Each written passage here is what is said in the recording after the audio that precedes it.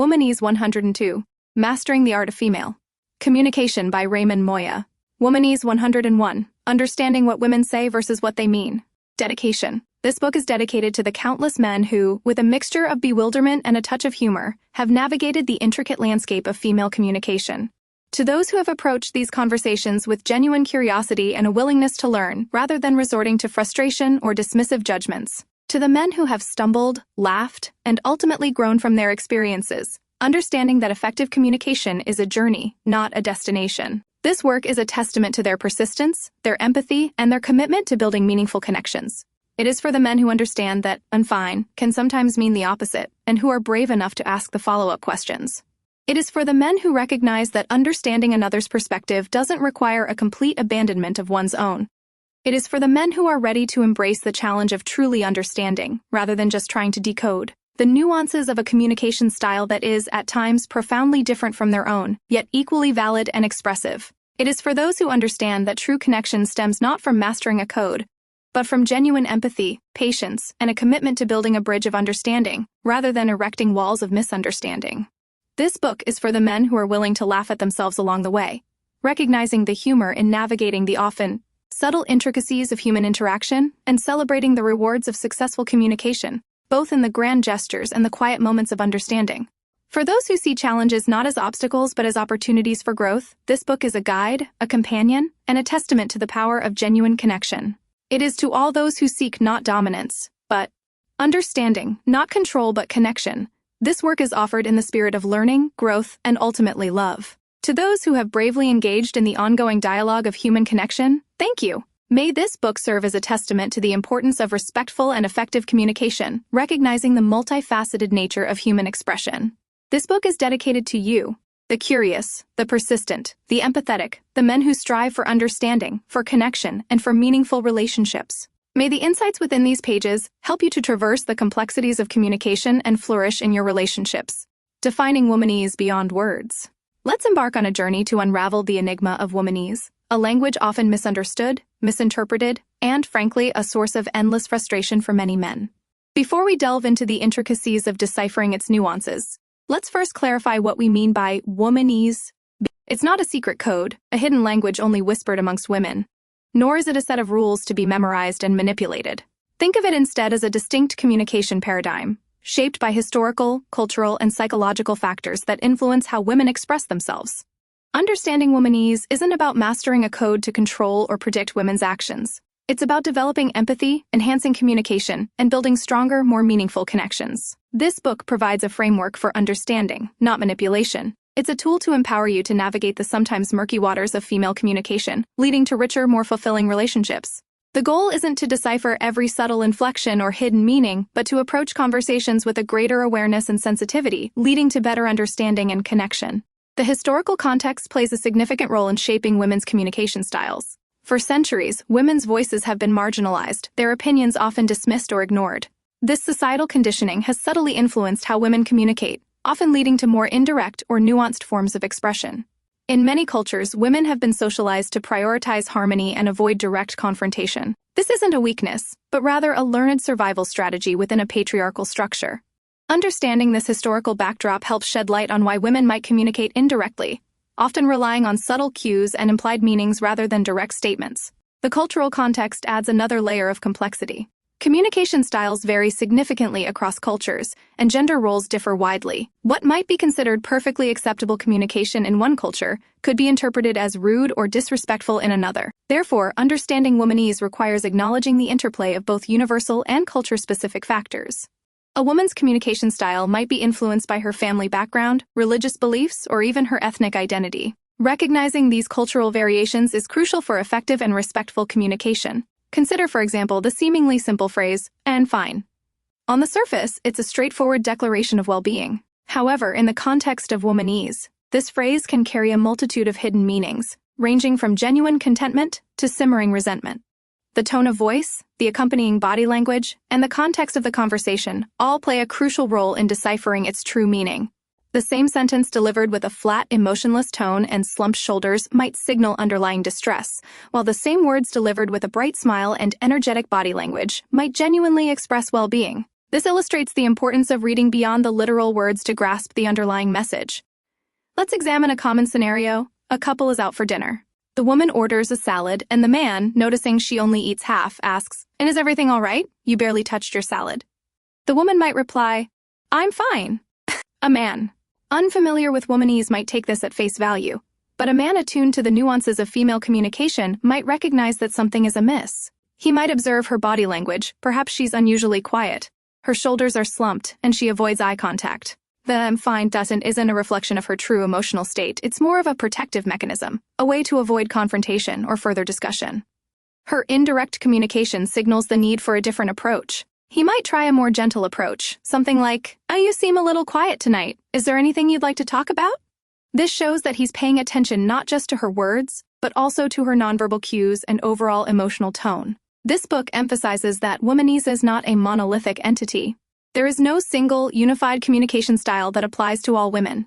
Individual personalities, experiences, and preferences play a significant role in shaping how a woman chooses to communicate. The way a woman communicates is unique to her. This inherent variability underscores the importance of individual understanding and contextual awareness. What works for one woman might not work for another, and an approach that fosters connection with one woman could lead to friction with another. Therefore, generalized assumptions about female communication can be misleading and even hurtful. This book acts as a guide, providing a lens through which to understand the diverse range of communication styles, encouraging personalized approaches rather than rigid rules. Consider this. Two women are discussing their workday. One is direct and assertive, clearly expressing her frustrations with a project and her opinions on her boss's management style. The other is more indirect, expressing dissatisfaction through veiled complaints and subtle hints. Both are expressing discontent, but they do so using vastly different communication methods. One employs a direct, confrontational style, while the other uses a more subtle, indirect style. Both approaches are valid and equally effective, depending on the context and the individual's personality. The understanding of womanese should also encompass the fact that not all women adhere to the patterns described. There are many women who communicate directly and assertively, rejecting the more indirect styles. It's a spectrum, not a binary. The purpose of exploring these patterns is not to box women into categories, but to illuminate potential communication differences stemming from varying cultural and societal experiences. This awareness allows for more understanding and empathy, fostering better communication between men and women regardless of their individual communication preferences. Understanding womanese is a continuous journey, a learning process that requires ongoing attention and reflection. This book serves as a starting point, providing a framework for understanding the complexities of female communication, but it's important to remember that human interaction is never truly predictable. The goal is not to crack the code, but to engage with women in a way that fosters connection, respect, and understanding. By recognizing the multifaceted nature of communication, both verbal and nonverbal, you can navigate relationships with more sensitivity, empathy, and success. This isn't about changing women, it's about changing your perspective and enhancing your communication skills. This journey of understanding will lead to richer, more fulfilling relationships, built on a foundation of empathy, respect, and genuine connection. The psychological roots of womanese. The roots of what we term womanese aren't simply arbitrary choices in how women communicate. They're deeply intertwined with the psychological development of girls, shaped by societal influences and expectations from a very young age. Consider the playground. While boys often engage in competitive, direct communication, shouting instructions, boasting achievements, or settling disagreements with physicality, girls often develop more collaborative, indirect styles. They negotiate, build consensus, and utilize nuanced language to maintain harmony and avoid direct confrontation. This isn't a matter of inherent difference, but rather a consequence of the social dynamics they encounter. These early experiences heavily influence the development of emotional intelligence. Girls are frequently encouraged to express and manage their emotions more openly than boys. They're taught to empathize, nurture, and navigate complex social relationships, leading to a heightened awareness of emotional subtleties and an ability to read nonverbal cues with greater precision. This doesn't mean boys lack emotional intelligence, but rather that their social contexts often encourage different ways of expressing and processing feelings. While boys may be pressured to suppress vulnerability and display strength, girls often learn to articulate their emotions indirectly or through storytelling, often utilizing suggestive rather than explicit language. This difference in emotional expression manifests in various social settings. In family dynamics, girls might learn to navigate complex familial relationships by employing indirect strategies to achieve their goals. They might use subtle hints, veiled suggestions, or expressive nonverbal cues to convey desires, needs, or dissatisfactions, rather than directly confronting issues. This isn't a deliberate attempt to be manipulative, rather, it's a learned approach that prioritizes harmony and avoids potential conflict. In contrast, boys may be encouraged to be more direct and assertive, even if it leads to confrontation. The differing outcomes of these strategies influence the development of their communication styles throughout their lives. School provides further reinforcement of these patterns. While boys may be more likely to participate in competitive classroom settings, vying for attention and academic superiority, girls may adopt collaborative approaches, working together and relying on shared understanding. In group projects, for instance, girls might use indirect methods to guide the group's direction or to express concerns about the work, opting for subtle suggestions rather than overt criticisms. This divergence in communication styles is not about ability or intelligence, but rather reflects distinct approaches shaped by the different social dynamics within the classroom environment. The impact of societal expectations cannot be understated. Girls are often socialized to be agreeable, nurturing, and avoid conflict, leading them to develop communication styles that prioritize harmony over direct confrontation. They are often rewarded for being cooperative and accommodating, while direct or assertive communication might be viewed as aggressive or inappropriate. This societal conditioning, subtly woven into everyday interactions, profoundly impacts how girls learn to express themselves. This extends beyond the family and school environments. Societal norms impact how women interact professionally, personally, and in their romantic relationships. Consider the common phrase, "I'm fine," analyzed earlier. Its deceptive simplicity highlights the chasm between literal meaning and underlying emotion. The psychological underpinnings of this seemingly simple phrase reveal a complex interplay of social conditioning and emotional management. A woman might utter these words while simultaneously conveying a range of unspoken emotions through her tone, body language, and facial expression. These unspoken messages might signal anything from mild displeasure to deep distress, depending on the accompanying nonverbal cues. The ability to decipher these unspoken cues is crucial to understanding the true message behind "time fine." The psychological aspect also encompasses the concept of emotional labor. Women are often expected to manage the emotional climate in various social settings, acting as emotional buffers for others. This involves carefully navigating sensitive conversations, mediating disputes, and expressing empathy and understanding. This emotional work, often unseen and unacknowledged, contributes to the development of nuanced communication strategies that prioritize emotional harmony and avoid unnecessary conflict. This emotional labor further reinforces the indirect and collaborative communication patterns frequently observed in women. This isn't to suggest that all women communicate indirectly, nor that all men communicate directly. This is a spectrum, with individual personalities, experiences, and preferences playing a significant role in shaping communication style. However, understanding the psychological roots of these tendencies, the interplay between developmental experiences, societal expectations, and emotional intelligence, provides a valuable framework for interpreting female communication. It's about appreciating the diversity of communication styles, recognizing the subtle ways emotions are conveyed, and fostering a deeper understanding of the underlying intentions behind the words. Furthermore, this framework encourages a more empathetic and effective approach to communication. Instead of focusing solely on the literal meaning of words, we can learn to pay attention to nonverbal cues, emotional tone, and the broader context of the conversation. By recognizing the historical and cultural forces that have shaped women's communication styles, we can move beyond simplistic interpretations and develop more nuanced understanding and empathetic responses. This approach strengthens interpersonal relationships, fostering greater understanding, trust, and mutual respect. It is vital to remember that this is not about blaming societal structures or individual women for communication styles. Rather, the goal is to increase self-awareness and empathy so that individuals can navigate communication more effectively.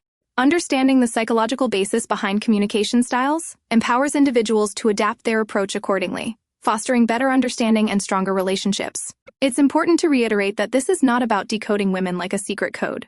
It's about developing a deeper understanding of the rich tapestry of human communication, recognizing the interplay between individual experiences, societal pressures, and developmental pathways. This understanding fosters not only better communication, but also more meaningful and fulfilling connections. The goal is mutual respect and understanding, not manipulation or control. By recognizing the complexities of communication and appreciating the diversity of human expression, we can create a richer, more empathetic landscape for all interactions. The journey to understanding womanese is a journey toward better human connection, based on empathy, respect, and a willingness to listen beyond the words themselves. The next section delves deeper into these practical applications. The myth of misunderstanding, a look at gender differences. The pervasive notion that women's communication is inherently confusing or manipulative is a dangerous myth, fueled by a lack of understanding rather than any inherent flaw in their expression. The mystery, often attributed to womanese, stems from a fundamental misunderstanding of the socio-cultural forces that shape communication styles from a very young age. We've already examined the impact of early childhood experiences and societal expectations on girls' development of emotional intelligence and indirect communication strategies. Now, let's delve into how these factors create a fertile ground for misunderstandings and misinterpretations. One crucial element is the impact of gender roles on communication expectations. Societal norms often dictate that women should be agreeable, nurturing, and avoid conflict. This isn't a natural inclination, but rather a learned behavior reinforced throughout their lives.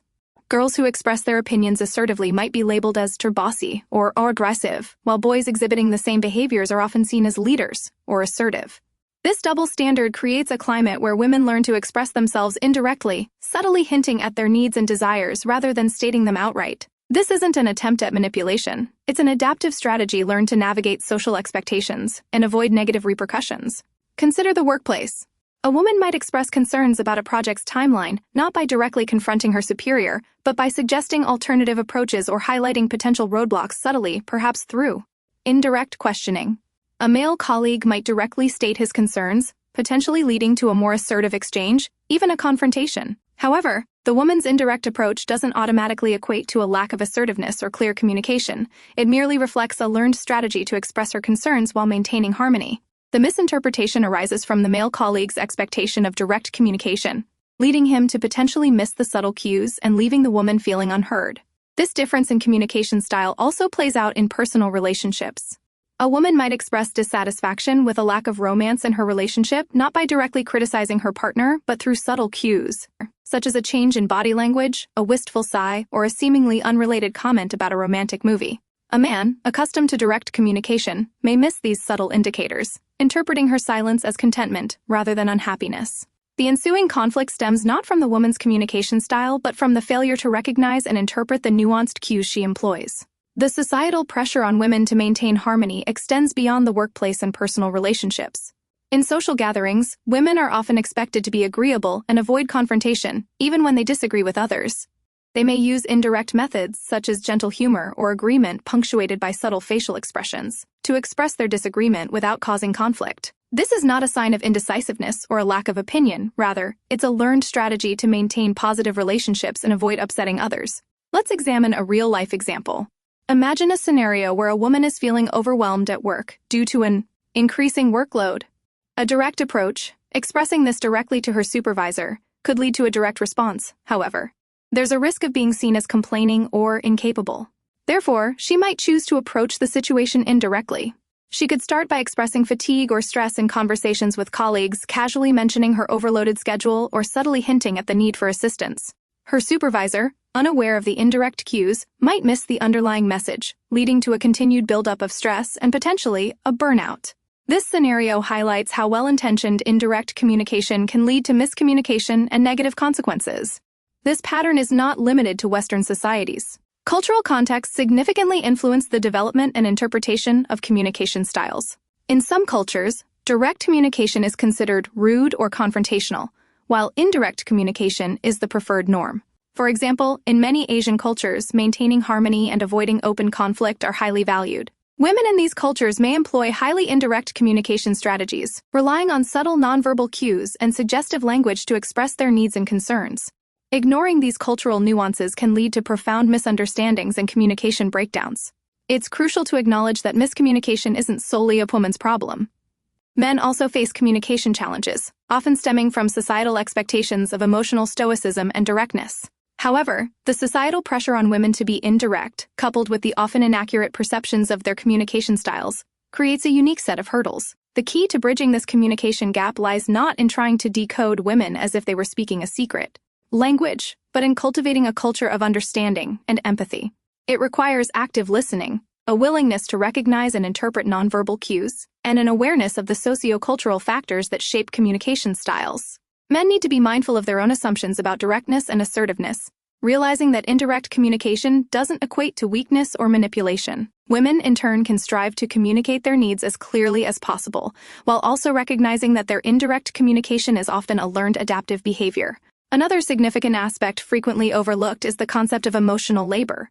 Women are often implicitly expected to manage the emotional climate in various settings. This emotional work, which includes mediating conflicts, expressing empathy, and soothing others' feelings, is frequently unseen and unacknowledged.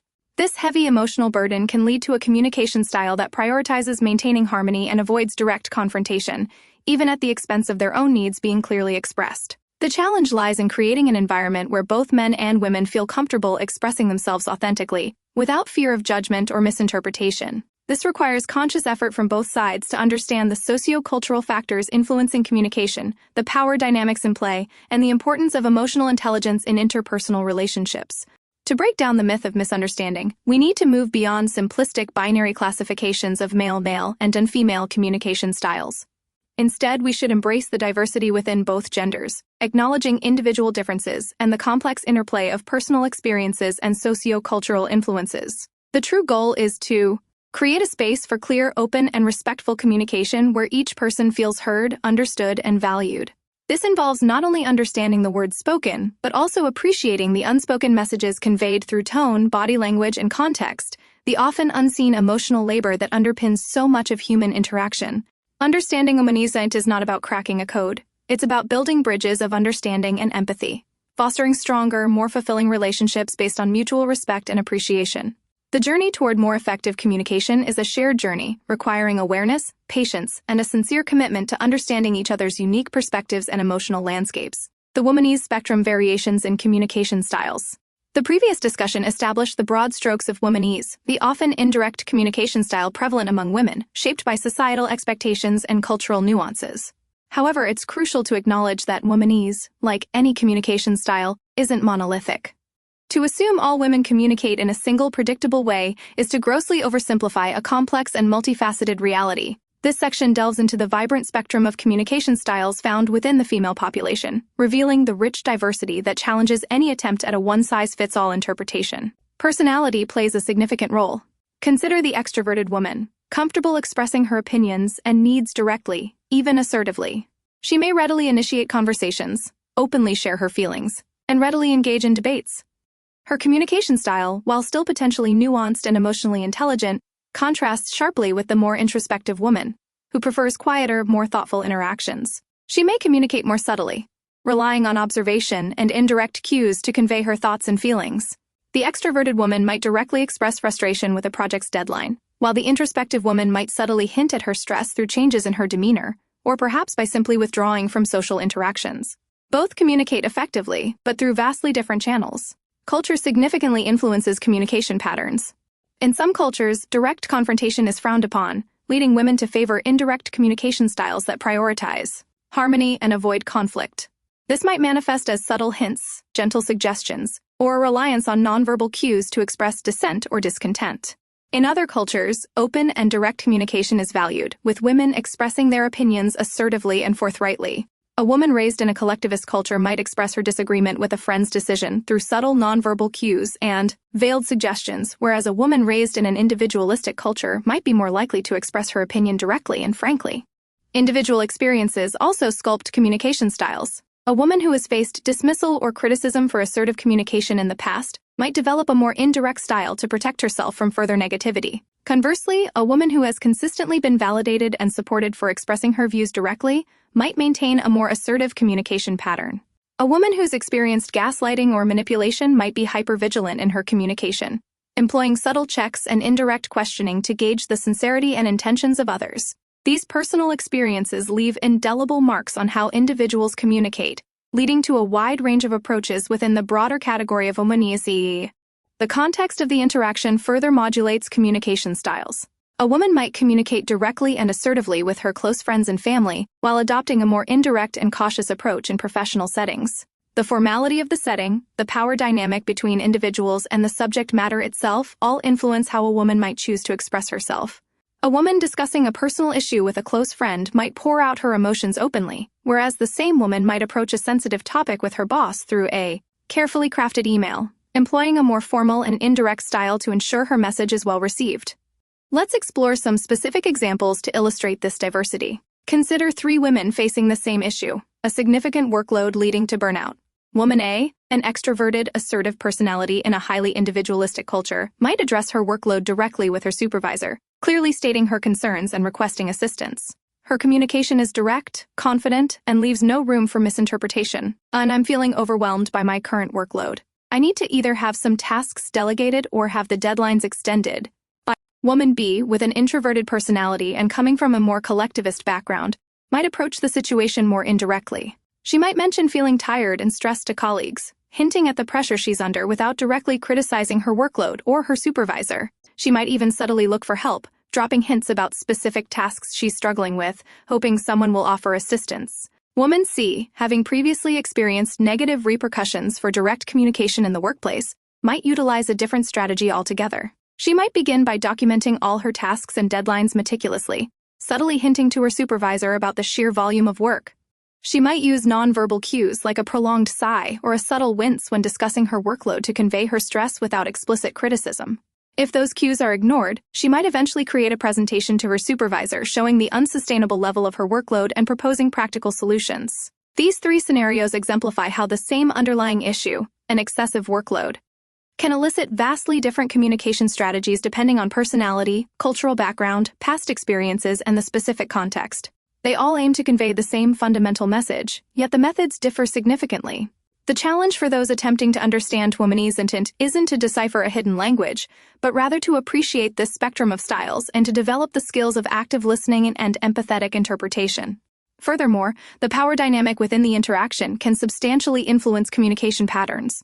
A woman might express her opinions more directly with peers, or those she feels are equals, but adopt a more indirect approach with authority figures due to social norms and learned behaviors associated with maintaining harmony and avoiding conflict in hierarchical structures. This isn't a sign of weakness or deception, but a strategic adaptation to the power dynamic at play. This is particularly evident in professional settings, where women often navigate carefully structured environments. Understanding the nuances within womanese requires a move away from broad generalizations and towards a nuanced appreciation for individual differences. It's about recognizing that communication is a multifaceted process, influenced by a complex interplay of personality traits, cultural factors, personal experiences, and the context of the interaction. The womanese spectrum is not a single code to be cracked, but a tapestry woven from diverse threads, each strand reflecting unique individual experiences and societal influences.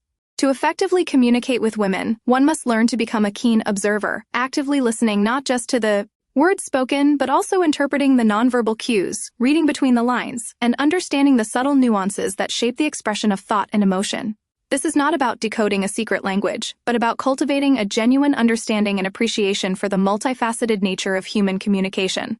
Empathy and patience are key elements. Assumptions must be challenged and active listening prioritized above all else. Only through such empathetic engagement can the richness and complexity of female communication be truly appreciated, leading to improved interpersonal relationships characterized by mutual respect and understanding. The goal isn't to master womanese, but to cultivate a more inclusive and mutually respectful communication landscape.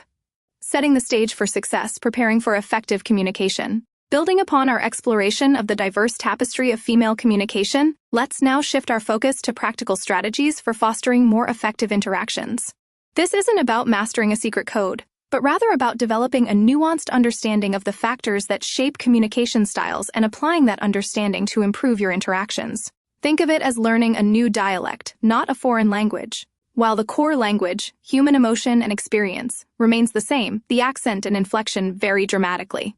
Consider the initial stages of dating. A woman might express interest indirectly, perhaps through prolonged eye contact, subtle compliments, or playful banter. These aren't necessarily overt declarations of affection, but rather signals that require careful observation and interpretation. A direct approach, while sometimes effective, could be perceived as insensitive or overwhelming, particularly for women who prefer a more gradual, less intense approach to relationship development.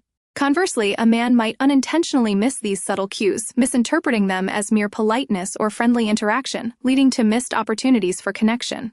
This indirectness isn't necessarily about deception or manipulation, but often stems from social conditioning, learned behavior, and a desire to assess compatibility and gauge sincerity before making themselves fully vulnerable. It's a cautious approach, driven by the need to protect themselves emotionally.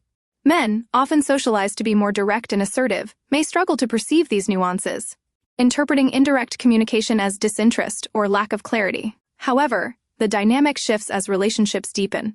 As trust and intimacy grow, communication often becomes more direct and emotionally open. The indirect cues, once crucial for gauging compatibility, become less necessary, replaced by a more transparent exchange of feelings and thoughts. The playful banter might evolve into heartfelt conversations, the subtle compliments transformed into genuine expressions of affection. The need for carefully crafted messages diminishes, replaced by a comfort level that allows for more spontaneous and authentic communication. This progression isn't linear, however.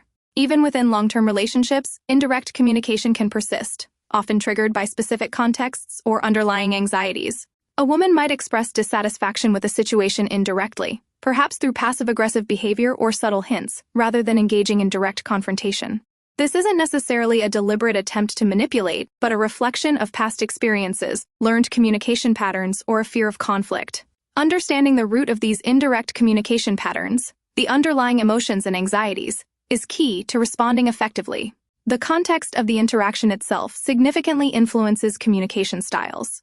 In formal settings, such as professional environments, women often adopt a more cautious and indirect approach, prioritizing professionalism and avoiding potential conflict. In contrast, within the comfort of close friendships or family, communication may be more candid and direct, reflecting the higher level of trust and emotional intimacy. Recognizing this contextual shift is critical to avoid misinterpretations.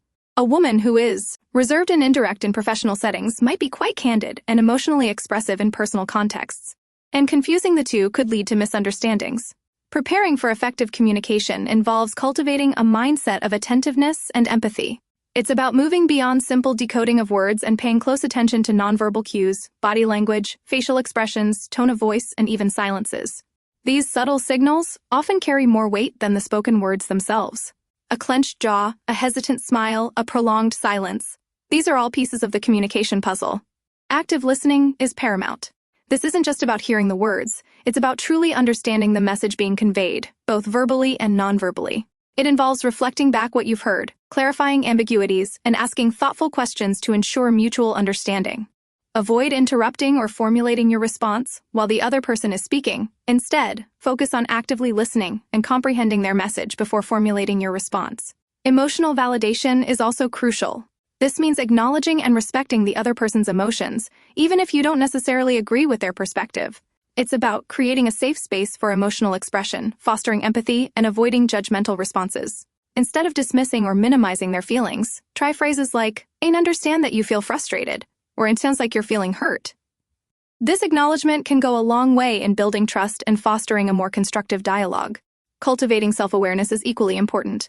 Understanding your own communication style, biases, and tendencies is crucial to interacting effectively with others. Reflecting on your past communication experiences, identifying patterns of misunderstanding, and acknowledging your own blind spots are essential steps in becoming a better communicator. Understanding your own strengths and weaknesses allows you to approach interactions with greater sensitivity and awareness. The goal isn't to become an expert in decoding womanese, a term that inevitably risks perpetuating stereotypes.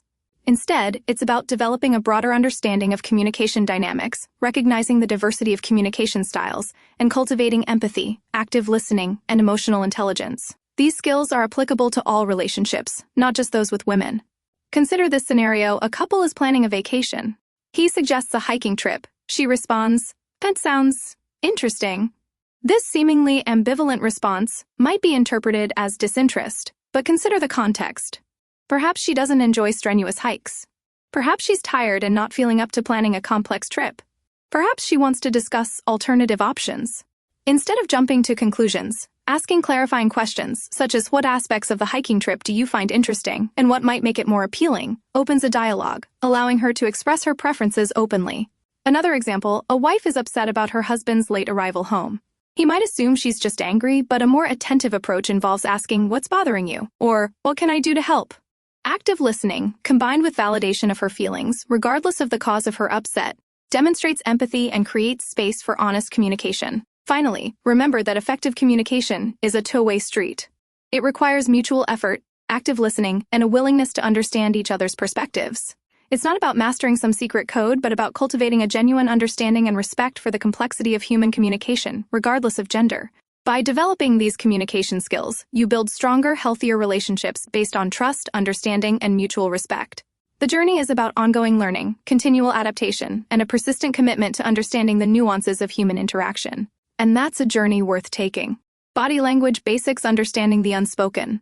Building on our understanding of the complexities of verbal communication, we now delve into the fascinating world of nonverbal cues. The silent language, often overlooked but powerfully revealing, especially in deciphering women's communication. While words provide the framework, body language, facial expressions, and subtle gestures paint the vibrant picture of a woman's true emotions and intentions. Think of it as reading between the lines, but instead of the lines on a page, we're interpreting the lines etched on her face, the posture she adopts, the way she moves her hands. This is where the real story unfolds. Let's start with posture. A woman's posture can be a powerful indicator of her emotional state. An open, expansive posture, shoulders back, head held high, arms uncrossed, generally signals confidence, openness, and comfort. This is the "I'm relaxed and receptive" pose, often subconsciously adopted in situations where she feels at ease and positively engaged. Conversely, a closed-off posture, shoulders slumped, head down, arms crossed tightly across her chest, often speaks volumes about feelings of discomfort, anxiety, insecurity, or even anger. It's a protective stance, a subconscious attempt to shield herself from perceived threat or discomfort. The difference can be subtle, yet the message it conveys is significant. In a business meeting, for example, this closed posture might indicate disagreement or unease with the direction of the discussion, even if she expresses verbal agreement. Conversely, in a social setting, it could reflect a feeling of not quite fitting in or feeling overwhelmed by the situation. Observing these subtle shifts in posture can provide valuable clues to navigating the interaction effectively. Facial expressions are another rich source of information. A genuine smile, crinkling the corners of her eyes, is a clear indicator of happiness and genuine engagement. A forced smile, on the other hand, often lacks this crinkling, appearing more strained and less authentic. This difference is critical to note. A forced smile might be used to mask underlying discomfort or displeasure, while a genuine smile reveals true happiness and receptiveness. The subtle nuances of a frown, the raising of an eyebrow, the slight tightening of the lips, all these micro-expressions can provide valuable insights into her current emotional state. A subtle furrow of the brow might indicate confusion or concern, while a tightly compressed mouth could signify frustration or anger. Learning to recognize these subtle facial cues requires practice and observation. It's less about identifying a single definitive expression, and more about understanding the interplay of various facial muscles and interpreting their overall message. Gestures, too, hold a wealth of unspoken information. Open, expansive gestures, using her hands freely to emphasize points or to engage in expressive movements, suggest confidence and a willingness to connect.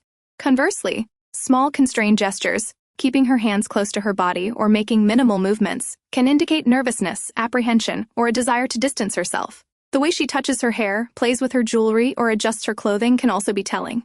These are often subconscious, self-soothing behaviors, suggestive of underlying anxiety or discomfort. Consider a woman fidgeting with her necklace during a first date. It may suggest nervousness or a need for reassurance rather than a sign of disinterest as it might initially appear. The key is to contextualize the gesture within the broader conversation and situation to accurately interpret its meaning. Let's consider scenarios where understanding body language becomes especially important. Imagine a job interview. A candidate sits with her arms tightly crossed, shoulders slumped, and avoids eye contact.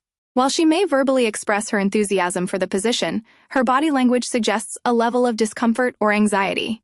A skilled interviewer will notice this discrepancy and try to create a more relaxed and comfortable atmosphere, perhaps by asking less formal questions or offering a reassuring comment to facilitate more open communication. Alternatively, in a romantic context, imagine a woman leaning in while you speak, maintaining prolonged eye contact, and touching your arm lightly. These nonverbal cues, coupled with engaged verbal communication, strongly suggest a reciprocated romantic interest, while conversely, a woman who avoids eye contact, leans back, and keeps physical distance may be suggesting a lack of comfort or interest, despite verbal affirmations of politeness. The power of body language, however, lies not just in interpreting isolated gestures or expressions, but in understanding the combination of nonverbal cues. A single gesture or expression can be misleading. It's the confluence of several signals that provides a more accurate picture. For example, a woman might express verbal agreement while simultaneously exhibiting a subtly tense posture, slightly furrowed brows, and constrained gestures. This combination of verbal and nonverbal cues strongly suggests underlying disagreement or discomfort, despite her verbal agreement. It's the discrepancy between verbal and nonverbal communication that often reveals the most valuable insights. The context is also crucial. A woman's body language might differ significantly depending on the setting. In a formal business meeting, she might maintain a more reserved posture and less expressive gestures, prioritizing professionalism. In a casual setting with close friends, she might exhibit a more relaxed and expressive body language. Failing to account for the context can lead to significant misinterpretations. A woman who is reserved in a professional meeting might be highly expressive and affectionate in a personal setting. Equally important is cultural background. Different cultures have different norms regarding body language, and misinterpretations can easily arise from a lack of cultural sensitivity. What might be considered a friendly gesture in one culture might be perceived as inappropriate or offensive in another. Mastering the art of interpreting body language requires observation, practice, and a keen awareness of context. It's a skill that develops over time with careful attention and mindful engagement in interactions. It's not about learning a definitive code or set of rules, but about developing sensitivity to the nuances of nonverbal communication and understanding how these subtle cues contribute to the overall message being conveyed. Consider it a form of emotional intelligence, the ability to read and understand the unspoken language of others, contributing to more effective and empathetic communication. Furthermore, it's important to remember that accurate interpretation also requires a degree of self-awareness. Our own biases and expectations can significantly influence how we interpret others' body language. We might unconsciously project our own feelings or assumptions onto others, leading to inaccurate interpretations. Cultivating self-awareness, acknowledging our biases, and approaching interpretations with an open and non-judgmental mindset are crucial steps in improving the accuracy of our readings. Finally, remember that observing body language is only one piece of the puzzle. It should be viewed in conjunction with verbal communication, the overall context of the interaction, and the relationship dynamics. Body language can provide valuable insights, but it should never be interpreted in isolation. It complements but doesn't replace verbal communication and an attentive understanding of the complete interaction.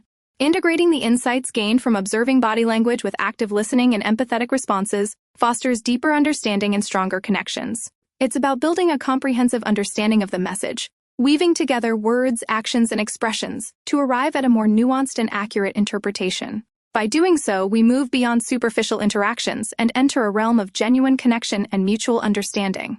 The silent language of women, when attentively deciphered, can reveal a depth of communication exceeding even the most eloquent words. Reading microexpressions unveiling hidden emotions.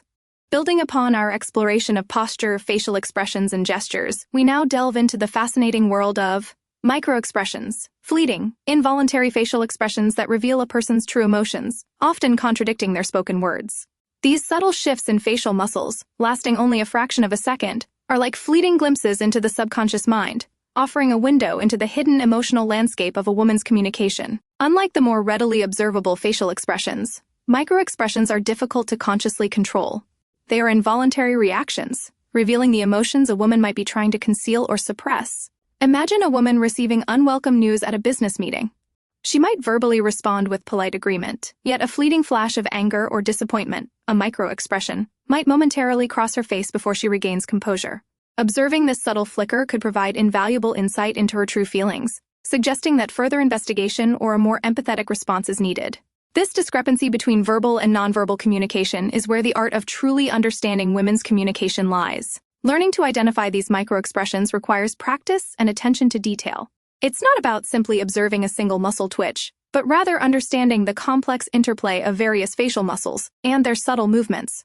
The slight tightening of the lips, a fleeting furrow of the brow, a rapid blink, these seemingly insignificant movements can reveal a wealth of information. For instance, a rapid blink might indicate discomfort or nervousness. A slight lip press might suggest suppressed anger, while a fleeting flash of sadness in the corners of her eyes could indicate disappointment, all of which might be masked by a polite verbal response. Let's consider some real-life scenarios to illustrate this concept. Imagine a woman on a first date. She verbally expresses enjoyment, but during a moment of silence, a subtle flash of doubt or apprehension crosses her face. This microexpression, though fleeting, might suggest reservations she is not yet prepared to express verbally. A perceptive observer would notice this and could potentially address her underlying concerns through attentive listening and open-ended questions, fostering a deeper level of connection and trust. Similarly, in a professional context, a woman might present a confident demeanor during a presentation, yet a brief flicker of anxiety around her eyes could suggest underlying self-doubt. An understanding manager might offer words of encouragement or provide additional support to alleviate her stress and enhance her performance. Recognizing these micro-expressions involves observing the entire face, not just individual features. Pay close attention to the subtle changes in muscle movement around the eyes, the mouth, and the eyebrows. A genuine smile, for example, will involve crinkling around the eyes, the crow's feet. That is absent in a forced smile. Likewise, a genuine expression of sadness will involve a drooping of the mouth corners, a slight raising of the inner eyebrows, and often, a slight tearing in the eyes. Observing these subtle nuances is key to discerning genuine emotions from those being consciously or unconsciously suppressed. However, relying solely on microexpressions to decipher a woman's emotions would be misguided. Context is crucial. A woman's mood, her personality, the situation, and her cultural background all play a pivotal role in how her microexpressions are displayed and interpreted. What might be a subtle expression of anxiety in one situation could be a sign of focused concentration in another. A woman might exhibit microexpressions more prominently when she feels safe and comfortable, while in stressful or unfamiliar situations, her microexpressions might be less noticeable or completely masked. Therefore, effectively reading microexpressions requires a holistic approach that involves careful observation, contextual awareness, and an understanding of the individual's personality and cultural background. It's a process of continuous learning, requiring patience, practice, and a commitment to understanding the complex dynamics of human communication. It's not simply about identifying a specific microexpression. It's about recognizing patterns of microexpressions in conjunction with other nonverbal cues and verbal communication to gain a more comprehensive understanding of her overall message. For instance, a woman might verbally express satisfaction with a proposed solution in a meeting but exhibit a fleeting microexpression of concern or doubt. This, coupled with her closed-off posture, subtly clenched jaw, and minimal eye contact, offers a far richer understanding of her true feelings than her words alone would suggest. This combination of nonverbal cues strongly indicates that, despite her verbal affirmation, she harbors reservations or concerns. An attentive listener would recognize this incongruence and explore her underlying concerns to reach a more collaborative and satisfactory outcome. Similarly, in a personal relationship, a woman might verbally deny feeling upset, yet a fleeting microexpression of sadness or frustration might flash across her face during a conversation. Coupled with a subtle change in her posture, a decrease in eye contact, and a slightly hushed tone, these nonverbal cues paint a clearer picture of her emotional state than her spoken words suggest. A responsive partner would recognize this discrepancy, validating her feelings and opening a dialogue to understand the root of her discomfort. The power of observing microexpressions lies not only in identifying individual emotions, but also in understanding the sequence and intensity of those emotions. A rapid succession of microexpressions, for example, a fleeting flash of fear followed by an attempt at a forced smile, might indicate that she is struggling to cope with a complex emotional situation. This nuanced understanding allows for a more empathetic and effective response, fostering trust and intimacy. It is important to underscore that effectively reading microexpressions is not about manipulation or control. It's about developing a deeper understanding of a woman's communication style and emotional landscape, which fosters more genuine connection, mutual respect, and effective communication. It's a skill honed through mindful observation, self-awareness, and a genuine desire to understand the other person's perspective. The ability to recognize and interpret microexpressions enhances the ability to build stronger relationships, both professionally and personally, by providing a deeper understanding of the subtle nuances of human communication. It's a journey of understanding, requiring continuous learning and a respectful approach. By mastering this skill, we move beyond superficial interactions and embrace a richer, more meaningful connection with women. This nuanced understanding unlocks the potential for deeper connection and fosters more meaningful communication, going far beyond the surface level of words. Remember, true understanding lies in observing the silent language and understanding the unspoken message that underlies every interaction. Vocal cues, the tone and tempo of womanese. Beyond the visual cues we've explored, the auditory landscape of a woman's communication offers another rich layer of meaning. While the words themselves hold significance, it's the how, the tone, tempo, and pitch of her voice that often reveals the true intent and emotional undercurrent. This is where the melody of womanese truly comes to life, often conveying far more than the lyrics themselves. Think of it as a symphony of subtle vocal cues, a language spoken not just with words, but with the very timbre of her voice. Consider the seemingly simple phrase, "That's fine," said in a bright, enthusiastic tone. It likely conveys genuine agreement. However, delivered in a flat, monotone voice, it might suggest passive aggression, resentment, or a forced acceptance masking underlying displeasure. The same three words, imbued with different vocal nuances, can transform the meaning entirely. This subtle shift underscores the crucial role of tone in deciphering the true meaning behind a woman's words. The pitch of her voice also plays a significant role. A higher pitch often indicates excitement, nervousness, or even defensiveness, depending on the context. For instance, a woman might raise her pitch slightly when recounting an amusing anecdote, conveying her excitement. Conversely, a heightened pitch during a disagreement might suggest anxiety or a feeling of being cornered. A lower pitch, on the other hand, can communicate calmness, authority, or even sadness, again depending on the context. A deep, resonant tone during a serious conversation might suggest confidence. and composure, whereas a noticeably lower pitch during a light-hearted exchange could indicate melancholy or fatigue. The pace of speech also holds valuable clues. Rapid speech can reflect urgency, excitement, or anxiety. Imagine a woman rushing through her explanation of a work project, her voice quick and slightly breathless. This might suggest she's feeling pressured or overwhelmed. Conversely, slow, deliberate speech can convey seriousness, thoughtfulness, or even a subtle attempt to control the narrative. A slow, measured pace in a contentious conversation might signal an attempt to de-escalate the situation or to emphasize specific points. Variations in pace, like speeding up during a thrilling part of a story and slowing down during a sensitive moment, add to the richness and expressiveness of her communication. Let's look at some real-world examples. Picture this. A woman is at home, talking to her partner about her day. She says, "And I had a long day." If she says this in a weary, low tone, with a slightly drawn-out long, it clearly signals exhaustion and a desire for rest and quiet. However, if she says the same phrase in a sharper, higher pitch, it might hint at frustration or underlying stress. Perhaps there was an incident at work that has left her feeling drained and irritable. The difference lies not in the words themselves, but in the subtle intonations that accompany them. Consider another scenario. A woman at her office is discussing a project with her team. She says, "Tonight I think we should reconsider the deadline." A tentative, slightly hesitant tone might suggest insecurity or uncertainty in her proposed solution, whereas a firm, confident tone would convey assertiveness and belief in her judgment. Similarly, if she says this in a slightly softer, more suggestive tone, she might be indicating an opening for discussion and collaboration, rather than issuing a directive. The subtle variation in the delivery dramatically alters the overall impression and the anticipated response. In a public setting, observe how a woman's vocal cues adapt. At a party, a slightly higher, brighter tone might reflect sociability and engagement, while a lower, more reserved tone could signal shyness or a preference for quieter interactions. If a woman expresses agreement, her tone of voice can quickly reveal whether it is genuine or simply polite compliance. In both personal and professional settings, active listening and sensitivity to these nuances are paramount for understanding the full message. Beyond the individual elements of tone, pitch, and pace, it's the interplay between them that truly creates the rich tapestry of vocal communication. The combination of a slightly higher pitch, a faster pace, and a more animated tone might indicate enthusiasm, whereas a lower pitch, slower pace, and monotone delivery might suggest disengagement or apathy. It is this dynamic interplay that provides the depth and complexity to a woman's spoken communication. Moreover, the context is essential. A seemingly abrupt tone in one situation might be perfectly acceptable in another. A woman might raise her voice slightly when addressing a noisy crowd but use a softer, gentler tone while talking to a friend or child. What might seem like anger in one situation could be simply passion or strong conviction in another. Understanding the situation and the broader context is key to accurate interpretation. Furthermore, cultural background also plays a part. Vocal cues that might be interpreted one way in one culture could hold a completely different meaning in another.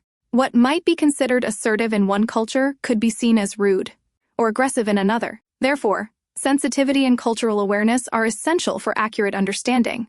In conclusion, mastering the art of decoding a woman's vocal cues requires attentive listening, a keen awareness of context, and a willingness to consider cultural nuances. It's about recognizing the unspoken symphony within her words, a symphony of tone, pitch, pace, and their dynamic interplay. It is in these subtle vocal cues that the true meaning of her message is often revealed, moving beyond the literal meaning of words to unlock the deeper emotional resonance of her communication. By paying close attention to these subtle nuances, we can foster greater understanding, empathy, and more meaningful connections. The mastery of this skill forms a cornerstone in effectively navigating the intricacies of female communication and building stronger relationships. The careful listening that we cultivate here is not merely about understanding what she's saying, it's about truly hearing her in all the richness and complexity of her expression. Context is key situational analysis of nonverbal cues. Having explored the nuances of vocal cues, we now delve into a crucial aspect of deciphering nonverbal communication, understanding the context. The same nonverbal cue, a raised eyebrow, a fleeting smile, a crossed arm, can hold vastly different meanings depending on the setting and the surrounding circumstances. Ignoring context is akin to reading a sentence without understanding the paragraph. The meaning remains fragmented and potentially misinterpreted. Consider the simple act of smiling. In a social gathering, a warm smile usually signals friendliness and approachability. However, that same smile, directed at a colleague during a tense meeting, might be interpreted as insincerity or even passive aggression, a way of masking underlying disagreement. The context, the social setting, completely alters the meaning of this seemingly straightforward gesture. Similarly, consider the act of touching. A light touch on the arm during a conversation between friends could signify comfort and connection. The same touch, however, in a professional setting could be perceived as inappropriate or overly familiar, depending on the cultural norms and the power dynamic between the individuals. The workplace context necessitates a different interpretation of this nonverbal cue. Understanding the power dynamics at play within a given context is essential. A senior manager might interpret a subordinate's subdued tone or posture as respect, while a peer might view it as submissiveness or lack of confidence. Let's examine the significance of context in various settings. Imagine a family dinner. A woman might exhibit signs of impatience, perhaps tapping her fingers or sighing subtly. In this intimate setting, these nonverbal cues might be understood as signs of frustration or stress stemming from issues within the family. However, those same cues, displayed during a boardroom meeting, might be interpreted as disrespect or a lack of professionalism. The family context provides a different framework for understanding her behavior. At a social gathering, the same woman might engage in animated gestures and loud laughter. This expressive behavior is perfectly acceptable and even expected in a relaxed social environment. It communicates enthusiasm and sociability. However, that same level of expressive behavior in a quiet library or a formal religious setting would be viewed as inappropriate, disruptive, or even offensive. The environment profoundly shapes the meaning of her actions. Conversely, a woman might exhibit more reserved nonverbal cues, such as minimal eye contact or a subdued tone of voice, during a formal business presentation. In this professional context, such behavior might be seen as confidence and composure, reflecting professionalism and a focus on delivering the presentation effectively. However, the same reserved behavior exhibited during a romantic dinner date might be misinterpreted as disinterest or aloofness. Again, context is critical to avoiding misinterpretation. The workplace provides a particularly rich environment for observing the impact of context on nonverbal cues. A woman who avoids direct eye contact during a performance review might be perceived as nervous or insecure. The same avoidance of eye contact during a tense meeting might be interpreted as a sign of deception or disengagement. The specific context, a review versus a meeting, dramatically shifts the interpretation of her nonverbal actions. In a different work scenario, a woman consistently maintaining a slight distance during a meeting might be interpreted as professionalism or a preference for a personal space. However, the same distance maintained during a casual office lunch might be perceived as aloofness or unfriendliness. These nuanced differences underscore the importance of observing the surrounding circumstances. Consider the impact of cultural context. What might be considered a friendly gesture in one culture might be offensive in another. A direct stare, for example, could be viewed as a sign of confidence and assertiveness in some cultures, while in others, it might be deemed rude or aggressive. Cultural understanding is paramount in accurate interpretation. Even the timing of nonverbal cues can influence their meaning. A quick glance at her watch during a conversation might simply reflect her awareness of time constraints. However, the same gesture, repeated multiple times, might convey boredom or impatience.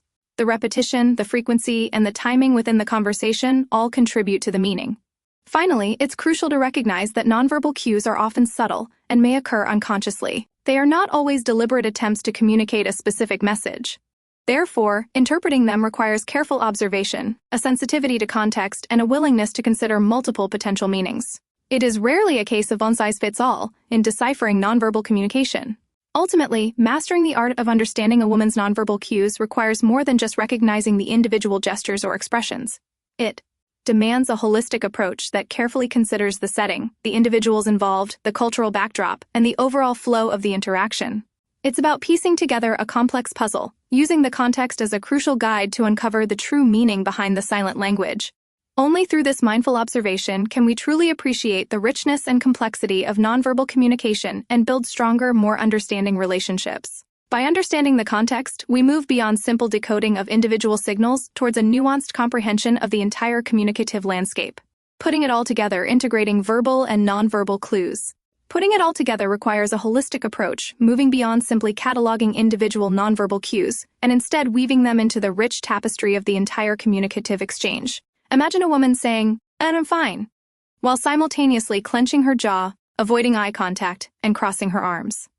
Taken individually, each cue might suggest different things. A clenched jaw could indicate tension or stress. Avoidance of eye contact might signal discomfort or insecurity, and crossed arms often suggest defensiveness or resistance. But taken together, within the context of the conversation, they paint a far more nuanced picture, one that strongly suggests that "I'm fine" is not in fact an accurate reflection of her true emotional state.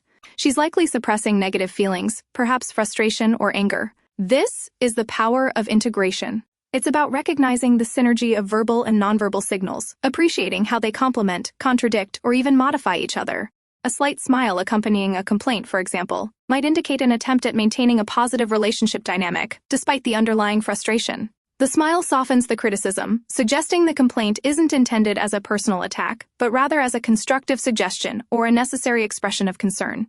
This understanding requires a keen eye for detail and an ability to read between the lines.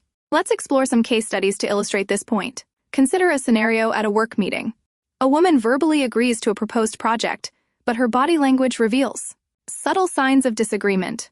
She might subtly fidget with her jewelry, tap her pen repeatedly, or maintain a slightly strained smile. These nonverbal cues, combined with her verbal agreement, suggest a reluctance or ambivalence towards the project. Her verbal affirmation might be driven by social pressure, a desire to avoid conflict, or simply a lack of confidence in voicing her true opinion. The astute listener would recognize the dissonance and could explore this further, potentially uncovering important concerns or obstacles to project success. In a more personal context, imagine a romantic dinner date. A woman says she had a great day, but her tone is flat and her eyes lack their usual sparkle. She might also avoid physical touch, despite usually being affectionate. These nonverbal cues, incongruent with her verbal statement, suggest that her day was not as positive as she claimed. Her verbal statement could be a polite response, designed to avoid negativity or appearing burdensome. The observant partner would pick up on these subtle inconsistencies and offer empathy and support, perhaps prompting her to share her true feelings. Now, consider a social gathering.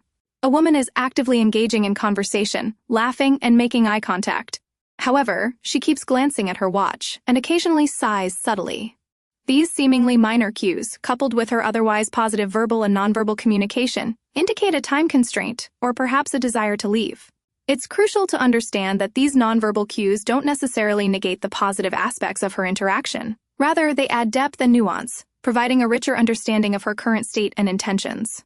The skill of integrating verbal and nonverbal cues is not merely about identifying contradictions. Sometimes the verbal and nonverbal messages reinforce each other, creating a powerful, unified message. For instance, if a woman excitedly tells you about a recent achievement while maintaining strong eye contact, a broad smile, and animated gestures, the congruent message is one of genuine joy and accomplishment. The nonverbal cues amplify the meaning of her words, conveying a stronger sense of her enthusiasm and excitement. However, this skill requires context-sensitive understanding. What might be considered a perfectly acceptable nonverbal cue in one setting could be misconstrued in another. A woman might cross her arms during a cold evening, for instance, for warmth and comfort. That same gesture in the midst of an argument might signal defensiveness or resistance. The context is critical in determining the precise meaning. Therefore, it is crucial to always evaluate nonverbal cues within the larger framework of the situation, considering the setting, the relationship between individuals, and the overall flow of communication. Furthermore, cultural differences play a crucial role. Nonverbal cues can vary significantly across cultures, leading to potential misunderstandings. What might be considered a polite gesture in one culture could be deemed disrespectful in another. Understanding the cultural background of the person you are interacting with is therefore essential for accurate interpretation of their nonverbal communication. Mastering the art of integrating verbal and nonverbal cues is a journey of learning, practice, and sensitivity. It's about honing your observational skills, developing your emotional intelligence, and cultivating a mindful approach to communication. By paying attention to both the words spoken and the unspoken language of the body, you can gain a deeper understanding of a woman's communication, leading to more effective and fulfilling interactions. Let's consider a more complex scenario. A woman is complaining about her job using seemingly mild language. It's a bit stressful, or saying, "I'm a little overwhelmed." However, her voice cracks slightly, her eyes well up, and her shoulders slump. The slight tremor in her voice, the welling tears, and the slumped posture suggest a far deeper level of distress than her words alone might indicate. The seemingly mild language serves as a verbal buffer, perhaps a way of protecting herself from further vulnerability. Integrating these nonverbal cues reveals a hidden layer of emotional turmoil, a situation that requires greater empathy and understanding than simply addressing her words at face value. Similarly, consider a scenario where a woman is making a significant decision, such as choosing a career path. She might speak confidently about her decision, highlighting the pros and benefits. However, she might also fidget with her hands, bite her lip occasionally, or have a slight furrow in her brow. These seemingly minor nonverbal cues could suggest that she's experiencing some level of uncertainty or anxiety despite her outwardly confident demeanor. Understanding this underlying tension could help support her and address her potential concerns, ensuring a more informed and well-considered decision. In a final example, consider a scenario where a woman is explaining a complex project to a group of colleagues. While delivering her explanation smoothly and eloquently, she might pause occasionally, looking around the room to gauge the understanding of her audience. This nonverbal cue isn't necessarily negative, rather, it's a sign of thoughtful communication and a desire to ensure clarity and understanding. Understanding this intent adds a positive layer to her verbal communication, highlighting her genuine desire to connect with and inform her audience. By integrating the verbal and nonverbal cues, we understand that her pause is not a sign of uncertainty or inadequacy, but a hallmark of effective communication. The ability to integrate verbal and nonverbal cues is not an innate skill. It is a learned ability. It's a process of continuous observation, reflection, and refinement. It requires patience, empathy, and a deep respect for the multifaceted nature of human communication. By focusing on holistic understanding, rather than a simple decoding of individual cues, we can navigate the complexities of interpersonal communication with greater skill and sensitivity. This holistic understanding leads not just to improved comprehension, but to stronger, more empathetic, and ultimately, more fulfilling relationships. And this is the ultimate goal. Understanding the silent language to build bridges of connection and communication. Everyday expressions unpacking the casual conversations. Everyday expressions form the bedrock of casual conversation, yet their true meaning can often be veiled beneath a layer of subtle nuances. For men attempting to navigate the complexities of female communication, understanding these seemingly simple phrases is crucial. What a woman says isn't always what she means, and the context, tone, and accompanying nonverbal cues significantly alter the interpretation. Let's delve into the often misunderstood world of everyday womanese. Consider the seemingly innocuous phrase, I'm fine. On the surface, this appears straightforward, a simple affirmation of well-being. However, depending on the context and the accompanying nonverbal cues, the meaning can radically shift. Said with a bright smile, genuine eye contact, and relaxed posture, I'm fine likely means precisely that. But delivered with a flat tone, averted gaze, and tense shoulders, it could signify anything from mild irritation to simmering anger, or even deep-seated sadness that the speaker doesn't wish to discuss at that moment. The key lies not in the words themselves, but in the holistic message conveyed. Similarly, the phrase, whatever, can hold a multitude of meanings, ranging from disinterest to outright defiance. A dismissive whatever, accompanied by a roll of the eyes, clearly indicates a lack of engagement or agreement. However, the same phrase, uttered in a playful, teasing tone, could suggest lighthearted disagreement or even flirtatious banter. The context, the ongoing conversation, the relationship between the speakers and the nonverbal cues, determines the accurate interpretation. The seemingly simple, "I'm busy," can also mask a range of emotions and intentions. If uttered with a genuine apologetic tone and accompanied by an explanation of current commitments, it reflects a legitimate time constraint. However, if delivered with a curt tone and no further explanation, it might signify disinterest or reluctance to engage. The woman might not actually be busy, but using an "I'm busy" as a polite way of deflecting unwanted interaction. This highlights the importance of observing nonverbal cues and understanding the subtext. Let's examine some more complex scenarios. Imagine a situation where a woman says, "And it's not a big deal," while simultaneously exhibiting signs of stress or frustration. Perhaps her voice is higher pitched than usual, or her hands are fidgeting, her brow furrowed. Her words attempt to downplay the situation, possibly to avoid appearing overly emotional or demanding. However, her nonverbal cues clearly contradict her verbal statement, suggesting a far greater level of concern than she's willing to explicitly express. This discrepancy points to the need for active listening and empathetic questioning rather than simply accepting her verbal statement at face value. Consider another common phrase, "And we need to talk." This often carries a sense of foreboding, implying a serious or potentially negative conversation. However, the seriousness can vary considerably. It could signal anything from a minor concern requiring discussion to a significant issue impacting the relationship. The tone of voice and the context are paramount in deciphering the true meaning. A calm, collected delivery might suggest a need for collaborative problem-solving, while an anxious, hesitant tone could indicate a more sensitive or difficult topic. The phrase, "and I'm tired," presents another layer of complexity. While it may literally reflect physical exhaustion, it can often mask other emotions. "And I'm tired" might be shorthand for I'm emotionally drained and overwhelmed, or even "I'm frustrated with you." The context, combined with nonverbal cues like slumped posture, lack of eye contact, or a flat tone, is crucial for accurate interpretation. It is not uncommon for women to use this expression as a way to indirectly signal underlying issues they might not yet be ready to explicitly address. Furthermore, the meaning of phrases can dramatically shift based on the relationship dynamics. A lighthearted, "You're crazy," from a close friend carries a completely different connotation than the same phrase uttered in a strained romantic relationship. The level of intimacy and familiarity between the speakers significantly influences the interpretation of even the simplest phrases. In contrast to the potentially negative connotations of some expressions, many everyday phrases hold positive meanings. For instance, "I appreciate you," spoken with warmth and sincerity, carries a significant weight of affection and gratitude. Similarly, "and you're so thoughtful" genuinely expresses appreciation for a specific action or trait, not just mere politeness. The key is to recognize the sincerity behind the words, which often manifests in congruent nonverbal cues, a genuine smile, warm eye contact, and a relaxed posture. However, even positive phrases can be misinterpreted.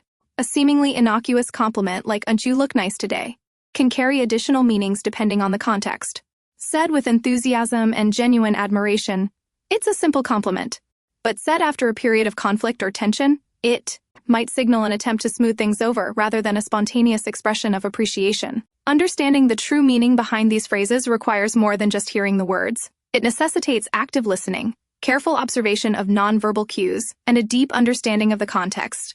It involves understanding the emotional subtext, the underlying intentions, and the specific relationship dynamics at play. It is about appreciating the often indirect nature of female communication and recognizing that words are only one piece of the communicative puzzle. The subtle nuances, the unspoken language of tone and body language, often hold the key to unlocking the true message.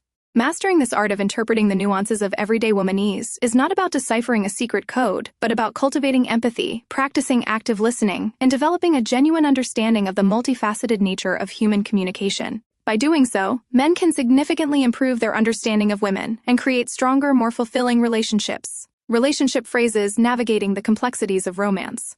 Let's now move beyond the realm of everyday conversation and delve into the intricate world of romantic relationships.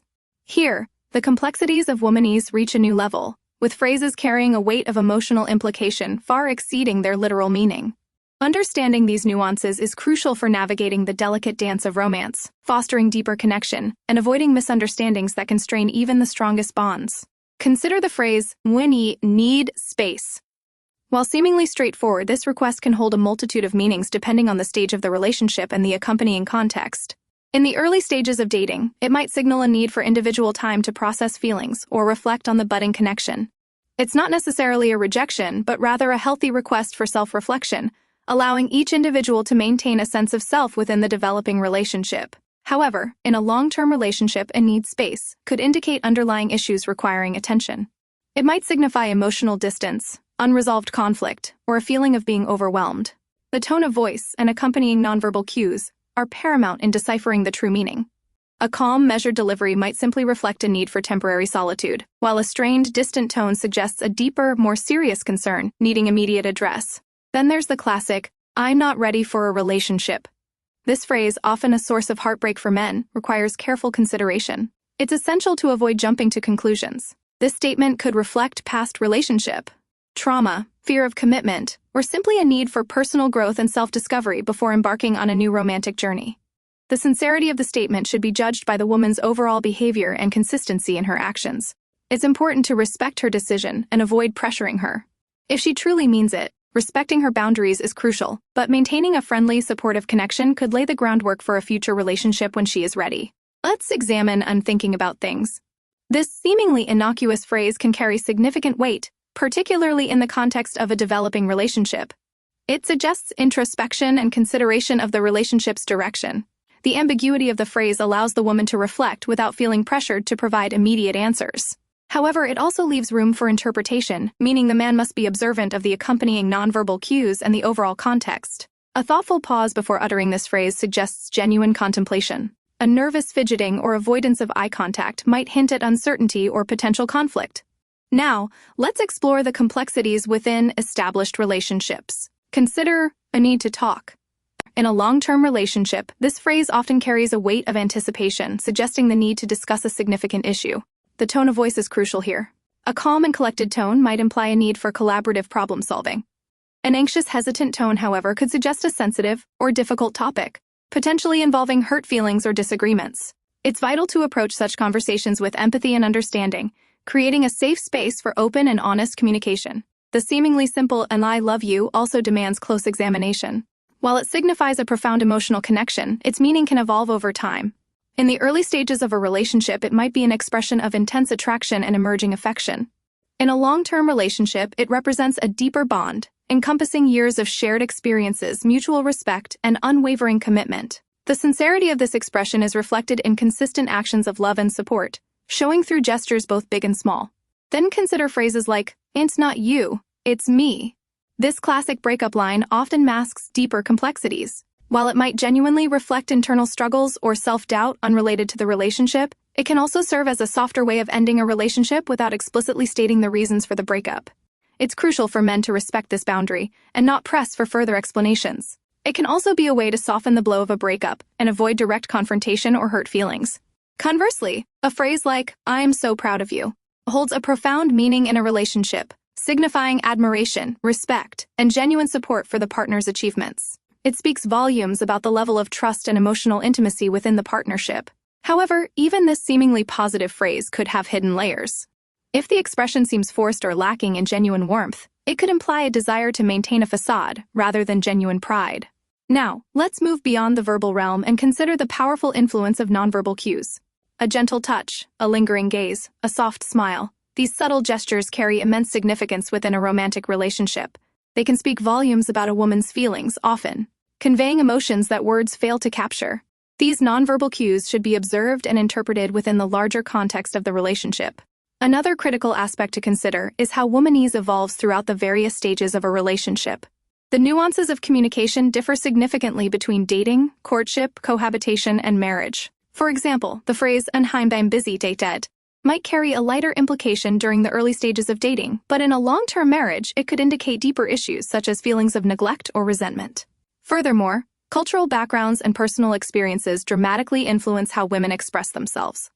It's crucial to recognize the diverse tapestry of female communication styles and avoid applying generalized interpretations to every woman. What might be considered indirect communication in one context could be a perfectly normal communication style in another. Ultimately, understanding womanese is not about deciphering a secret code, but about cultivating empathy, engaging in active listening, and practicing mindful observation. It's about recognizing the multifaceted nature of human communication and appreciating the subtle nuances that often hold the key to deeper understanding and stronger relationships. By embracing these principles, men can navigate the complexities of romance with greater sensitivity and success, fostering connections based on mutual respect, empathy, and genuine understanding. It's about learning to read between the lines, to listen not only to the words spoken, but also to the unspoken emotions and intentions that lie beneath the surface. It is a journey of understanding, a continuous process of learning and growth, enriching not only the romantic relationship but also the individual growth of both partners involved. Conflict phrases understanding the dynamics of disagreements. Now, let's navigate the turbulent waters of conflict. Disagreements are inevitable in any relationship, but the way these disagreements are expressed, particularly by women, can often lead to misunderstandings and escalate tensions. Understanding the nuances of womanese during conflict is crucial for navigating these tricky situations constructively. It's not about winning an argument, but about understanding the underlying emotions and needs that drive the conflict. Consider the phrase, "and you never listen." This common battle cry often masks a deeper unmet need. Rarely does it literally mean the man has never, in the entirety of the relationship, paid any attention. Instead, it often points to a feeling of being unheard or undervalued in a specific situation, perhaps a repeated pattern of dismissing concerns or failing to address a persistent issue. The accusation is a symptom, not the disease. The underlying need is likely a desire for validation, understanding, and a feeling of being heard and respected. Instead of getting defensive, the common male response, a better approach would be to actively listen, acknowledge the feeling, and ask clarifying questions. Something like, "Honey, I understand you feel unheard. Can you tell me more about what's been bothering you?" opens the door to a more productive conversation. Another frequently used phrase is, "It's not fair." While this might appear as a simple complaint, it often hints at an imbalance of power, responsibility, or contribution within the relationship. It could signal resentment or a perceived lack of reciprocity. The issue might not be about a specific event, but a cumulative feeling of inequality. Instead of reacting defensively, acknowledging the feeling of unfairness can be beneficial. "And I hear you feeling that it's not fair, and I want to understand your perspective better." This empathetic approach invites further dialogue and opens the path for a collaborative solution rather than a blame game. "And you always," or "you never," are generalizations that frequently appear during conflicts. These statements rarely reflect absolute truths. They are often emotionally charged statements that highlight perceived patterns of behavior, usually rooted in underlying frustrations. The watch always or never amplifies the negative, often overshadowing any positive interactions. Instead of arguing the validity of the generalization, focusing on the underlying feelings can be more effective. For example, and I hear you're feeling frustrated by 10th. Can we talk about that specifically? This focuses the conversation on concrete examples, avoiding the slippery slope of generalized accusations. The phrase, paint fine, often spoken in a tight-clipped tone, is a classic example of passive-aggressive communication. While seemingly a simple agreement, it often masks resentment, anger, or a withdrawal from the conversation. It's a way of closing down communication without directly expressing dissatisfaction. The underlying message is, I'm upset, but I'm not going to tell you why. This requires careful attention and a willingness to explore the unspoken feelings. A gentle approach like, honey, you seem upset. Is there something we need to talk about? Can open up the dialogue and prevent the resentment from festering. I need some time to think can be a protective mechanism during conflict. It might mean the person needs to process their emotions before responding, or it could signify a need for space to avoid further escalation. It is crucial to respect this request and avoid pressuring a response. This isn't necessarily avoidance. It's often a healthy way to manage emotional overwhelm and to approach the issue with a calmer perspective later. The key is to respect the need for space, providing reassurance of your support and intention to revisit the issue at a more appropriate time. And I'm just saying, often precedes a statement intended to be objective and neutral, but often carries a hidden layer of criticism. It's a way of attempting to soften a potentially confrontational statement, but the underlying implication might still be hurtful or accusatory. Paying close attention to the actual content of the saying rather than the prefacing phrase is crucial. Instead of dismissing it, acknowledging the underlying concern can help. I understand what you're saying, but allows for a more balanced approach to addressing the issue. Silence, or the sudden withdrawal from conversation, can be another significant indicator of unspoken distress. It's not necessarily an indication of indifference, but rather a response to overwhelming emotions. It is often a form of passive resistance, a way to communicate displeasure without direct confrontation. Instead of interpreting silence as agreement or disinterest, making an effort to understand the cause of the silence can help. Are you upset about something? Is there something you'd like to talk about? Can help break the silence and address the underlying issue. The crucial element in navigating these conflict phrases is to understand the emotional context. The literal meaning of the words is often secondary to the underlying feelings and needs being expressed. Active listening, empathy, and a willingness to validate the other person's feelings are vital tools for de-escalating conflict and fostering a more productive dialogue. Beyond specific phrases, understanding the communication styles contributes significantly. Men are often trained to be direct and problem-solving oriented in their communication. Women, on the other hand, frequently prioritize emotional connection and validation. This fundamental difference can easily lead to misunderstandings during conflicts. If a man tries to solve a problem before acknowledging the emotional component, the woman might feel unheard and dismissed. Conversely, if a woman focuses only on emotions without offering concrete solutions, the man might feel frustrated and helpless. Bridging this gap requires both parties to understand and respect each other's styles. Effective communication during conflict involves active listening. This goes beyond simply hearing the words. It involves understanding the emotional context, observing nonverbal cues, and reflecting back what you hear to ensure understanding. It means acknowledging the other person's feelings, even if you don't agree with their perspective. Instead of interrupting or formulating your response while the other person is talking, focus entirely on understanding their point of view. Furthermore, choosing the right time and place for difficult conversations is crucial. Avoid engaging in heated arguments when either person is tired, stressed, or distracted. Opt for a private setting, free of distractions, where both individuals feel safe and respected. Choosing the right environment can significantly influence the tone and outcome of the conversation. Finally, remember that the goal is not to win in the argument, but to resolve the conflict constructively. It's about finding common ground, understanding each other's perspectives, and working together towards a solution. By practicing empathy, active listening, and a willingness to compromise, couples can transform disagreements into opportunities for growth and deeper connection. The journey to mastering communication within a relationship is a continuous learning process. But with conscious effort and understanding, navigating the complexities of conflict can lead to stronger, healthier, and more fulfilling relationships. The ability to understand the unspoken language within these conflicts is the key to unlocking a more harmonious partnership. It's not about winning an argument, it's about winning a relationship. Workplace womanese understanding communication in professional settings. Now, let's shift our focus from the intimate sphere of personal relationships to the more formal, yet equally complex landscape of the modern workplace. While the intensity of emotions might be subtly different, the underlying principles of womanese, indirect communication, emotional nuances, and the importance of context remain strikingly similar. Understanding these nuances in the professional setting is crucial for fostering productive collaborations, avoiding misunderstandings, and building strong working relationships with female colleagues and superiors. Let's delve into the world of workplace womanese, where the subtle art of indirect communication takes on a different yet equally compelling form. One frequent observation is the use of qualifiers. Phrases like "I think," "anscheinend," "might be wrong," or "indeed seems to me," often preface a suggestion or opinion. While some might perceive this as a lack of confidence, it's often a strategic approach to soften a potentially critical statement, or to invite collaboration rather than confrontation. It's a way to maintain professionalism and avoid appearing overly assertive, a characteristic that can sometimes be perceived negatively in female professionals.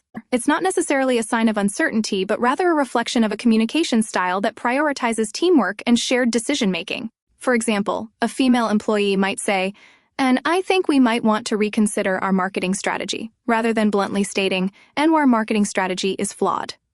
The former invites discussion and a collaborative approach to problem-solving, while the latter might sound abrupt and critical.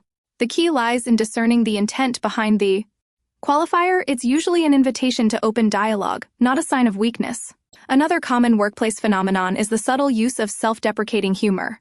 A woman might jokingly downplay her accomplishments or make light of her own mistakes. This is not necessarily a sign of low self-esteem, but often a way to navigate the tricky waters of office politics. It's a subtle strategy to avoid appearing boastful or arrogant, qualities that can be perceived negatively, especially in environments with a strong emphasis on team dynamics. For instance, after a successful presentation, she might say, "And I was really lucky the presentation went well," deflecting praise and subtly encouraging others to share the spotlight. This approach fosters collaboration and avoids potentially creating conflict or jealousy among colleagues. However, it's essential to recognize that while self-deprecating humor can be an effective strategy, overuse can lead to an underestimation of one's true capabilities.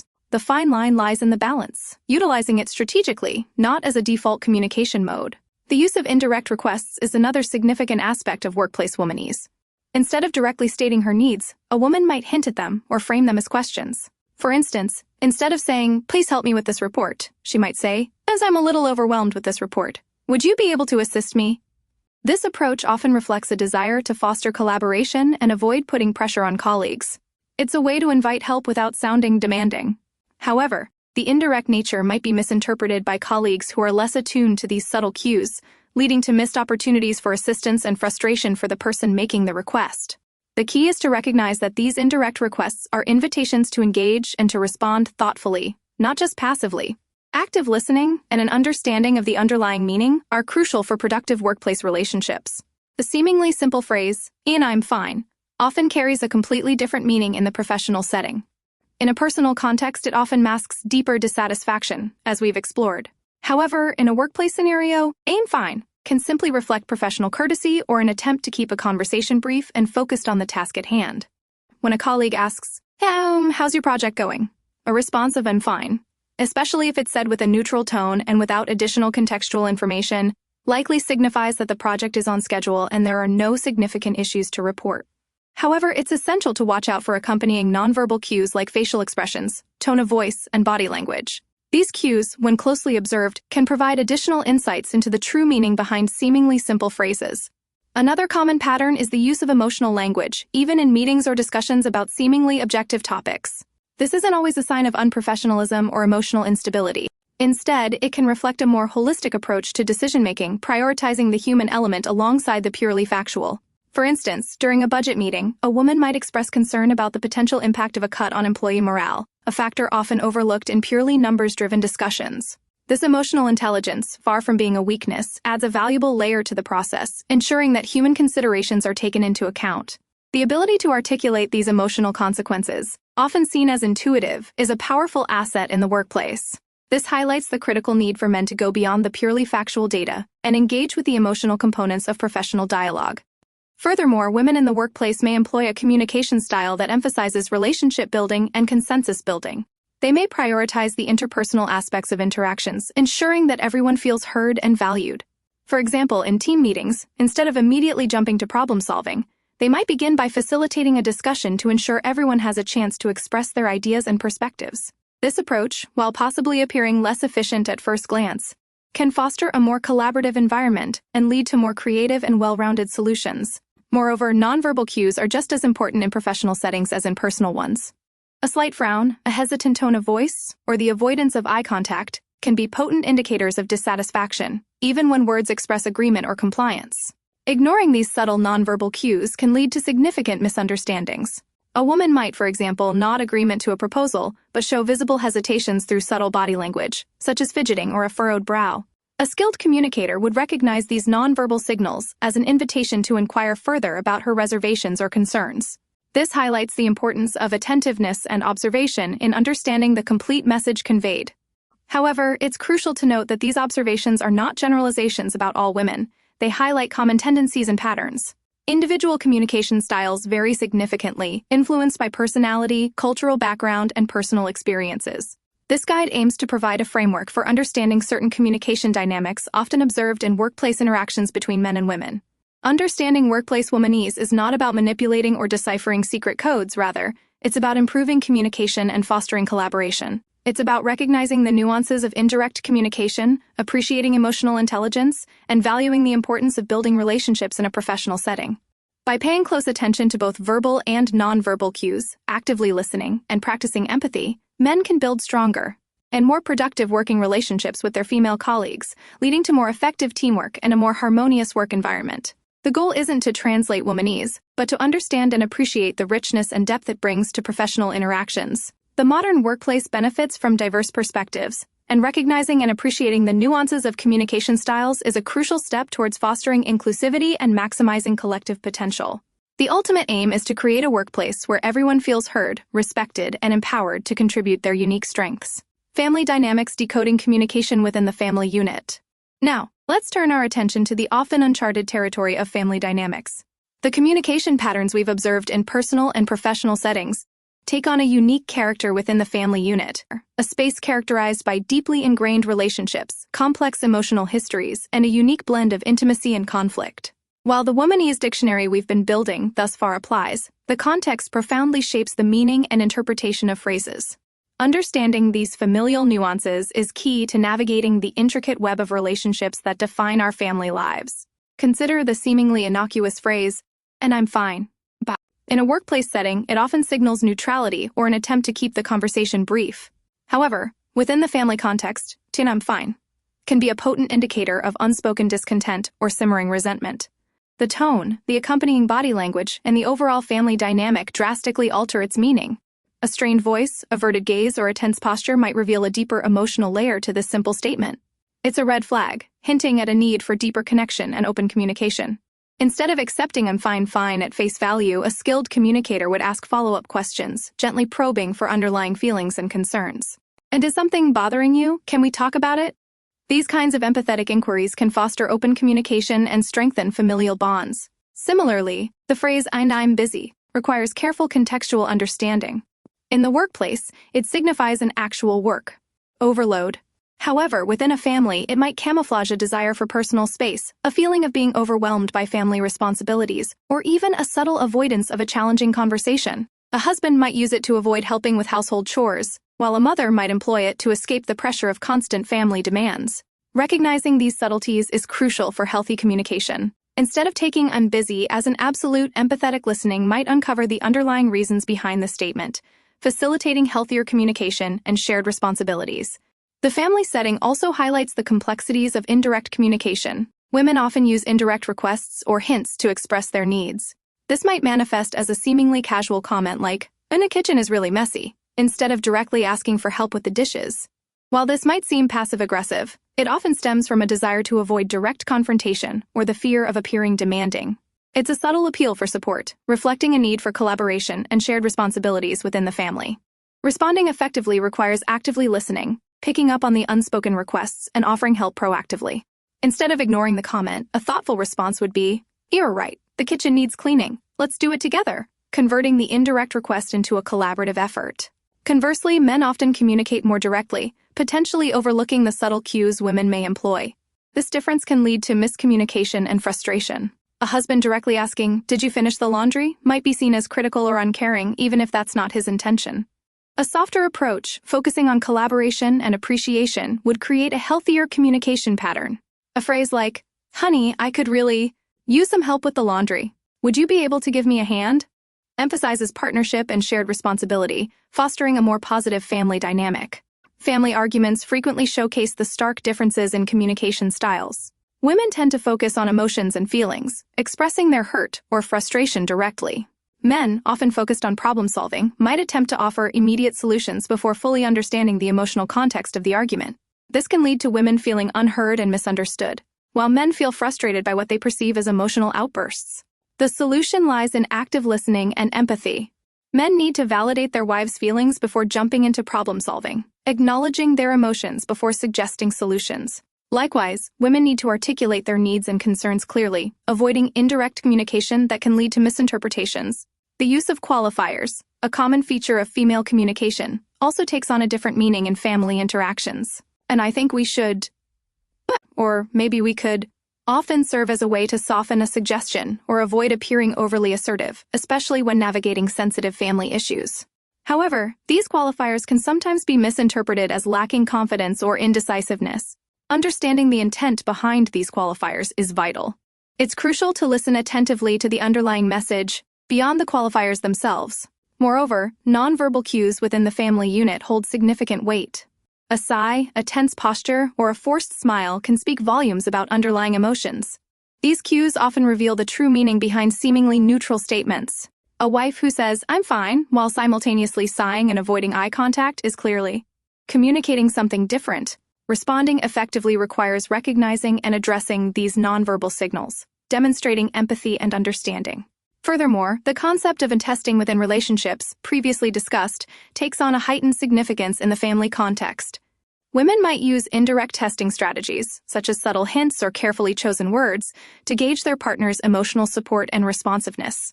Understanding these testing behaviors requires attentive observation and sensitivity to underlying needs.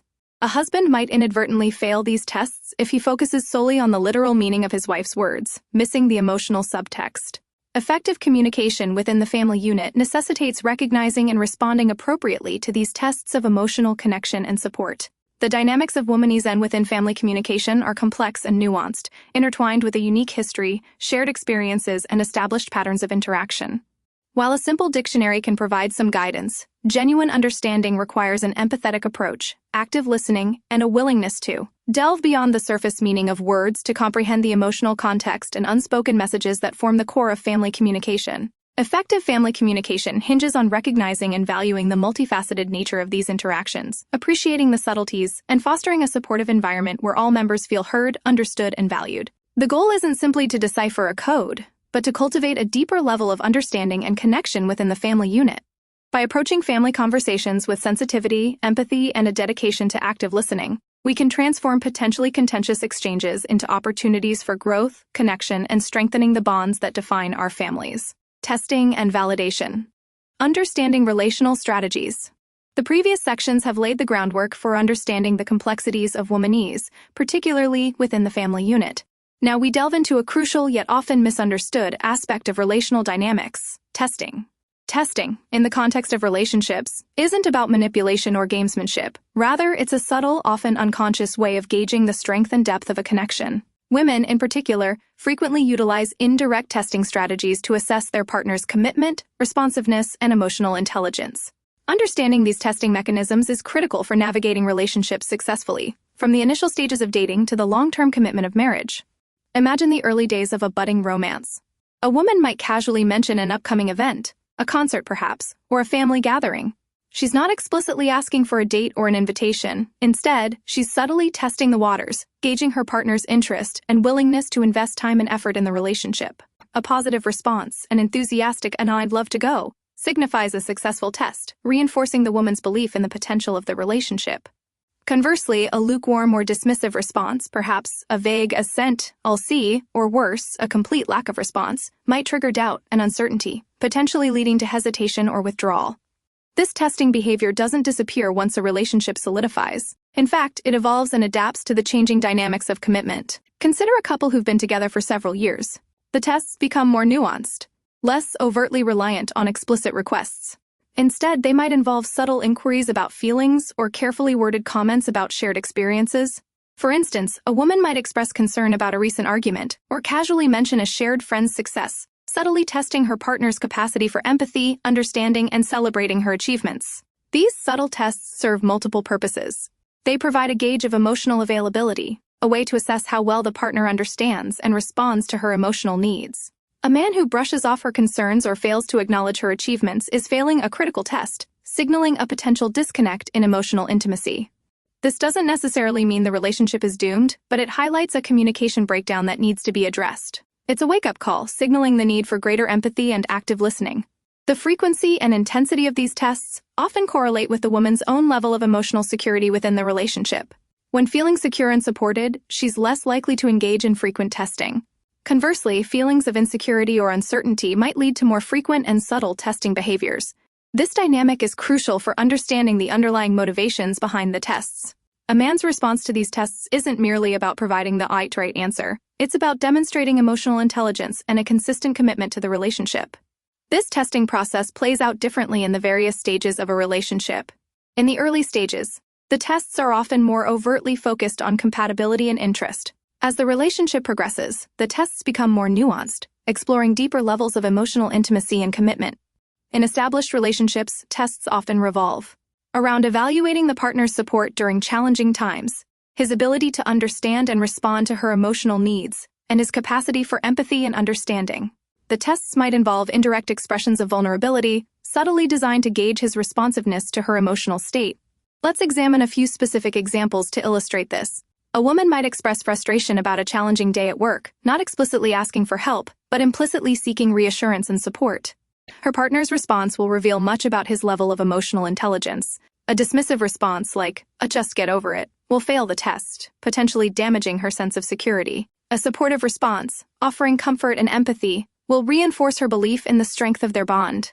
Similarly, a woman might drop subtle hints about wanting to spend more quality time together, without directly stating it, essentially testing her partner's attentiveness and willingness to prioritize their relationship. In marriage, the tests might involve navigating shared responsibilities, resolving conflicts constructively, and demonstrating emotional support during difficult times.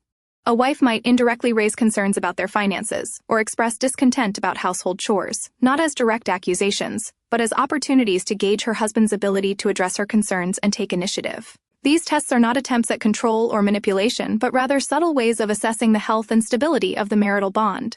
They reveal the underlying emotional needs within the marriage and provide an opportunity for partners to demonstrate their commitment and understanding. The key to navigating these tests successfully lies in empathy, active listening, and a willingness to interpret beyond the literal meaning of words.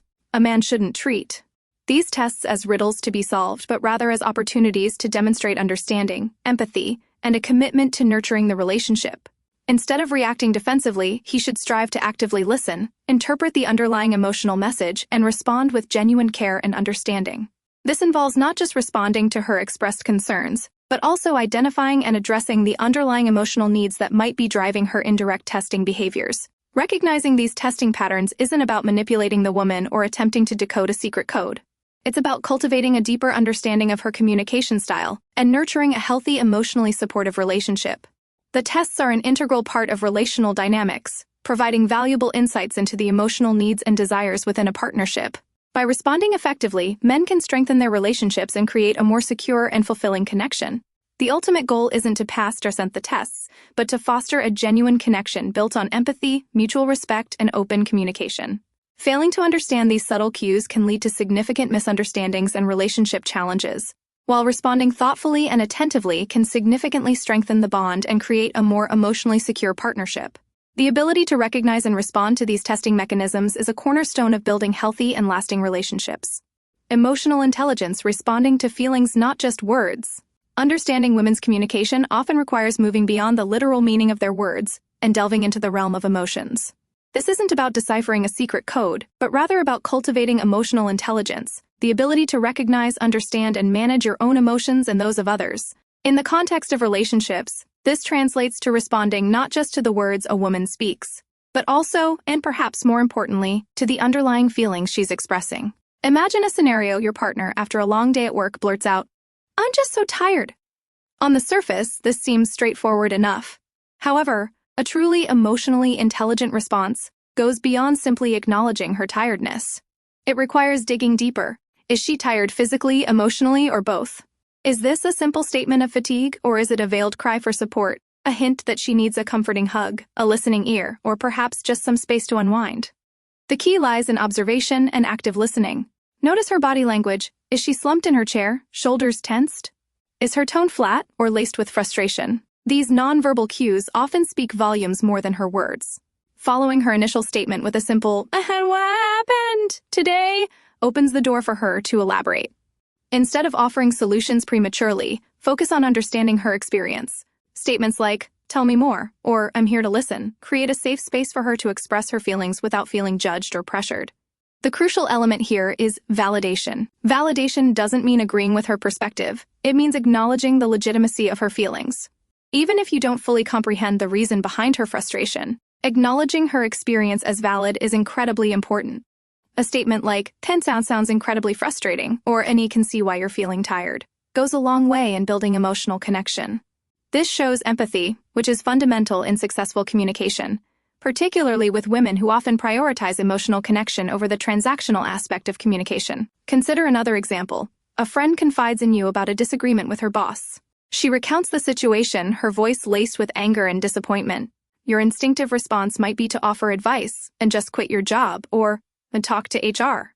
While well-intentioned, these responses often miss the mark. Before offering solutions, focus on validating her feelings. Say something like, "That sounds incredibly unfair and upsetting. I can understand why you're so angry." This acknowledges her experience and shows empathy, creating a safe space for her to process her emotions. Only after she's had a chance to vent and feel heard should you gently offer suggestions, ensuring you frame your advice within the context of her emotional state. The ability to read between the lines, to understand the emotions underlying the words, is a crucial skill in navigating relationships effectively. Sometimes, the most effective response isn't a verbal one at all. A warm hug, a gentle touch, or simply sitting in silence with her while she processes her emotions can be far more powerful than any words. Let's expand this to the context of a romantic relationship. Imagine your partner is expressing concern about a recent family gathering. She might say something seemingly innocuous like, "And my sister was being a bit difficult." But the underlying emotion might be anxiety, fear, or even hurt.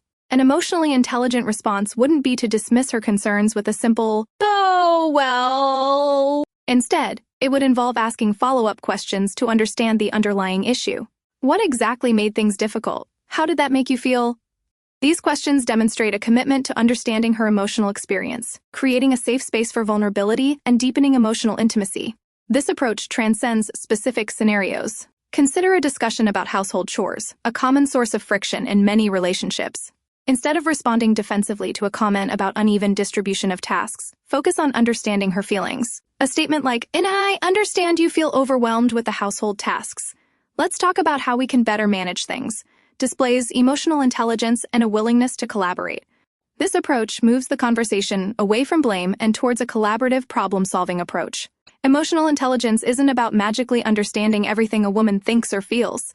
It's about creating an environment where she feels safe and comfortable expressing her emotions, knowing that you're actively listening and trying to understand. It's about validating her feelings, even if you don't completely share her perspective. It's about responding not just to her words, but to the underlying emotions that drive them. This proactive, empathetic approach is the key to building stronger, more fulfilling relationships. Moreover, this understanding extends beyond romantic partnerships. In friendships and family relationships, emotional intelligence plays a similarly critical role. Consider a friend expressing anxiety about an upcoming exam. Simply telling them to relax is unlikely to be helpful. A more effective response would be to acknowledge their feelings, offer support, and perhaps help them devise a study plan or offer a distraction. The same principle applies to family dynamics. Responding to a family member's emotional distress with empathy and understanding strengthens family bonds and fosters a healthier communication environment. The ability to respond effectively to a woman's emotions doesn't require a complete understanding of the intricacies of her mind. Instead, it demands genuine effort, active listening, and a willingness to empathize.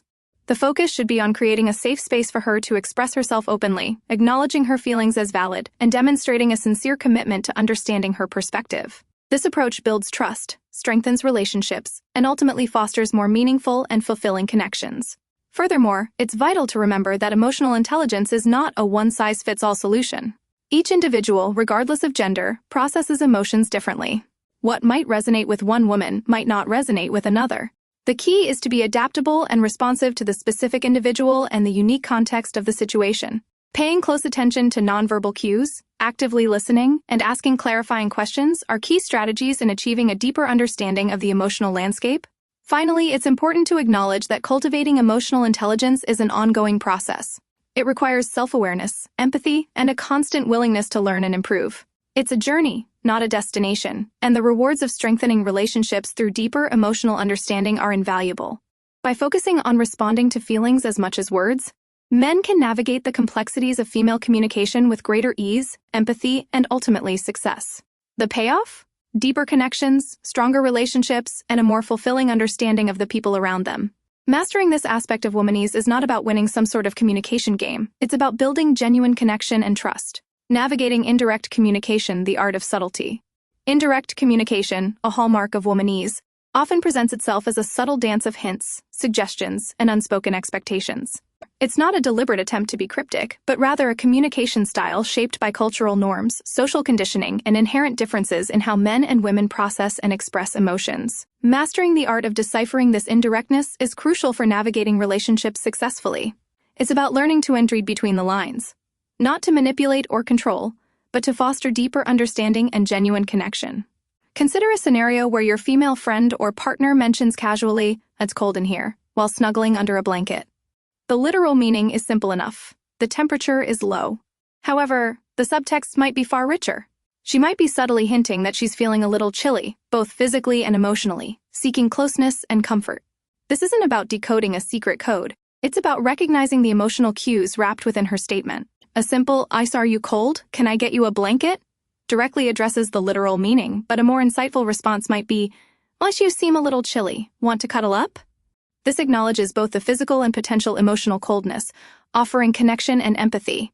The art of asking clarifying questions is central to navigating indirect communication. Instead of making assumptions, which can often lead to misinterpretations and conflict, ask open-ended questions that encourage your partner or friend to elaborate. For example, instead of saying, "What's wrong?" a question that can feel accusatory or invasive, try asking, "How are you feeling today?" or "Is there anything you'd like to talk about?" These gentler prompts create a safe space for open communication, encouraging her to reveal underlying concerns or anxieties.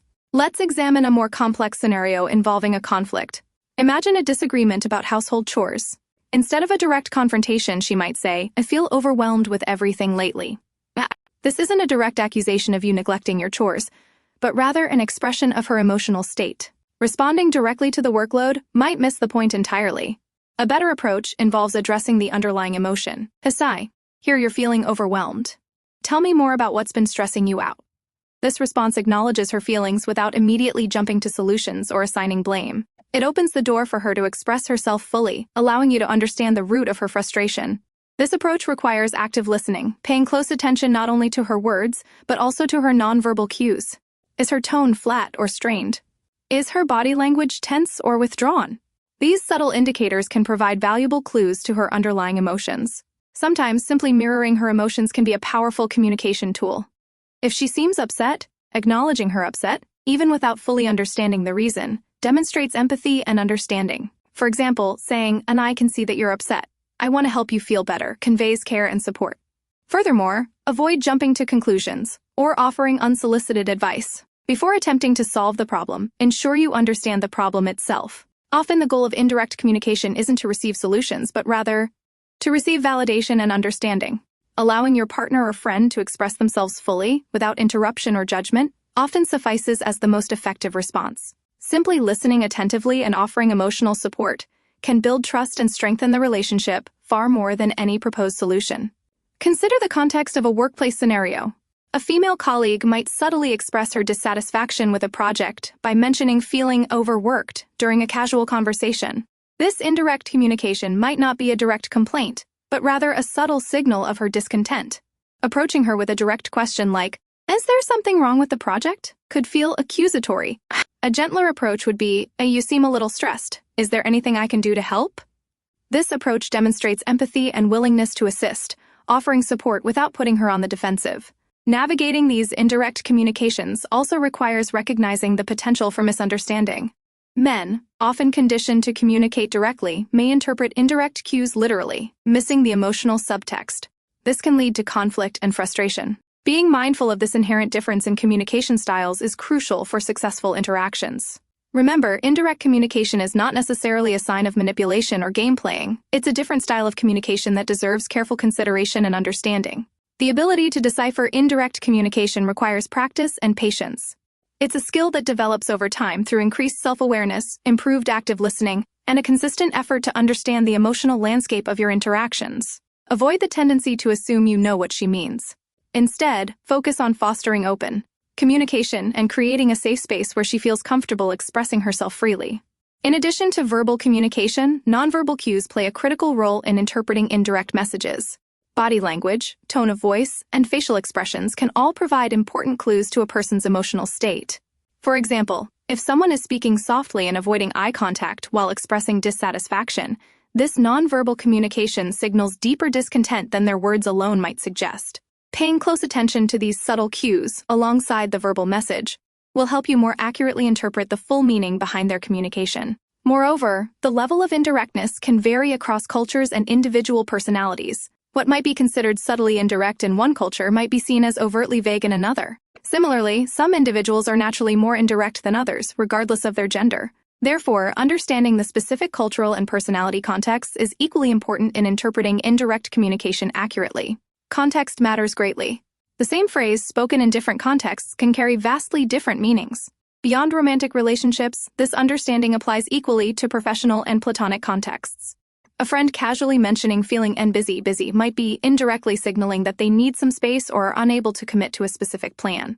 In a professional context, a colleague subtly expressing their dissatisfaction with a project might be looking for support or a collaborative solution.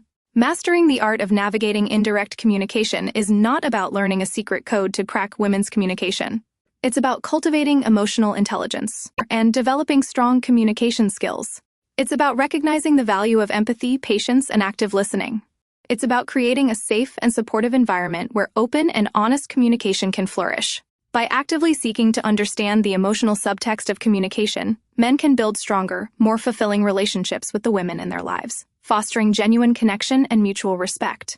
Cultural influences. Considering diversity in communication styles, cultural influences significantly shape how women communicate, adding another layer of complexity to the already nuanced landscape of womanese.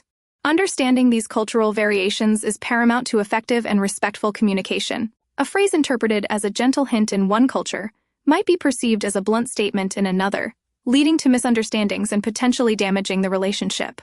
It's not about applying a universal decoder ring to all women, but rather about developing a culturally sensitive approach that recognizes and respects diverse communication styles. Consider the concept of directness versus indirectness. In many Western cultures, particularly within the United States, direct communication is often valued. Clarity and explicitness are highly prized, and ambiguity can be viewed with suspicion. However, in many Eastern cultures, such as Japan or Korea, indirect communication is the norm. Saving face and maintaining harmony are prioritized, leading to more subtle and nuanced communication strategies. A woman from a culture valuing indirectness might express dissatisfaction not with a direct complaint, but by subtly hinting at the problem or emphasizing the negative consequences of a situation. For example, let's imagine a scenario where a project deadline is missed. A woman from a Western direct communication culture might simply say, "Intent a deadline was missed because X happened," offering a clear explanation. Conversely, a woman from an Eastern culture might express her concern more subtly by saying, "And I'm concerned about the impact of the missed deadline on the team's morale," focusing on the consequences rather than directly assigning blame. Interpreting this latter statement as a simple observation without understanding the cultural context could lead to a missed opportunity for effective problem-solving. This difference in communication styles extends beyond professional contexts. In social settings, a woman from a culture emphasizing collectivism, such as many Latin American or African cultures, might prioritize group harmony and consensus building over individual expression. She might be less likely to express her own opinions directly, preferring to gauge the opinions of others before voicing her own, whereas a woman from a more individualistic culture, such as many North American or Western European cultures, might feel more comfortable expressing her views directly and independently. Nonverbal communication is equally influenced by cultural factors. Eye contact, for instance, carries different meanings in different cultures. In some cultures, sustained eye contact signifies respect and engagement, while in others, it can be viewed as aggressive or disrespectful. Similarly, personal space varies greatly across cultures. What might be considered a comfortable distance in one culture may feel invasive in another. A woman from a culture that values a larger personal space might feel uncomfortable if someone from a culture valuing closer proximity stands too close, misinterpreting the other's intentions entirely. Consider the use of silence. In some cultures, silence is viewed as an indicator of agreement or respect, while in others it might signal disapproval or discomfort. A woman from a culture valuing silence as a sign of respect might be misinterpreted as being uninterested or unengaged in a conversation if she doesn't respond frequently or enthusiastically. This cultural difference could lead to a breakdown in communication. Therefore, understanding the cultural context of silence is critical to accurate interpretation. Beyond broader cultural influences, consider the impact of individual family dynamics. Women raised in families with differing communication styles will naturally exhibit varied approaches to expressing themselves. A woman raised in a highly expressive family might be more comfortable sharing her feelings openly and directly, while another raised in a family prioritizing emotional restraint might express herself more indirectly, using subtle hints or nonverbal cues.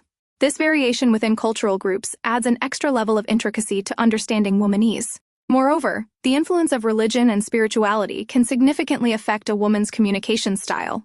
Religious beliefs often dictate social norms and acceptable ways of interacting with others. For example, women from cultures with strong religious affiliations may express themselves more cautiously or indirectly than those from less religious backgrounds, due to societal expectations of modesty or deference. To navigate these cultural intricacies successfully, active listening and mindful observation are essential. Instead of jumping to conclusions or relying on preconceived notions about a particular culture, strive to understand the individual's unique communication style within the context of their cultural background. This involves asking clarifying questions, being sensitive to nonverbal cues, and demonstrating empathy and patience. Asking questions like, "What's your family background like?" or "How would you usually describe your communication style?" can provide valuable insights without being intrusive. This approach fosters trust and encourages open dialogue, creating a safe space for the woman to share her experiences and perspectives. It's vital to approach these questions with genuine curiosity rather than a desire for interrogation to avoid creating offense. The goal is to understand, not to categorize. Furthermore, acknowledging potential cultural differences directly can help break down communication barriers. For example, saying something like, "I don't mind learning about how cultural backgrounds influence communication styles, and I want to be mindful of that in our interactions," shows your willingness to engage with her perspectives and avoid imposing your own assumptions. Mastering womanese in the context of cultural diversity is not merely about deciphering a set of codes or mastering a specific language, it's about developing a deep understanding of the person communicating, taking into account the myriad of cultural, social, and familial factors that shape her communication style. This includes recognizing the vast diversity within cultures themselves. A blanket approach based on broad cultural generalizations is simplistic and risks misunderstanding. It requires a willingness to learn, adapt, and show respect for the individual differences within these larger cultural frameworks. Ultimately, this cultural sensitivity fosters genuine connection and builds stronger, more meaningful relationships. The goal isn't to crack the code, but rather to build bridges of understanding across cultural differences. Contextual awareness, responding appropriately to different situations. Contextual awareness is the keystone to mastering womanese. Understanding that communication isn't a static entity, but a fluid, shape-shifting chameleon adapting to its environment is crucial.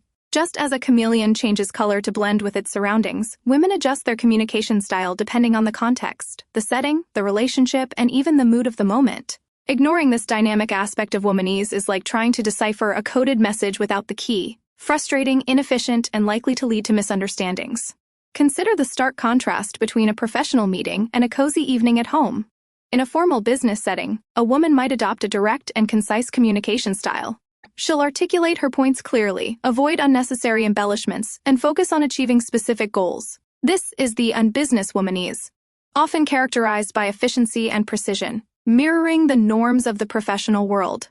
Imagine a presentation to a board of directors. She wouldn't use metaphors or indirect language. Clarity and impact are paramount. The emphasis is on factual information conveyed succinctly. Now, picture the same woman at home with her partner after a long day. Her communication style might shift dramatically. The precise, professional tone is shed, replaced by a more relaxed, nuanced approach. She might express her feelings indirectly, perhaps hinting at her tiredness through subtle cues like a sigh or a change in posture before explicitly mentioning her exhaustion. She might utilize more emotion-laden language, share personal anecdotes, and engage in playful banter, a far cry from the formality of her boardroom interactions. This is the domestic womanese, characterized by intimacy, emotional expression, and a focus on building connection and rapport. The same words, "chew" and "tired," carry entirely different weights and implications in these two distinct scenarios. In the boardroom, it might be a simple statement of fact. At home, it could be an invitation for empathy and support. This contextual adaptation extends beyond the professional and personal divide. Think of the differences in communication styles when interacting with family members versus close friends. With family, there might be a level of familiarity and shorthand that wouldn't be appropriate with friends. Inside jokes, unspoken expectations, and a reliance on shared history all shape the communication flow. With close friends, the communication might be more open and honest, with a greater willingness to share vulnerable emotions, while conversations with family members may navigate more complex dynamics of familial relationships. Consider how a woman might express dissatisfaction. In a professional setting, she might directly address the issue with a colleague or supervisor using assertive but respectful language. In a personal relationship, she might use more indirect methods, perhaps hinting at the problem through a change in mood or behavior before explicitly stating her feelings. This isn't about deception, but about navigating the relationship dynamics and maintaining emotional safety. Direct confrontation in a personal relationship could feel aggressive and threatening, while in the workplace it is sometimes expected. She is adapting her communication tools to meet the emotional needs of the situation. Furthermore, the level of intimacy significantly impacts communication style. Early in a romantic relationship, a woman might be more guarded and less emotionally expressive, employing indirect language and testing the waters before revealing her true feelings. As the relationship progresses and trust grows, her communication style might become more open and emotionally vulnerable. In a long-term relationship, she might express herself freely and honestly, feeling secure enough to share her deepest thoughts and emotions without fear of judgment. Understanding these dynamic shifts requires active observation and a nuanced approach. It's not about deciphering a secret code, but about understanding the context in which communication occurs. Pay attention to the environment, the relationship between the individuals, and the emotional tone. Does the setting call for formal or informal communication? Is the relationship built on trust and intimacy, or is it more formal and professional?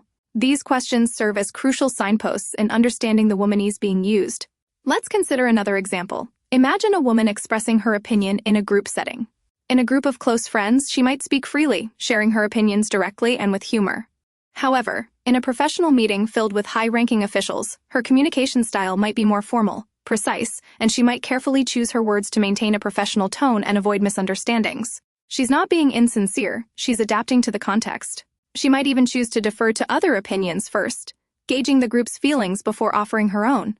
It's a skilled navigation of social dynamics, not a lack of assertiveness. The same principle extends to nonverbal cues. A subtle shift in body language, a slight frown, a crossed arm, a brief sigh, can carry significant meaning, depending on the context. In a casual setting, a crossed arm could simply mean comfort or a relaxed posture. In a tense meeting, it might signal disagreement or defensiveness. The key is to pay attention to the entire communication package, verbal and nonverbal cues together, and to understand how these cues interact within the specific context. Mastering contextual awareness isn't about mastering a manual of rules or interpreting a code. It's about developing a keen sensitivity to the subtleties of human interaction. It's about learning to read between the lines, to recognize the unspoken nuances that shape communication, and to adjust your approach accordingly. It's about being flexible, attentive, and empathetic, qualities crucial for building strong and meaningful relationships. It's about becoming a skilled interpreter of the human condition, understanding that communication is a dance, not a monologue. It is a continuous process of learning, adapting, and understanding the complexity of human communication.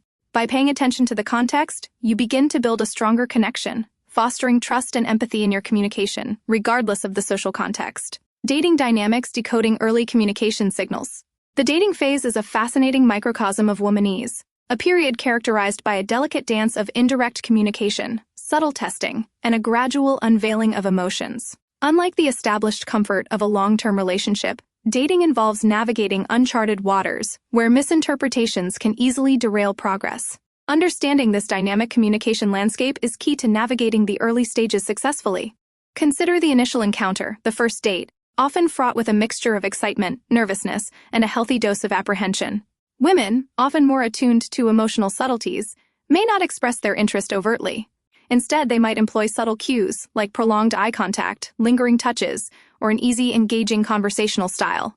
These nonverbal signals can be easily missed by men who rely primarily on explicit verbal cues. A man might interpret a brief, polite interaction as disinterest, overlooking the nonverbal cues that actually signal a potential connection. The use of indirect language is also common in early dating stages. Instead of directly stating, "I'm interested in getting to know you better," a woman might employ indirect phrasing like, "It's been really fun talking to you," or "I'd love to do this again sometime." These seemingly innocuous phrases carry a weight of unspoken meaning. The key is to listen not just to the words themselves, but to the tone, the context, and the nonverbal cues accompanying them. A genuine smile, a playful touch on the arm, or a leaned-in posture can significantly enhance the meaning of an indirect statement. Conversely, the absence of these nonverbal cues, or the presence of negative body language, suggests a different interpretation. A critical aspect of early dating communication involves testing. Women often employ subtle tests to gauge a man's character, commitment, and potential compatibility. These tests can manifest in various ways. For instance, a woman might subtly gauge a man's emotional intelligence by sharing a personal anecdote about a challenging situation and observing his response. Does he offer empathy and understanding, or does he offer superficial platitudes or dismiss her feelings? Another common test involves gauging a man's respect for her boundaries. A woman might subtly test his respect by making it clear that she's not comfortable with overly physical advances or certain topics of conversation. A man who respects these boundaries demonstrates consideration and maturity, qualities highly valued by women in the early stages of dating. Consider the use of humor in dating communication. Humor acts as a social lubricant, and women often use humor to assess a man's compatibility and sense of humor. A shared sense of humor frequently acts as a significant bonding factor in relationships. However, humor can be a double-edged sword. Poorly chosen jokes or insensitive humor can easily alienate a woman. The art of successful humor in dating lies in understanding context and timing. What might be perceived as charming wit in one setting might come across as inappropriate or even offensive in another. A woman might use self-deprecating humor to convey vulnerability and create intimacy, a strategy that a man would need to recognize as a positive opening rather than a cause for concern or a way to chime in with a similar self-deprecating response. The context of the dating environment also profoundly impacts communication. A casual setting, like a coffee date, might facilitate more relaxed and informal conversation, while a formal setting, such as a dinner at a fine restaurant, might call for a more subdued and refined communication style. A woman's communication will naturally adapt to this environmental shift, and failing to notice this shift can lead to misunderstandings. Similarly, the stage of the dating relationship significantly impacts communication. In the very early stages, conversations might be more superficial and cautious, whereas as the relationship progresses, deeper and more emotionally revealing conversations become more common. Early conversations might focus on shared interests, hobbies, and work, allowing a woman to assess whether a man shares her values and life goals. As trust develops, more personal and emotionally vulnerable conversations emerge. Recognizing this progression is critical to building a strong connection. Misinterpretations often arise from a lack of understanding of these contextual and evolutionary aspects of dating communication. A man might misinterpret a woman's indirectness as disinterest, her testing as manipulation, or her subtle nonverbal cues as unimportant. This often stems from a fundamental difference in communication styles. Men tend to prioritize directness and clarity, while women often value indirectness and nuance. A man might ask direct questions to determine interest, whereas a woman might use subtle cues or humor to convey her feelings. This clash in styles can lead to misinterpretations. For example, a woman's hesitation to offer a direct yes and or no to a date suggestion shouldn't be automatically interpreted as rejection. It might simply reflect a preference for indirect communication. Successful navigation of early dating communication requires active listening, empathy, and a willingness to interpret communication beyond its literal meaning. It means paying attention not just to the words spoken, but also to the tone of voice, body language, and the overall context of the interaction. If a woman is being indirect, it's crucial to ask clarifying questions in a gentle and respectful way.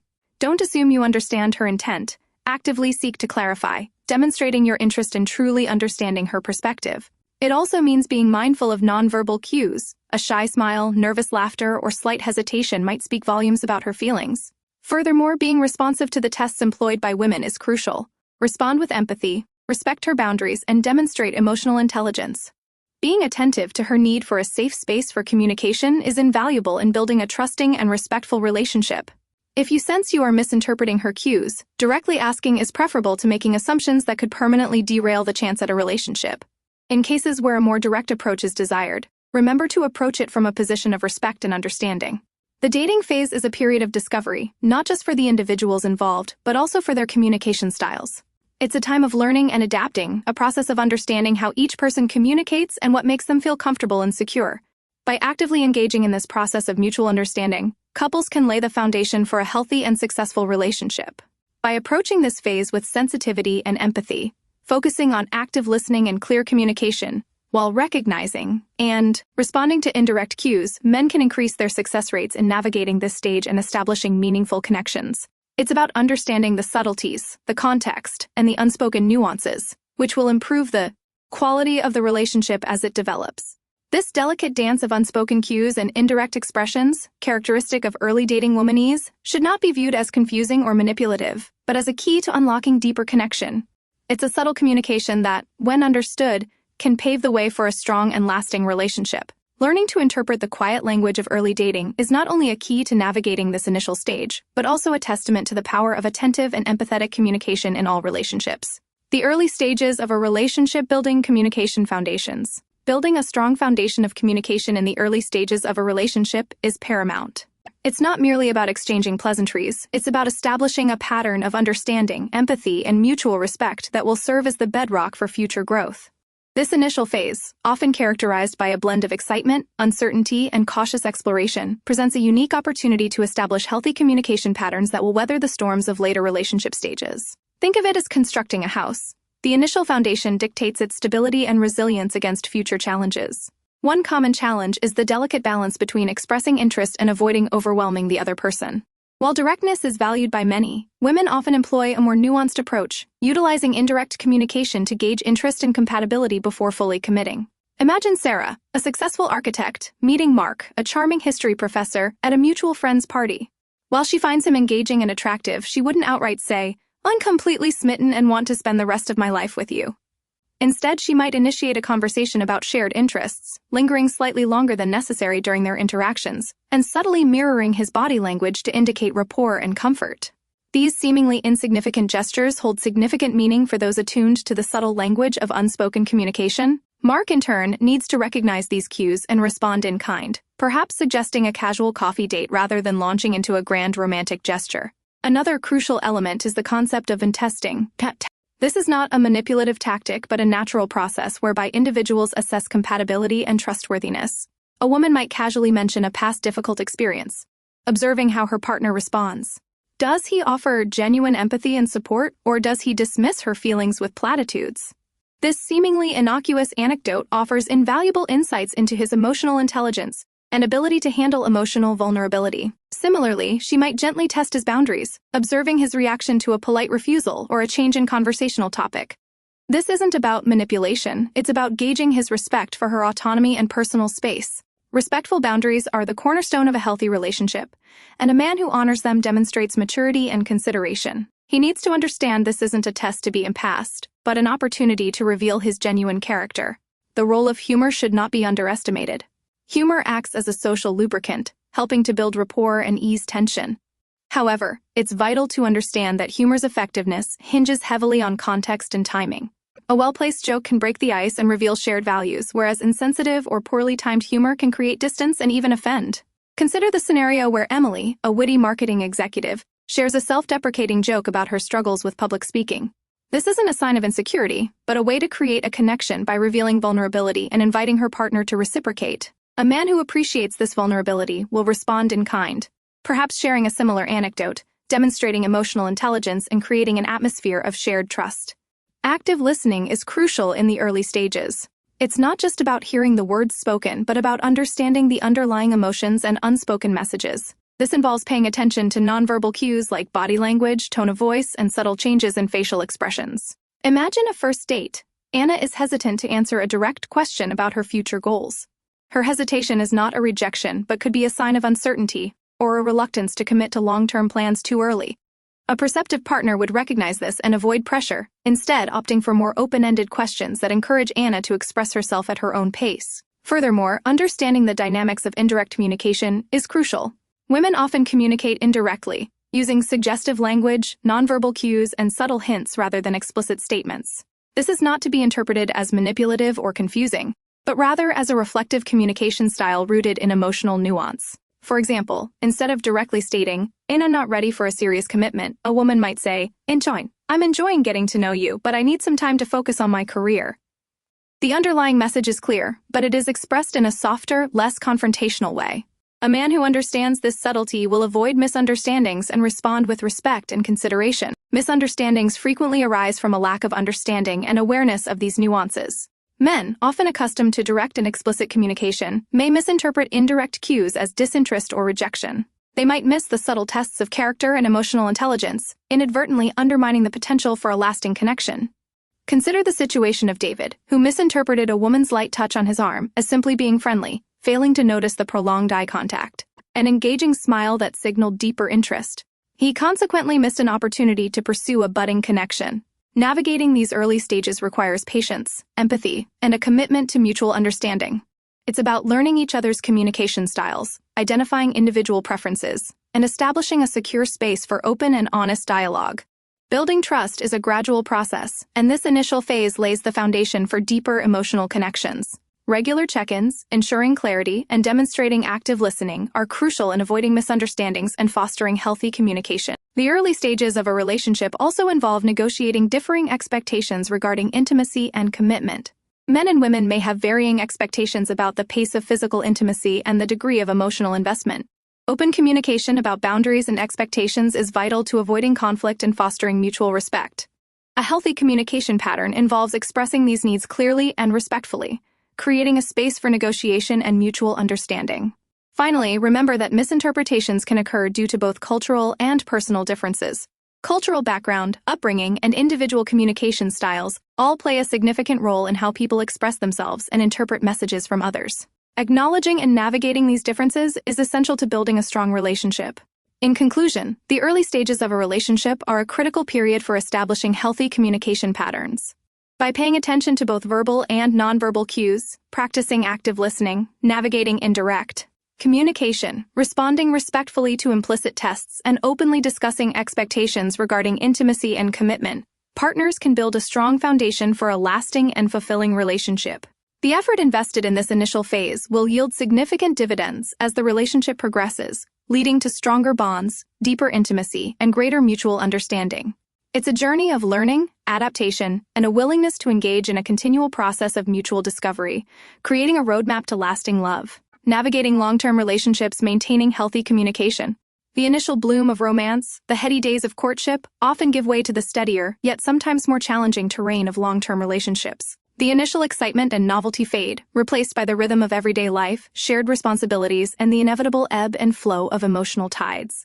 While the butterflies might flutter less frequently, the foundation of healthy communication remains paramount, perhaps even more so than in the early stages. Maintaining open and honest communication in a long-term relationship isn't merely about avoiding conflict. It's about fostering intimacy, deepening understanding, and nurturing the bond that sustains the relationship through its various phases. One significant shift in communication dynamics involves the evolution of testing.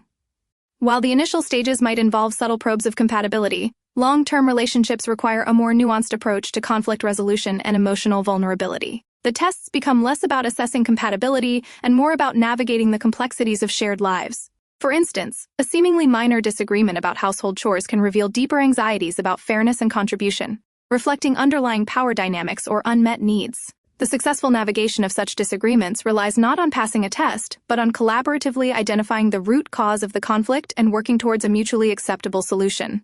This requires active listening, empathy, and a willingness to understand the other person's perspective, even if it differs significantly from one's own. Another crucial aspect of long-term communication is the management of expectations. The initial idealized vision of a relationship often clashes with the realities of shared finances, differing career aspirations, and the challenges of raising children, if applicable. Open and honest discussions about financial goals, career paths, family planning, and personal aspirations are vital in preventing resentment and misunderstanding. These conversations should not be viewed as confrontations but as opportunities to align expectations, compromise, and find common ground. Compromise doesn't mean sacrificing one's own needs entirely. It's about finding creative solutions that meet the needs of both partners as much as possible, fostering a sense of collaboration and mutual respect. The role of emotional vulnerability shifts as well. In the early stages, the focus might be on presenting a positive and appealing image. In long-term relationships, genuine emotional vulnerability becomes crucial for intimacy and connection. This involves sharing fears, insecurities, and anxieties without the fear of judgment or rejection. It's about creating a safe space where both partners feel comfortable expressing their full range of emotions, both positive and negative. This vulnerability fosters trust and strengthens the bond between partners. However, it's crucial to remember that vulnerability doesn't equal emotional dumping. It requires mindful communication, considering the other person's capacity to receive and process those emotions. Nonverbal communication takes on new significance in long-term relationships. Years of shared experiences create a rich tapestry of unspoken understanding. A subtle glance, a knowing smile, a gentle touch. These nonverbal cues often communicate more than words ever could. However, the interpretation of these cues can also lead to misunderstandings if not carefully considered. What might have initially been interpreted as a sign of affection could become a source of conflict if the relationship dynamics shift. Open and honest conversations about nonverbal cues and their evolving interpretations are crucial in maintaining clarity and avoiding miscommunication. Long-term relationships often involve navigating significant life transitions. Career changes, family additions, relocation, illness. These events can significantly impact communication dynamics. Open and honest communication becomes essential in navigating these changes together. It's about acknowledging the emotional impact of these transitions, supporting each other through challenges, and adapting communication styles to meet evolving needs. This requires a willingness to adapt and adjust to changing circumstances. Recognizing that the communication patterns that worked well in one phase of the relationship might require modification in another. Conflict is inevitable in any relationship, and long-term relationships are no exception. However, the way in which conflicts are handled can significantly impact the health and longevity of the partnership. Healthy conflict resolution involves focusing on the issue at hand, rather than resorting to personal attacks or blame. It requires active listening, empathy, and a willingness to find mutually acceptable solutions. It's about expressing needs and concerns clearly and respectfully without resorting to defensiveness or aggression. Learning to fight fairly, focusing on collaborative problem-solving rather than winning or losing, is vital for maintaining a healthy relationship. Regular check-ins are critical for maintaining open communication in long-term relationships. These check-ins are not merely routine conversations but intentional opportunities to assess the state of the relationship, address concerns, and reaffirm commitment. These moments allow for reflection, appreciation, and course correction. They create space to express needs, acknowledge vulnerabilities, and reaffirm the partnership. These check-ins can be formal or informal, depending on the couple's preferences, but the key is to establish a regular cadence for open communication and mutual support. The importance of seeking professional help should not be overlooked. Even the strongest relationships can benefit from occasional guidance from a therapist or counselor, especially when navigating significant challenges. A therapist can provide a neutral space to explore communication patterns, address underlying issues, and develop strategies for healthier interaction. It's a proactive measure, demonstrating a commitment to the relationship's well-being and a willingness to seek help when needed. In conclusion, maintaining healthy communication in a long-term relationship is a continuous process, requiring ongoing effort, adaptation, and a commitment to mutual understanding. It's not a destination, but a journey, requiring ongoing attention and care. By proactively addressing potential challenges, actively listening to each other, prioritizing emotional vulnerability, and seeking help when needed, couples can cultivate a strong and enduring connection, weathering the storms of life together, and continuing to grow as individuals and as a couple. The initial foundation, built on careful communication, will support and sustain the evolving relationship, ensuring a lasting and fulfilling partnership. The journey is as important as the destination, and open communication is the vehicle that takes you there. It is the key to navigating the shifting landscapes of love, understanding, and shared commitment. Marriage and beyond evolving communication patterns. The transition from dating to marriage marks a significant shift in the landscape of womanese. The playful flirtations and carefully crafted messages of courtship give way to a more complex, nuanced form of communication, reflecting the deeper intimacy and shared responsibilities of married life. While the underlying principles of understanding indirect communication remain crucial, the context and the stakes are undeniably higher. One of the most significant changes involves the evolution of everyday conversations. What might have once been lighthearted banter about shared interests now incorporates discussions about household chores, financial planning, and long-term goals. These conversations often require a higher level of emotional intelligence and a willingness to negotiate and compromise. The subtle art of indirect communication still plays a role, but it's interwoven with a greater need for direct and clear articulation of needs and expectations. For instance, a comment like, "And the kitchen's a bit messy," which might have been a playful jab during dating, could now carry a heavier weight, signifying a buildup of resentment about unequal division of household labor.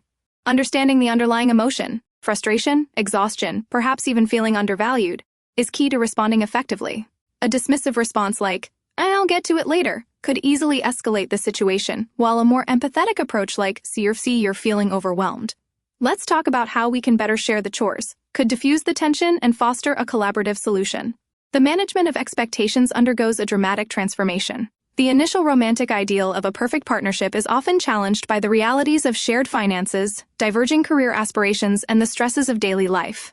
This is where clear and open communication becomes paramount. Avoiding the pitfalls of unspoken assumptions is critical. A simple question like, "Honey, how do you feel about insert financial decision, career choice, family planning decision?" can prevent misunderstandings from brewing into resentment. Understanding that womanese often involves indirect expression of concerns. A seemingly simple question about dinner plans could hide anxieties about the husband's commitment to family time, or the wife's perceived lack of appreciation for her efforts. The skilled listener will recognize the underlying emotion and address the real issue, rather than simply responding to the surface-level question. The role of nonverbal communication takes on increased importance. Years of shared experiences create a silent language unique to the couple. A subtle sigh, a knowing glance, a comforting touch. These unspoken cues carry significant weight, often expressing emotions that words cannot fully capture. However, the interpretation of these nonverbal cues can also be a source of miscommunication. What was once perceived as a gesture of affection could be misinterpreted as disinterest or annoyance if the dynamics of the relationship shift. Maintaining open dialogue about the evolving meaning of these nonverbal cues is crucial for navigating this intricate aspect of communication. Regular check-ins, where partners consciously discuss their feelings and interpretations of each other's nonverbal cues, can significantly reduce the potential for conflict stemming from misunderstandings. Conflict, while inevitable, is handled differently within a marriage. The stakes are higher and the potential for long-term damage is greater.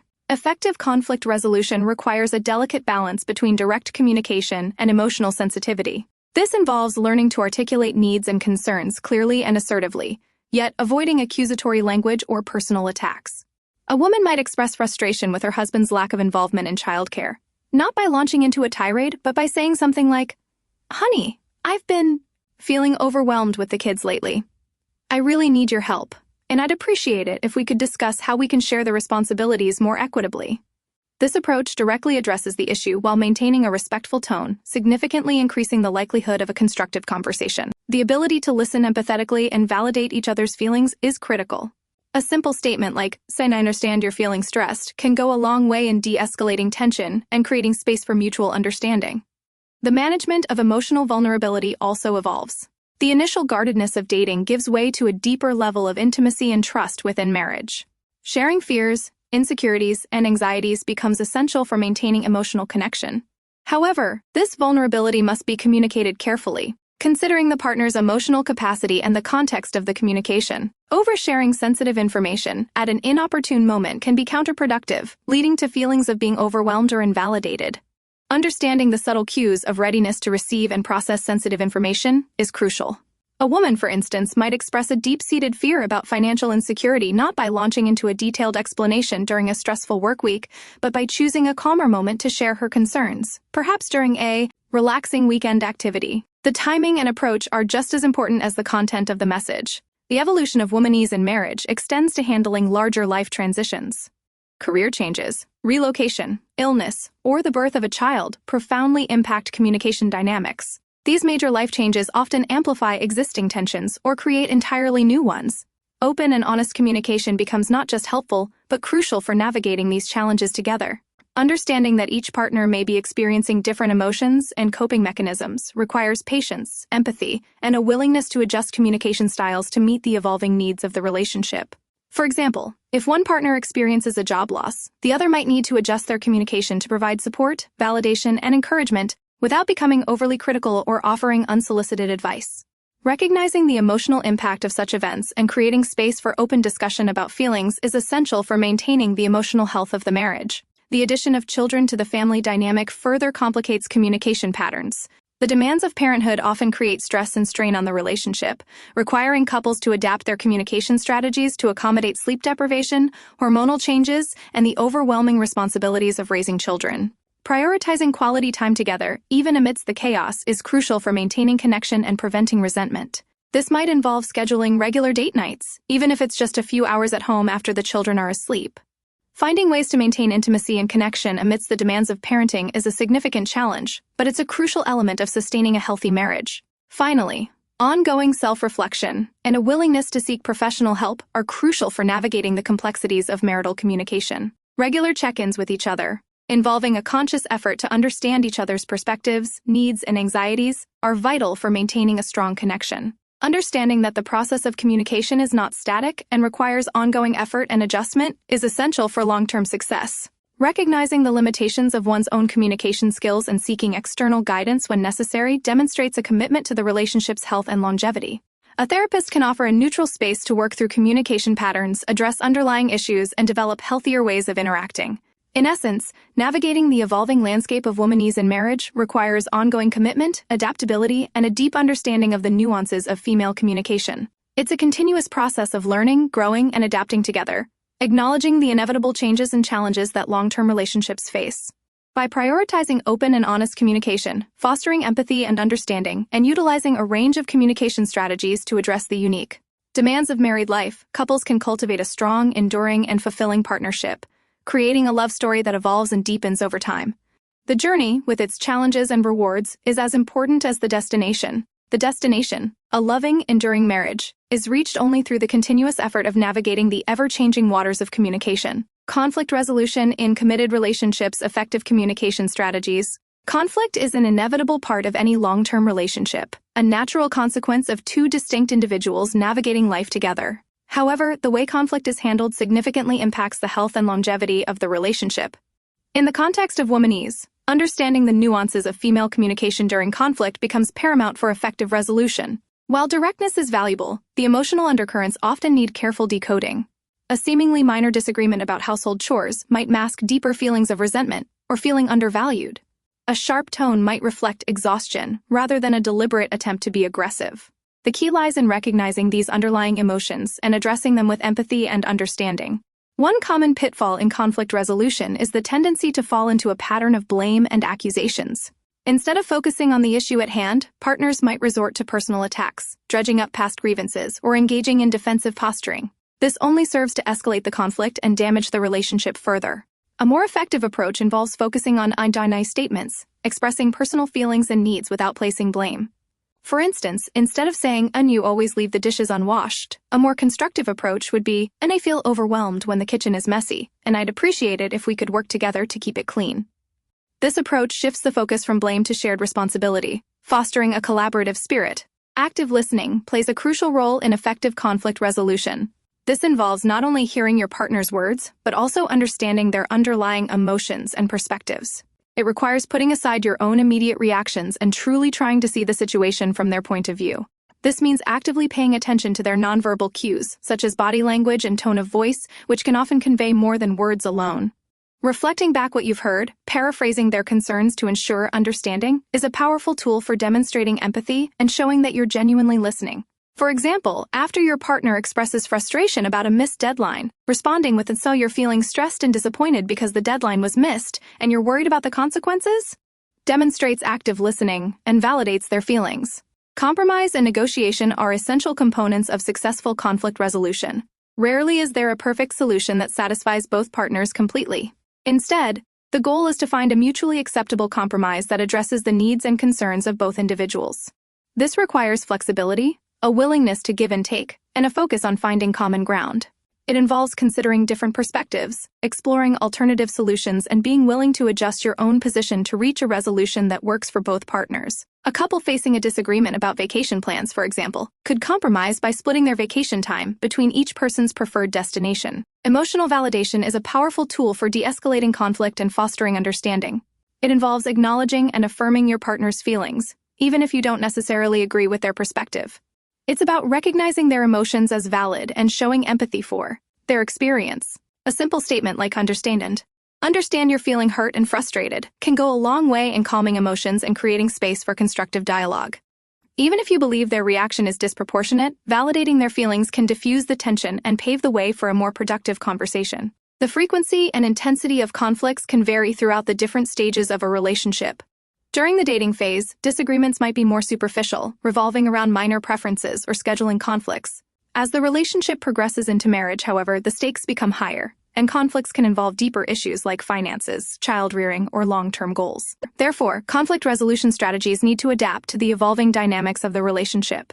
Understanding the why behind conflicts is crucial for effective resolution. Often arguments are not about the surface-level issue, but about underlying needs and insecurities. A conflict about household chores might actually be rooted in feelings of being underappreciated or overwhelmed. A disagreement about finances could stem from differing values or anxieties about security. By addressing the underlying emotions and unmet needs, rather than just focusing on the surface-level conflict, couples can resolve issues more effectively and prevent them from reoccurring. Taking a break from a heated argument can be a highly effective strategy. When emotions run high, it's difficult to communicate constructively. Stepping away for a short time to cool down and gather perspective allows both partners to regain control over their emotions and approach the discussion with more clarity. This doesn't mean avoiding the conflict altogether, but rather taking a temporary pause to de-escalate the situation and create space for more rational communication. Agreeing on a time to reconvene and discuss the issue calmly can be a productive way to utilize a break. Seeking professional help from a relationship therapist or counselor can be incredibly beneficial, especially when couples struggle to resolve conflicts independently. A therapist provides a neutral space for open and honest communication, helping couples identify unhealthy communication patterns and develop more effective strategies. They can guide couples through the process of active listening, emotional validation, and conflict resolution, fostering better understanding and empathy. Moreover, a therapist can help address underlying issues that might be contributing to the conflicts, such as unresolved trauma or differing communication styles. Maintaining open communication channels outside of conflict is also essential. Regular check-ins, expressing appreciation, and sharing your daily experiences can strengthen the bond and prevent minor issues from escalating into major conflicts. These proactive measures help create a foundation of mutual understanding and trust, making it easier to navigate conflicts when they arise. Taking the time for meaningful conversations, even when there's no immediate issue to resolve, can significantly strengthen the relationship. Finally, understanding and embracing differences is a crucial aspect of effective conflict resolution. Differences in communication styles, values, and perspectives are inevitable in any relationship. However, recognizing and respecting these differences, rather than viewing them as points of contention, is key to building a stronger, more fulfilling partnership. This requires empathy, tolerance, and a willingness to see things from your partner's point of view, even if you don't entirely share their perspective. The ability to appreciate diverse viewpoints fosters mutual respect and promotes a more harmonious relationship. Learning each other's love languages and adapting communication styles to accommodate these differences is crucial. Understanding that a direct approach might be appreciated by one partner, while a gentler approach resonates more with the other, is key to avoiding conflict and promoting mutual understanding. In conclusion, effective conflict resolution in committed relationships requires a multifaceted approach encompassing active listening, empathy, compromise, emotional validation, and a willingness to adapt to the evolving dynamics of the relationship. By addressing the underlying needs and emotions that fuel conflicts, and by utilizing a range of communication strategies tailored to the specific context, couples can navigate disagreements effectively, strengthening their bond and fostering a more loving and harmonious partnership. The journey involves continuous learning, mutual respect, and an ongoing commitment to understanding each other's unique communication styles, ensuring that conflicts become opportunities for growth and deeper connection. The ability to turn conflict into a catalyst for strengthened intimacy is a hallmark of a thriving, long-lasting relationship. Active listening techniques: truly hearing what she's saying. Active listening isn't merely hearing the words a woman speaks. It's about delving into the unspoken layers of her communication. It's about understanding the nuances of her tone, the subtle shifts in her body language, and the emotional undercurrents that often flow beneath the surface of her words. "Consider this," she might say, "and I'm fine." But her slumped shoulders and downcast eyes tell a different story. To truly hear her, you need to cultivate a keen awareness of these nonverbal cues, recognizing that they often speak volumes more than her spoken words. Imagine a scenario: you're having dinner with your partner, and she mentions feeling stressed about work. A passive listener might offer a perfunctory, "Pause, so, that's tough," and move on to another topic. An active listener, however, would probe deeper.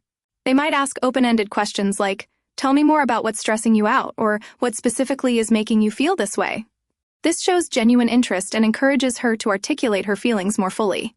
The art of active listening involves more than simply asking questions. It requires attentive observation of her nonverbal communication. Is her voice tight or strained? Does she avoid eye contact? Are her hands clenched? These subtle signals can reveal a wealth of information about her emotional state. Perhaps she's feeling anxious, frustrated, or even overwhelmed. By paying attention to these cues, you can gain a deeper understanding of her underlying message, even if she's not explicitly stating it. Another crucial aspect of active listening is reflecting back what you've heard. This involves paraphrasing her words and emotions to confirm your understanding. For instance, if she says she's feeling overwhelmed by household chores, you could respond with something like, "So, it sounds like you're feeling overwhelmed by the amount of housework you're doing, and you'd appreciate some help." This not only shows that you're paying attention, but it also allows her to correct any misinterpretations and ensures you're both on the same page. This technique of reflecting back is especially valuable in conflict situations. When emotions are running high, it's easy to misinterpret each other's intentions. By carefully paraphrasing your partner's concerns, you create a space for mutual understanding and de-escalate the tension. It demonstrates empathy and a willingness to listen, even when you might disagree with her perspective. Let's examine another common communication hurdle. Women often use indirect language, expressing their needs and desires through hints, suggestions, or even complaints. For example, instead of directly saying, "I need more quality time with you," she might complain about feeling neglected or lonely. An active listener would recognize this indirect communication style and delve deeper, asking clarifying questions to uncover her underlying needs. This means listening not just to what she says, but also to what she doesn't say. The unspoken anxieties, the unvoiced desires, and the subtle hints that often lie between the lines. Active listening requires patience and a genuine willingness to understand. It means putting aside your own thoughts and feelings, at least temporarily, and focusing entirely on your partner's experience. It requires suspending judgment and resisting the urge to interrupt or offer solutions prematurely. Sometimes all she needs is a safe and supportive space to express her thoughts and feelings without interruption or judgment. Simply allowing her to vent and expressing empathy for her situation can go a long way toward building trust and strengthening your relationship. Furthermore, active listening isn't a one-time event. It's an ongoing practice. It requires consistent effort and a commitment to honing your listening skills. It's about consistently tuning into her emotional state, interpreting her nonverbal cues, and reflecting back your understanding. The more you practice active listening, the more adept you'll become at understanding the complexities of her communication. Consider the power of empathy in active listening. Empathy means stepping into her shoes, understanding her perspective, and acknowledging her emotions as valid, even if you don't fully share them. This doesn't mean you have to agree with everything she says. It means acknowledging her feelings and showing compassion for her experience. Saying something like, "That sounds incredibly frustrating," or "I can see why you'd be upset," demonstrates empathy and validation, creating a safe space for her to open up further. The impact of active listening extends far beyond individual conversations. It cultivates a deeper level of connection and intimacy, fostering a strong foundation for a lasting relationship. By actively listening to her concerns, you demonstrate that you value her thoughts and feelings, building trust and mutual respect. This, in turn, strengthens the emotional bond between you, paving the way for greater understanding and empathy in all aspects of your relationship. Active listening also plays a crucial role in conflict resolution. When disagreements arise, the ability to truly listen to your partner's perspective, understand her emotions, and reflect back your understanding can significantly de-escalate the situation. It prevents misunderstandings, reduces defensiveness, and fosters a collaborative approach to problem solving. Let's illustrate this with a hypothetical scenario. Imagine a disagreement arises about financial planning. Instead of immediately reacting defensively, an active listener would first focus on understanding her perspective. They would ask questions to uncover her concerns, listen attentively to her explanations, and reflect back their understanding. For example, if she expresses concern about excessive spending, you might respond with, "So, you're feeling anxious about our spending habits, and you're worried about our financial future." This approach transforms a potential conflict into an opportunity for mutual understanding and collaborative problem-solving. Active listening, therefore, is not merely a communication skill, it's a relationship-building skill. It's about creating a safe space for open and honest communication, demonstrating empathy, building trust, and fostering a deeper level of understanding and intimacy. It's a vital tool in navigating the complexities of female communication and building a stronger, more fulfilling relationship. It's about truly hearing what she's saying, both verbally and nonverbally, and responding with empathy, understanding, and respect. It's a fundamental building block of healthy communication and a cornerstone of a thriving, long-lasting relationship. Mastering this skill isn't just about decoding womanese. It's about building a deeper connection with the woman in your life. Emotional validation, acknowledging and respecting her feelings. Emotional validation is the bedrock of healthy communication, particularly within the complexities of relationships. It's not about agreeing with every sentiment expressed, but rather about acknowledging the validity of her feelings. This is where many men stumble. They often approach emotional situations with a problem-solving mindset, immediately jumping to solutions before truly understanding the emotional landscape. This can inadvertently invalidate her experience and leave her feeling unheard and misunderstood. Imagine this scenario. Your partner is upset because her presentation at work didn't go as planned. A common yet often unhelpful male response might be, "Well, just try harder next time," or "Don't worry about it, it's just a presentation." These responses, while well-intentioned, miss the mark. They fail to acknowledge the emotional impact of the situation on her. She isn't necessarily seeking solutions, she's seeking validation. She needs you to understand her disappointment, her frustration, her self-doubt. Instead of offering quick fixes, try this approach. Start by actively listening to her describe the event. Pay close attention not just to the words, but to her tone of voice, her body language, and the unspoken emotions behind her words. Notice her facial expressions. A furrowed brow might indicate frustration, while tears might signify hurt or disappointment. Listen for the subtle nuances, the unspoken anxieties. This might be a display of vulnerability she's not always comfortable expressing, and your ability to see it and to validate it creates a profound sense of connection. Once you've fully listened, reflect back what you've heard. Don't just repeat her words, try to capture the underlying emotion. You might say something like, so, it sounds like you're feeling really disappointed and frustrated that your presentation didn't go as planned, and that's completely understandable. It must have been a really tough experience. Notice how this response doesn't offer a solution. It validates her feelings. It acknowledges the legitimacy of her emotional response. It creates a safe space for her to express her emotions without judgment or pressure to fix the problem immediately. This is a vital aspect of validating her feelings, allowing her to feel heard and understood. The problem-solving phase can come later, but emotional validation is often the most critical first step. This validation goes beyond simply acknowledging her sadness or frustration. It also includes acknowledging her anger, her fear, her anxieties, even if you don't entirely understand the root cause. Imagine a situation where she's worried about a family member's health. Your response shouldn't be to minimize her concerns, and don't worry, everything will be okay, but to empathize with her fear. You could say, "Unten, it sounds terrifying to be facing this uncertainty, and it's completely understandable that you're feeling anxious." This shows compassion, validating her emotions rather than dismissing them. Let's look at a different scenario. Suppose she's upset about a seemingly minor inconvenience, like a traffic jam or a spilled coffee. While these events might seem trivial to you, they're impacting her experience in that moment, causing frustration and disrupting her day. Instead of downplaying her feelings, "It's just a coffee," acknowledge the impact. You might say, "Ari, I can see how frustrating that must be, especially after such a busy morning." This simple acknowledgement validates her feelings and creates a sense of emotional safety. It's crucial to remember that emotional validation isn't about agreeing with her assessment of the situation or her interpretation of events. You might not agree with how she's feeling or why she's reacting in a certain way, but recognizing that those feelings are real and valid to her is paramount. Your role isn't to judge or correct her feelings, but to listen, understand, and offer support. Consider this. If she's feeling overwhelmed by household chores, you might not share her perception of the workload, but the validation lies in empathizing with how those tasks make her feel.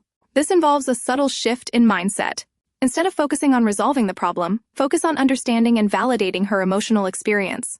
This often involves using phrases that acknowledge her feelings without necessarily agreeing with them. Examples could include, "Hentu must have been really tough, and I can understand why you'd feel that way, and sounds like you're really hurting right now." Or, "And can see how upsetting this is for you." These validating responses aren't just empty words, they create a profound impact on the relationship.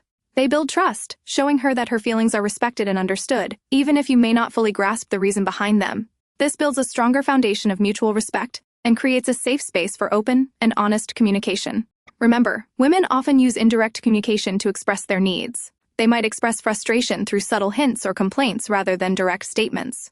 Active listening combined with emotional validation helps decipher these indirect signals. If she's hinting at wanting more quality time together, for example, don't dismiss it as a complaint, but acknowledge the underlying need. You might say, "It seems like you've been feeling a little disconnected lately, and I'd like to find ways to reconnect and spend more quality time together." Moreover, emotional validation extends beyond immediate reactions. It's a continuous process of understanding and respecting her evolving emotional landscape. This includes her happiness, her excitement, and her successes as much as it includes her sadness, frustration, and fears. Celebrating her accomplishments and sharing in her joys is just as critical to validation as supporting her during tough times. The process of emotional validation builds a bridge of understanding and empathy between you, reinforcing the bond of the relationship. It transforms disagreements from potential conflicts into opportunities for deeper connection and mutual growth. It encourages open communication, fostering an environment where both partners feel safe and comfortable expressing their emotions without fear of judgment or dismissal. In conclusion, emotional validation is more than just a communication skill. It's a cornerstone of a healthy and fulfilling relationship. By mastering this skill, you'll not only improve your communication with women, but also cultivate a deeper level of trust, intimacy, and understanding, fostering a strong and lasting bond. The path to successfully navigating the complexities of female communication isn't about fixing her emotions, but about understanding and validating them, allowing her to feel seen, heard, and cherished. It's about showing her that you are not just her partner, but her ally in navigating the emotional landscape of life. Empathy and understanding, stepping into her shoes. Empathy, the ability to understand and share the feelings of another, is more than just a desirable trait. It's a critical skill in navigating the intricate world of female communication. It's about stepping into her shoes, seeing the world from her perspective, and acknowledging the validity of her emotional experience, even if you don't fully comprehend the underlying reasons. This isn't about agreeing with her every sentiment, but about validating her feelings and making her feel heard and understood. Imagine this. She's meticulously planned a surprise birthday party for a friend, investing hours of effort and meticulous detail. The day arrives, and despite her best efforts, the venue cancels at the last minute, leaving her feeling devastated and utterly defeated. A common yet misguided response from a man might be, "Well, you'll just have to plan another party," or "It's not the end of the world, these things happen." These responses, while well-meaning, fall short. They fail to recognize the depth of her disappointment, the feeling of betrayal by the venue, and the frustration of seeing her meticulously crafted plans crumble. She's not simply seeking a solution, she needs to be heard and understood. She needs emotional validation. To effectively respond in this situation, you must actively listen, paying attention not only to her words but also to her nonverbal cues. Notice her slumped shoulders, her quivering voice, the tears welling up in her eyes. These unspoken signals are essential pieces of the puzzle, conveying the intensity of her emotions. Avoid interrupting or offering unsolicited advice. Let her fully express her feelings, allowing her to vent her frustrations without interruption. Your primary role in this moment isn't to fix the problem, it's to offer a safe and understanding space for her to process her emotions. Once she's finished speaking, reflect back what you've heard, focusing on the underlying emotions rather than merely summarizing her words. Instead of saying, "And then you canceled and you're upset," try something like, "And it sounds like you're feeling incredibly disappointed and frustrated that your meticulously planned party fell apart at the last minute, and that's completely understandable. The amount of work you put into this must make this even more devastating." This response validates her feelings, acknowledging the emotional weight of the situation. This principle extends beyond significant events to seemingly minor inconveniences. Suppose she's irritated by a long wait at the doctor's office. While the wait might seem insignificant to you, for her, it's an interruption to her schedule, a source of frustration, and perhaps even a trigger for underlying anxieties about her health. Instead of dismissing her feelings with a dismissive, "It's just a wait," try to empathize. You might say, "And I can see how frustrating this must be, especially when you're already pressed for time. This unexpected delay is adding to your already busy day." This small acknowledgement can significantly impact how she perceives your support. Empathy requires a shift in perspective. It's not about judging her feelings or trying to change them, but about understanding them and validating their existence within her emotional landscape. This applies to various situations, from her struggles at work to her concerns about family matters. If she's stressed about a looming deadline, you might not fully understand the pressure of her job, but validating her feelings means acknowledging the intensity of that stress. You could say, "It sounds like you're feeling overwhelmed by the pressure of this deadline, and it's completely understandable given how much you're working." The key here is to listen without judgment, to acknowledge her feelings without trying to solve the problem immediately. Women often communicate indirectly, expressing their needs and emotions through hints, subtle gestures, or seemingly minor complaints. Empathy helps you decipher these indirect signals. If she's hinting at feeling neglected, for instance, don't dismiss her comments but acknowledge the underlying need for connection. You could say, "It seems like you've been feeling a little disconnected lately, and I want to know how we can improve things so you feel more connected." Furthermore, empathy is not merely a one-time act. It's an ongoing process of understanding and responding to her changing emotional state. It involves celebrating her successes, empathizing with her setbacks, and being present for her joys and sorrows. It means sharing her happiness when good things happen and providing comfort and support during difficult times. This consistent validation builds trust and strengthens the emotional bond between you. It transforms disagreements from potential conflicts into opportunities for deeper understanding and mutual growth. Consider another scenario. She's struggling with a difficult decision regarding her career. Perhaps she's contemplating a career change that involves significant risk and uncertainty. Instead of offering immediate solutions or trying to sway her decision, focus on validating her feelings. Acknowledge the complexity of her situation and the emotional toll it's taking.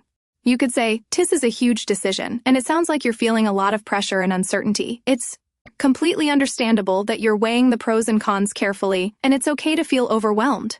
This is not about minimizing her concerns or offering easy answers. It's about acknowledging the internal struggle she's experiencing and validating the legitimacy of her emotions. Remember, she's not necessarily looking for a solution to her dilemma. She's seeking understanding and support.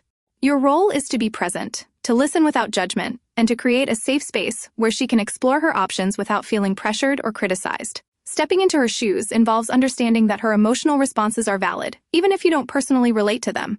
Perhaps she's feeling anxious about a minor social event, something you might find trivial. However, her anxiety is real, and validating it means acknowledging her feelings without dismissing them as insignificant. You could say, "And understand that social events can be anxiety-inducing, even small ones. It's okay to feel that way." Empathy, combined with active listening and emotional validation, creates a powerful dynamic in a relationship. It cultivates trust, fosters intimacy, and strengthens the bond between partners. It's about creating a space where both individuals feel safe to express themselves honestly, knowing that their feelings will be acknowledged, respected, and understood. This foundation of understanding and mutual respect lays the groundwork for strong, fulfilling relationships where both partners feel cherished, supported, and deeply connected. Mastering this skill is not about deciphering a code, but about fostering genuine connection through understanding and compassion. It is the cornerstone of truly effective communication, building bridges of empathy and creating lasting bonds of love and understanding. The journey to mastering this art requires consistent effort, patience, and a genuine desire to understand the other person's world. Non-defensive communication, responding without resistance. Non-defensive communication is the art of responding to criticism, disagreement, or challenging situations without resorting to defensiveness. It's about acknowledging the other person's perspective, even if you don't agree with it, and expressing your own viewpoint calmly and respectfully. This is crucial in navigating the complexities of female communication, where indirect expressions and emotional nuances often require a delicate and empathetic response. Defensiveness, on the other hand, creates a wall between individuals, escalating conflict and hindering genuine understanding. It shuts down communication and prevents both parties from reaching a resolution. Let's explore this with a relatable example. Imagine your partner expresses concern about your lack of help around the house. A defensive response might be, "And I work long hours. I'm tired when I get home. You don't appreciate how hard I work." This response, while expressing valid points, immediately puts your partner on the defensive, shutting down further dialogue. It fails to acknowledge her feelings and instead focuses on justifying your own actions. Instead, a non-defensive response might be, "And I understand your concern about the housework. You're right, I haven't been contributing as much as I should lately. My long hours have been leaving me exhausted, but that's not an excuse. Let's talk about how we can better divide the chores to make it fairer for both of us." Notice the difference? The second response acknowledges her feelings, takes responsibility without making excuses, and proposes a solution-oriented conversation. This approach requires active listening and emotional intelligence. It involves hearing not just the words being said, but also the underlying emotions and concerns. Often, what a woman says is not the complete picture. Her tone, body language, and the context surrounding the conversation contribute to the true meaning. For instance, a seemingly simple statement like, "And the kitchen is a mess," might carry undertones of resentment, frustration, or feeling unsupported. A defensive response might be to point out you cleaned up earlier, but a non-defensive response would acknowledge the state of the kitchen and the implied emotions behind the statement. You might respond with something like, "Sign, I hear you. The kitchen does need some attention. I apologize for not keeping up with it. Maybe we can work together to establish a cleaning schedule that works for both of us." Non-defensive communication isn't about agreeing with everything your partner says. It's about validating their feelings and perspectives. It's about creating a safe space for open and honest communication, where both partners feel comfortable expressing their thoughts and emotions without fear of judgment or retaliation. This approach is particularly crucial in addressing sensitive issues or conflict situations.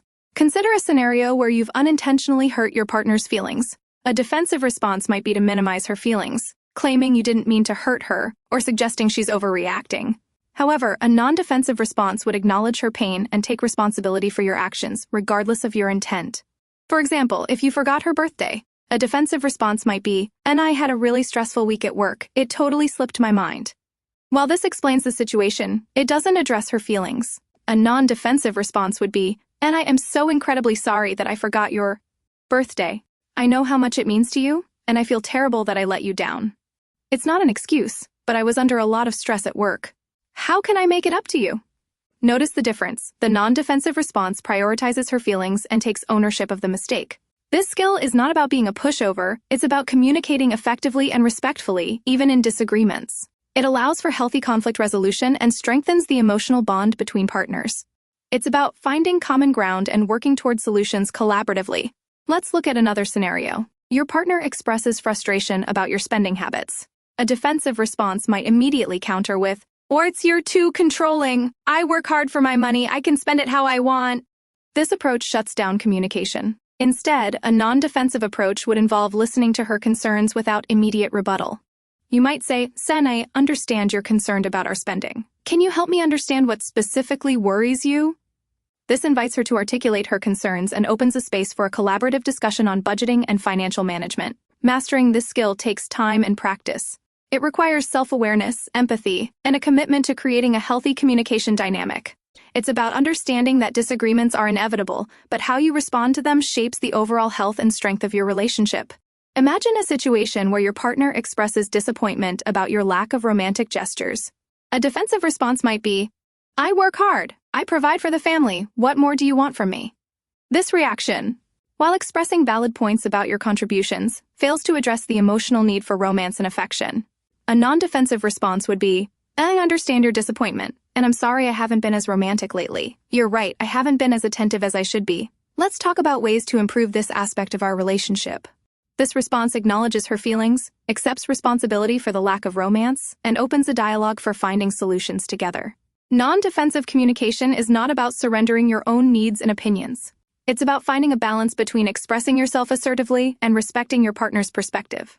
It's about communicating your own thoughts and feelings without making your partner feel attacked or blamed. It's about creating a dialogue, not a debate. Consider a situation where your partner criticizes your choice of friends.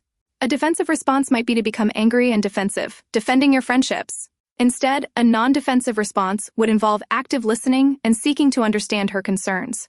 You could say, "I understand your concern about my friends. Can you tell me more about what worries you? I value your opinion, and I want to understand your perspective." This approach allows for a constructive conversation where both parties feel heard and respected, rather than a confrontation where feelings get hurt. To further illustrate the power of non-defensive communication, consider a scenario where your partner feels neglected. A defensive response might involve listing all the things you do for her, which can be interpreted as minimizing her feelings.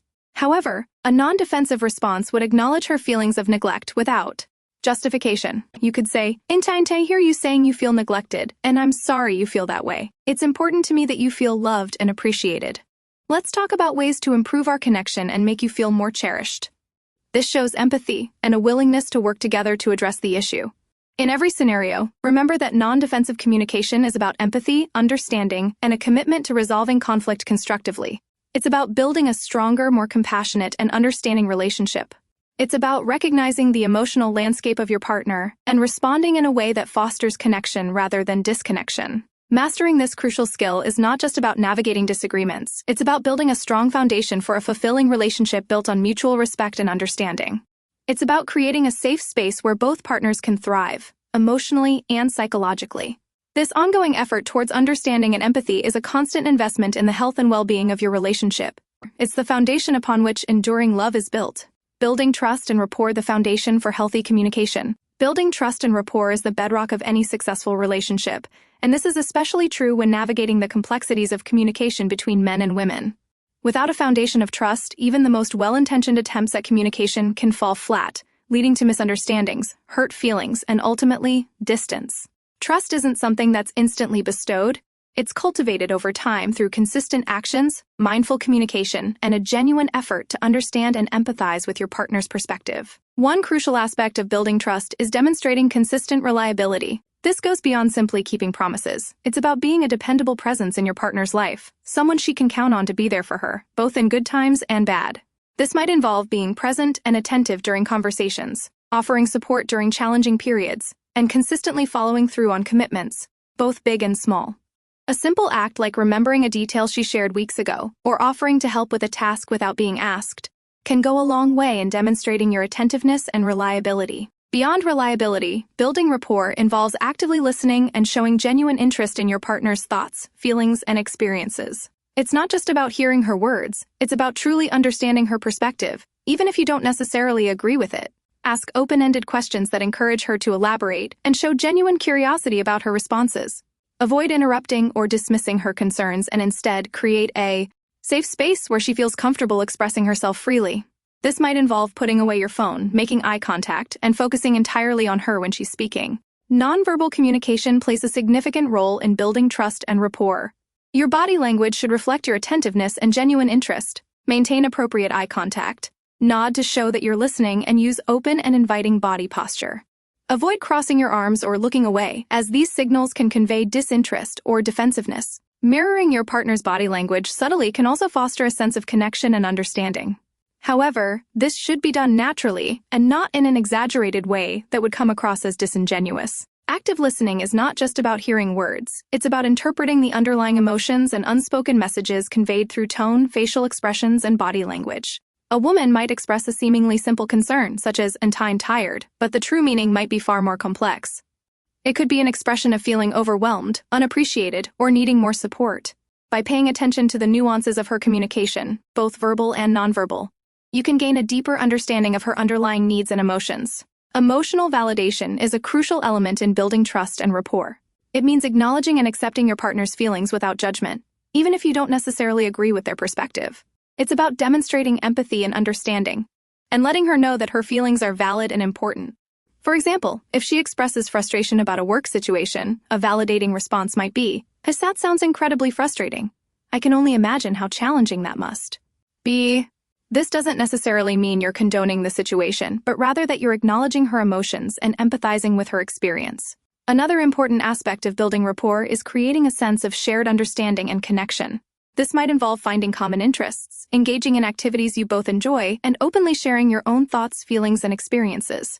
Sharing vulnerability within appropriate boundaries can foster intimacy and strengthen the bond between you. However, vulnerability should be reciprocal and never forced or taken advantage of. Building rapport also involves understanding and respecting the differences in communication styles between men and women. Women often value emotional connection and communication, while men may prioritize problem-solving and direct communication. Understanding these differences can prevent misunderstandings and help you tailor your communication to effectively connect with your partner.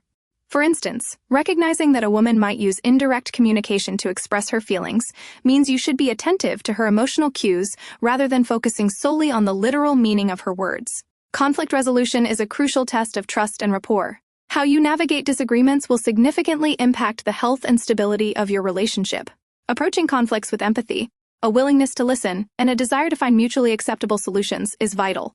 Avoid blaming or accusatory language, and instead focus on expressing your needs and perspectives calmly and respectfully. Compromise and collaboration are essential elements in resolving conflicts constructively.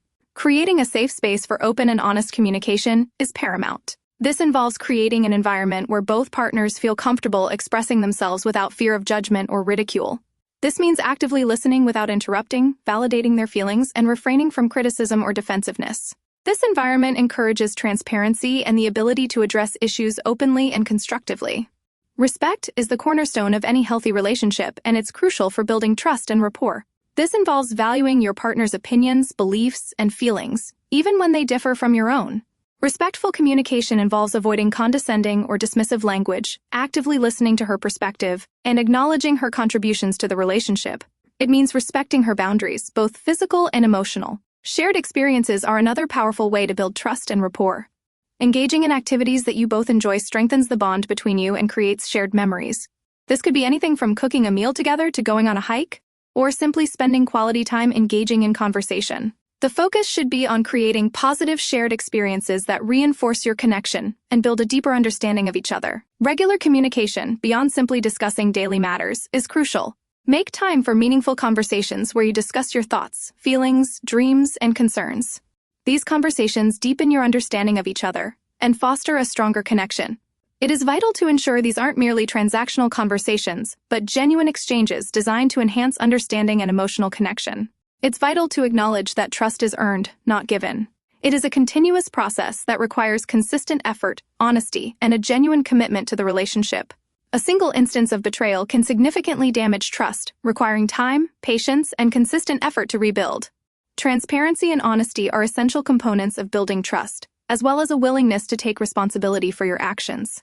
Building trust and rapport takes time, effort, and a genuine commitment to understanding and empathizing with your partner. It is an ongoing process, not a destination. By actively working on these elements, you can create a strong foundation for a healthy, fulfilling relationship. The journey of building a strong, loving, and trusting relationship is a continuous process, but the rewards are immeasurable. Minimizing and dismissing why it's harmful and how to avoid it.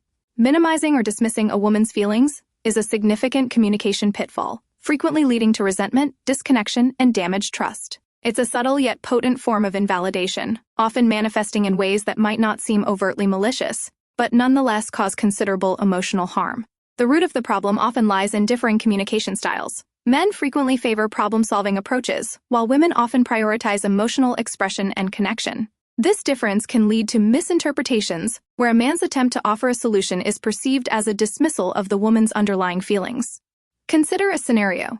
Sarah confides in her partner, Mark, about a stressful day at work, explaining how a difficult client left her feeling demoralized and frustrated. Mark, wanting to be helpful, responds with, "Well, just let it go. Don't let it bother you. Tomorrow's a new day." While seemingly well-intentioned, this response minimizes Sarah's feelings. It doesn't acknowledge the validity of her emotional experience, instead suggesting that her feelings are insignificant or easily dismissed. This can leave Sarah feeling unheard, unappreciated, and potentially even more frustrated. The focus shifted from her emotional state to a quick, almost dismissive solution. The harm in this approach extends beyond a single interaction. Repeatedly minimizing or dismissing a woman's feelings erodes trust and creates a sense of emotional insecurity. It conveys the message that her emotions aren't important enough to be taken seriously, that her experiences are less valid than his, and consequently her perspective is unimportant. This pattern of invalidation can make her hesitant to share her thoughts and feelings in the future, fostering a climate of emotional distance within the relationship. Over time, this pattern can significantly impact intimacy and lead to significant relationship difficulties. Dismissing can also take a more passive-aggressive form. For example, imagine Lisa expresses concern about her partner, David's, late nights at work. He responds with a dismissive sigh and a change of subject, seemingly ignoring her concern entirely. The avoidance of the conversation itself is a form of dismissal, suggesting her worry is trivial or undeserving of his attention. This can be just as hurtful, if not more so, than a direct dismissal, as it leaves Lisa feeling unheard and unsupported. The silence becomes a powerful statement of emotional unavailability. Another subtle form of dismissal involves interrupting. Interrupting a woman mid-sentence, especially when she's expressing vulnerable feelings, immediately communicates that her thoughts and emotions aren't valued enough to warrant full attention. It signals impatience, a lack of interest, and a disregard for her perspective. The interruption doesn't have to be aggressive. A simple shift in the conversation, or a subtle redirection, can be enough to convey the message. This subtle disregard can leave women feeling unheard, their emotional needs dismissed, and themselves disregarded. The problem is compounded when the minimization or dismissal is coupled with attempts at fixing the situation before understanding the emotional core of the issue. For instance, if Mary shares her sadness about a family disagreement, a response like, "Well, you should just talk to them and work it out," disregards the emotional turmoil she's experiencing. The focus remains on the practical solution, rather than validating her sadness and offering emotional support. This can easily make her feel misunderstood and her feelings disregarded. Her emotional needs are sidestepped entirely. How then can men effectively avoid these communication pitfalls and offer responses that show empathy and respect? The key is to shift the focus from problem-solving to active listening and emotional validation. Instead of offering solutions immediately, the first step should be to fully acknowledge and validate the woman's feelings.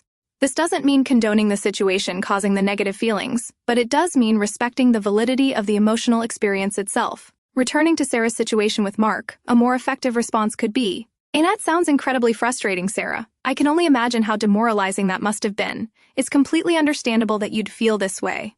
This response acknowledges her feelings without judgment, creating a safe space for her to express herself further. Only after empathizing and validating her emotional experience should he offer support or suggestions for tackling the situation, such as, "Is there anything I can do to help you feel better right now? Maybe we can order takeout and watch a movie, or would you prefer to talk it out?" The solution is presented as an offering of support, not a dismissal of her emotions. Similarly, with Lisa and David, a more helpful response wouldn't be avoidance, but rather a genuine engagement with her concern. "Well, Lisa, I hear your concern about my late nights. It worries you that I'm working so much. I understand why you feel this way, and I don't want you to worry. Let's talk about this. What specifically is concerning you?" This Response demonstrates attentiveness and an openness to her concerns without dismissing them outright. If Mary shares her sadness about the family disagreement, a validating response might be, "And that sounds really painful, Mary. I'm so sorry you're going through this. It must be incredibly difficult." The focus is on her pain and suffering, not on the solution to the family problem. Offering support could come after emotional validation. "Would you like to talk more about what's going on? Is there any way I can support you during this challenging time?" Active listening is crucial in all these examples. It goes beyond simply hearing the words. It's about paying attention to the nuances of tone, body language, and facial expressions. It involves asking clarifying questions to demonstrate genuine interest and understanding. By making eye contact, nodding, and reflecting back what she's shared, he conveys a sense of empathy and attentiveness. Such active listening techniques can help minimize the risk of misinterpretations and prevent dismissal. The ability to empathize, to step into another person's shoes and understand their emotional world, is a critical skill in avoiding minimization and dismissal. It requires a conscious effort to suspend judgment, put aside personal biases, and truly try to understand the woman's perspective. It's not just about intellectual understanding, it's about an emotional connection that conveys genuine care and concern. Moreover, it's important to remember that minimizing and dismissing often stem from unintentional communication missteps. Men, often socialized to prioritize problem-solving and direct communication, may not always recognize the importance of emotional validation. Increased self-awareness of these communication differences is critical in preventing these pitfalls. Understanding that a woman's expression of emotion doesn't always require a solution can significantly improve communication. The act of empathetic listening itself often provides substantial comfort and reduces the need for immediate resolution. Ultimately, avoiding minimizing and dismissing a woman's feelings is about cultivating a relationship built on respect, empathy, and open communication. It's about valuing her emotional experiences, acknowledging the validity of her perspectives, and fostering a safe space where she feels comfortable expressing herself freely, knowing that she'll be heard, understood, and supported. This requires ongoing effort, patience, and a commitment to understanding the nuances of communication, particularly the differences in how men and women often express themselves. The rewards, however, a stronger, deeper, and more trusting relationship, are immeasurable. Interrupting and dominating conversations, the importance of turn-taking. Interrupting, that seemingly minor conversational infraction, can inflict significant damage on communication, particularly in interactions between men and women. It's not simply a matter of bad manners, it's a potent symbol of disrespect, undermining a woman's voice and invalidating her contributions to the conversation. The act of cutting someone off mid-sentence communicates a profound lack of interest in what they have to say, suggesting their thoughts are less important than your own. This dynamic is further complicated by pre-existing societal power imbalances, where men may unconsciously or even consciously assert dominance through verbal interruptions. Imagine this scene. Anna is recounting a stressful day at work, detailing a challenging project and the frustrations it caused. Before she can fully articulate her feelings, her partner, David, interjects with a solution, a suggestion, or even just a tangential comment unrelated to her narrative. Anna's carefully constructed train of thought is derailed, her emotional expression truncated, her voice effectively silenced. This isn't simply an inconvenience, it's a fundamental disruption of emotional connection. The message received is clear: her experience, her feelings, are secondary to David's immediate need to contribute, to fix the situation, or to redirect the conversation to his own interests. The impact of this seemingly small act is far-reaching. Repeated interruptions create a sense of being unheard, of being undervalued. Over time, it breeds resentment, fostering an environment where Anna may become hesitant to share her thoughts and feelings, fearing they will be dismissed or ignored. This chilling effect on open communication erodes intimacy and trust, creating a gulf between partners that's difficult to bridge. It's crucial to understand that interrupting isn't always a conscious act of aggression. It can be rooted in ingrained habits, cultural norms, or even well-intentioned but misguided attempts to be helpful. Men, often socialized to prioritize efficiency and directness in communication, might perceive interruptions as a means of streamlining the conversation, of getting to the point quickly.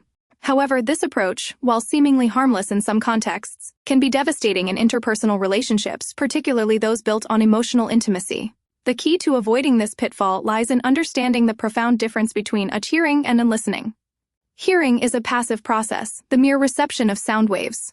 Listening, however, is an active engagement, a conscious effort to understand not just the words spoken but also the emotions conveyed, the nuances of tone, and the unspoken messages embedded within the communication. This necessitates a conscious shift in mindset, a willingness to set aside one's own thoughts and agendas to fully engage with the other person's experience.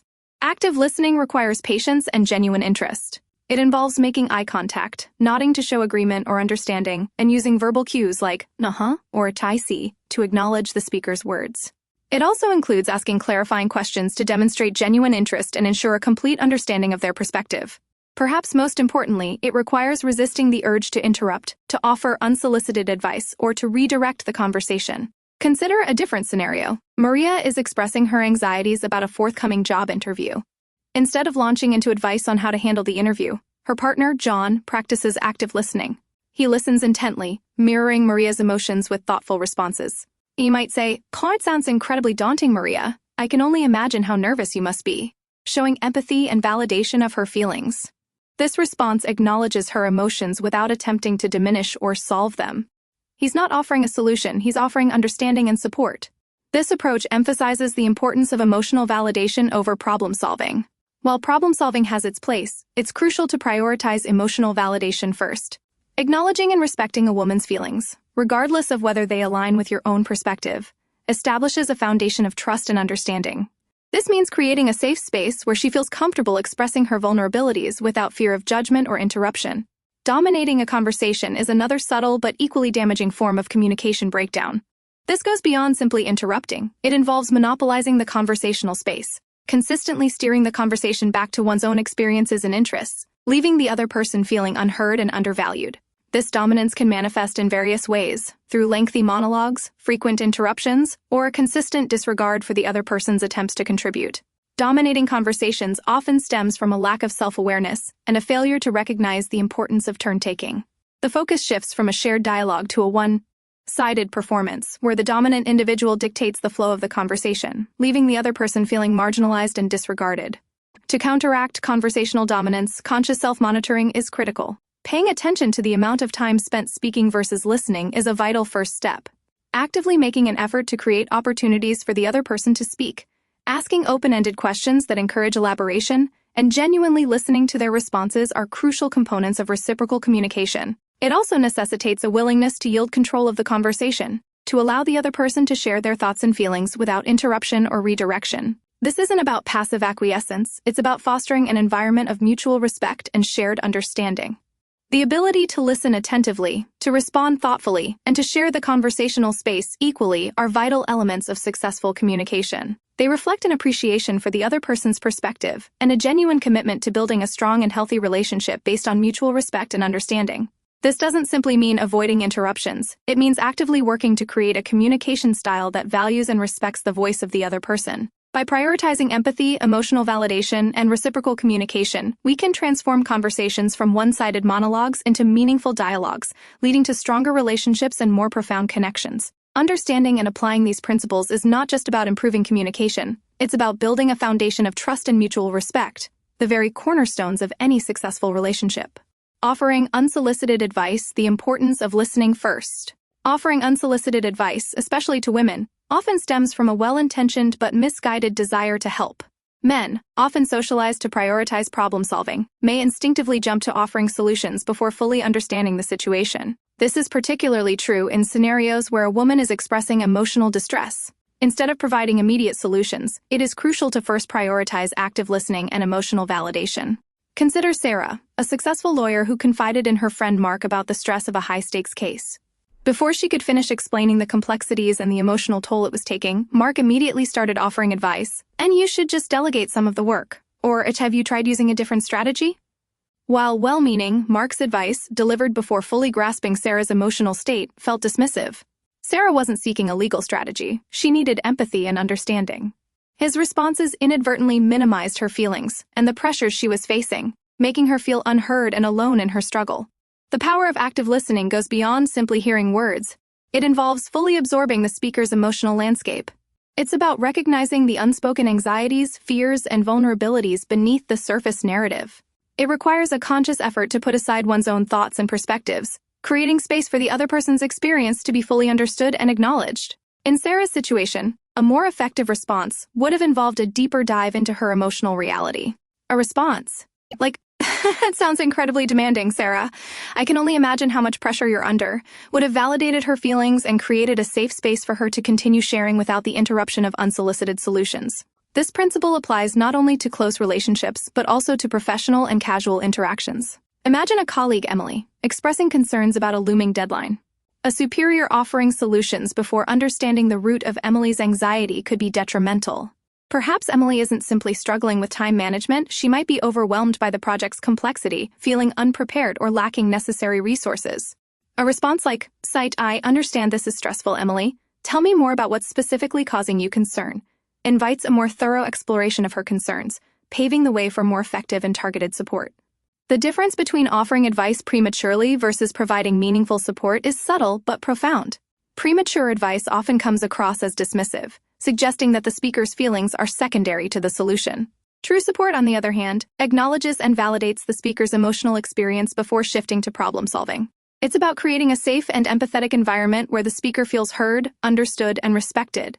The dynamics of unsolicited advice are further complicated by gender roles and societal expectations. Women are often socialized to prioritize emotional expression and connection, while men are encouraged to focus on problem-solving and directness. This can lead to a communication mismatch, where men's well-intentioned but premature advice can be interpreted as dismissive or insensitive by women who are seeking emotional support rather than quick fixes. It's crucial to recognize and actively work to bridge this communication gap. Consider a scenario where a woman is sharing her frustrations about a conflict with a family member. A quick solution, such as just talk it out, might seem reasonable on the surface. However, it fails to address the underlying emotions, such as feelings of hurt, betrayal, or anger. A more effective approach would be to validate her emotions first, acknowledging the complexity and hurt involved. Responses like, "That sounds incredibly painful. I can only imagine how frustrating and hurtful that must be," show empathy and understanding without immediately jumping to solutions. Only after fully understanding the emotional landscape can effective strategies be explored collaboratively. Effective communication isn't solely about conveying information, it's about fostering genuine connection and understanding. The art of active listening transcends the mere reception of words. It delves into the emotional nuances, unspoken anxieties, and subtleties of nonverbal cues. It requires conscious effort, patience, and a genuine desire to understand the other person's perspective, even if it differs significantly from your own. By prioritizing empathy and validating feelings before offering solutions, you create a supportive environment where individuals feel safe to express themselves fully, fostering stronger relationships and more meaningful connections. Furthermore, the timing of advice is crucial. Sometimes a person simply needs to vent or process their emotions without the pressure of immediate solutions. Offering advice too soon can interrupt this crucial process of emotional release and self-discovery. Think of it like this. Imagine someone is drowning in a sea of emotions, throwing them a life raft prematurely before they've had a chance to catch their breath and understand the situation could lead to more panic and disorientation. Let them express themselves fully, allowing them to articulate the problem and navigate their feelings before you offer solutions. This allows for a more thoughtful and collaborative problem-solving process. The ability to discern when advice is needed and when simply listening is sufficient is a skill that requires practice and self-awareness. It's about recognizing the nuances of nonverbal cues, such as body language, tone of voice, and facial expressions. These subtle indicators can often reveal whether a person is seeking practical solutions or primarily emotional support. A person actively seeking solutions will likely express a clear need for help, while someone needing emotional support will often focus more on expressing their feelings and experiences. This doesn't imply that offering advice is inherently negative. However, its effectiveness depends largely on the context and timing. Effective advice comes after active listening, empathy, and a thorough understanding of the situation. It's given as a collaborative effort, not a top-down directive. When offering advice, frame it as a suggestion rather than a definitive solution, allowing the other person the autonomy to choose what works best for them. Mastering the art of active listening and responding thoughtfully isn't merely about avoiding communication pitfalls, it's about building strong, healthy, and meaningful relationships. It's a fundamental cornerstone of mutual respect, trust, and genuine connection. By prioritizing emotional validation, practicing empathy, and understanding the subtle nuances of human communication, we can create more fulfilling interactions and significantly strengthen our relationships. This understanding transcends gender differences, applying equally to all interpersonal relationships, contributing to a more supportive, understanding, and connected world. Making assumptions and jumping to conclusions. The value of clarification. Making assumptions is a slippery slope in any conversation, but it's especially treacherous when navigating the nuances of female communication. We've established the importance of active listening and emotional validation, but even with these tools, the temptation to jump to conclusions can derail even the most well-intentioned attempts at understanding. This stems from our inherent biases, our own preconceived notions, and the ever-present risk of misinterpreting subtle cues. Consider the scenario of a woman, let's call her Anya, who seems unusually quiet during a dinner party. A man, perhaps her husband David, might immediately assume she's upset with him. He might jump to the conclusion that he's done something wrong, triggering a cycle of self-blame and defensive behavior. He might try to appease her with gestures of affection or apologies, potentially exacerbating the situation if her quietness stems from something entirely unrelated. Perhaps a stressful day at work, a pensive reflection on a current project, or even simply a preference for quiet observation. David's assumption, born from his interpretation of her silence, creates a narrative that may have no basis in reality. Instead of jumping to conclusions, a more effective approach would be to directly inquire, using gentle, non-accusatory language. A simple, "Touch Anya, you seem a bit quiet tonight. Is everything all right?" opens a channel for open communication, inviting her to share her thoughts and feelings without the pressure of a predetermined narrative. The importance of clarification cannot be overstated. It's about actively seeking to understand, not merely assuming understanding. It's about validating her experience, not imposing our own interpretations onto her behavior. The ability to ask clarifying questions demonstrates respect, empathy, and a genuine desire to understand. It fosters a more secure and open environment where honest and vulnerable communication can thrive. This applies equally to professional settings. A female colleague, Emily, might send a brief email expressing her concerns about a project. A male superior might interpret this brevity as a lack of engagement or seriousness, assuming she isn't fully invested. This could lead to misjudgments, potentially impacting her professional development and opportunities. Instead of making assumptions, he should directly ask Emily for clarification, possibly scheduling a quick meeting to explore her concerns in detail. He might discover that her brief email reflects her careful consideration of the situation, prioritizing brevity and efficiency. Her concise communication style might be entirely unrelated to her commitment and enthusiasm for the project. The assumption of understanding is a common pitfall, particularly when interacting with people from different backgrounds or cultures.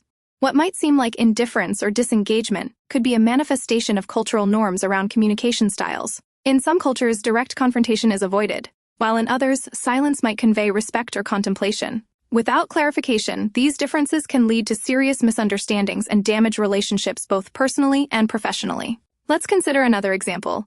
Imagine Lisa, who is struggling with a personal issue but doesn't explicitly state it. Instead, she exhibits subtle changes in behavior, a decreased appetite, less participation in social activities, and an increased reliance on solitary pursuits. Her partner, Tom, might assume the worst, imagining betrayal or dissatisfaction in their relationship.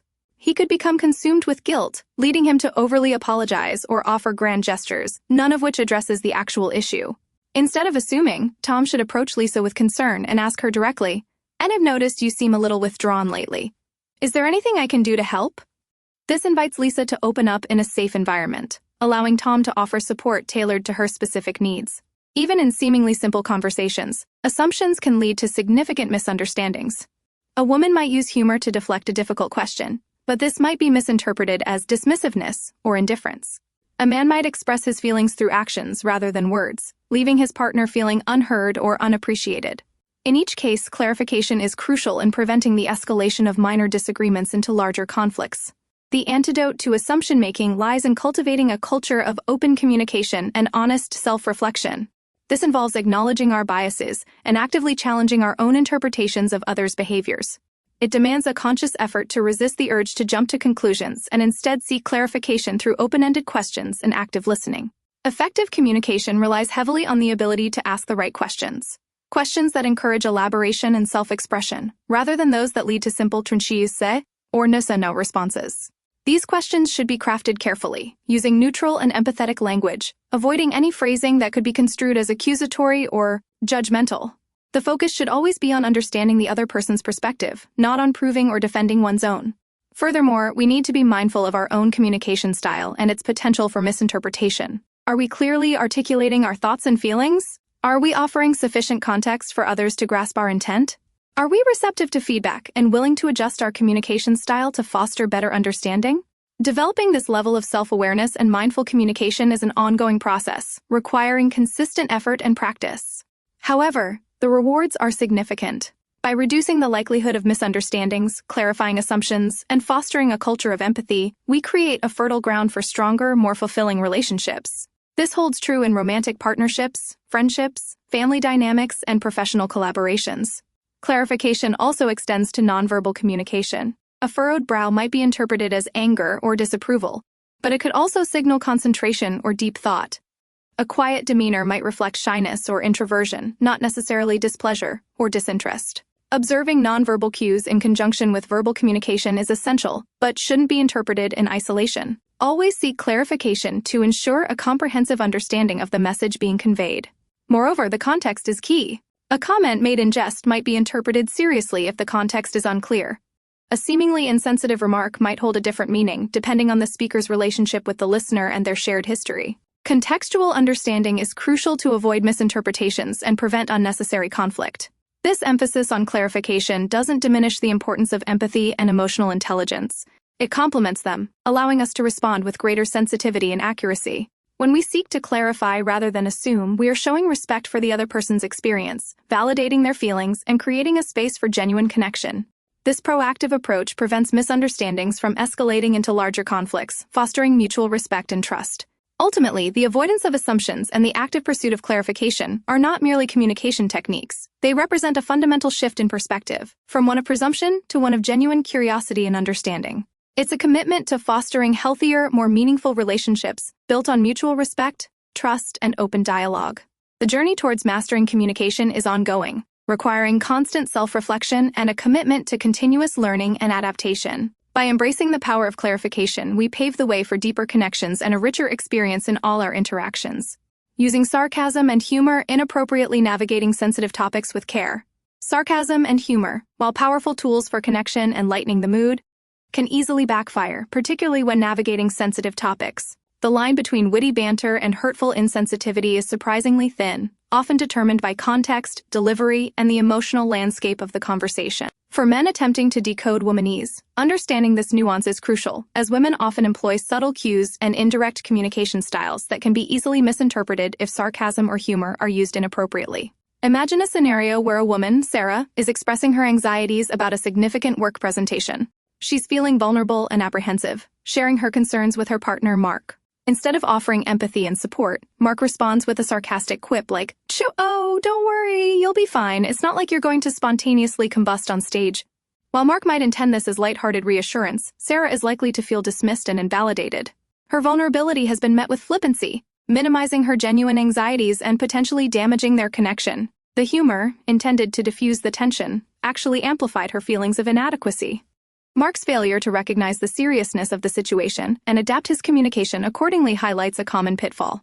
The impact of inappropriate sarcasm is exacerbated when dealing with emotionally charged topics. Consider a couple, let's call them Emily and David, discussing a financial setback. Emily is visibly stressed and concerned about their future, voicing her anxieties about making ends meet. David, in an attempt to lighten the mood, uses sarcasm to deflect the seriousness of the situation, joking about their impending poverty. While he might intend to minimize the emotional weight, his sarcasm comes across as dismissive and lacking in empathy. Emily feels her concerns are not being taken seriously, leading to further distress and potentially widening the communication gap. The humor acts as a barrier, preventing genuine emotional connection and resolution. This isn't just limited to romantic relationships. In friendships, work settings, and family interactions, the careless use of sarcasm can create significant rifts. A seemingly innocuous sarcastic remark within a group of friends can isolate an individual, particularly if it touches upon a sensitive subject, such as personal insecurities or past experiences. Similarly, in the workplace, sarcastic remarks from a superior can undermine an employee's confidence and create a hostile work environment. The use of sarcasm should always be carefully considered and weighed against the potential for misinterpretation or offense, particularly in environments where hierarchical structures or sensitive subject matter might be present. A lighthearted joke among equals can contrast sharply with a sarcastic remark directed downwards within a power dynamic. The problem isn't humor itself, but its inappropriate application. Humor can be a powerful tool for building rapport and creating a more comfortable atmosphere for communication, especially when used judiciously and empathetically. The key lies in understanding the context and the emotional state of the person you are communicating with. If someone is visibly upset or stressed, humor should be used with extreme caution, if at all. It's important to gauge their emotional responses and adjust your approach accordingly. If the humor is not received well, immediately apologize and rephrase your message in a more sensitive and supportive manner. This demonstration of empathy and willingness to adapt shows respect and strengthens your ability to understand their perspective. The art of effective communication involves reading nonverbal cues and adapting accordingly. A furrowed brow, a tense posture, or a forced smile might indicate that your attempt at humor is falling flat, at best, or deeply offensive at worst. If you notice any negative nonverbal cues, it's crucial to pause, reassess the situation, and adjust your approach. This includes recognizing that a silent reaction or lack of laughter may not necessarily be equivalent to understanding or acceptance. It could instead indicate discomfort or a lack of empathy. Moreover, consider the listener's personality and communication style. Some individuals are more receptive to humor than others. Some may even find sarcasm entirely disagreeable or incomprehensible. Being mindful of these individual differences is vital. A communication style considered lighthearted by one person might be intensely irritating to another. Flexibility and sensitivity in communication are paramount. This extends beyond simple humor to encompass all forms of communication. Furthermore, the timing of your humor is critical. A joke told at the wrong moment can be incredibly insensitive. During a serious discussion about a challenging life event, for instance, even the most well-intentioned joke may be perceived as dismissive or inappropriate. Context is king. In professional settings, the misuse of sarcasm and humor can have serious consequences. Sarcastic comments made during a performance review, a project presentation, or a client meeting can easily damage relationships and hinder professional growth. This is especially pertinent in situations involving a power differential. The power dynamic inherent in many professional relationships can easily turn an intended joke into a humiliating or demeaning experience. The solution isn't to eliminate humor from communication entirely. Instead, it's about cultivating a more nuanced understanding of how and when to use it. Humor should be used strategically, sparingly, and empathetically. It should complement and enhance the conversation, not detract from or overshadow the underlying message. Before attempting humor, particularly on sensitive topics, consider the recipient's emotional state, their personality, and the overall context. In conclusion, understanding the intricacies of womanese requires not only the ability to decode indirect communication, but also the sensitivity to recognize the potential pitfalls of using sarcasm and humor inappropriately. By paying close attention to context, nonverbal cues, and the emotional landscape of the conversation, men can navigate sensitive discussions with care, build stronger relationships, and avoid misunderstandings stemming from misplaced humor or sarcasm. The ability to adapt one's communication style according to the situation demonstrates emotional intelligence and fosters deeper understanding and stronger connections. The pursuit of effective communication is a continuous learning process, requiring constant self-reflection and a willingness to adapt to different communication styles and emotional contexts. Mastering this skill is key to building strong, fulfilling relationships. Case study: the misunderstood text message. Let's delve into a scenario that perfectly illustrates the potential for miscommunication, even in the seemingly straightforward medium of text messaging. This case study focuses on the subtle nuances of language, the power of context, and the often vast difference between intention and interpretation. Imagine a young couple, let's call them Anna and Ben, who are navigating the early stages of their relationship. Anna, feeling a little insecure about the pace of their relationship, sends Ben a seemingly simple text message. Having a great day. Just got back from a walk in the park. So peaceful. On the surface, this appears as a pleasant, almost mundane update. However, woven within this seemingly innocuous message is a layer of unspoken meaning, a subtext that relies heavily on context and unspoken expectations. For Anna, this message serves several purposes. First, it's a subtle attempt to gauge Ben's interest. By sharing a detail about her day, she's implicitly inviting him to reciprocate and share his own experiences. The choice of activity, a solitary walk in the park, might also be unconsciously conveying a feeling of longing for connection. The word tasteful, while seemingly descriptive, could be interpreted as a reflection of her current emotional state, a quiet loneliness that she hopes Ben will address. She's hoping for a response that indicates he's thinking of her, perhaps even missing her. The lack of direct expression of these feelings is characteristic of what we term womanese, indirect communication designed to elicit a specific response without explicitly stating the underlying desire. Ben, however, receives the message without fully appreciating its subtext. He replies with a simple, "That's cool." This response, while not overtly rude, lacks the emotional engagement Anna was subtly seeking. To Ben, the message was a benign update, a neutral sharing of information. He's not consciously dismissing her, he simply doesn't recognize the layered meaning embedded within her seemingly simple words. His response, brief and lacking warmth, is a direct reflection of his communication style, more direct and less nuanced than Anna's. This difference in communication styles is a frequent source of misunderstanding between genders. The subsequent silence amplifies Anna's anxieties. The lack of a more engaged response fuels her insecurity. She interprets his "point that's cool" as disinterest, indifference, or even rejection. She begins to overthink his response, creating a narrative where his brevity translates into a lack of feelings. The simple text message has become a catalyst for a significant emotional reaction. This disproportionate response, while seemingly excessive to an outside observer, underscores the crucial role context plays in interpreting communication, especially for women who often process emotions and communication subtly and indirectly. Let's consider another interpretation. Perhaps Anna's message was not intentionally seeking a specific response, but rather a way of processing her own feelings. The walk in the park may have been a conscious act of self-soothing, a way to manage her emotions. The message then becomes less about Ben and more about her own internal emotional landscape. In this scenario, Ben's "that's cool" might be harmless, yet still miss the mark. He hasn't validated her feelings, or even acknowledged the emotional subtext that might be present. The crucial point here is that the same message can hold vastly different meanings depending on the context, individual interpretations, and the unspoken emotional landscape surrounding the communication. This illustrates a common theme in understanding womanese. Communication is rarely purely literal. It's a complex interplay of words, actions, and implied meanings, often leaving room for misinterpretation if the nuances aren't appreciated. Let's expand this case study by considering alternative scenarios. What if Anna had sent a slightly different message? For example, "Had a lovely walk in the park today, wishing you were here."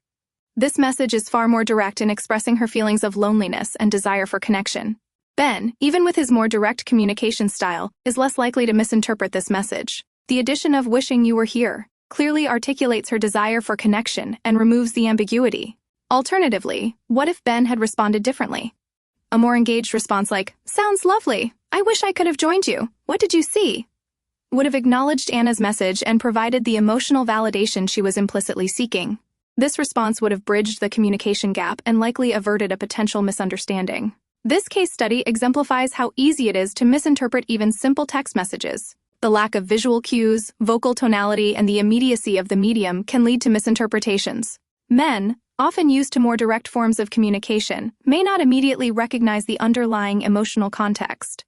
They may interpret the message at face value and fail to grasp the implied meaning, which can trigger feelings of frustration and disappointment in the woman.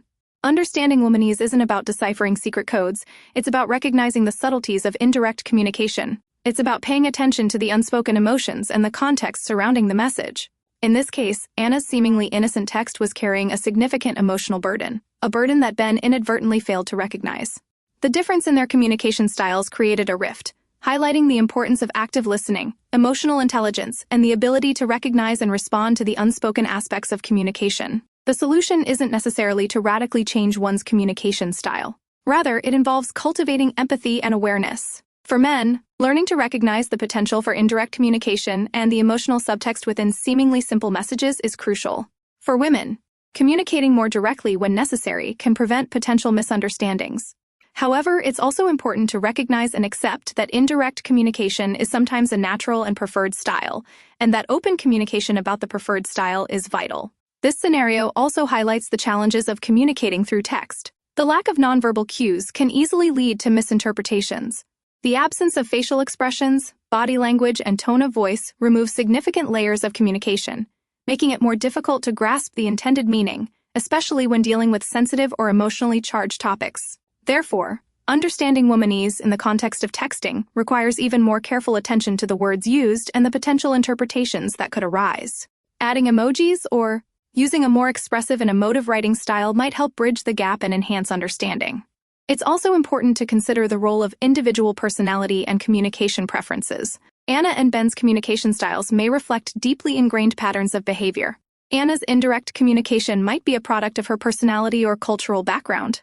Ben's directness might be equally rooted in his personality. Understanding these individual differences is crucial for fostering effective communication. Recognizing that neither style is inherently superior and that both are valuable allows for greater flexibility and mutual understanding. In conclusion, this seemingly simple case study of a misinterpreted text message underscores the complexities of communication and the importance of understanding the nuances of womanese. It highlights the need for active listening, emotional intelligence, and a willingness to appreciate the context and subtext within communications, especially in the often ambiguous world of text-based interactions. By embracing empathy, improving communication skills, and recognizing the potential for misinterpretations, men and women can navigate the complexities of their relationships more effectively and build stronger connections. The goal is not to eliminate all ambiguity, but rather to create a space where both partners can express themselves openly and honestly, understanding that sometimes the unsaid is as powerful, if not more so, than the words themselves. The journey towards effective communication is a continuous learning process, one that requires constant self-reflection and a commitment to understanding each other's perspectives. Case study: the argument over chores. Let's shift our focus from the subtle nuances of text-based communication to the more tangible and often more explosive arena of household chores. This case study explores a common source of conflict in relationships, the seemingly simple yet surprisingly complex issue of dividing domestic responsibilities. Imagine Sarah and Mark, a couple who have been together for 5 years. They live in a comfortable suburban home, both holding demanding professional jobs. On the surface, their relationship appears stable, yet simmering beneath the surface is a constant low-level tension surrounding household chores. This isn't a screaming match kind of tension. It's a subtle, pervasive unease that manifests in passive-aggressive comments, simmering resentment, and a general feeling of imbalance.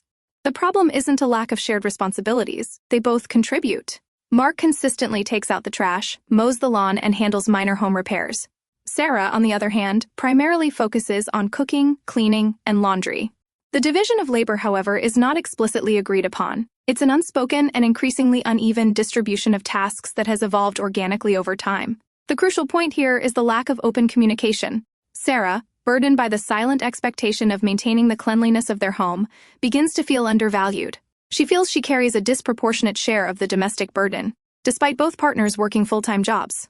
Her frustration, however, is expressed indirectly, primarily through passive-aggressive behaviors. She might subtly leave dirty dishes in the sink, sigh audibly when Mark leaves a stray sock on the floor, or make pointed remarks about how tired she is after a long day at work. Mark, accustomed to a more direct style of communication, misses these subtle cues entirely. He interprets her actions not as expressions of resentment, but as minor inconveniences. He doesn't see the emotional weight behind her sighs, the unspoken frustration building up within her.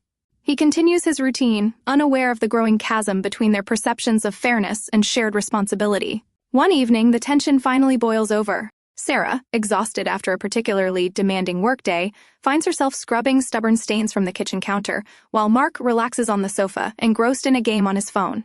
The unspoken resentment finally erupts. It's not a dramatic explosion, it's more of a slow burn, a quiet but intense expression of accumulated frustration. "I'm so tired, Mark," Sarah says, her voice laced with exhaustion and resentment. "And I feel like I'm doing all the housework." Mark, startled by the directness of her complaint, responds defensively. "That's not true, Sarah. I take out the trash, mow the lawn." He trails off, realizing the inadequacy of his response. His list of contributions, while true, pales in comparison to the seemingly endless stream of tasks Sarah handles daily. This exchange highlights a critical difference in their communication styles. Sarah's indirect communication style, while aiming to avoid direct confrontation, ultimately fails to convey the depth of her frustration. Mark's direct, but somewhat dismissive, response further exacerbates the situation. He fails to fully understand the emotional context behind Sarah's words, focusing instead on the literal truth of his own contributions. The argument escalates, not with shouts and accusations, but with a painful dissection of their unspoken expectations and perceived imbalances. Sarah points out the hidden labor of meal planning, grocery shopping, and the constant tidying that keeps their home running smoothly. Mark, in turn, points to his own contributions, feeling unfairly criticized.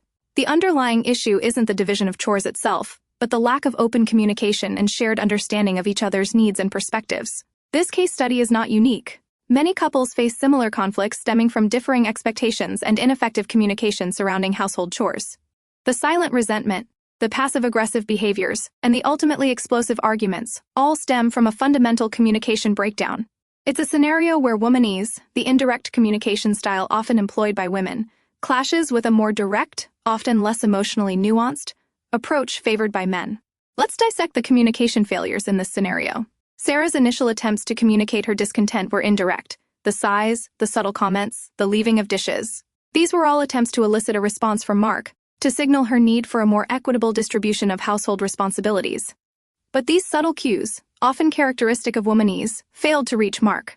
Mark's response demonstrates a common male communication pattern, focusing on the literal meaning of words while missing the emotional subtext. His immediate defense and listing of his own chores demonstrates a lack of empathy for Sarah's feelings, and a failure to acknowledge the emotional labor involved in maintaining a home. The successful resolution of such a conflict requires a fundamental shift in communication strategies. Open, honest communication is crucial. Both partners need to express their needs and expectations explicitly, avoiding assumptions and indirect communication that leaves room for misinterpretations. Consider an alternative scenario where Sarah and Mark approach the chore issue differently. Instead of letting resentment build, Sarah initiates an open conversation, clearly expressing her feeling of being overburdened. She explains, not accuses, outlining the tasks she handles daily and highlighting the emotional toll it takes. Instead of listing his own chores defensively, Mark actively listens, validating Sarah's feelings and acknowledging the unseen labor she performs. This approach fosters a collaborative problem-solving approach. They might create a shared chore chart, explicitly assigning tasks and establishing a system for equitable distribution of responsibilities. They might even discuss the value of outsourcing certain tasks, such as hiring a cleaning service, to alleviate the burden on Sarah. This alternative scenario highlights the power of effective communication. It's not about assigning blame or determining who does more. It's about creating a shared understanding, acknowledging each other's contributions, and working together to create a more balanced and fulfilling domestic arrangement. The case of Sarah and Mark underscores the complexities of maintaining a healthy relationship. It's not just about dividing chores, it's about recognizing the often unseen emotional labor, communicating openly and honestly, and building a shared understanding of what constitutes a fair and equitable partnership. Understanding the nuances of womanese, appreciating the potential for indirect communication to be misinterpreted, and actively working to bridge the communication gap are essential for navigating these everyday challenges and preventing seemingly minor disagreements from escalating into major relationship conflicts. The ultimate goal is not to eliminate all conflict, but to equip couples with the communication tools to navigate these challenges effectively, building stronger, more fulfilling relationships in the process. This case study serves as a powerful reminder that successful relationships are built not only on shared love and affection, but also on clear, open, and empathetic communication. Case study: the awkward first date. The aroma of freshly brewed coffee mingled with the faint scent of lemon and herbs, a subtle perfume from the restaurant's air freshener. Across the small round table, Liam nervously fiddled with the straw in his iced tea, while Chloe meticulously arranged the sugar packets into a neat little pile. This was it, their first date. Liam, armed with a carefully rehearsed list of conversation starters and a healthy dose of anxiety, had anticipated a smooth, effortless exchange. The reality, however, proved considerably more complex. Liam, a self-proclaimed master of direct communication, launched into a detailed account of his recent promotion at work, a narrative filled with technical jargon and impressive statistics. Chloe, a visual artist with a penchant for nonverbal communication, listened politely, her eyes occasionally drifting towards the bustling restaurant. Her responses, though cordial, were brief and often punctuated by thoughtful sips of her latte. Liam, interpreting her brevity as disinterest, launched into another monologue, this time about his passion for classic literature. He described his favorite authors with an almost academic fervor, peppering his sentences with literary terms and obscure references. Chloe, a lover of modern art and experimental narratives, found herself mentally translating his words, struggling to find common ground amidst the torrent of information. She attempted to steer the conversation towards her own creative endeavors, mentioning her recent exhibition, but Liam, caught in his own enthusiastic monologue, barely registered the shift in topic. Liam's direct communication style, while seemingly straightforward, lacked the emotional nuance Chloe was accustomed to. He presented facts and opinions without much room for shared feelings or deeper understanding. He missed the subtle cues from Chloe, the slight hesitations in her responses, the averted gaze, the subtle shifts in her posture. These were not signs of disinterest, they were attempts at communication using a language he didn't understand. Chloe, accustomed to a more indirect, emotionally layered communication style, felt increasingly unheard and misunderstood. Her attempts to steer the conversation towards more personal, less academic topics were met with Liam's unwavering focus on his own experiences. For Chloe, conversation was a dance, a delicate exchange of emotions and unspoken sentiments. She communicated through subtle gestures, expressive pauses, and carefully chosen words that hinted at deeper meanings. A slight change in tone, a lingering look, a carefully placed hand gesture, all were elements of her communication repertoire. Liam, however, interpreted her pauses as awkward silences and her subtle gestures as signs of boredom. This misinterpretation fundamentally hampered their ability to connect on a personal level. Midway through Liam's detailed description of a particularly complex character analysis, Chloe attempted a different tactic. "I'm really enjoying this," she said, choosing her words carefully, "but I'm curious about your creative side. What inspires you outside of work?" Liam, misinterpreting her comment as polite but ultimately unenthusiastic, replied, "Well, I'm a pretty logical person, not much for artistic expression. I prefer concrete things like data and achievements." The statement felt like a cold slap in the face to Chloe, her attempts at gentle redirection completely disregarded. The subtle implication of her question, a desire to share personal experiences and find common emotional ground, was completely missed. The evening continued in this vein, a frustrating mismatch of communication styles. Liam, steadfast in his direct, fact-based approach, completely missed the subtleties of Chloe's communication. He interpreted her brief responses as disinterest, her subtle gestures as boredom, and her attempts to shift the conversation as signs of a lack of common ground. Chloe, in turn, felt unseen and unheard, her attempts at creating a connection repeatedly rebuffed. The unspoken tension hung heavy between them, a tangible barrier to genuine interaction. By the end of the date, both felt a sense of disappointment. Liam attributed the date's failure to a lack of chemistry, while Chloe felt a deep sense of frustration at being misunderstood. He had communicated facts, data, and accomplishments. She had communicated emotions, feelings, and aspirations. The clash was not merely a matter of individual preferences, but a fundamental misunderstanding of communication styles, illustrating a classic case of the womanese code escaping Liam's radar. The crux of the problem lay in Liam's inability to decipher Chloe's indirect communication style. Her brevity, her pauses, her subtle gestures were not signs of disinterest, they were attempts to invite him into a deeper, more nuanced conversation. Her attempts to introduce more personal topics were less direct directives, but more invitations to build rapport and connection. Liam, trapped in his own narrative and accustomed to a straightforward, direct form of communication, failed to recognize these subtle cues. Had Liam been more attentive to Chloe's nonverbal cues, he might have realized that her thoughtful pauses were not signs of boredom, but rather moments of reflection and thoughtful consideration. Her brief responses were not necessarily signs of disinterest, but perhaps simply a more contemplative approach to communication. Had he recognized this, he might have slowed down his own pace, given Chloe more room to express herself, and actively sought to understand her perspectives and feelings. This scenario highlights the importance of recognizing the variations in communication styles, particularly the frequent discrepancy between direct and indirect approaches. It underlines the significance of active listening, the ability to go beyond the literal meaning of words to discern the underlying emotions and intentions. For Liam to have successfully navigated this first date, he needed to move beyond his own communication comfort zone. He needed to adopt a more attentive, empathetic approach, actively seeking to understand Chloe's cues, validating her feelings and responding not only to her words, but also to her unspoken emotions.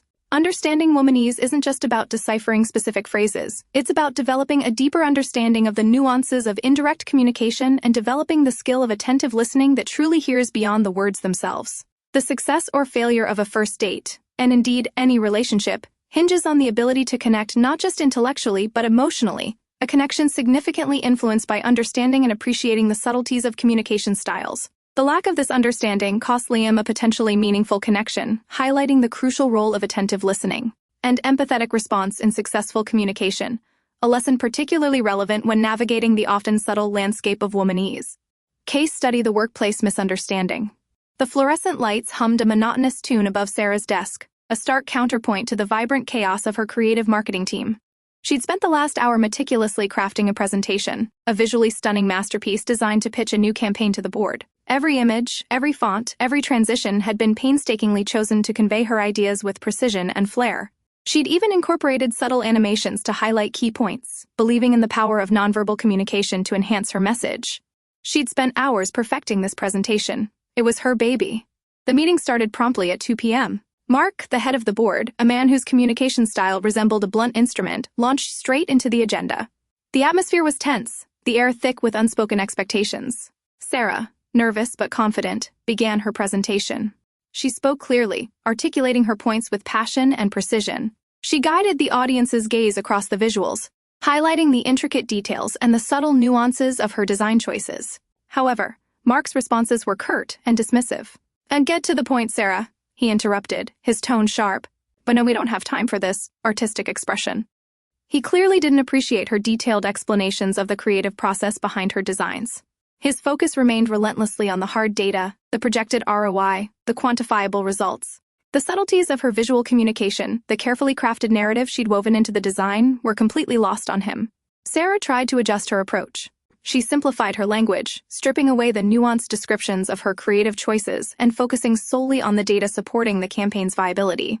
She presented the projected return on investment, the target audience demographics, and the market analysis with concise efficiency. Yet, this direct, data-driven approach seemed only to further alienate Mark. He seemed impatient, constantly checking his watch and interrupting her explanations with terse comments and dismissive remarks. Later, during the Q&A session, a colleague, Jessica, offered a suggestion about tweaking the campaign's tagline. She used softer language, proposing the modification as a collaborative effort, focusing on how the tweak might resonate better with the target audience. Mark's response was immediate and approving, almost effusive in contrast to his previous behavior towards Sarah. He praised Jessica's practical and efficient suggestion, completely ignoring the similar, if more subtly presented, suggestions that Sarah herself had already offered. The experience left Sarah bewildered and disheartened. She felt her creative work had been undervalued, and her communication style misconstrued. She poured her heart and soul into her presentation, striving to connect with the board through a combination of visual and verbal communication, but her efforts had been met with indifference and dismissiveness.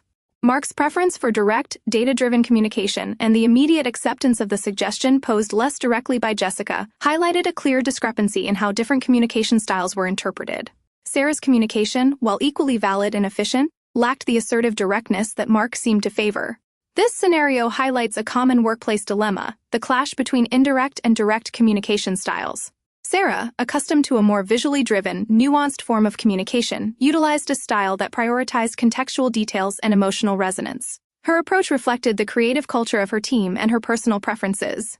Mark, on the other hand, represented a more traditional, data-oriented business perspective. His preference for blunt, direct communication prioritized measurable outcomes and quantifiable results, ignoring the emotional and contextual aspects that Sarah emphasized. The lack of understanding between Sarah and Mark went beyond merely different preferences. It was a profound misinterpretation of each other's intentions. Sarah's indirect communication, though meticulously crafted, was perceived as vague, rambling, and inefficient. Her careful explanations were lost in Mark's focus on the bottom line. Mark's directness, though efficient in conveying his immediate priorities, failed to appreciate the intricate visual communication that Sarah employed and the collaborative ethos she aimed to project. His directness could be interpreted as aggressive, dismissive, and disrespectful, creating an unproductive and demoralizing environment. The disparity in their communication styles created a communication breakdown, hindering the team's ability to work cohesively and effectively. Mark's dismissive attitude towards Sarah's input reflects a deeper problem, a failure to recognize the validity and importance of different communication styles in the workplace. He missed the fact that her indirect style did not mean inefficiency or weakness, but rather reflected a different approach to problem-solving, one that prioritized both creativity and data. This case highlights the crucial need for workplace communication training that emphasizes the importance of understanding and respecting diverse communication styles. It is imperative to create an environment where individuals are encouraged to express themselves authentically, irrespective of whether their communication style aligns with a traditional, more direct approach. Respect for and acknowledgement of diverse communication preferences are essential for fostering a collaborative and inclusive work environment. Without a conscious effort to bridge the gap between different communication styles, workplace misunderstandings such as that between Sarah and Mark will continue to impede productivity, innovation, and team morale. Moreover, this case study underscores the importance of active listening. Mark's failure to fully understand and appreciate Sarah's meticulously constructed presentation demonstrates a lack of attention and understanding to her communication. Had he listened more attentively, he might have recognized the value in her visual communication style, appreciating the thought and effort she'd invested in creating a compelling visual narrative. Active listening not only involves understanding the explicit message, but also grasping the implicit emotions, intentions, and underlying reasons behind the communication. The contrast between Mark's reactions to Sarah and Jessica highlights the subtle but crucial nuances in communication. Both made suggestions for improvement, but the manner in which they conveyed their thoughts fundamentally altered Mark's interpretation and response. Jessica's directness, albeit softened with a collaborative tone, resonated more with Mark's preference for straightforward communication. Sarah's more subtle, visually led approach, while equally valid and effective, was misunderstood as insufficiently concise. This case study underscores a vital lesson for workplace dynamics. Simply possessing the ability to communicate effectively does not guarantee successful communication. Equally important is the ability to adapt, to understand and appreciate the diverse communication styles of colleagues, and to create an environment where all voices are heard and respected. The success of any team, any project, hinges on not just the efficiency of communication, but also on the empathetic understanding and appreciation of different communication styles. To create a truly collaborative and productive workspace, organizations must invest in fostering a culture of mutual respect and understanding. Across the spectrum of communication styles, transcending the limitations of favoring a single, often traditionally masculine communication style, The future of effective teamwork necessitates an environment where indirect communication, like Sarah's visually rich presentation, is valued as much as the more direct approaches Mark initially preferred. Case study: the family gathering gone wrong. The aroma of roasted turkey and simmering cranberry sauce hung heavy in the air, a fragrant battlefield masking the simmering tensions beneath the surface of the annual Miller family Thanksgiving. Aunt Mildred, ever the matriarch, presided over the groaning table, her smile a carefully constructed facade barely concealing the years of unspoken grievances and simmering resentments. This year, the usual pleasantries felt particularly strained. The catalyst? A seemingly innocuous comment about career choices. It began with a casual inquiry from Uncle George, a man whose communication style could best be described as a verbal bulldozer. "So, Emily," he boomed across the table, his voice cutting through the festive chatter, "still chasing that artistic dream of yours? Any luck landing a real job yet?" Emily, a talented but struggling sculptor, felt the familiar sting of his thinly veiled disapproval. Her artistic pursuits had always been a source of friction with her more practically minded family members. Emily, a master of womanese in its subtle, indirect form, responded with a carefully calibrated blend of deflection and gentle pushback. "Things are evolving, Uncle George," she replied, her voice soft yet firm. "I'm exploring some exciting new opportunities. It's a journey, not a race." Her response, laced with carefully chosen words and a disarming smile, was designed to convey both her commitment to her art and a subtle rejection of his judgment. She hoped her indirect approach would encourage a gentler conversation, avoiding a direct confrontation that could escalate the situation. The indirect nature of her response, however, was completely lost on Uncle George. He misinterpreted her nuanced response as a sign of weakness or indecision. "Evolving? Opportunities? Emily, at your age, you should have a steady income, a pension plan, He trailed off, gesturing vaguely. His words, though seemingly casual, carried a weighty implication. Her choices were flawed, her life lacked direction, and she was falling short of expectations. His blunt, direct communication style, typical of his personality, completely overshadowed the subtle communication attempts of Emily. Her mother, Susan, attempted to intervene, her voice laced with a mixture of concern and exasperation. "George, please," she said gently. "Let's not turn this into another lecture." She, too, employed a more indirect form of communication, aiming to diffuse the tension without directly challenging George's authority or causing a confrontation. However, her indirect, placating approach, often used to maintain family harmony, simply encouraged George to continue his critique of Emily. Her attempts to smooth over the situation were immediately interpreted as appeasement rather than a disagreement. This only amplified his belief that Emily needed to be corrected. In a family where open conflict was usually avoided, this indirect approach of Susan, often used by women within families to maintain the peace, only inadvertently facilitated the continued criticism of Emily and, consequently, deepened the conflict. The conversation devolved into a series of veiled criticisms and thinly disguised barbs. Aunt Mildred, in an attempt to maintain a semblance of order, chimed in with a series of bland observations that failed to address the underlying tension, ultimately deepening the rift rather than healing it. Her attempts at peacekeeping, while well-intentioned, were ultimately ineffective, showcasing the failure of indirect communication in resolving the actual conflict. Cousin Mark, always the peacemaker, tried a different tactic. He directly confronted Uncle George, stating clearly and firmly, "Dad, your comments are hurtful and frankly unnecessary. Emily is passionate about her art, and she's working hard to make a living doing what she loves. Your constant criticism is counterproductive." Mark's direct and assertive approach, in sharp contrast to Emily's subtle indirectness, proved much more effective in stopping Uncle George's criticism. The contrasting communication styles within the family highlighted a significant communication breakdown. Emily and Susan, utilizing more indirect communication approaches, aimed to minimize conflict and preserve the family harmony. However, their indirect style, often characterized by subtle cues, careful word choices, and avoidance of direct confrontation, was frequently misinterpreted by Uncle George, who favored direct, assertive, and often insensitive communication. The mismatch in communication styles created a chain reaction where attempts at resolution failed, allowing the situation to escalate. This incident serves as a stark example of how different communication styles, particularly the nuanced indirectness often associated with womanese and the more direct, assertive style common in male communication, can lead to significant misunderstandings and conflict within family dynamics. The clash between Emily's indirect communication and Uncle George's directness revealed the challenges in navigating these differences, especially in close relationships where ingrained communication patterns and family histories play a significant role. The situation also highlighted the failure of indirect communication styles, often aimed at maintaining peace and avoiding conflict, to actually resolve the fundamental conflict at hand. The subsequent conversation, although still tense, showed some progress.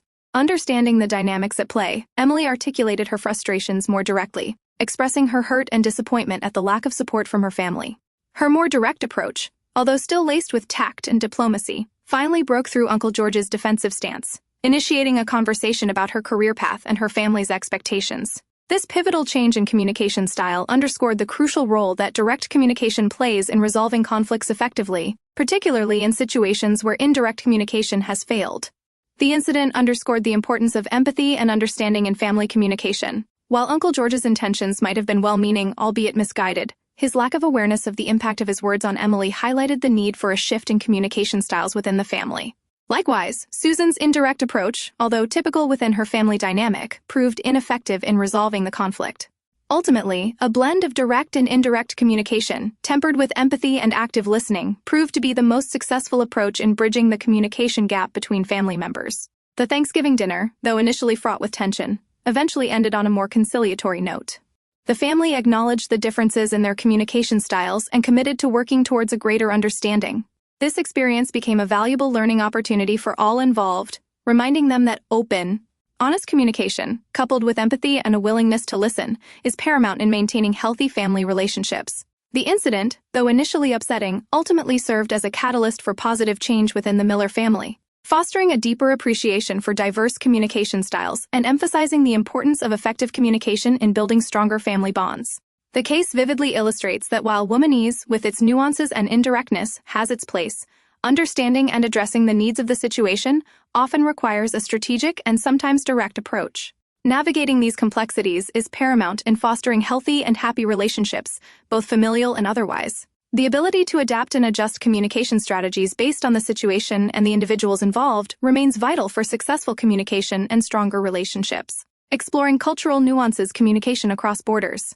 The Thanksgiving incident highlighted a crucial point. Even within a single family unit, communication styles can clash dramatically, leading to misunderstandings and conflict. But what happens when we expand that dynamic to encompass diverse cultural backgrounds? The intricacies of womanese, already a complex landscape in itself, become even more nuanced when viewed through the prism of cultural variations.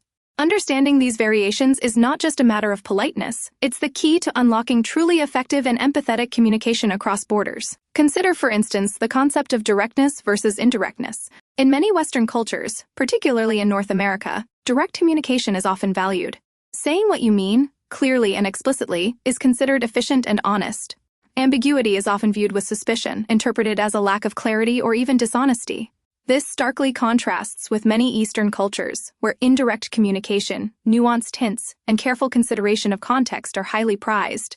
Direct confrontation can be seen as rude, aggressive, or even a sign of disrespect, potentially damaging relationships rather than fostering them.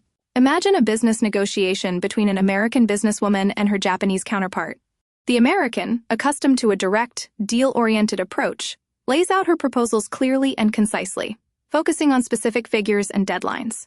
Her Japanese counterpart, however, may respond with polite but vague statements, seemingly avoiding direct engagement with the proposals.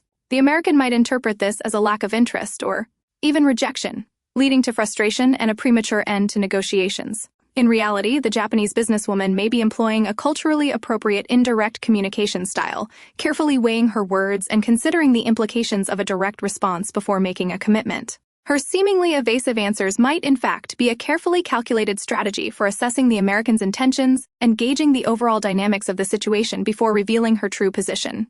This difference in communication styles extends far beyond business dealings. In personal relationships, the implications can be just as significant. A woman from a collectivist culture where harmony and group consensus are paramount might hesitate to directly express disagreement with her partner, opting instead for subtle hints or indirect suggestions. Her partner, hailing from a more individualistic culture, might misinterpret her silence or indirectness as a lack of interest or commitment, leading to misunderstandings and potential conflict. Her indirect approach, deeply ingrained in her cultural upbringing, may be viewed as passive-aggressive or manipulative by someone from a culture where directness is preferred. The importance of nonverbal communication also varies significantly across cultures. In some cultures, eye contact is a sign of respect and engagement, while in others, it can be viewed as a challenge or even aggressive. Personal space preferences differ dramatically as well, with some cultures maintaining a greater distance during conversations than others. Misinterpreting these nonverbal cues can lead to significant misunderstandings, hindering effective communication and potentially creating unnecessary discomfort or even offense. Consider the use of compliments. In some cultures, profuse compliments are common and considered a sign of friendliness and appreciation. In others, excessive praise can be perceived as insincere or even suspicious. A seemingly simple gesture of praise, therefore, can carry entirely different meanings depending on the cultural context.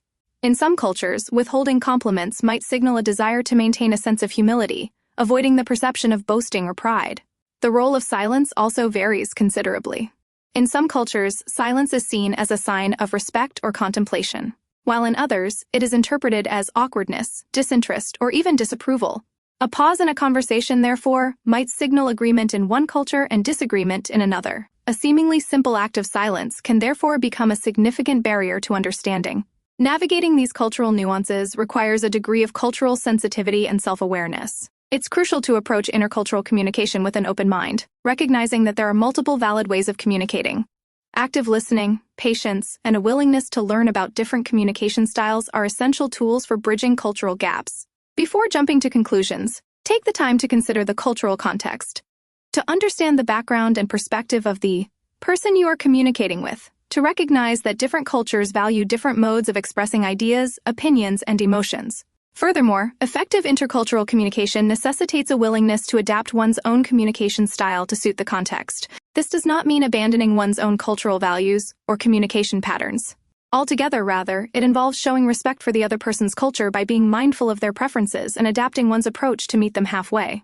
This might involve being more indirect in some situations and more direct in others, depending on the cultural background of the person you are interacting with. It also requires a commitment to understanding nonverbal communication cues within their culture, recognizing the significance of silence, and appreciating the role of cultural context in shaping perceptions of appropriate and respectful behaviors. Educating ourselves on the cultural backgrounds and communication styles of others is a crucial step in fostering effective relationships. This may involve reading books, articles, or research papers on intercultural communication, attending workshops, or engaging in conversations with people from diverse cultural backgrounds. The more we understand the subtleties of different communication styles, the better equipped we are to navigate the complexities of intercultural interactions. The challenges of intercultural communication are not insurmountable. With empathy, patience, and a conscious effort to understand and adapt to cultural differences, we can build strong relationships and achieve successful communication across borders. This requires an understanding that goes beyond simply translating words. It requires understanding the underlying cultural values and communication norms that shape how people express themselves. By adopting a flexible and adaptable approach to communication, we can create a more inclusive and respectful world where people from diverse cultural backgrounds can connect meaningfully and effectively. Ultimately, overcoming these cultural barriers isn't just about understanding womanese in its various forms. It's about understanding human connection itself in all its complex and diverse manifestations. The ultimate goal is not to erase cultural differences, but rather to celebrate their richness and learn to communicate effectively across them. Nonverbal communication across cultures, understanding gestures and expressions. The previous examples illustrated how even within a shared cultural framework, misinterpretations of womanese can lead to conflict. Now, let's expand this understanding to encompass the vast tapestry of global cultures. Nonverbal communication, a cornerstone of womanese, takes on a dramatically different hue depending on the cultural lens through which it's viewed. What might signify affection in one culture could be interpreted as aggression in another. A simple gesture, a fleeting expression, a subtle shift in posture. These seemingly minor details can become major obstacles in cross-cultural relationships, especially when layered onto the already intricate communication patterns of womanese. Consider the seemingly universal act of smiling. In many Western cultures, a smile is often seen as a sign of friendliness, approachability, and even flirtation. A woman smiling readily might be interpreted as being open to conversation, interested in further interaction, or even signaling romantic interest. However, in some Eastern cultures, a smile can serve a more multifaceted purpose, often functioning as a polite social lubricant, a way of deflecting uncomfortable situations, or even masking genuine emotions. A woman smiling in these cultures might not necessarily be expressing genuine happiness or attraction. Instead, the smile could be a carefully calibrated social response, reflecting cultural norms rather than internal feelings. This difference in the interpretation of smiling highlights the crucial role of context in understanding nonverbal cues. Analyzing a smile in isolation without considering the surrounding circumstances and cultural background risks a profound misunderstanding.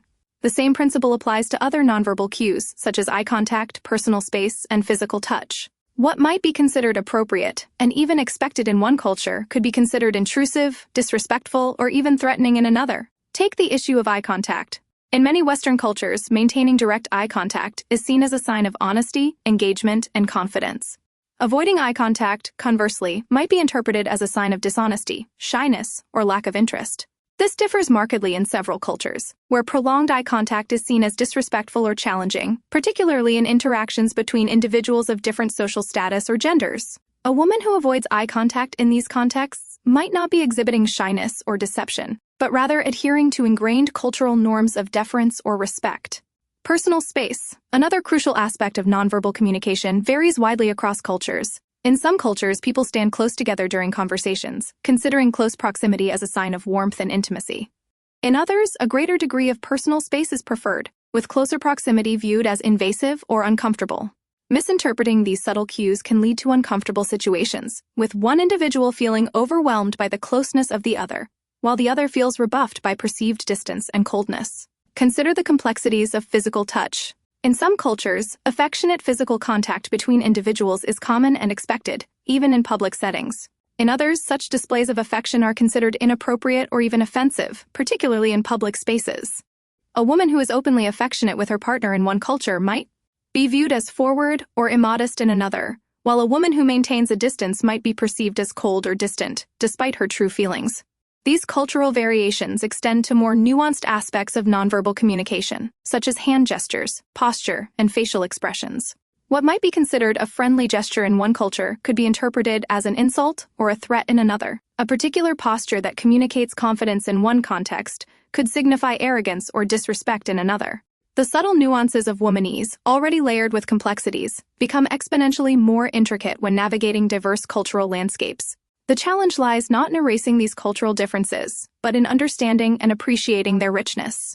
To successfully communicate across cultures, it's crucial to develop cultural sensitivity, a willingness to learn, and an ability to adapt communication styles accordingly.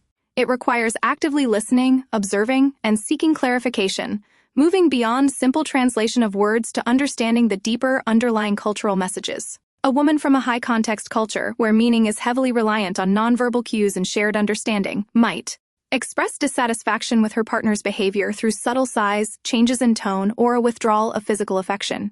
Her partner from a low-context culture, where communication is more direct and explicit, might miss these subtle signals entirely, interpreting her silence as indifference or acceptance. The resulting misunderstanding, if left unaddressed, could escalate into significant conflict. Building bridges across these cultural chasms requires patience, empathy, and a commitment to learning. It involves consciously observing nonverbal cues, considering the cultural context, and actively seeking clarification when unsure.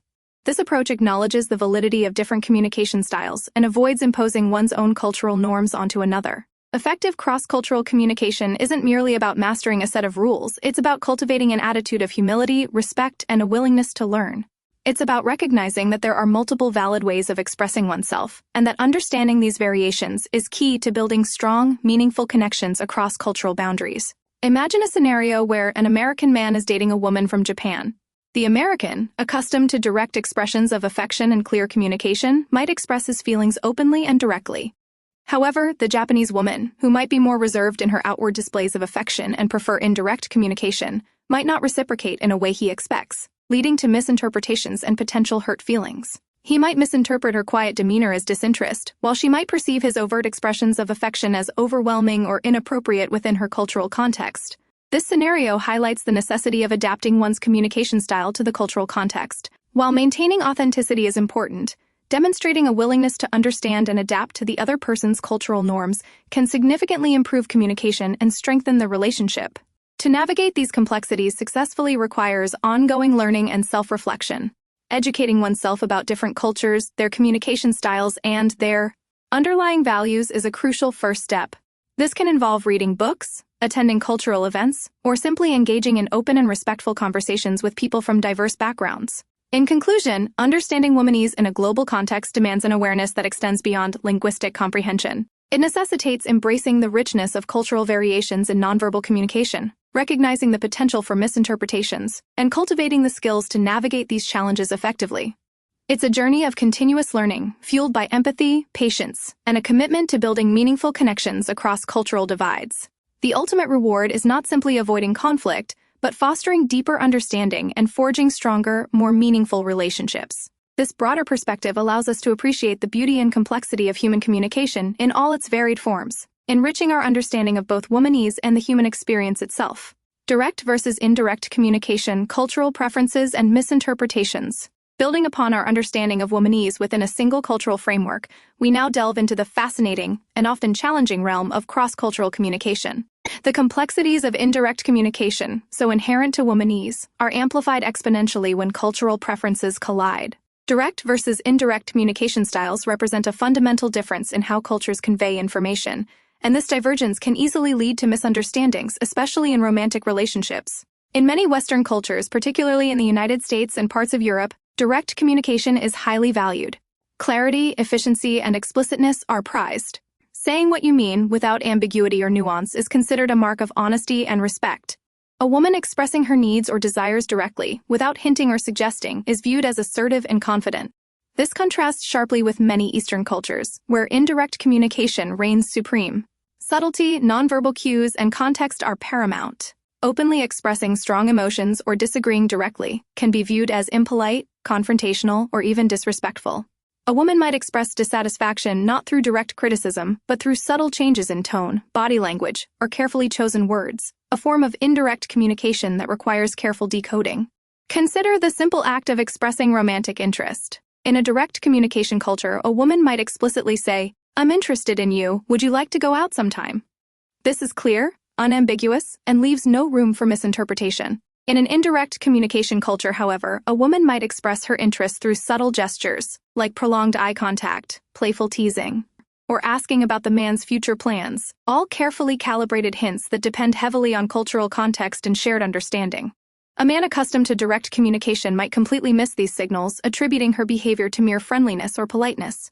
This difference extends beyond romantic interests to everyday interactions. A woman requesting a favor, for instance, might use a direct approach in a Western setting, stating her needs clearly. In an indirect culture, she might phrase her request as a question, making it more of a suggestion, leaving room for the other person to decline gracefully. This indirect approach often stems from a desire to maintain harmony and avoid potential conflict, prioritizing social grace over direct assertion. The potential for misinterpretations is immense. A man from a direct communication culture might perceive a woman from an indirect communication culture as passive-aggressive or manipulative if he fails to decipher her subtle hints. He might interpret her indirect communication as a lack of assertiveness or interest, while she might interpret his directness as blunt or insensitive. The resulting communication breakdown can lead to frustration, resentment, and ultimately, the dissolution of the relationship. Let's examine specific cultural examples. In Japan, for instance, indirect communication is deeply ingrained in the culture. Saying a no directly is often considered rude, and people prefer to express disagreement or refusal through subtle nonverbal cues or vague statements. A Japanese woman might express her disapproval of a certain behavior not by explicitly criticizing it, but by subtly changing the subject, sighing, or avoiding eye contact. Signals easily missed by someone unfamiliar with Japanese cultural norms. Conversely, in Germany, direct communication is the norm. Clarity and efficiency are valued, and ambiguous statements are often viewed with suspicion. A German woman might directly express her dissatisfaction with her partner's behavior, expecting a clear and direct response. If she encounters indirect communication from a partner from a different cultural background, she might misinterpret this as evasion or a lack of honesty. The situation becomes even more complex when considering nonverbal communication, which is heavily intertwined with cultural context. In some cultures, close physical proximity during conversation is considered a sign of warmth and intimacy, while in others it might be perceived as invasive or uncomfortable. Similarly, levels of eye contact, touching, and personal space vary greatly across cultures, leading to potential misinterpretations if these cues are not understood within their cultural context. The key to successful cross-cultural communication lies in cultural sensitivity and a willingness to learn.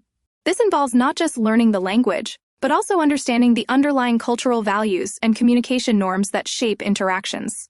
It requires active listening, a willingness to ask clarifying questions, and a conscious effort to adapt one's communication style to the cultural context. Furthermore, recognizing that directness and indirectness are not inherently superior or inferior is crucial. Each style has its own strengths and weaknesses, and understanding these differences is vital for effective cross-cultural interaction. Instead of judging one style as better than the other, it's more productive to appreciate the nuances of each and strive for mutual understanding. This involves recognizing that what might be considered assertive in one culture could be perceived as aggressive in another, while what might seem passive in one culture could be viewed as polite or respectful in another. This understanding extends to the interpretation of silence. In some cultures, silence is valued as a sign of respect, contemplation, or agreement. In others, silence can signify disagreement, disapproval, or even hostility. Misinterpreting the meaning of silence can lead to significant communication breakdowns, especially in cross-cultural relationships. Navigating the complexities of womanese across cultures demands patience, empathy, and a commitment to continuous learning. It requires a willingness to step outside one's own cultural comfort zone and embrace the richness of diverse communication styles. Ultimately, the goal is not to erase cultural differences, but to bridge them through understanding and respect, fostering stronger and more meaningful relationships. Understanding these cultural nuances allows for a more profound appreciation of the complexities of human interaction and strengthens the ability to connect on a deeper level, enriching both personal and professional relationships. The ultimate success lies in recognizing the validity of differing approaches, adapting communication styles to fit the context, and valuing the enriching experiences that arise from cross-cultural understanding. Addressing cultural differences, strategies for effective cross-cultural communication. Building on the complexities of womanese within diverse cultural landscapes, we now turn to practical strategies for navigating the intricate dance of cross-cultural communication. The subtle art of decoding womanese, already nuanced within a single culture, becomes exponentially more challenging when layered with the unique communication styles of different backgrounds. Successfully bridging these cultural gaps requires not just understanding the mechanics of womanese, but also embracing the richness of diverse communication norms and appreciating the validity of differing approaches. One crucial aspect lies in recognizing the vast spectrum of communication styles that exist beyond the direct-indirect dichotomy. While these represent fundamental distinctions, the reality is far more nuanced. For instance, even within cultures labeled erect, degrees of directness vary considerably. A woman from a Scandinavian country might express her opinions more forthrightly than a woman from a Southern European culture, even though both are generally considered direct communicators. Similarly, seemingly indirect cultures often possess variations in their indirectness. A woman from Japan might employ a more subtle approach than a woman from the Philippines, both utilizing indirect communication as a cultural norm. Understanding this spectrum requires a shift in perspective from labeling cultures as simply direct or indirect to appreciating the range of approaches within each. This allows for a more nuanced understanding of individual communication styles and avoids stereotyping. Instead of assuming all women from a particular culture communicate in a uniform way, we must acknowledge the individual variability within any given group. This nuanced understanding forms the foundation of effective cross-cultural interaction. Active listening takes on a new level of importance in cross-cultural contexts.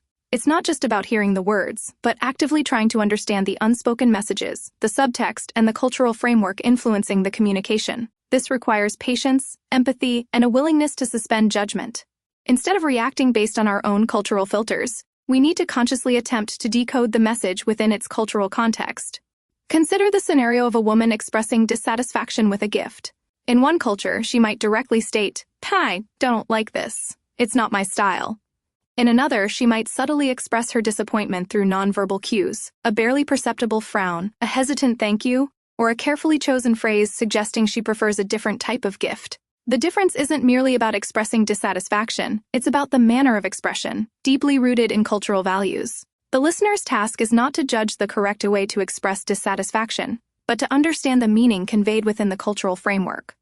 Asking clarifying questions becomes a vital tool. It demonstrates respect, showcases your willingness to learn, and avoids potentially harmful misunderstandings. Phrases like, "Can you tell me more about that?" or "I want to make sure I understand you correctly," encourage open dialogue and prevent misinterpretations. However, this must be done tactfully, mindful of not being overly intrusive or interrupting the flow of conversation. The art lies in finding a balance between seeking clarity and respecting the other person's comfort level. Adapting your own communication style is equally crucial. This isn't about abandoning your authenticity, rather, it's about demonstrating flexibility and understanding. If you're used to direct communication, try incorporating more indirect phrasing or nonverbal cues when interacting with someone from a culture that favors indirect communication. Similarly, if you're comfortable with silence, be mindful of cultures where silence might be interpreted as disengagement or disapproval. This adaptation demonstrates respect for the other person's cultural background and fosters a more comfortable and productive communication environment.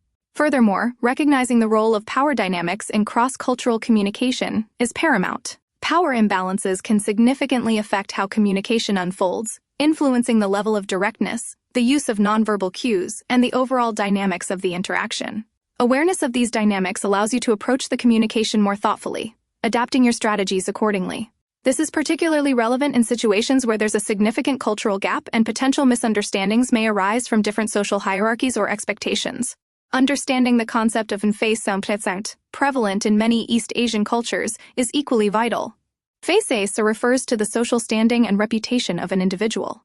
Direct confrontation, criticism, or disagreement can cause someone to lose face, which is culturally unacceptable.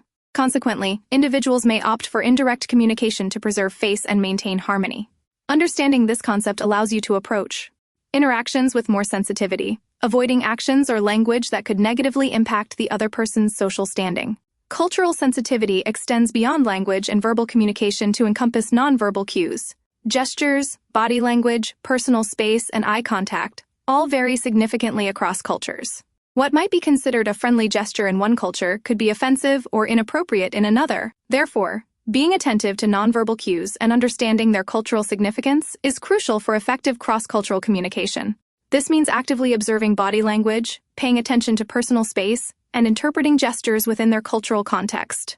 Learning about the specific cultural norms of the individual you're interacting with is highly beneficial. While general knowledge about cultural differences is useful, understanding specific cultural practices and communication preferences related to the individual in question offers a more personalized approach to interaction. This allows for more tailored communication strategies that are more likely to resonate and promote understanding. Building cross-cultural communication skills is an ongoing process. It's not something that can be mastered overnight. It requires continuous learning, patience, and self-reflection. Embrace opportunities to learn about different cultures, seek out diverse perspectives, and engage in meaningful interactions with people from different backgrounds. Through this ongoing process, you will develop a greater sensitivity to cultural nuances and improve your ability to navigate the complexities of cross-cultural communication. Ultimately, successful cross-cultural communication in the context of womanese relies on a fundamental shift in perspective. It is a journey of understanding, adaptation, and mutual respect. It's about recognizing the richness of diverse communication styles, valuing the nuances of each approach, and striving for a deeper understanding of the individual behind the communication. By embracing these principles, we can successfully navigate the complex landscape of womanese across cultures, fostering stronger and more meaningful connections. The rewards are profound: a greater appreciation for human diversity, richer relationships, and the potential to bridge cultural divides through empathy, understanding, and the art of truly listening. Building bridges, cultivating respect and understanding across cultures. The previous discussion focused on deciphering womanese within a singular cultural context. However, the globalized world demands a broader perspective. Understanding womanese across cultures requires a leap from interpreting individual nuances to appreciating the vast tapestry of communication styles woven across diverse societies. This isn't simply about adding another layer of complexity. It's about recognizing that the very foundation of womanese, the indirectness, the emotional layering, the emphasis on relational harmony, manifests differently depending on the cultural norms at play. Consider the concept of expressing disagreement. In some cultures, a direct no-no is perfectly acceptable, even expected. In others, a subtle shift in tone, a carefully chosen phrase hinting at disagreement, or even a prolonged silence might be the preferred method. The woman isn't being deceitful, she's navigating the social landscape according to her cultural programming. Misinterpreting her indirectness as passivity or a lack of conviction would be a grave mistake, a failure to recognize the cultural context shaping her communication. To effectively bridge these cultural divides, we must move beyond simplistic binaries like direct versus indirect communication. We need to appreciate the spectrum of styles within each category. For example, even within cultures considered generally indirect, there are degrees of assertiveness. A woman from a culture valuing individual expression might be more forthright than her counterpart from a culture prioritizing group harmony, even if both cultures are deemed relatively direct in their communication styles. Similarly, the subtleties of indirect communication differ vastly across cultures. A woman from a collectivist society might employ intricate nonverbal cues and nuanced language to express dissent, while a woman from another culture might utilize a more explicit, albeit still indirect, approach. Therefore, the key lies in cultivating cultural sensitivity, a deep appreciation for the myriad ways humans communicate meaning. This involves actively seeking to understand the underlying cultural values informing the communication, rather than solely focusing on the surface-level meaning of the words themselves. It's about acknowledging the validity of diverse communication styles and recognizing that there's no single or right way to communicate. Let's explore this with a practical example. Imagine a woman negotiating a salary increase.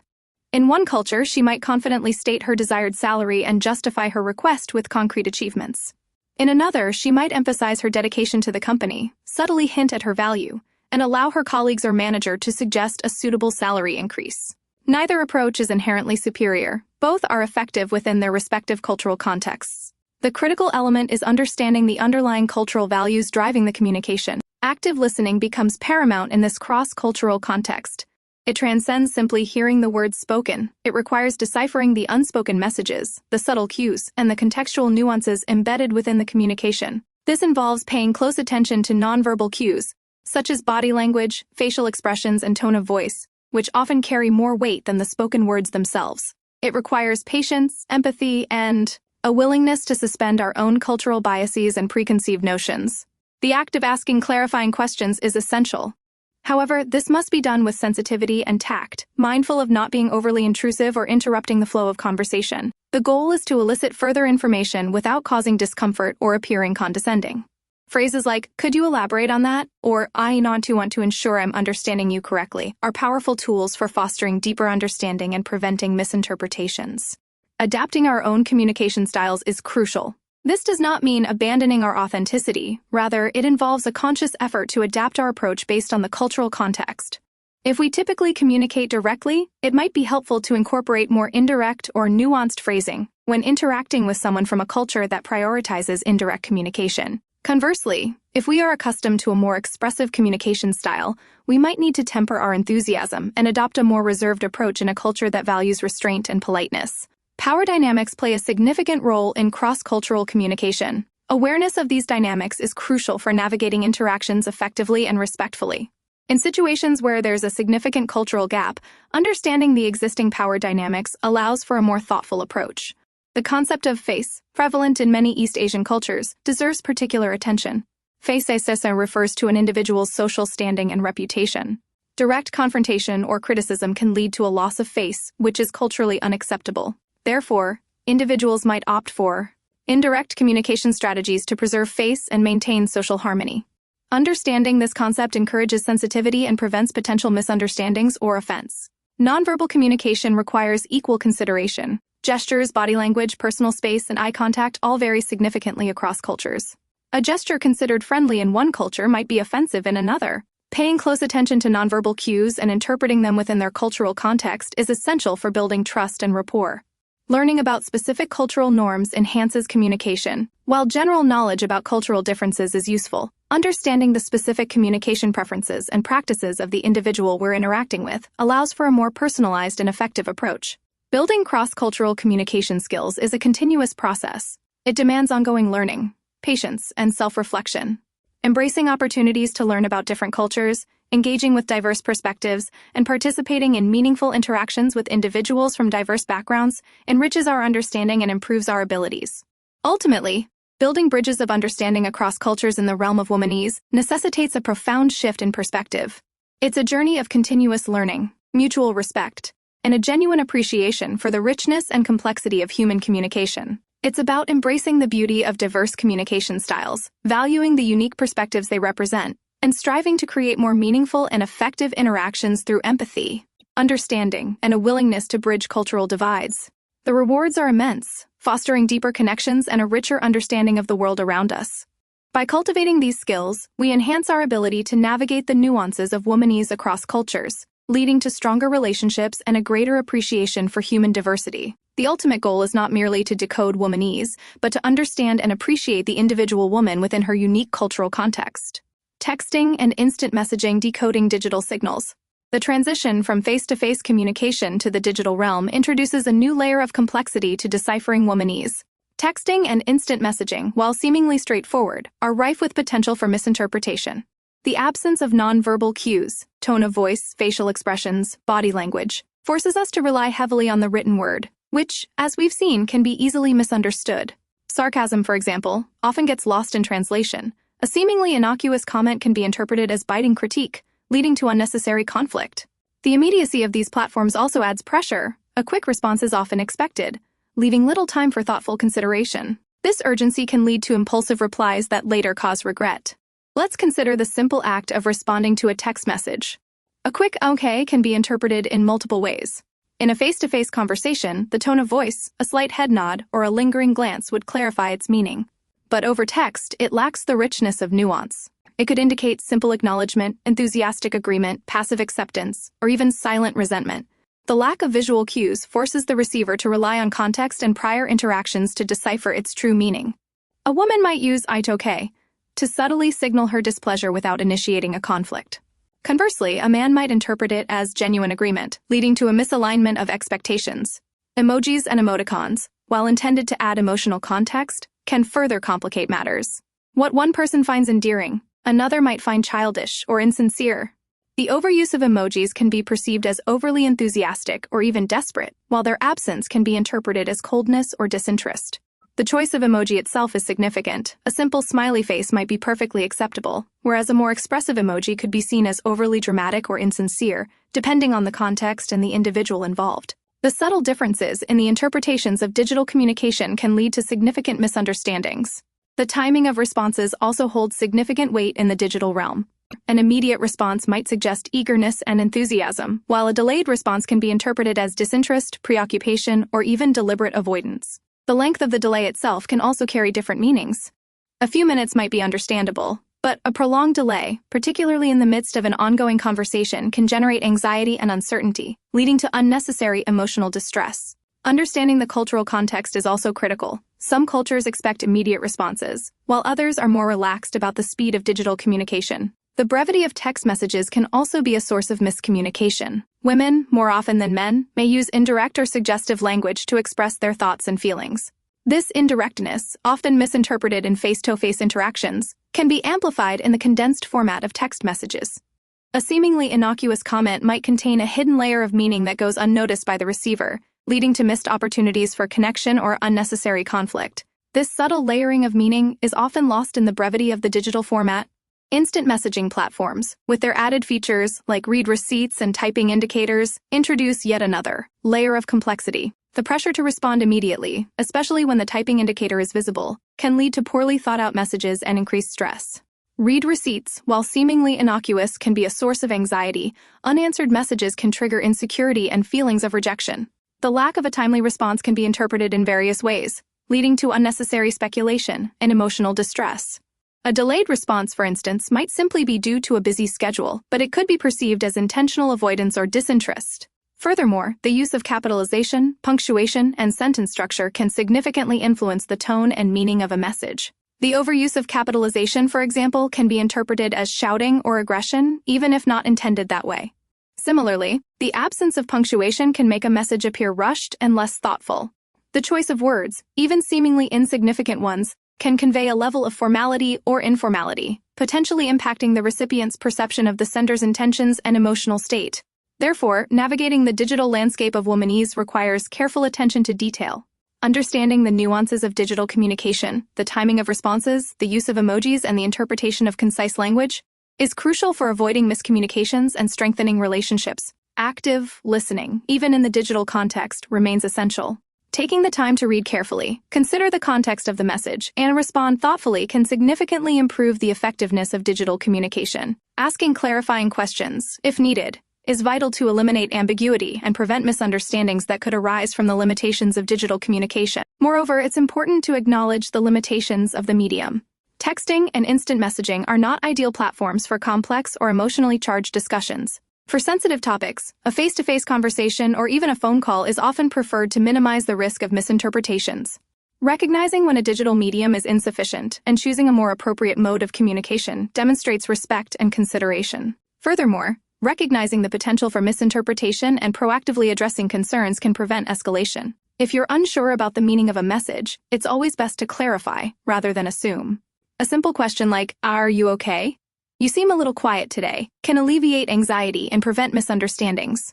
Conversely, if you've sent a message that might be misinterpreted, apologizing or clarifying your intentions can show sensitivity and prevent unnecessary conflict.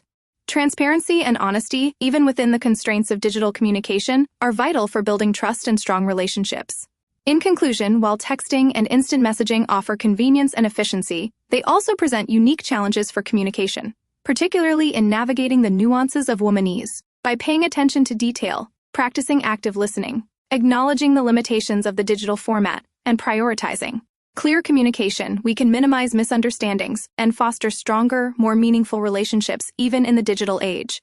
The digital landscape merely presents a new setting for the complex dynamics of womanese. Understanding the underlying principles remains the key to successful communication. The key to success lies in recognizing the subtle cues, the unspoken messages, and the contextual clues embedded within each digital exchange.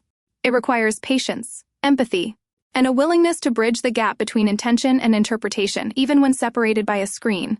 Email etiquette: professional communication in the digital age. The transition from the casual intimacy of text messages to the more formal arena of professional emails demands a significant shift in communication strategy. While the principles of understanding womanese, the nuances of indirect communication and emotional expression, remain relevant, the context changes dramatically. The breezy informality of emojis and abbreviated language is replaced by the need for clarity, conciseness, and a demonstrably respectful tone. This shift necessitates a conscious effort to adapt communication styles and avoid potential misunderstandings that can arise from the unique demands of professional digital correspondence. One of the most crucial aspects of professional email etiquette is the subject line. In the fast-paced world of digital communication, a clear and concise subject line acts as a gatekeeper, determining whether your email is even opened. A vague or misleading subject line can lead to your email being overlooked or even dismissed as spam. Conversely, a well-crafted subject line, clearly indicating the purpose of the email, increases the likelihood of a prompt and engaged response. Think of it as a digital first impression. Make it count. Instead of a generic checking in, opt for something specific like Project X update and next steps, or a meeting request. Discussion on Q3 strategy. Specificity is key. It demonstrates respect for the recipient's time and indicates your professionalism. The body of the professional email requires even more meticulous attention. While indirectness can be effective in personal relationships, it often leads to confusion and inefficiency in the professional world. Ambiguity can delay projects, create misunderstandings, and ultimately damage professional relationships. Therefore, directness and clarity become paramount.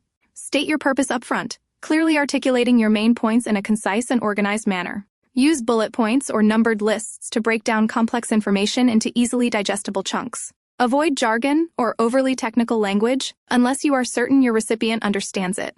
Remember, the goal is to convey your message effectively and efficiently, minimizing the need for further clarification or back-and-forth communication. Tone is another crucial element often overlooked in email communication. The absence of nonverbal cues, the subtle shifts in voice inflection, facial expressions, and body language that add richness and context to face-to-face interactions, makes it essential to carefully craft your written tone.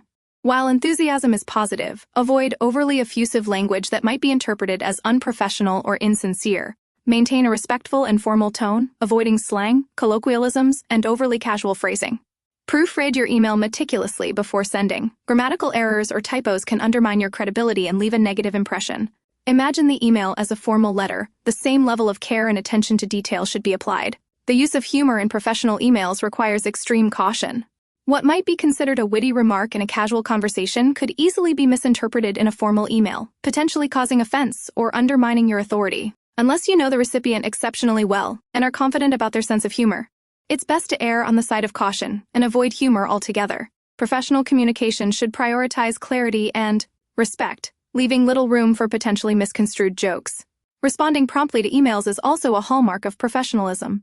A timely response demonstrates respect for the sender's time and indicates your commitment to efficient communication. While life's complexities may cause delays, acknowledge receipt of the email and provide an estimated timeframe for a full response if immediate action isn't possible. This simple act of acknowledgement can significantly improve the recipient's perception of your professionalism and attentiveness. The use of attachments also warrants consideration. Ensure attachments are properly labeled, easily accessible, and in a universally compatible format. Avoid sending excessively large files without prior notification or agreement, and always double-check that the correct attachments are included. A simple oversight in this regard can disrupt workflow and lead to frustration. Formatting plays a surprising yet crucial role. A well-formatted email is easy to read and comprehend, conveying professionalism and consideration for the recipient's time. Use consistent spacing, clear paragraphs, and appropriate font sizes to enhance readability. Avoid overly long paragraphs that can be overwhelming for the reader. Breaking down your text into concise, manageable chunks will ensure your message is not only well received but also understood. In the digital age, email remains a cornerstone of professional communication. Mastering email etiquette is not merely a matter of politeness. It's a crucial skill that reflects your professionalism, competence, and ability to communicate effectively. By adhering to the principles of clarity, conciseness, respect, and promptness, you can cultivate positive professional relationships and demonstrate your commitment to effective communication in the digital workplace. Understanding the subtle nuances of professional communication, whether in person or via email, is akin to mastering a delicate dance.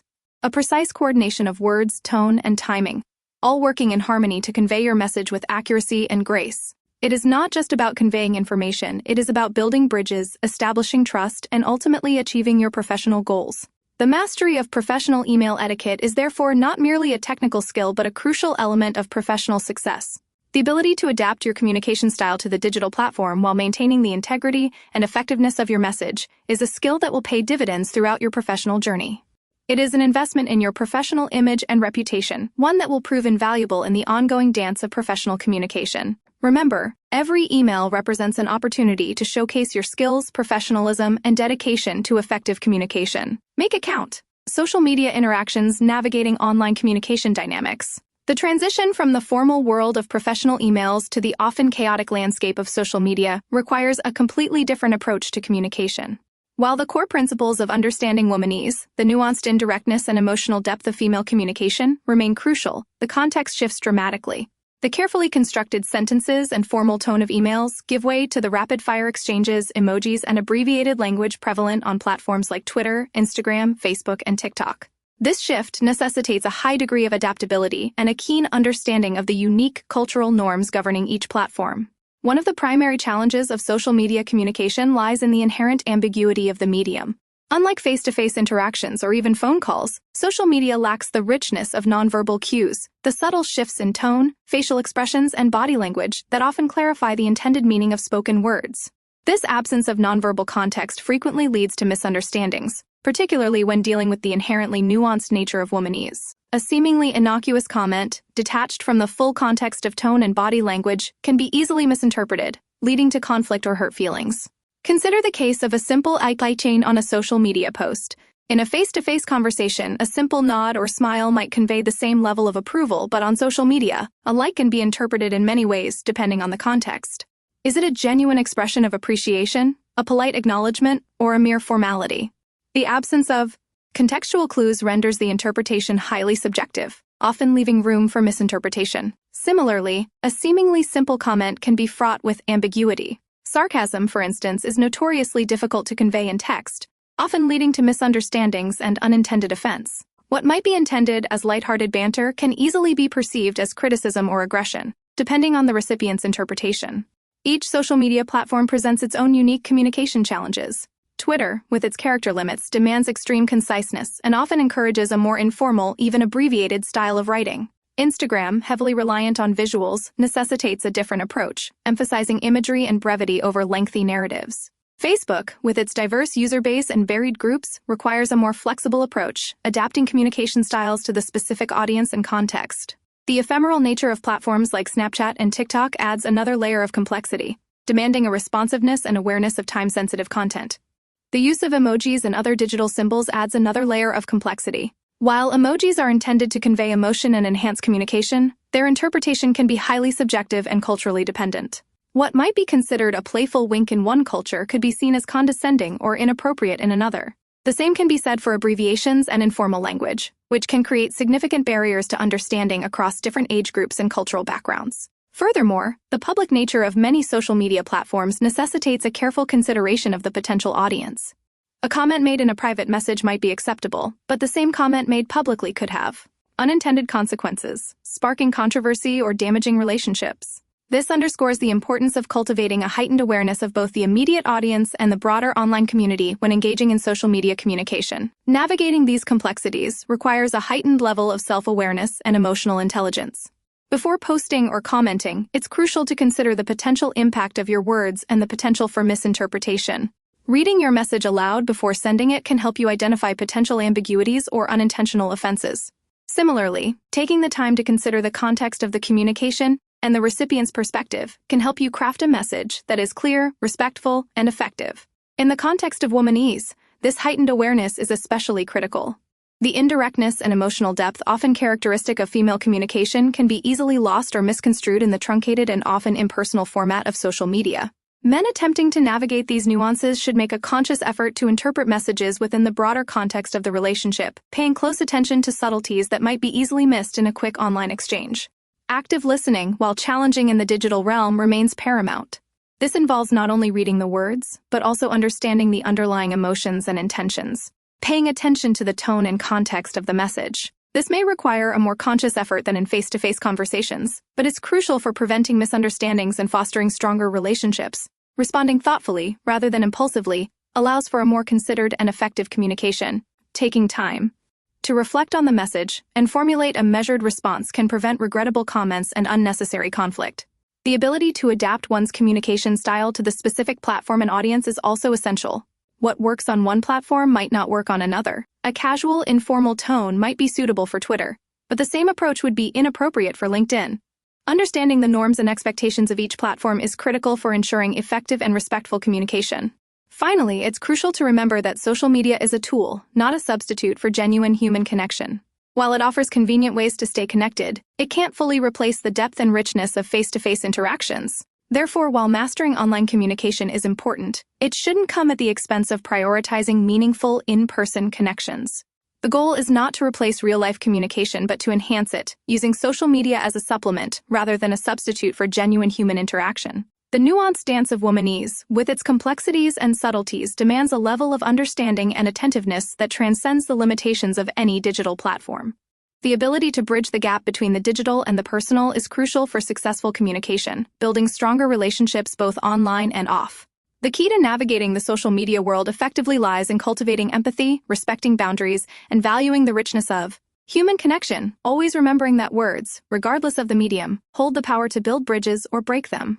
Mastering this dynamic, both online and offline, is essential for developing meaningful and fulfilling relationships.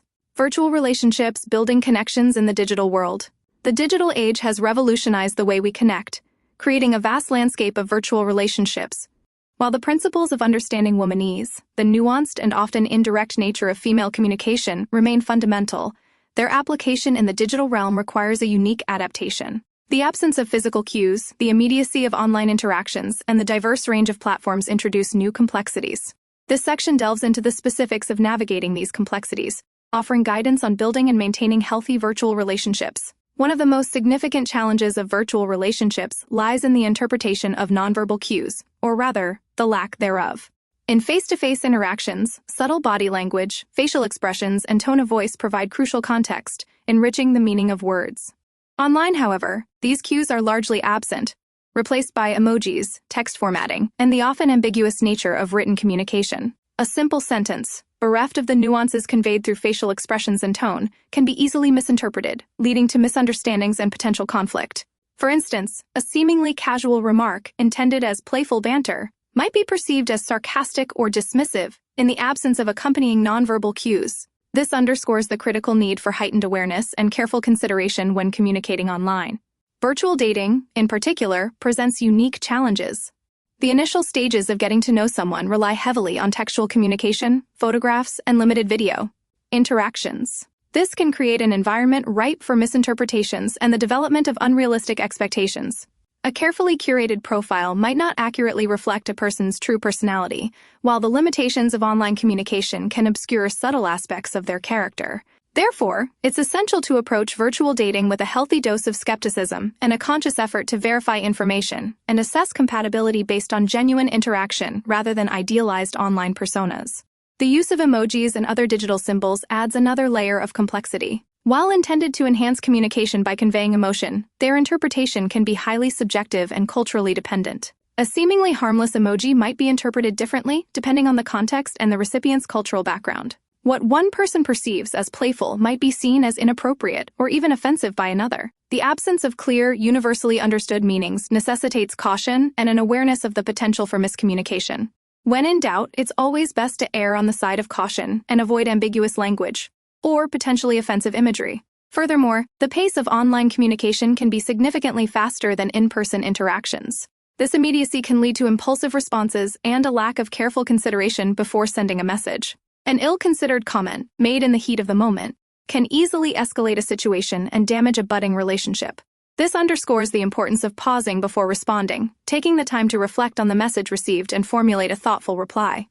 Practicing patience and self-control is crucial for maintaining healthy online communication. Maintaining a healthy virtual relationship requires conscious effort and a willingness to adapt one's communication style to the specific platform and context. Understanding the inherent limitations of each platform is essential. The character limits of Twitter require concise, often informal language, while the visual focus of Instagram necessitates a different approach, emphasizing imagery and brevity. Facebook, with its diverse user base, requires a flexible approach, adapting communication styles to the specific audience. Each platform presents unique challenges and requires careful navigation. In addition to the technical aspects of online communication, the emotional nuances of womanese require extra attention in the virtual realm. The indirectness, emotional depth, and subtle cues characteristic of female communication can easily be lost or misinterpreted in the absence of physical cues. Men seeking to cultivate healthy relationships online must make a conscious effort to read between the lines, paying close attention to the tone and context of the messages received. This requires actively seeking to understand the underlying emotions and intentions rather than simply focusing on the literal meaning of words. Active listening, a fundamental element of effective communication, takes on a new dimension in the digital world. It necessitates reading not only the words but also the unspoken emotions and intentions conveyed through tone and context. This may require a more conscious effort than in face-to-face conversations, but it's crucial for preventing misunderstandings and fostering stronger relationships. Responding thoughtfully, rather than impulsively, allows for more considered and effective communication. Taking time to reflect on the message received and formulating a measured response can prevent regrettable comments and unnecessary conflict. Building trust in virtual relationships requires transparency, authenticity, and consistent effort. Sharing personal information gradually, at a pace comfortable for both parties, helps foster a sense of intimacy and connection. However, it's equally crucial to prioritize safety and avoid sharing sensitive or personally identifying information prematurely. Setting clear boundaries, communicating expectations, and respecting each other's space are vital for building trust and avoiding misunderstandings. Maintaining healthy boundaries is another critical aspect of virtual relationships. Setting clear limits on communication frequency, sharing personal information, and expectations for interaction help avoid overwhelm and maintain a healthy sense of individuality. Respecting each other's need for personal time and space, both online and offline, contributes to a sustainable and fulfilling relationship. Understanding each other's communication preferences and respecting those preferences is essential for maintaining a healthy dynamic. The use of video calls can significantly enhance virtual relationships by adding a layer of visual and auditory context. While not a complete substitute for in-person interaction, video calls provide a richer communication experience than text-based communication alone. They allow for the observation of nonverbal cues, facial expressions, and body language, providing a more comprehensive understanding of the other person's emotional state and intentions. Regular video calls can help maintain a sense of intimacy and connection, strengthening the bond between individuals in a virtual relationship. Finally, it's crucial to remember that virtual relationships, like any relationship, require consistent effort, mutual respect, and a willingness to communicate openly and honestly. Despite the convenience and accessibility of online communication, it's vital to prioritize genuine human connection. While virtual interactions can supplement and enrich relationships, they should not replace the importance of in-person interactions, where the full spectrum of nonverbal cues contributes to a more nuanced and profound understanding between individuals. Mastering the complexities of digital communication while understanding the enduring power of human connection is key to forging and maintaining fulfilling relationships in the digital age, ensuring that the principles of womanese, while adapted to the virtual landscape, continue to foster strong and lasting bonds. Remember, the goal is not to replace genuine connection but to enhance it, making use of technology as a tool to bridge distances and foster meaningful relationships. Digital communication best practices avoiding misunderstandings and conflicts.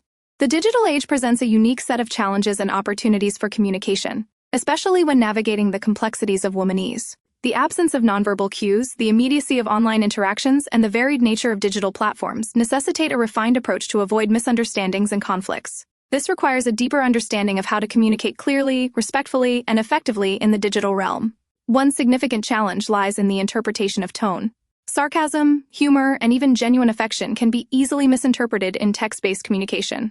What might come across as playful banter in person could be perceived as coldness or dismissiveness in a text message, especially without accompanying emojis or other contextual cues. For example, a simple ATTK can have a range of meanings, from enthusiastic agreement to passive-aggressive resignation, depending entirely on the context and the recipient's interpretation. To mitigate this, consider adding clarifying phrases such as, "I'm so excited," or "P, understand, let me know if you need anything else," to ensure your message is received as intended. Similarly, using emoticons and GIFs can help convey tone and emotion, adding a layer of clarity often absent in purely textual communication. Another significant hurdle is the immediacy of online communication. Unlike face-to-face conversations which allow for pauses, reflections, and adjustments, digital communication often encourages rapid-fire responses. This immediacy can lead to impulsive, emotionally charged messages, which can easily escalate into conflicts. Before sending any message, especially one that involves potentially sensitive topics, take a deep breath.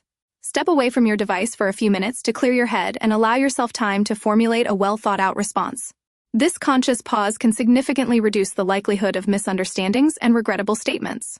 Context is crucial in digital communication. A seemingly innocuous statement can take on a completely different meaning depending on the preceding conversation, the relationship dynamic, and the overall online environment. For example, a question about a person's day might be a simple gesture of care, or it might be perceived as an interrogation depending on the preceding messages. Always ensure the context is clear by referring back to previous conversations or clarifying any ambiguity. Be mindful of your audience and the platform you are using. A casual tone might be appropriate for a close friend on a messaging app, but it could be perceived as unprofessional or inappropriate in a formal email or work-related communication. The choice of platform also dramatically influences the dynamics of communication. The brevity required by Twitter or Instagram differs significantly from the more detailed and nuanced communication possible on platforms like Facebook or email. A carefully crafted email expressing your thoughts and feelings might be incomprehensible when truncated into a tweet. Understanding the limitations and conventions of each platform is crucial for effective communication. Avoid trying to convey complex emotions or sensitive information on platforms not conducive to detailed expression. When dealing with misunderstandings, proactive and respectful communication is key. If you believe your message was misinterpreted, apologize for any unintended offense and clarify your intent. Don't assume your meaning is self-evident. Explain your perspective clearly and concisely, avoiding accusatory or defensive language. Encourage open dialogue and mutual understanding.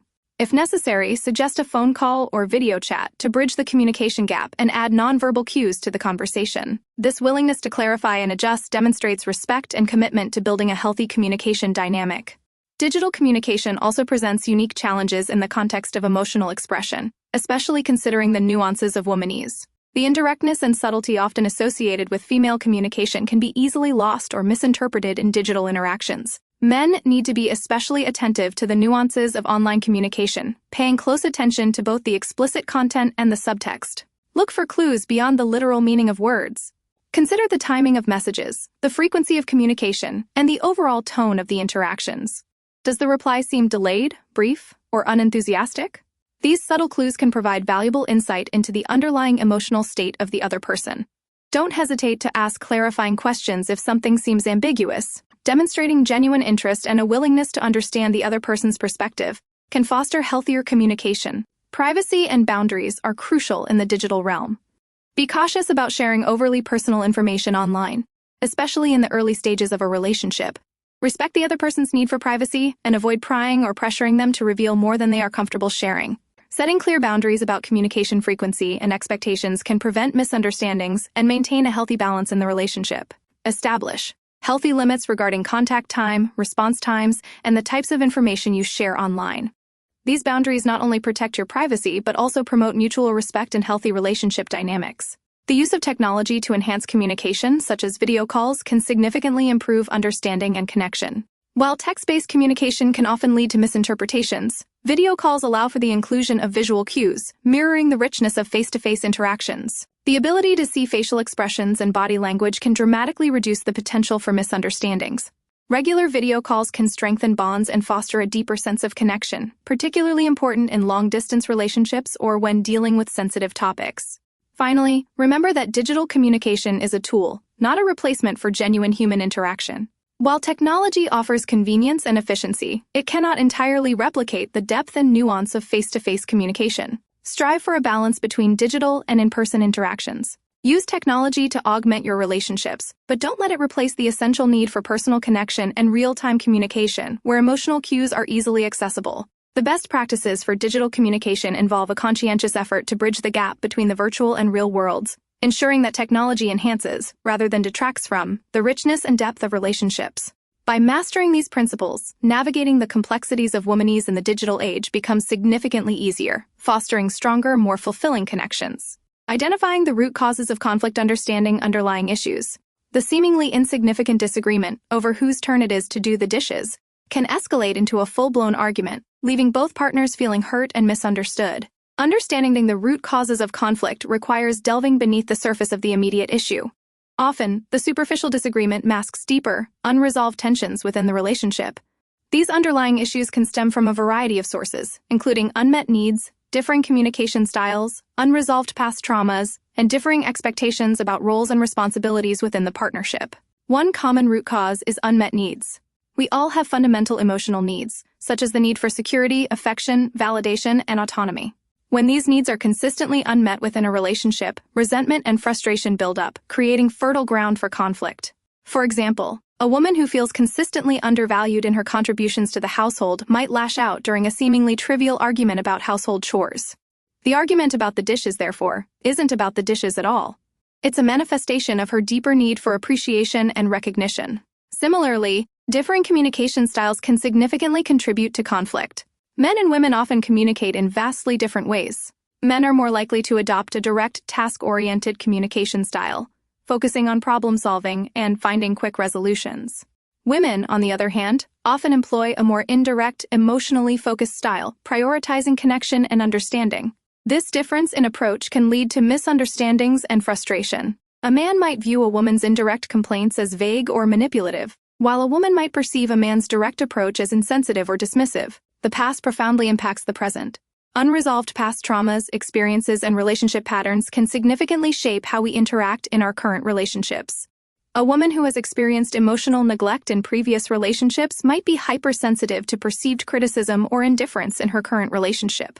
This heightened sensitivity can lead to disproportionate reactions to minor disagreements, magnifying seemingly insignificant events into major conflicts. The argument might seem to be about a misplaced item, but the underlying issue might be a deep-seated fear of abandonment rooted in childhood experiences. Understanding and addressing these past traumas can be crucial in resolving present-day conflicts. Differing expectations about roles and responsibilities often fuel conflict. Partners often enter relationships with differing assumptions about how tasks and responsibilities should be divided. These unspoken assumptions can create friction, if not openly addressed and negotiated. A woman who expects an equal share of household chores might become frustrated and angry if her partner consistently takes on less responsibility. The dispute might seem like it is about the cleanliness of the house, but the underlying issue is about fairness, equality, and feeling respected within the partnership. Identifying these underlying issues requires honest self-reflection and open communication. It's essential to move beyond the surface-level disagreement and delve into the emotions and needs fueling the conflict. Asking oneself, what am I really feeling? And what are my unmet needs? Can provide valuable insights. Similarly, active listening to one's partner and seeking to understand their perspective is crucial in uncovering the hidden causes of conflict. This involves focusing on what your partner is saying, both verbally and non-verbally, avoiding interrupting or becoming defensive. It requires empathy, a willingness to see the situation from your partner's point of view. Try to understand the emotions driving their words and behaviors. Constructive conflict resolution necessitates addressing these underlying issues directly and openly. This involves creating a safe and respectful space for open dialogue, where both partners feel comfortable expressing their feelings without fear of judgment or criticism. Avoid accusatory language. Instead, focus on using e-statements to express your own feelings and experiences without blaming your partner. For instance, instead of saying always leave the dishes dirty, try saying you feel frustrated when the dishes are left unwashed because it makes me feel like my contributions are not appreciated. But this approach promotes understanding and collaboration, shifting the focus from blame to shared responsibility. Negotiation and compromise are essential components of constructive conflict resolution. Finding mutually agreeable solutions requires both partners to be willing to adjust their expectations and find common ground. This might involve dividing responsibilities in a way that aligns with each partner's strengths and preferences. It might also require adjusting personal expectations to better align with the realities of the relationship. Compromise is not about giving up. It's about finding a way to meet each other's needs, strengthening the partnership in the process. Seeking professional help is not a sign of weakness, but rather a demonstration of commitment to the relationship. A therapist or counselor can provide a neutral space for open communication, offering guidance and tools for effective conflict resolution.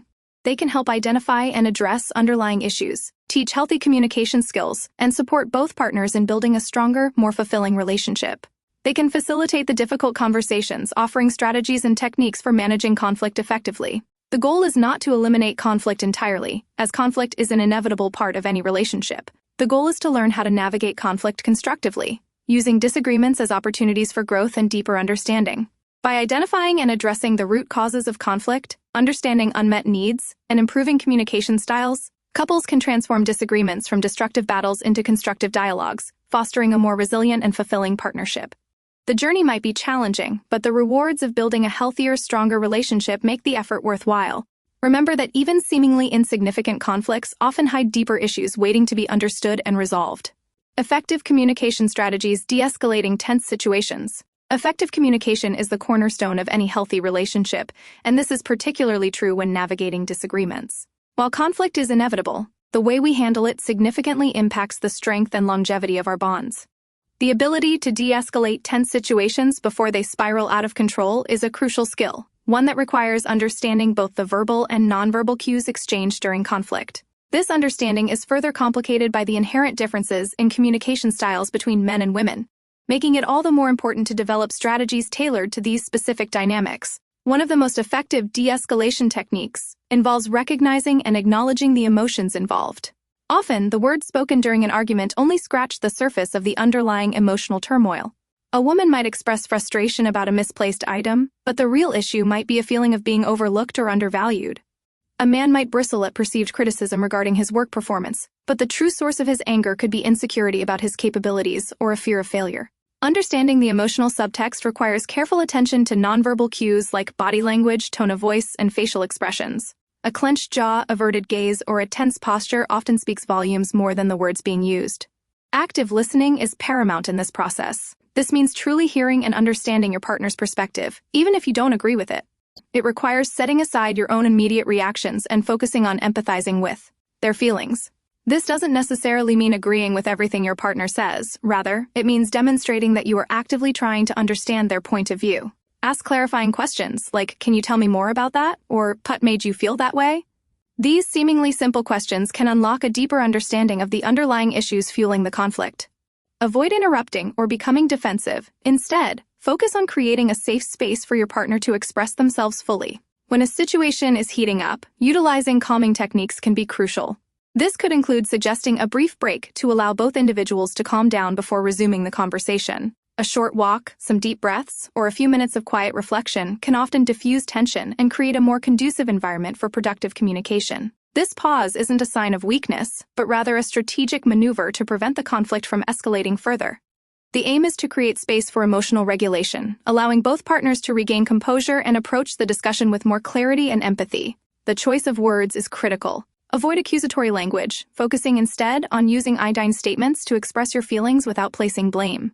For example, instead of saying, "And you always leave your clothes on the floor," try and feel frustrated and overwhelmed when I see clothes scattered around, as it makes me feel like I'm carrying an unfair burden of household responsibilities.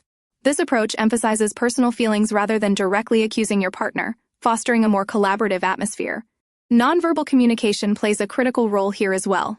Maintaining calm and open body language, uncrossing your arms, making eye contact, and using a gentle tone of voice can significantly de-escalate a tense situation. Mirroring your partner's body language subtly can also foster connection and empathy, signaling that you are actively trying to understand their perspective. On the other hand, aggressive or defensive body language will only serve to intensify the conflict. Empathy is a powerful tool for de-escalation. Try to see the situation from your partner's point of view, considering their unique background, experiences, and emotional needs. Even seemingly irrational behavior often has a deeper, understandable root cause. Understanding this underlying cause requires acknowledging their feelings, even if you don't entirely agree with them. Verbalizing your understanding, "And I understand why you might feel that way, given your past experiences," shows empathy and can greatly reduce defensiveness. Understanding the different communication styles is also essential. Women often communicate indirectly, relying on hinting and nonverbal cues. Men, on the other hand, tend to be more direct and solution-oriented. This difference can easily lead to misunderstandings. A man might miss subtle cues, while a woman might feel unheard if her indirect communication isn't recognized. Recognizing these differences allows both partners to anticipate potential communication breakdowns and to consciously work towards bridging this gap. For instance, a woman expressing concerns about feeling neglected might not directly say, "And I feel neglected." She might instead say something like, "It seems like you've been busy lately." A man hearing this might respond with a practical solution such as, "And I know, I'll make more time for you next week." While well-intentioned, this response fails to acknowledge the underlying emotional need for reassurance and validation. The man needs to understand that the statement about being busy is a veiled attempt to communicate a deeper emotional need. He needs to respond to that emotional need, possibly by saying, "I'm sorry I haven't been giving you enough attention lately. How can I make you feel more connected?" In contrast, a man might express frustration about an issue in a straightforward, possibly blunt manner. A woman, interpreting this directness as insensitive or aggressive, might react defensively. For the woman, it's essential to understand that his directness might not stem from malice, but rather from a desire to resolve the issue efficiently. The key lies in acknowledging both the direct communication and the underlying emotion, perhaps replying with, "I understand you're frustrated, and I want to help resolve this. Can we talk about this calmly and find a solution together?" Compromise and negotiation are vital components of constructive conflict resolution. Finding mutually agreeable solutions often requires both partners to be willing to adjust their expectations. This doesn't mean sacrificing personal needs, but rather finding creative solutions that satisfy both partners' needs, even if it means compromising on certain aspects. For example, a disagreement over household chores might be resolved by creating a shared chore chart, allowing each partner to choose tasks that align with their preferences and skill sets. Remember that the goal is not to avoid conflict altogether, but rather to learn how to navigate it constructively. Disagreements provide opportunities for growth and deeper understanding within the relationship.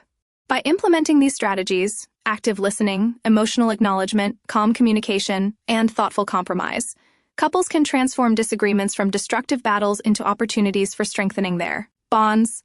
The key lies in mutual respect, empathy, and a willingness to work together to resolve conflicts effectively, creating a stronger and more resilient relationship in the process. The journey is challenging, but the rewards of a healthier, more fulfilling partnership make the effort infinitely worthwhile. Compromise and negotiation, finding solutions that work for both parties.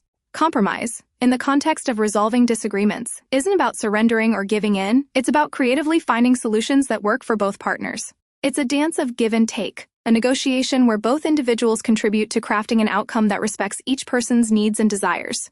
Think of it as a collaborative, problem-solving exercise, not a zero-sum game where one person wins and the other loses. Consider a couple arguing about weekend plans. He wants a relaxing weekend at home, perhaps working on a home improvement project, while she's craving a spontaneous adventure, a hike in the mountains, or a visit to a new city. A simple compromise might involve splitting the weekend. Saturday dedicated to his project, Sunday to her adventure. This doesn't mean one person is entirely sacrificing their desire. It's a balanced approach that satisfies both needs. However, compromise isn't always about a clear 50-50 split. Sometimes it requires more nuanced negotiation. Perhaps instead of a full-day hike, they compromise on a shorter, less strenuous walk in a nearby park. Or maybe instead of a weekend trip to a distant city, they choose a closer destination that allows for a shorter journey while still offering a change of scenery. The key is flexibility and a willingness to explore different options until a mutually agreeable solution emerges. The process of negotiation requires active listening and a willingness to understand each other's perspectives. Avoid entering the negotiation with a rigid stance. Instead, approach it with an open mind, prepared to explore alternative options and adjust your initial preferences if necessary.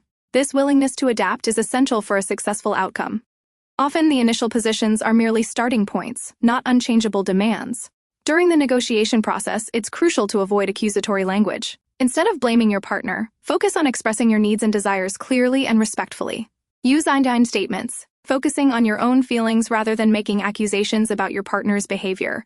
For instance, instead of saying, "I never help with the dishes," try, "I feel overwhelmed when I have to do all the dishes alone. Could we work together to find a more equitable system?" This subtle shift in language significantly alters the tone of the conversation. It transforms an accusatory statement into a collaborative request. It moves the focus from blame to shared responsibility, fostering a more constructive and productive discussion. This approach shows respect for your partner's feelings and encourages mutual understanding, making compromise a more achievable goal. Consider a couple facing a conflict over financial decisions. Perhaps one partner is a saver, while the other is a spender. Negotiation requires a joint examination of their financial goals and values. It's not about one partner forcing their views on the other, rather, it involves finding a middle ground where both feel comfortable and secure. This could involve setting a joint budget, establishing separate accounts for individual spending, or even consulting with a financial advisor to help them navigate their different approaches to money management. The negotiation process might also involve exploring different budgeting methods. For instance, they might agree on a zero-based budgeting system, where they allocate funds for every expense category, ensuring they both have a clear understanding of where their money goes. Or, they might utilize a 50-30-20 rule, allocating 50% of their income to needs, 30% to wants, and 20% to savings and debt repayment.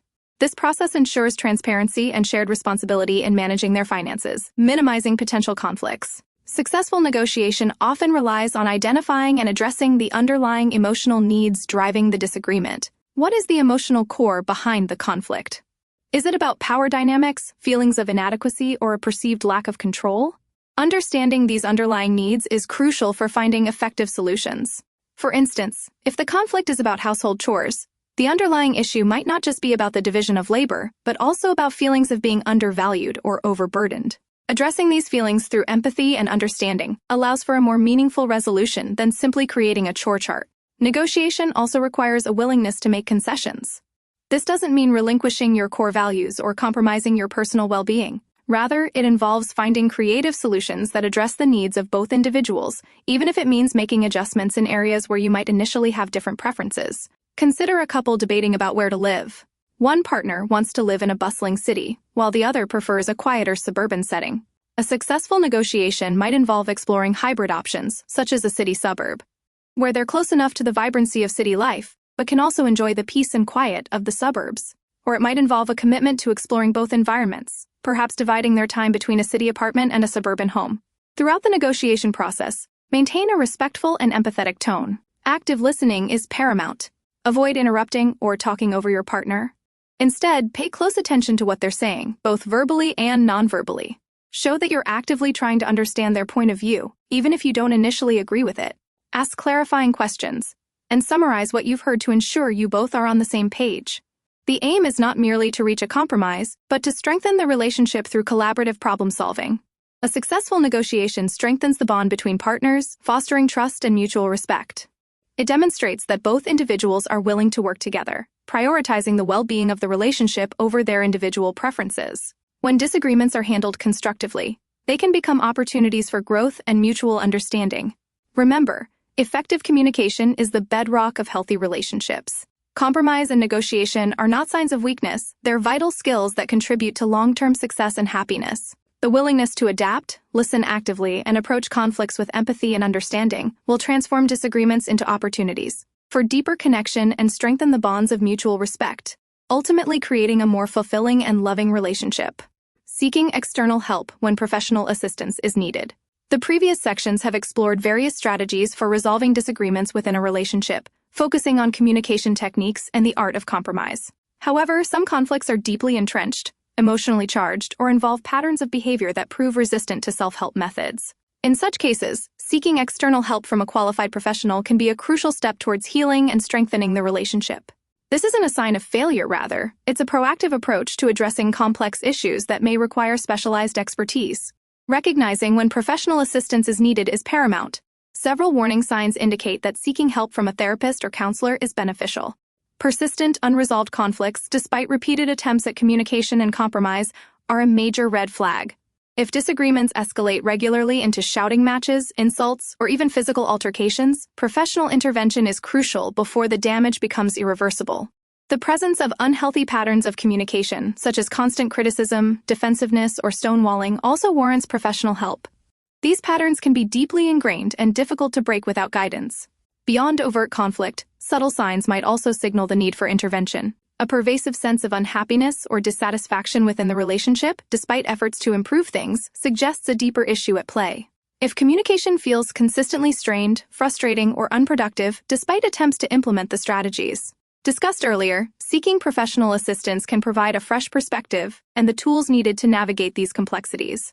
A significant decrease in intimacy, emotional connection, or shared activities, even in the absence of overt conflict, can indicate underlying problems that a therapist can help identify and address. Similarly, a pervasive sense of loneliness or isolation within the relationship, despite living together and sharing a life, may indicate unmet emotional needs that require professional help to address. The impact of unresolved conflict extends beyond the immediate relationship. It can significantly affect individual well-being, leading to increased stress, anxiety, depression, and even physical health problems. Chronic conflict can disrupt sleep patterns, weaken the immune system, and contribute to a decline in overall mental and physical health. Recognizing the broader consequences of unresolved issues underscores the importance of seeking professional help when needed. Choosing the right type of professional is equally important. While many therapists and counselors can provide valuable assistance with relationship issues, some specialize in specific areas, such as couples therapy or communication skills training. A therapist specializing in couples therapy is particularly well-suited to address the dynamics of the relationship and guide both partners toward healthier patterns of interaction. A therapist with expertise in communication skills training can equip partners with more effective communication techniques, including active listening, assertive communication, and conflict resolution strategies tailored to their individual needs and communication styles. Finding a qualified professional involves several steps. Starting with recommendations from friends, family, or physicians can provide a starting point for your search. Online directories of therapists and counselors, such as Psychology Today or your National Psychological Association's website, allow you to search for practitioners based on location, specialization, and other criteria. Many insurance providers also have networks of therapists that they cover, so check with your insurance company to see which therapists they work with. When you contact a therapist, take the time to discuss your needs and goals, ensuring that they have experience and expertise in the specific issues you're facing. The initial consultation usually involves a discussion of your relationship history, current challenges, and goals for therapy. This session serves as an opportunity to evaluate the therapist's approach, their compatibility with you and your partner, and their ability to address your specific needs. It's crucial to find a therapist with whom you both feel comfortable and safe, allowing for open and honest communication about sensitive topics. The therapeutic environment should be one of trust, respect, and mutual understanding. This session is just as important for the therapist. They will determine if they can effectively meet your needs. Don't hesitate to explore different options until you find the right fit. The therapeutic process typically involves a series of sessions, with the frequency and duration determined based on the individual needs of the couple and the complexity of the issues involved. Therapy sessions often entail discussing past conflicts, identifying unhealthy communication patterns, and developing strategies for effective communication and conflict resolution. Therapists may use various techniques, such as cognitive behavioral therapy (CBT), emotional focus therapy (EFT), or systems theory approaches to help couples understand and change their dysfunctional patterns of interaction. Cognitive behavioral therapy (CBT) helps couples identify and change negative thought patterns and behaviors that contribute to conflict. EFT focuses on understanding and addressing the emotional needs of each partner within the relationship. Systems theory focuses on understanding how the couple functions as a unit, exploring the interplay of their individual behaviors and their impact on the entire system. Each approach may be utilized in a variety of settings, from individual sessions to couples sessions. The selection of therapy style depends significantly on the needs and desires of both partners and their compatibility with a given approach. During therapy, both partners should actively participate in the process, taking ownership of their role in the relationship and working together to create positive change. This involves a willingness to examine personal behaviors, communicate openly and honestly, and actively practice the skills learned in therapy. The success of therapy depends on both partners' dedication to working through the challenges, even if it requires facing difficult emotions and confronting uncomfortable truths about themselves and their relationship. It's important to note that therapy is not a quick fix. It requires commitment, patience, and a willingness to invest the time and effort necessary to achieve meaningful results. Progress may be gradual, with setbacks along the way, but consistency and perseverance are crucial in achieving lasting improvements in communication and relationship dynamics. The therapeutic process is an investment in the relationship, aiming not just to resolve immediate conflicts, but to build stronger foundations for future communication and conflict resolution. Even with professional guidance, significant changes in deeply rooted patterns take time and dedication. While a therapist can provide invaluable tools and techniques, they can't force change. The commitment to improvement rests with the individuals involved. It's crucial to have realistic expectations and avoid expecting immediate miracles. The process is iterative, involving both progress and setbacks, with patience and perseverance being key to success. Success requires not only participation, but a genuine desire to change from both partners. The therapist provides guidance and structure, but ultimately, personal responsibility for the relationship's health and well-being falls on the couple. Ultimately, seeking external help isn't a sign of failure but a demonstration of a commitment to the health and well-being of the relationship. It's a sign of strength, reflecting a willingness to invest in personal growth and improve communication dynamics. It signifies a desire for lasting change and commitment to nurturing a more fulfilling and loving partnership. By proactively seeking professional assistance, couples demonstrate a dedication to their relationship's longevity and a commitment to developing healthier, more sustainable patterns of interaction. The benefits of this investment extend beyond simply resolving current conflicts, laying the foundation for more resilient and harmonious relationships for years to come. Forgiveness and reconciliation, healing, and moving forward. Forgiveness, that often misunderstood and elusive emotion, stands as a cornerstone in the rebuilding of a relationship fractured by conflict. It's not a passive act of condoning hurtful actions. Rather, it's an active process of releasing the resentment, anger, and pain that fester after a disagreement. It's about choosing to move forward, not necessarily forgetting, but reframing the past so it no longer holds you captive. The path to forgiveness isn't linear. It's a journey with twists, turns, and often setbacks. Imagine a tightly wound spring, representing the coiled tension of unresolved conflict. Unwinding that spring requires careful, deliberate action, not a forceful yank that could snap it. It might begin with acknowledging the hurt, validating the emotions experienced, the anger, the betrayal, the confusion. This isn't about assigning blame. It's about acknowledging the reality of the pain inflicted. Think of it as creating space for those emotions to exist, without judgment. Empathy, the ability to step into another person's shoes and understand their perspective, plays a crucial role in this process. It doesn't mean condoning their actions, but rather acknowledging the reasons behind them. Perhaps the hurtful words stemmed from a place of insecurity or fear, a reaction to their own past experiences. Understanding the tiny why, not to excuse the behavior but to contextualize it, can significantly lessen the sting. Consider Sarah and Mark, a couple who frequently clashed over household chores. Sarah felt Mark was constantly neglecting his responsibilities, leaving her overwhelmed. Mark, in turn, felt misunderstood, believing his efforts went unnoticed. Their arguments escalated into hurtful accusations and resentments. To begin the healing process, they had to pause, step back from their reactive positions, and truly listen to each other. Sarah had to acknowledge Mark's exhaustion from work, his reluctance to ask for help, rooted in a past where asking for help had been met with criticism. Mark, in turn, had to understand Sarah's frustration stemming from a family history where emotional labor had been disproportionately placed on women. By understanding the root of their behaviors, they began to approach the issue with more empathy and compassion. Reconciliation, the act of restoring a harmonious relationship, is the next step after forgiveness. It's about rebuilding trust, re-establishing connection, and creating new patterns of interaction. This often requires a conscious effort from both parties, a commitment to open and honest communication. Think of it as constructing a bridge across a chasm, brick by brick. Each act of kindness, each gesture of understanding, each honest conversation serves as another brick, steadily solidifying the foundation of the restored connection. This reconstruction necessitates a shift in communication styles. Rather than focusing on past transgressions, the conversation should concentrate on the future. Setting clear expectations, establishing new boundaries, and agreeing on a collaborative approach to conflict resolution are vital steps. It's about creating a shared vision for the relationship, a common goal that both partners are actively striving towards. Consider another couple, David and Emily, who faced a significant challenge after Emily's infidelity. David's initial reaction was one of intense pain and betrayal. The reconciliation process wasn't easy. It involved numerous difficult conversations, intense therapy sessions, and a gradual rebuilding of trust. But through commitment and ongoing effort, David and Emily were able to identify the underlying issues that contributed to Emily's actions and create a pathway towards restoring their relationship. They established new communication protocols, emphasizing honesty and transparency. They engaged in couples therapy, using the support to navigate the complex emotions, heal past wounds, and foster a healthier dynamic.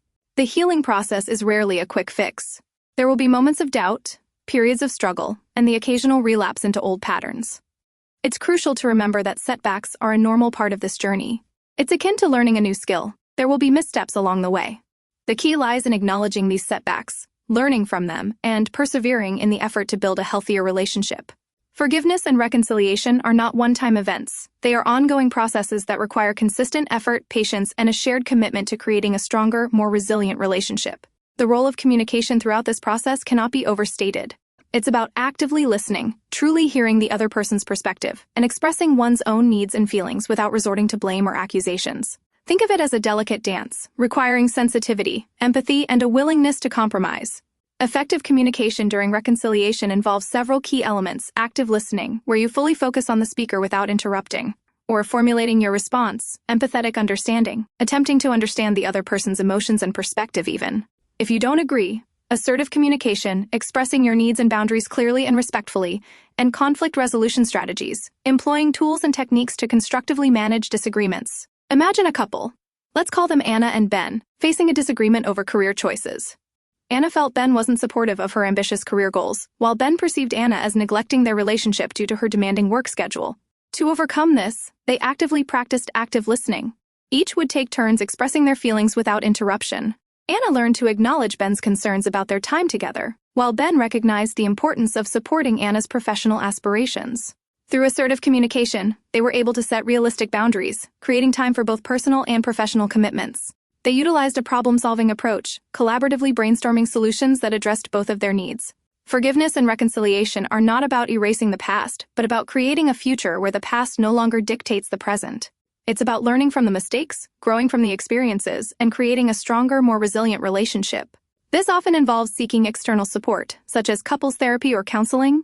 A therapist can provide a neutral space for open communication, help identify unhealthy patterns, and develop strategies for effective conflict resolution. They can guide the couple through the emotional complexities of the healing process, providing tools and techniques for navigating difficult conversations and rebuilding trust. The benefits of achieving forgiveness and reconciliation extend far beyond the immediate relationship.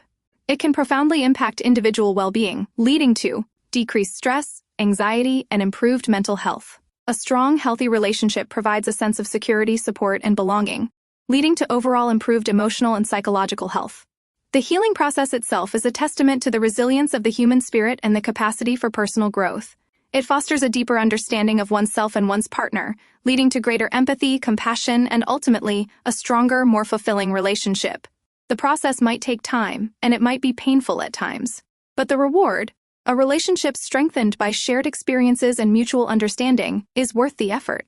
It's about moving forward, together, into a future where the past serves as a foundation for growth and mutual understanding, not an obstacle. The journey of forgiveness and reconciliation is a journey of self-discovery, empathy, and the cultivation of a relationship built on a foundation of resilience, trust, and mutual respect. It's a testament to the enduring power of love and the capacity for human connection to transcend even the most significant of challenges. It's a testament to the enduring power of love and the strength of the human spirit. Self-reflection, assessing your communication strengths and weaknesses. Understanding your own communication style is a crucial step towards building stronger, more fulfilling relationships.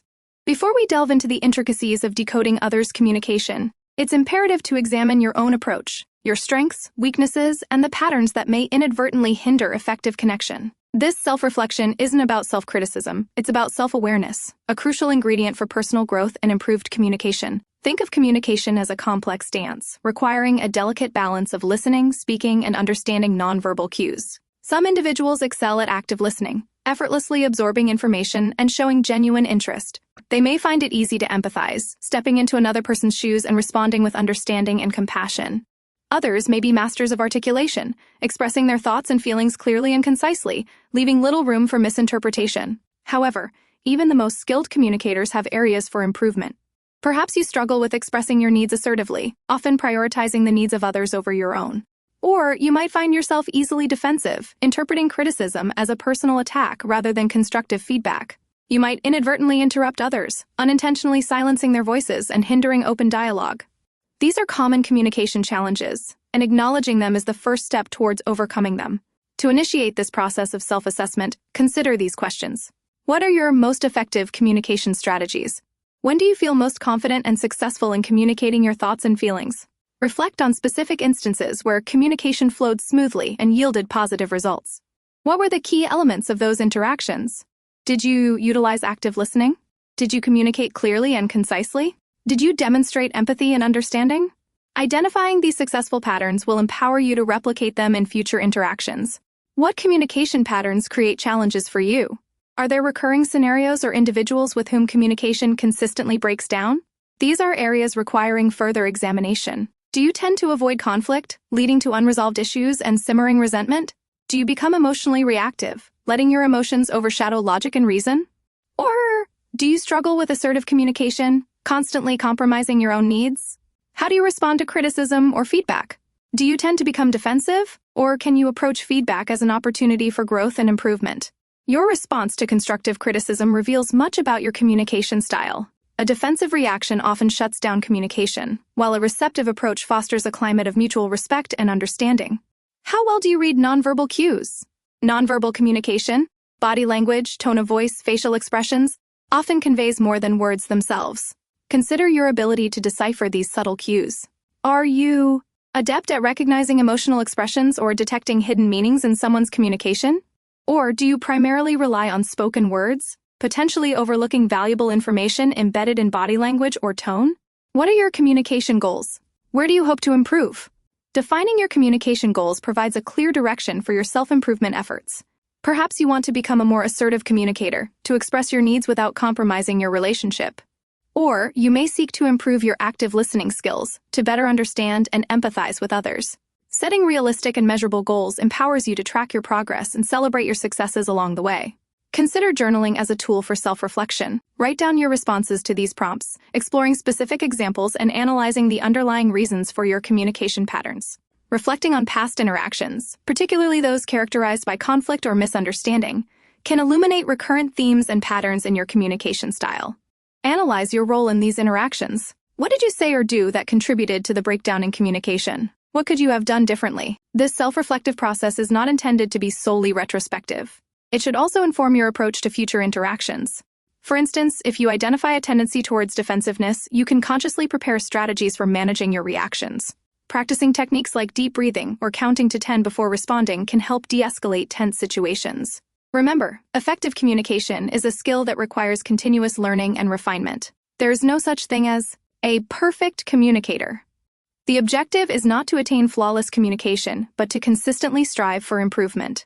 The process of self-assessment is ongoing, evolving as you gain experience and deepen your understanding of yourself and others. By regularly engaging in self-reflection, you'll not only improve your communication skills, but also deepen your self-awareness, fostering a stronger sense of self and empowering you to build more meaningful and fulfilling relationships. Consider this scenario. John frequently avoids conflict. He acknowledges this as a weakness, leading to unresolved tensions in his relationships. Through self-reflection, John realizes his avoidance stems from a fear of confrontation and hurting others' feelings. He then actively works on developing assertive communication skills. This involves learning to express his needs and opinions respectfully while also acknowledging the perspectives of others. He practices this skill in low-stakes scenarios before tackling more challenging conversations. The result is improved communication and stronger, healthier relationships, built on mutual understanding and respect. Another example, Mary identifies a tendency to interrupt others when she's excited or passionate about a topic. Through self-reflection, she realizes that this habit inadvertently silences others' voices and diminishes their contribution to the conversation. She then commits to practicing active listening, focusing fully on the speaker, making conscious efforts to resist the urge to interrupt, and ensuring she fully understands the other person's viewpoint before responding.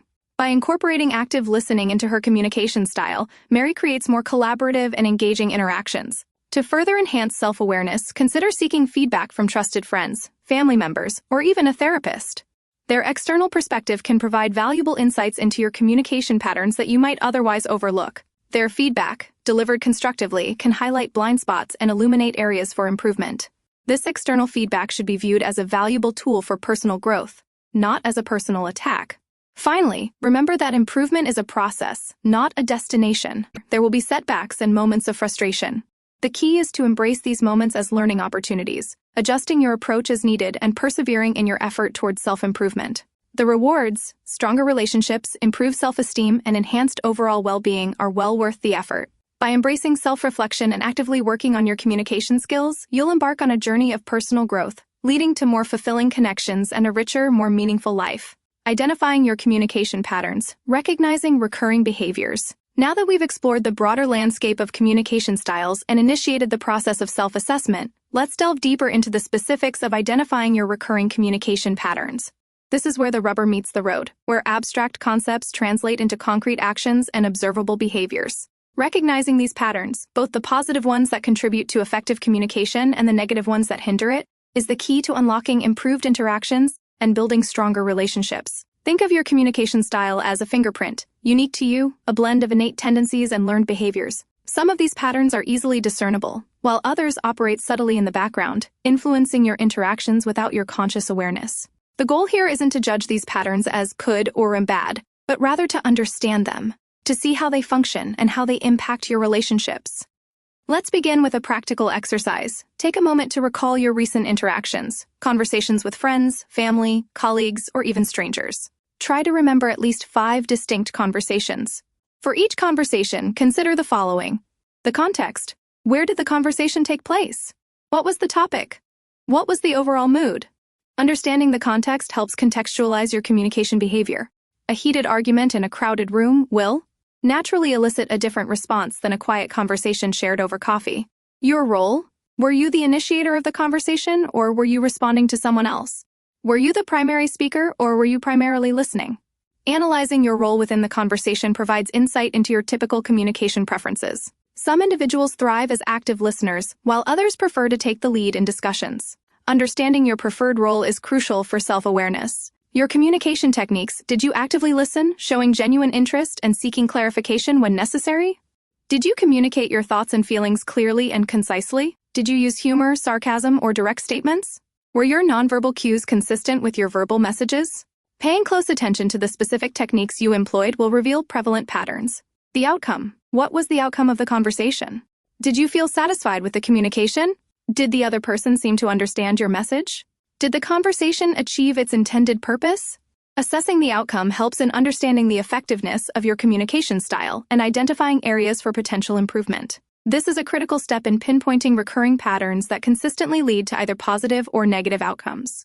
Let's illustrate this with a few examples. Imagine Sarah, who often initiates conversations with detailed anecdotes and lengthy explanations. While her stories are engaging, she sometimes loses her audience's attention due to the length. Analyzing her communication patterns reveals a need to improve her conciseness. She could practice summarizing key points or tailoring her storytelling to suit the context and her audience's attention span. This is a positive adjustment to a fundamentally well-intentioned communication pattern. Consider another example. Mark tends to become defensive when faced with criticism. Analyzing his interactions reveals a pattern of immediately counter-arguing or dismissing feedback, resulting in strained relationships. By recognizing this defensive pattern, Mark can actively work on developing more receptive listening skills, acknowledging the other person's perspective before responding, and framing feedback as an opportunity for growth. This is a clear example of a negative pattern that requires adjustment for improved communication. After reviewing your 5 or more conversations, look for recurring themes. Do you consistently avoid conflict? Do you frequently interrupt others? Do you struggle with expressing your emotions? Do you excel at active listening? Do you communicate clearly and directly? These recurring themes reveal your dominant communication patterns. Identifying these patterns is only the first step. The next step is to assess their effectiveness. Do these patterns consistently lead to positive outcomes, fostering understanding and strengthening relationships? Or do they frequently result in misunderstandings, conflict, or strained interactions? Honest self-assessment is crucial here. Don't shy away from acknowledging weaknesses. Embrace them as opportunities for growth. Once you've identified both your positive and negative communication patterns, you can begin to develop strategies for enhancing the positive and mitigating the negative. This involves conscious effort and consistent practice. It's a journey, not a destination. You'll likely experience setbacks along the way, and that's perfectly fine. The key is to learn from those setbacks and adjust your approach accordingly. Consider keeping a communication journal. This is a dedicated space to record your interactions, noting the context, your communication techniques, the outcome, and any reflections on how you could have communicated more effectively. This journal becomes a valuable tool for tracking your progress and identifying areas that require further attention. Reviewing your journal entries regularly will help you stay aware of your patterns and measure your progress. Furthermore, seeking feedback from trusted sources can provide valuable external perspectives. Ask close friends or family members for their honest assessment of your communication style. Their feedback, while potentially challenging at times, can offer insights you might have overlooked. Remember to approach this feedback with an open mind, focusing on learning and growth rather than defensiveness. Effective communication isn't about achieving perfection, it's about continuous improvement. It's a dynamic process of learning, adapting, and refining your approach. By consciously engaging in self-reflection, actively identifying your communication patterns, and strategically working on areas for improvement, you can transform your communication style into a powerful tool for building stronger, more fulfilling relationships. Remember that the journey of self-improvement is ongoing. There will be days when you feel you're making incredible strides, and days when you feel like you're back where you started. Embrace both, learn from them, and keep moving forward. The ultimate reward, richer, deeper connections with others, makes the effort worthwhile. Let's consider the case of Emily, a successful businesswoman who struggles with assertive communication in her personal relationships. At work, she's confident and direct, but in her personal life, she tends to downplay her needs and prioritize the desires of others. By identifying this pattern, Emily can consciously practice expressing her needs and boundaries in a calm and respectful manner. She can start small, practicing with low-stakes interactions, gradually building confidence to address more challenging situations.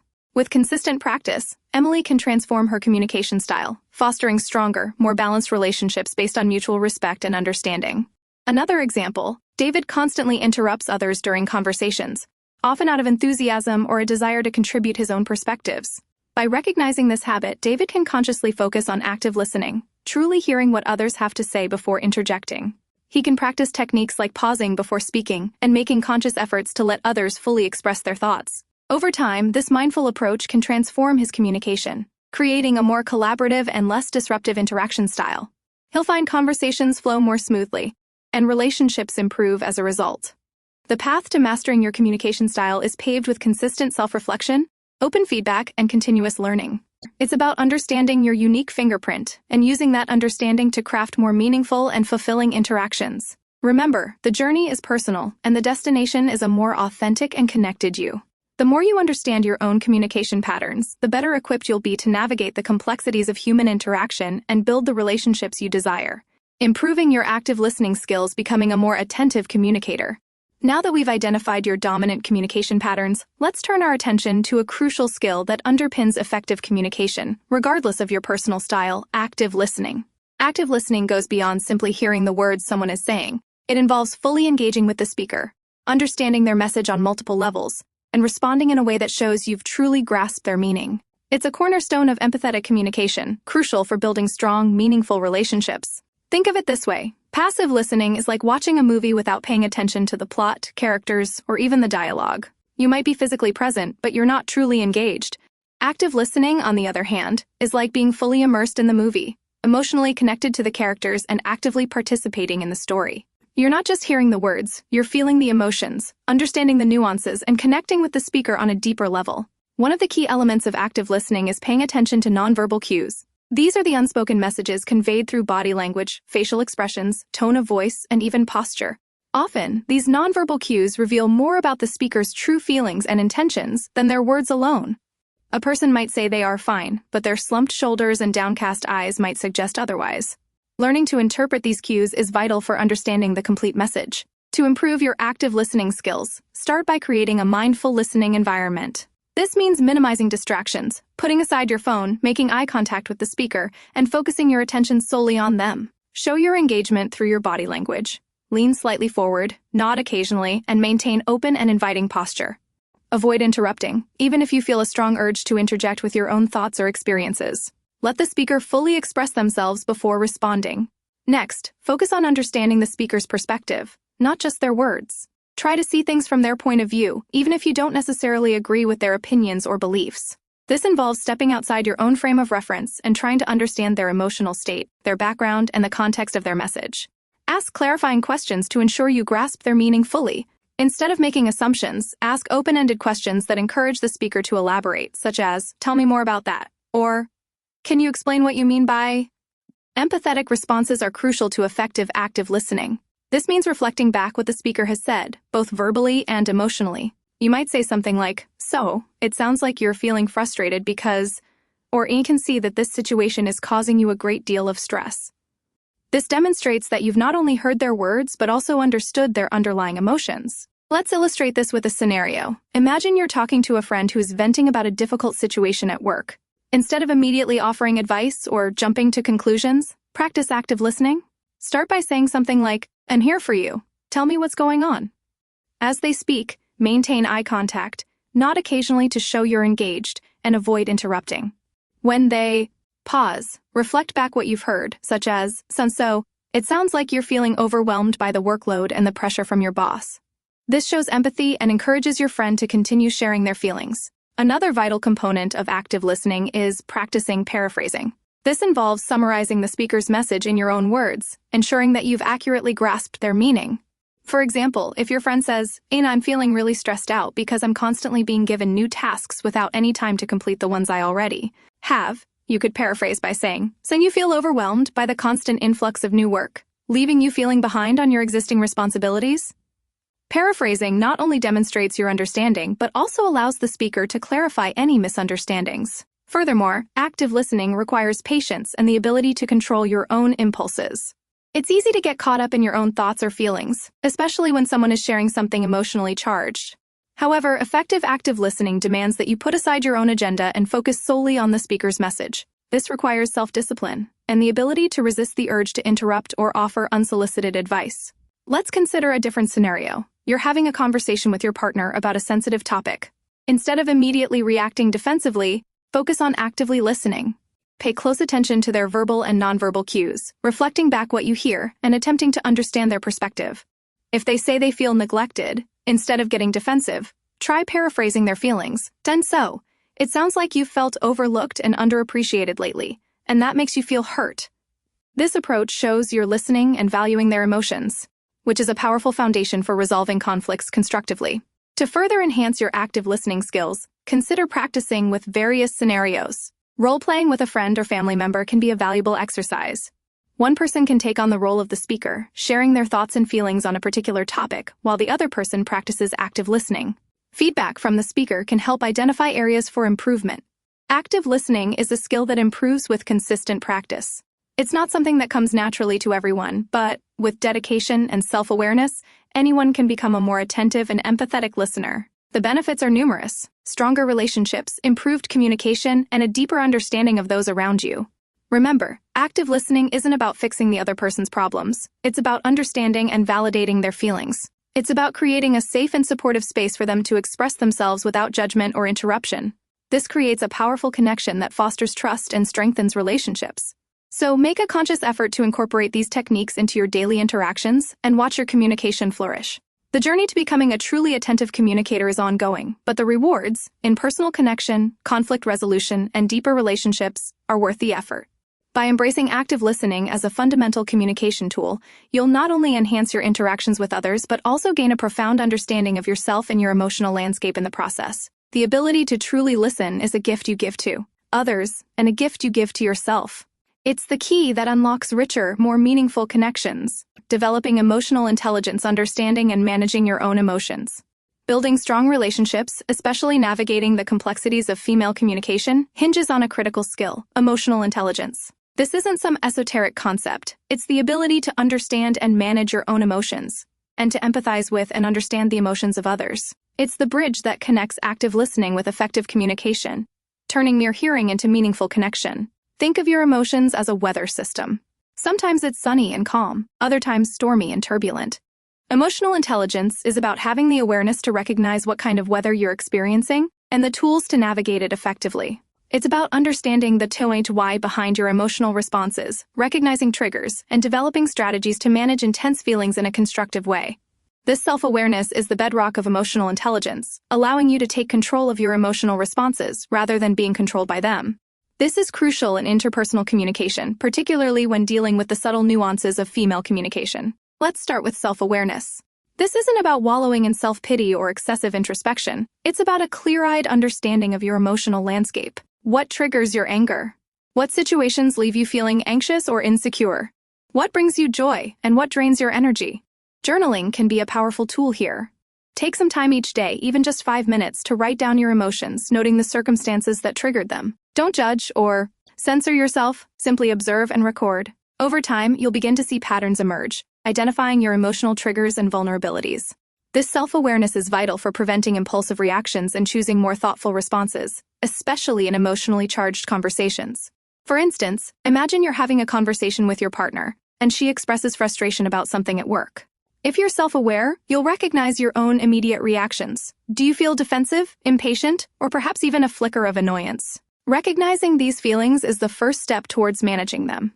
Instead of immediately reacting, take a moment to breathe, to acknowledge your feelings without judgment, and to choose a response that aligns with your goals for the conversation, understanding and connecting, rather than escalating tension. Next comes self-regulation. This is the ability to manage your emotions effectively, preventing them from overwhelming you and dictating your behavior. Think of it as being the captain of your emotional ship, steering it through calm and stormy seas. Techniques like deep breathing, mindfulness meditation, and regular exercise can be immensely helpful in developing self-regulation. These practices help to calm the nervous system, reducing the intensity of emotional responses, and giving you the space to think before you react. When you feel your emotions rising, try consciously slowing down your breathing, focusing on your inhales and exhales, and allowing the tension to ease. Let's illustrate this with a specific example. Suppose your partner uses a phrase that you typically interpret as criticism. Instead of immediately reacting defensively, becoming agitated, or resorting to counter-criticism, pause. Take 3 deep breaths. Acknowledge the feeling of defensiveness rising within you. Then consciously choose a different response. Perhaps ask a clarifying question. Can you help me understand what you mean by that? Or, I'm feeling a little hurt. Can we talk about this? This conscious choice, born from self-regulation, transforms a potentially explosive situation into an opportunity for understanding and connection. Empathy, the ability to understand and share the feelings of another, is the third pillar of emotional intelligence. It's about stepping into someone else's shoes, seeing the world from their perspective, and recognizing their emotions even if you don't fully agree with them. Active listening, as we discussed earlier, is fundamentally intertwined with empathy. It's not just about hearing their words, it's about understanding the emotions behind those words, sensing the unspoken messages conveyed through body language and tone of voice. Consider a scenario where your partner is expressing sadness about a family issue. An empathetic response wouldn't focus on problem solving or offering unsolicited advice. Instead, it would involve validating her feelings, and sounds incredibly difficult. I can only imagine how upsetting that must be. You might offer a comforting presence, a gentle touch, or simply sit and listen attentively, allowing her to express her emotions without judgment. This empathetic approach creates a safe space for her to open up and strengthens the bond between you. It demonstrates that you value her emotions and that you're there for her, regardless of the specifics of the situation. This is particularly crucial in navigating the often indirect communication styles characteristic of women. Improving your emotional intelligence is an ongoing process, not a destination. It requires self-reflection, consistent practice, and a willingness to step outside your comfort zone. Consider these practical exercises. Identify your emotional triggers. Keep a journal to track your emotional responses and identify recurring patterns. What situations consistently lead to negative emotions? Understanding these triggers allows you to develop strategies for managing them proactively. Practice mindfulness meditation. Even 5 minutes a day of mindful breathing can significantly improve your self-awareness and self-regulation. Focus on your breath, your body sensations, and your thoughts without judgment. Engage in regular physical activity. Exercise releases endorphins, which have mood-boosting effects. Regular physical activity can help you manage stress and improve your overall emotional well-being. Role-play emotionally charged conversations. Practice responding empathetically to different scenarios with a friend or therapist. This can help you develop your emotional intelligence in a safe and supportive environment. Seek feedback from trusted individuals. Ask close friends or family members for honest feedback on your communication style. Their insights can help you identify areas for improvement. Emotional intelligence isn't about becoming emotionless. It's about mastering your emotions, using them constructively, and fostering deeper connections. It's about understanding your own internal world and relating to others with empathy and compassion. It's a skill that enriches all aspects of your life, particularly your relationships. By actively cultivating emotional intelligence, you'll not only improve your communication with women, but also cultivate stronger, more meaningful relationships with everyone in your life. This journey of self-discovery and growth will yield profound rewards, empowering you to navigate the complexities of human interaction with greater grace, understanding, and connection. Communicating effectively across different relationship types, adapting to various dynamics. Building upon the foundation of emotional intelligence, we now delve into the practical application of these skills within diverse relationship contexts. Understanding that communication isn't a one-size-fits-all approach is paramount. Just as you wouldn't use the same tone and language with your boss as you would with your best friend, adapting your communication style to the specific dynamics of a relationship is key to fostering strong connections.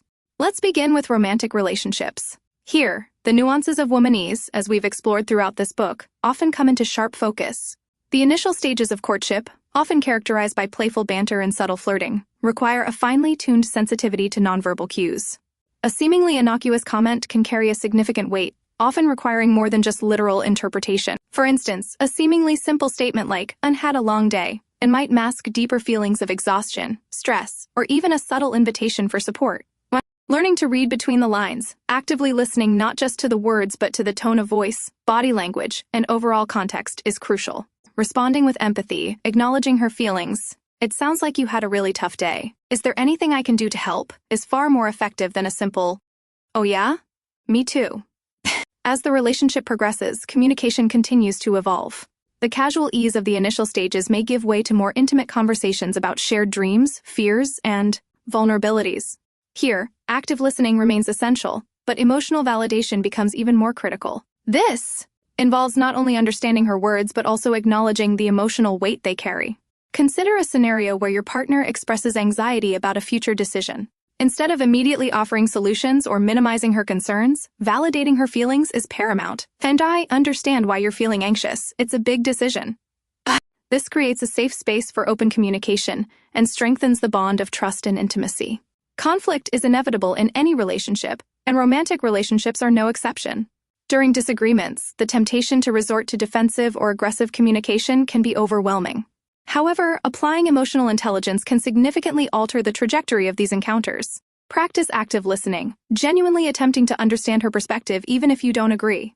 Emphasize shared goals and focus on finding solutions that address both of your needs. Avoid blaming or accusations instead. Frame disagreements as collaborative problem-solving opportunities. Remember, the goal isn't to win-win the argument but to find a mutually satisfactory resolution.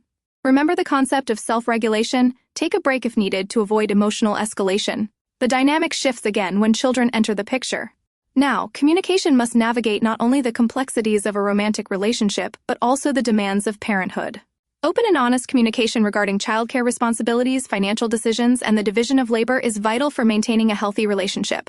Being mindful of each other's emotional states, particularly the stress and fatigue associated with parenthood, is crucial. Supporting each other through these demanding times strengthens your partnership and creates a more stable and nurturing environment for your children. Moving beyond romantic relationships, consider communication within families. Family dynamics are often deeply rooted in long-standing patterns of interaction, established over many years. These patterns might include indirect communication styles, unspoken expectations, or unresolved conflicts. Understanding these dynamics is crucial for navigating family relationships effectively. For instance, if you've noticed indirect communication styles amongst family members, attempt to gently steer conversations towards directness. Friendships, too, require careful attention to communication styles. Friendships are often built on mutual trust, understanding, and shared interests. However, even these close relationships can benefit from mindful communication strategies. Openness, honesty, and empathy are all key components of healthy friendships. Active listening helps you to fully understand your friend's experiences, joys, and sorrows. Supportive communication involves offering encouragement, offering a listening ear, and providing help when needed. Workplace relationships present a unique set of communication challenges. Professional interactions often require a more formal and structured approach than personal relationships. However, emotional intelligence still plays a critical role in navigating workplace dynamics. Constructive feedback, delivered with empathy and respect, can foster a positive and productive work environment. Clear and concise communication, avoiding ambiguity and misunderstandings, is essential for maintaining professional integrity. Building rapport with colleagues, clients, and superiors depends on adaptability. Tailor your approach to each individual and their communication style. Observe body language and cues. Be mindful of the power dynamics at play. In conclusion, effective communication across various relationship types necessitates adaptability. What works in one context may not work in another. By leveraging emotional intelligence, practicing active listening, and focusing on empathy, you can build strong, healthy, and fulfilling relationships of all kinds. Remember, communication is a continuous process of learning, adaptation, and growth. The more you practice these skills, the more adept you become at navigating the complex tapestry of human interaction. The journey to mastering communication is ongoing, and the rewards are immense. Stronger bonds, deeper connections, and richer relationships that enhance all aspects of your life. By cultivating emotional intelligence and adapting your communication style, you empower yourself to build a life filled with meaningful and fulfilling connections. This ongoing process of self-reflection and refinement will not only improve your relationships with women, but also enrich your interactions with everyone you encounter, creating a more harmonious and fulfilling existence. Open and honest communication, the foundation of strong relationships. Open and honest communication isn't merely a desirable trait in relationships, it's the bedrock upon which strong, lasting connections are built. It's the fertile ground where trust takes root, intimacy blossoms, and mutual respect thrives. Without it, even the most promising relationships can wither and crumble, leaving behind a trail of misunderstandings and resentment. This isn't simply about exchanging information, it's about sharing vulnerabilities, acknowledging emotions, and collaboratively navigating the complexities of life together. Consider the scenario of a couple navigating a challenging financial period. A closed-off approach, where one partner silently shoulders the burden of worry while the other remains oblivious, can lead to simmering resentment and ultimately, a breakdown in trust. In contrast, open communication, where both partners openly discuss their financial anxieties, collaboratively brainstorm solutions, and offer mutual support, fosters a sense of shared responsibility and strengthens their bond. This shared vulnerability deepens their intimacy, transforming a stressful situation into an opportunity for growth and mutual understanding. The dynamics of open communication extend far beyond financial matters. It's about creating a safe space where partners feel comfortable expressing their needs, desires, and concerns, without fear of judgment or ridicule.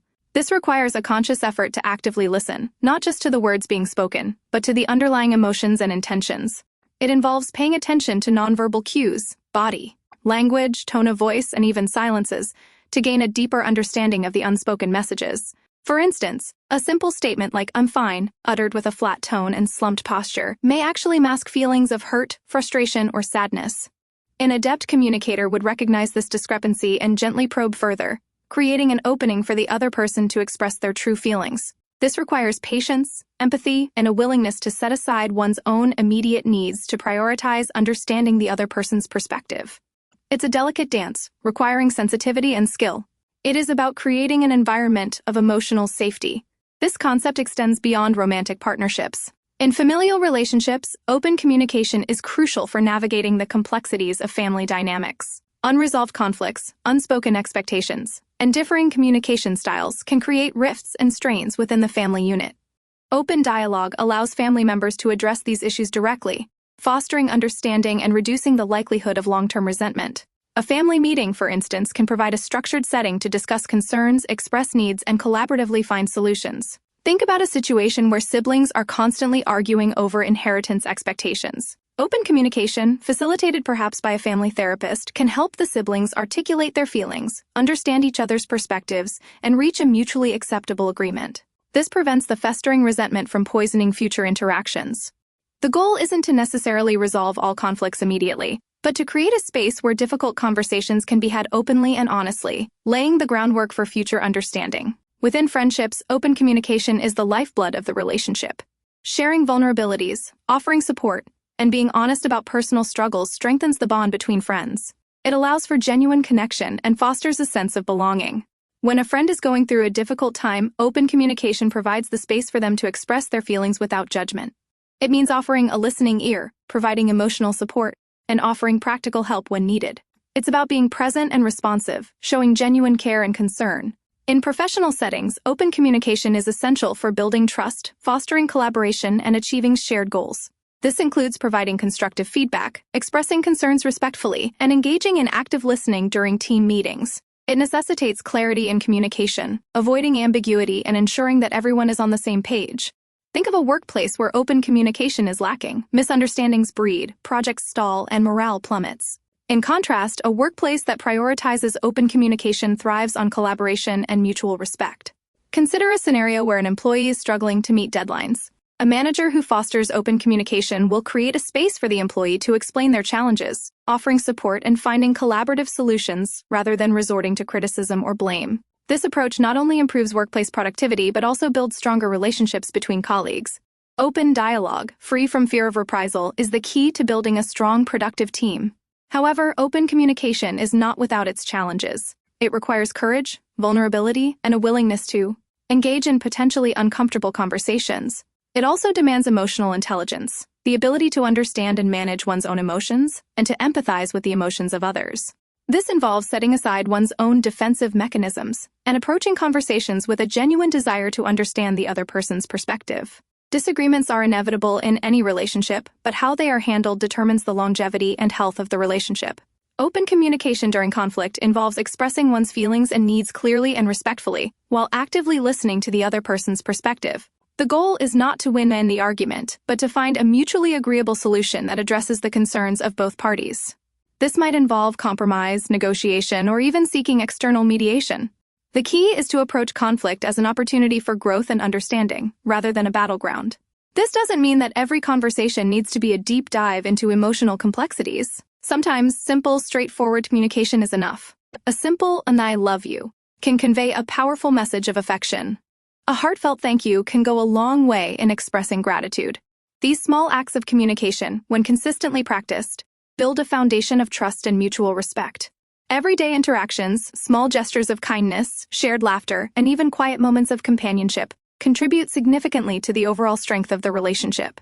Ultimately, open and honest communication is a continuous process of learning, adaptation, and growth. It requires consistent effort, self-reflection, and a willingness to be vulnerable.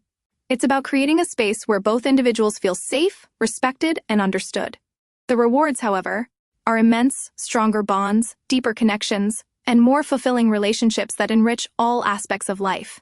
By prioritizing open and honest communication, we build not only stronger relationships, but also a more harmonious and meaningful existence. The effort invested in cultivating this essential skill yields a rich harvest of deeper connections and enhanced well-being. Respectful dialogue valuing different perspectives. Respectful dialogue is the cornerstone of any healthy relationship, particularly when navigating disagreements. It's not about winning an argument, but about understanding and valuing each other's perspectives, even when those perspectives differ drastically. Imagine a couple arguing about how to spend their vacation time. One partner dreams of a relaxing beach getaway, while the other envisions a thrilling adventure in the mountains. A disrespectful dialogue might involve accusations, name-calling, and a complete disregard for the other's desires. This approach will only escalate the conflict and create a chasm of resentment. In contrast, a respectful dialogue begins with active listening. Each partner takes the time to truly understand the other's viewpoint. The beach lover might explain the restorative power of the ocean, the calming effect of the sun, and the need for a tranquil escape from the stresses of daily life. The mountain enthusiast, in turn, might articulate their passion for physical challenges, the thrill of conquering new heights, and the desire for an invigorating and memorable experience. Active listening doesn't mean passive agreement. It means empathetically hearing and acknowledging the other person's feelings and motivations. This active listening forms the basis of finding common ground. It is less about compromise and more about collaboration in finding a solution that caters to both needs. Perhaps they could split the vacation, enjoying a few days at the beach followed by a few days in the mountains. Or maybe they discover a compromise location that offers elements of both, a coastal mountain range, for instance, where they can hike during the day and relax on the beach in the evenings. The solution emerges not from surrender, but from a shared understanding and willingness to meet halfway. It's crucial to remember that the goal isn't necessarily to achieve identical perspectives, but rather to foster mutual respect for the differences. A respectful dialogue acknowledges that differing opinions are not only acceptable but also enrich the relationship. It allows each partner to feel validated and heard, even if their preferences ultimately differ. This validation is critical for maintaining trust and intimacy. If one partner consistently feels invalidated or belittled during disagreements, the relationship will inevitably suffer. Consider the scenario of a couple debating the best parenting style for their child. One partner might favor a stricter approach, emphasizing discipline and rules, while the other leans towards a more lenient style that prioritizes nurturing and emotional freedom. A disrespectful dialogue might devolve into accusations of poor parenting, creating feelings of inadequacy and undermining the other's confidence. But a respectful dialogue focuses on the underlying reasons for each parent's preferences. It involves exploring their individual experiences, their values, and their fears concerning the child's development. Through this exploration, they might discover common ground in their shared desire for a well-adjusted, happy child. This shared goal can help them develop a parenting style that integrates aspects of both their approaches, creating a balanced and effective approach. This collaborative process not only addresses the immediate conflict, but also strengthens their bond as a parenting team.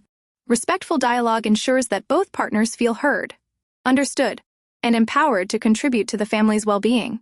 Furthermore, respectful dialogue requires emotional intelligence. This means being able to understand and manage one's own emotions, as well as empathizing with the emotions of the other person. It's about recognizing that behind every opinion and preference are complex emotional landscapes. A simple disagreement about household chores, for instance, might reveal deeper anxieties about fairness, resentment over unequal responsibilities, or a fear of being taken advantage of. Understanding these underlying emotions allows for a more compassionate and effective communication. Effective communication during disagreements involves expressing one's needs clearly and respectfully, avoiding accusatory language and personal attacks. Phrases like "I feel hurt when," or "I need," are far more constructive than "you always," or "you never." This shift in language transforms the conversation from a blame game into a collaborative, problem-solving session.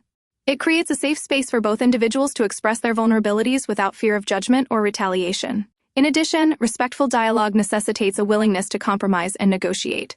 This doesn't imply that one person must always give in to the other's demands. It means finding creative solutions that address the needs and concerns of both parties, even if it involves some concessions from each individual. A respectful dialogue is a dance of give and take, a mutual exchange that strengthens the bond between individuals. Moreover, remembering to acknowledge the other person's feelings is paramount. This validation often transcends agreeing with their perspective. Even if you strongly disagree with a viewpoint, acknowledging the validity of the other person's emotions reduces defensiveness and opens the door for more constructive dialogue. Saying something like, "I understand why you feel that way, even though I don't share the same view," can de-escalate tension and foster empathy. It's also essential to set aside personal biases and prejudices during a respectful dialogue. This requires self-awareness and a willingness to critically examine one's own assumptions and beliefs. Preconceived notions about gender roles, cultural differences, or personal experiences can often cloud judgment and hinder effective communication. Making a conscious effort to approach the conversation with an open mind helps to promote mutual understanding. The ability to manage differing opinions constructively in relationships extends far beyond romantic partnerships. Within families, respecting differing viewpoints among siblings, parents, and extended family members is crucial for maintaining harmony. In friendships, respectful communication ensures that disagreements don't damage the bond. Even in professional settings, valuing diverse perspectives enhances collaboration and innovation. The ability to respectfully address disagreements is a transferable skill that benefits all areas of life. Ultimately, cultivating respectful dialogue isn't a one-time event, but a continuous process. It requires practice, patience, and a genuine commitment to understanding and valuing the perspectives of others. It involves actively listening, empathizing with emotions, and collaborating to find mutually agreeable solutions. While disagreements are inevitable in any close relationship, it's the ability to engage in respectful dialogue that determines the strength and longevity of that connection. It's the essence of building a stronger, more harmonious, and enduring relationship. This ability to respectfully navigate differences forms the bedrock of a fulfilling and meaningful life filled with strong and lasting relationships. Empathy and compassion, understanding and supporting your partner. Empathy, that ability to step into another person's shoes and feel what they feel, is more than just a nice to have in a relationship, it's the lifeblood. It's the quiet understanding that whispers, "I see you, I hear you, and I'm with you," even when you don't agree. Consider Sarah and Mark, a couple navigating the turbulent waters of parenthood. Sarah, exhausted from sleepless nights and the relentless demands of a newborn, feels overwhelmed. Mark, despite his love and support, struggles to fully grasp the depth of her exhaustion. He might offer to help with chores, but he misses the underlying emotional exhaustion, the feeling of being stretched too thin, the desperate yearning for just a few moments of peace. This is where empathy comes in. Empathy isn't about fixing the problem. It's about acknowledging the feeling. It's about saying, "Honey, I see how tired you are. This is incredibly hard, and I'm here for you." This simple acknowledgement can be profoundly validating. It doesn't magically make the exhaustion disappear, but it makes Sarah feel seen, understood, and less alone in her struggle. It fosters a sense of connection and shared experience, strengthening their bond amidst the challenges of new parenthood. Mark's empathy doesn't require him to perfectly understand her experience. It simply requires him to acknowledge its validity and offer his unwavering support. Compassion, closely related to empathy, takes it a step further. It's not just understanding the feeling, it's acting upon that understanding. It's the active choice to offer comfort, support, and even sacrifice for the other person's well-being. Perhaps, recognizing Sarah's exhaustion, Mark takes the initiative to prepare a meal, handle some household tasks, or even take the baby for an extended period, allowing Sarah precious time to rest and recharge.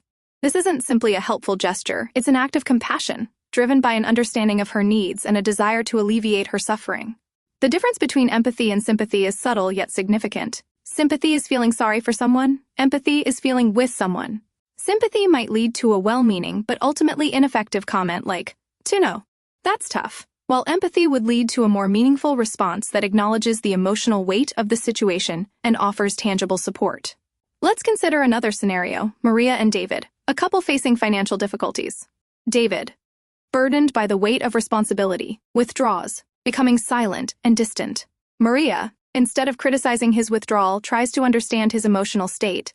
She recognizes the pressure he's under, the fear of failure, and the frustration of feeling helpless. Instead of blaming or criticizing, she shows empathy by acknowledging his feelings, stating, "Honey, I know this is incredibly stressful, and it's okay to feel overwhelmed. We'll face this together." Her compassion manifests in actively supporting him. She might offer to take on more household responsibilities, helping to lighten his load. She might research financial aid options or encourage him to seek professional advice. By understanding his emotional state and actively alleviating some of his burdens, she strengthens their bond and reinforces their shared commitment to overcoming the financial challenges. Her compassion acts as a buffer against the stress, reminding them that they are in this together. It's a powerful demonstration of love and support that transcends mere words. This principle extends beyond romantic relationships. Think of a friendship where one friend is struggling with a personal loss. Empathy would involve actively listening to their grief, validating their emotions without minimizing their pain, and offering unwavering support without offering unsolicited advice. Compassion would involve offering practical help like bringing them meals, running errands, or simply spending quality time with them, providing a comforting presence during a difficult time. In familial relationships, empathy and compassion are essential for navigating disagreements and resolving conflicts. Imagine a family dealing with a rebellious teenager. Instead of resorting to anger and punishment, understanding the underlying reasons for the teenager's behavior is crucial.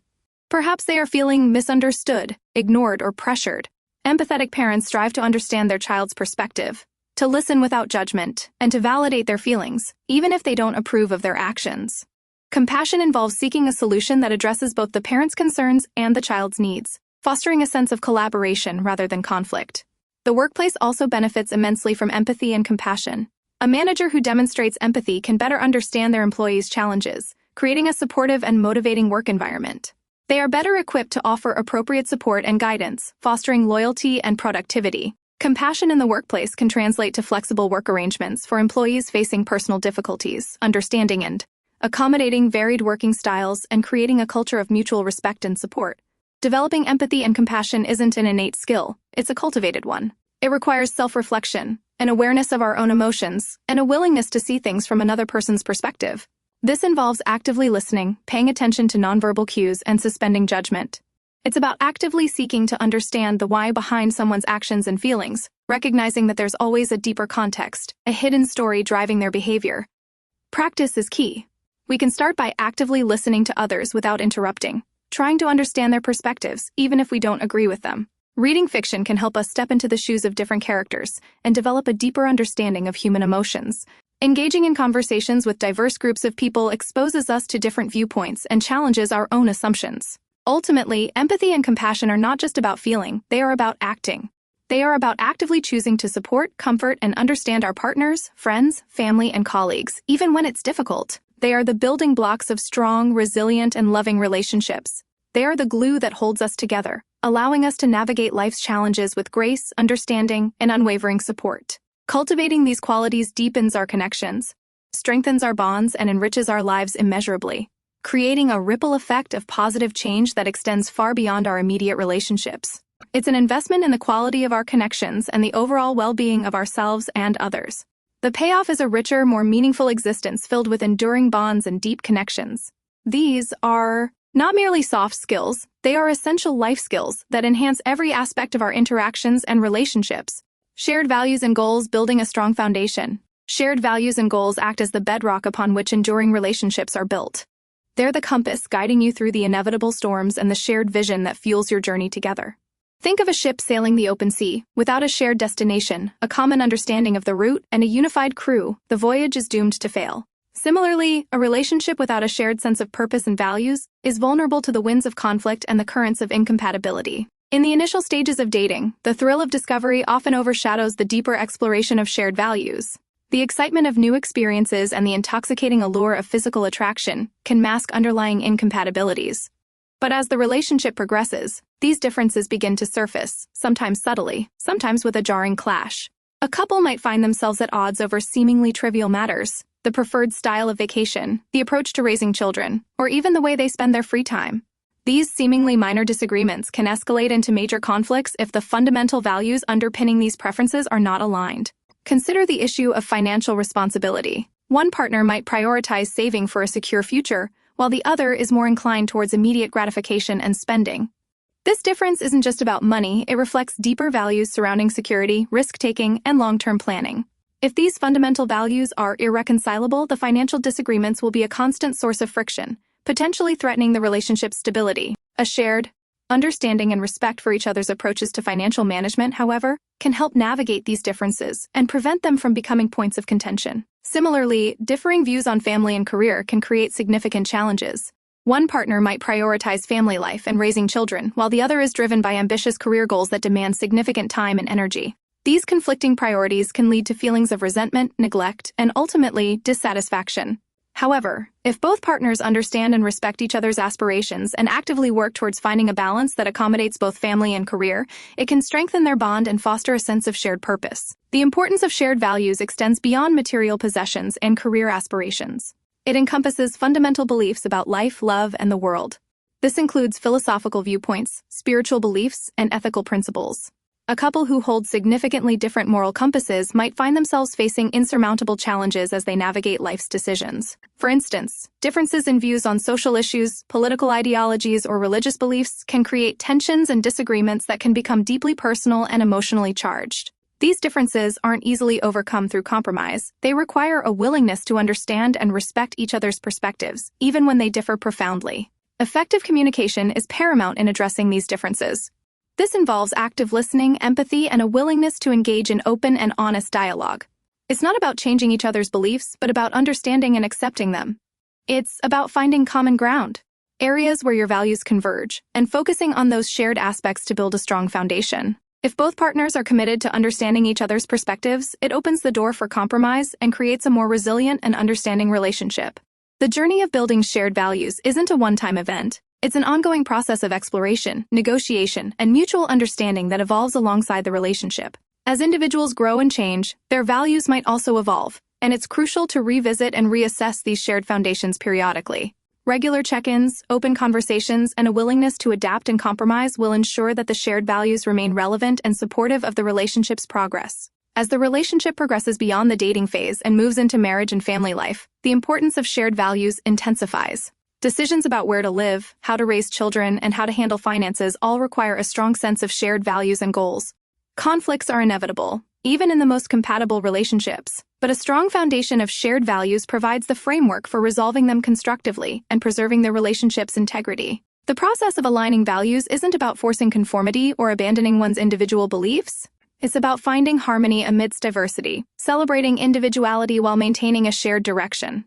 It's about recognizing that differences in perspectives are not necessarily weaknesses but opportunities for growth and understanding. Let's consider a couple planning their future. One partner dreams of a bustling city life, filled with career opportunities and cultural events, while the other yearns for the tranquility of rural living, close to nature and family. This seemingly irreconcilable difference can be approached constructively through open dialogue and mutual understanding. Perhaps a compromise involves finding a location that offers elements of both. A suburban area close to nature, but within commuting distance of a major city. This compromise isn't about sacrificing one's desires completely. It's about finding a solution that accommodates both needs and acknowledges the importance of each partner's preferences. The process of reaching this agreement strengthens their bond, demonstrating their ability to work together and find common ground, even amidst differences. Building a strong foundation of shared values requires consistent effort and commitment from both partners. It's a process of active listening, empathetic understanding, and honest communication. It's about valuing each other's perspectives, respecting individual differences, and working collaboratively towards common goals. Consider a couple facing the challenges of raising children. One partner might favor a stricter disciplinary approach, while the other prefers a more lenient style. The differing styles aren't necessarily indicative of conflicting values. They might reflect different parenting philosophies and personal experiences. Instead of engaging in a power struggle, constructive communication can help them reach an agreement that incorporates elements of both approaches, creating a parenting style that respects both their perspectives while ensuring consistency for the children. In essence, shared values are the compass guiding the relationship, and shared goals are the destination you're navigating towards. They provide a framework for navigating conflict, making difficult decisions, and celebrating achievements. They are the mortar holding the bricks together, creating a strong, resilient, and fulfilling partnership. The journey of building and maintaining these shared foundations requires constant effort, open communication, and a mutual commitment to understanding and respecting each other's perspectives. It's a continuous process of growth, adaptation, and compromise, leading to a deeper understanding and stronger bond between partners. The investment in this ongoing process yields immeasurable rewards, fostering a relationship that can withstand life's challenges and thrive amidst the complexities of a shared journey.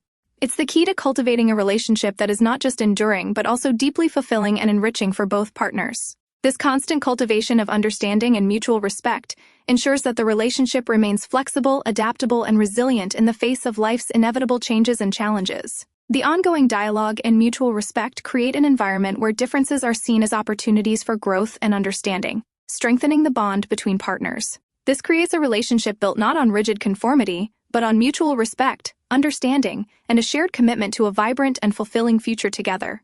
Continued growth and learning adapting to life's changes.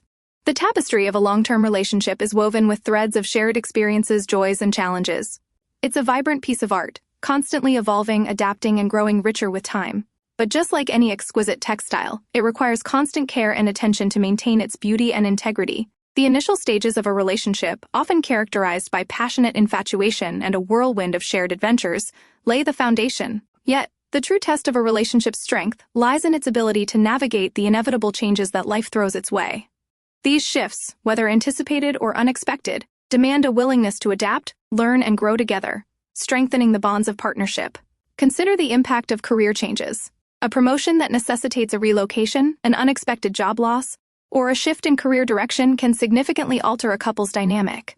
The initial excitement of a new opportunity might be overshadowed by the logistical challenges of moving, adjusting to a new environment, or confronting the emotional toll of unemployment. The strain on the relationship can be considerable, particularly if one partner's career success comes at the expense of the other's stability or aspirations. Open communication is crucial during these periods of transition. Active listening, empathetic understanding, and a willingness to compromise are essential tools in navigating these challenging circumstances. It's not merely about supporting each other materially, but about acknowledging the emotional impact of change and validating each partner's feelings. Creating a shared understanding of the challenges and collaboratively brainstorming solutions can significantly strengthen the bond. The arrival of children marks another significant turning point in a relationship's trajectory. The transition to parenthood brings an avalanche of new responsibilities, altering the balance of power, time, and energy within the partnership.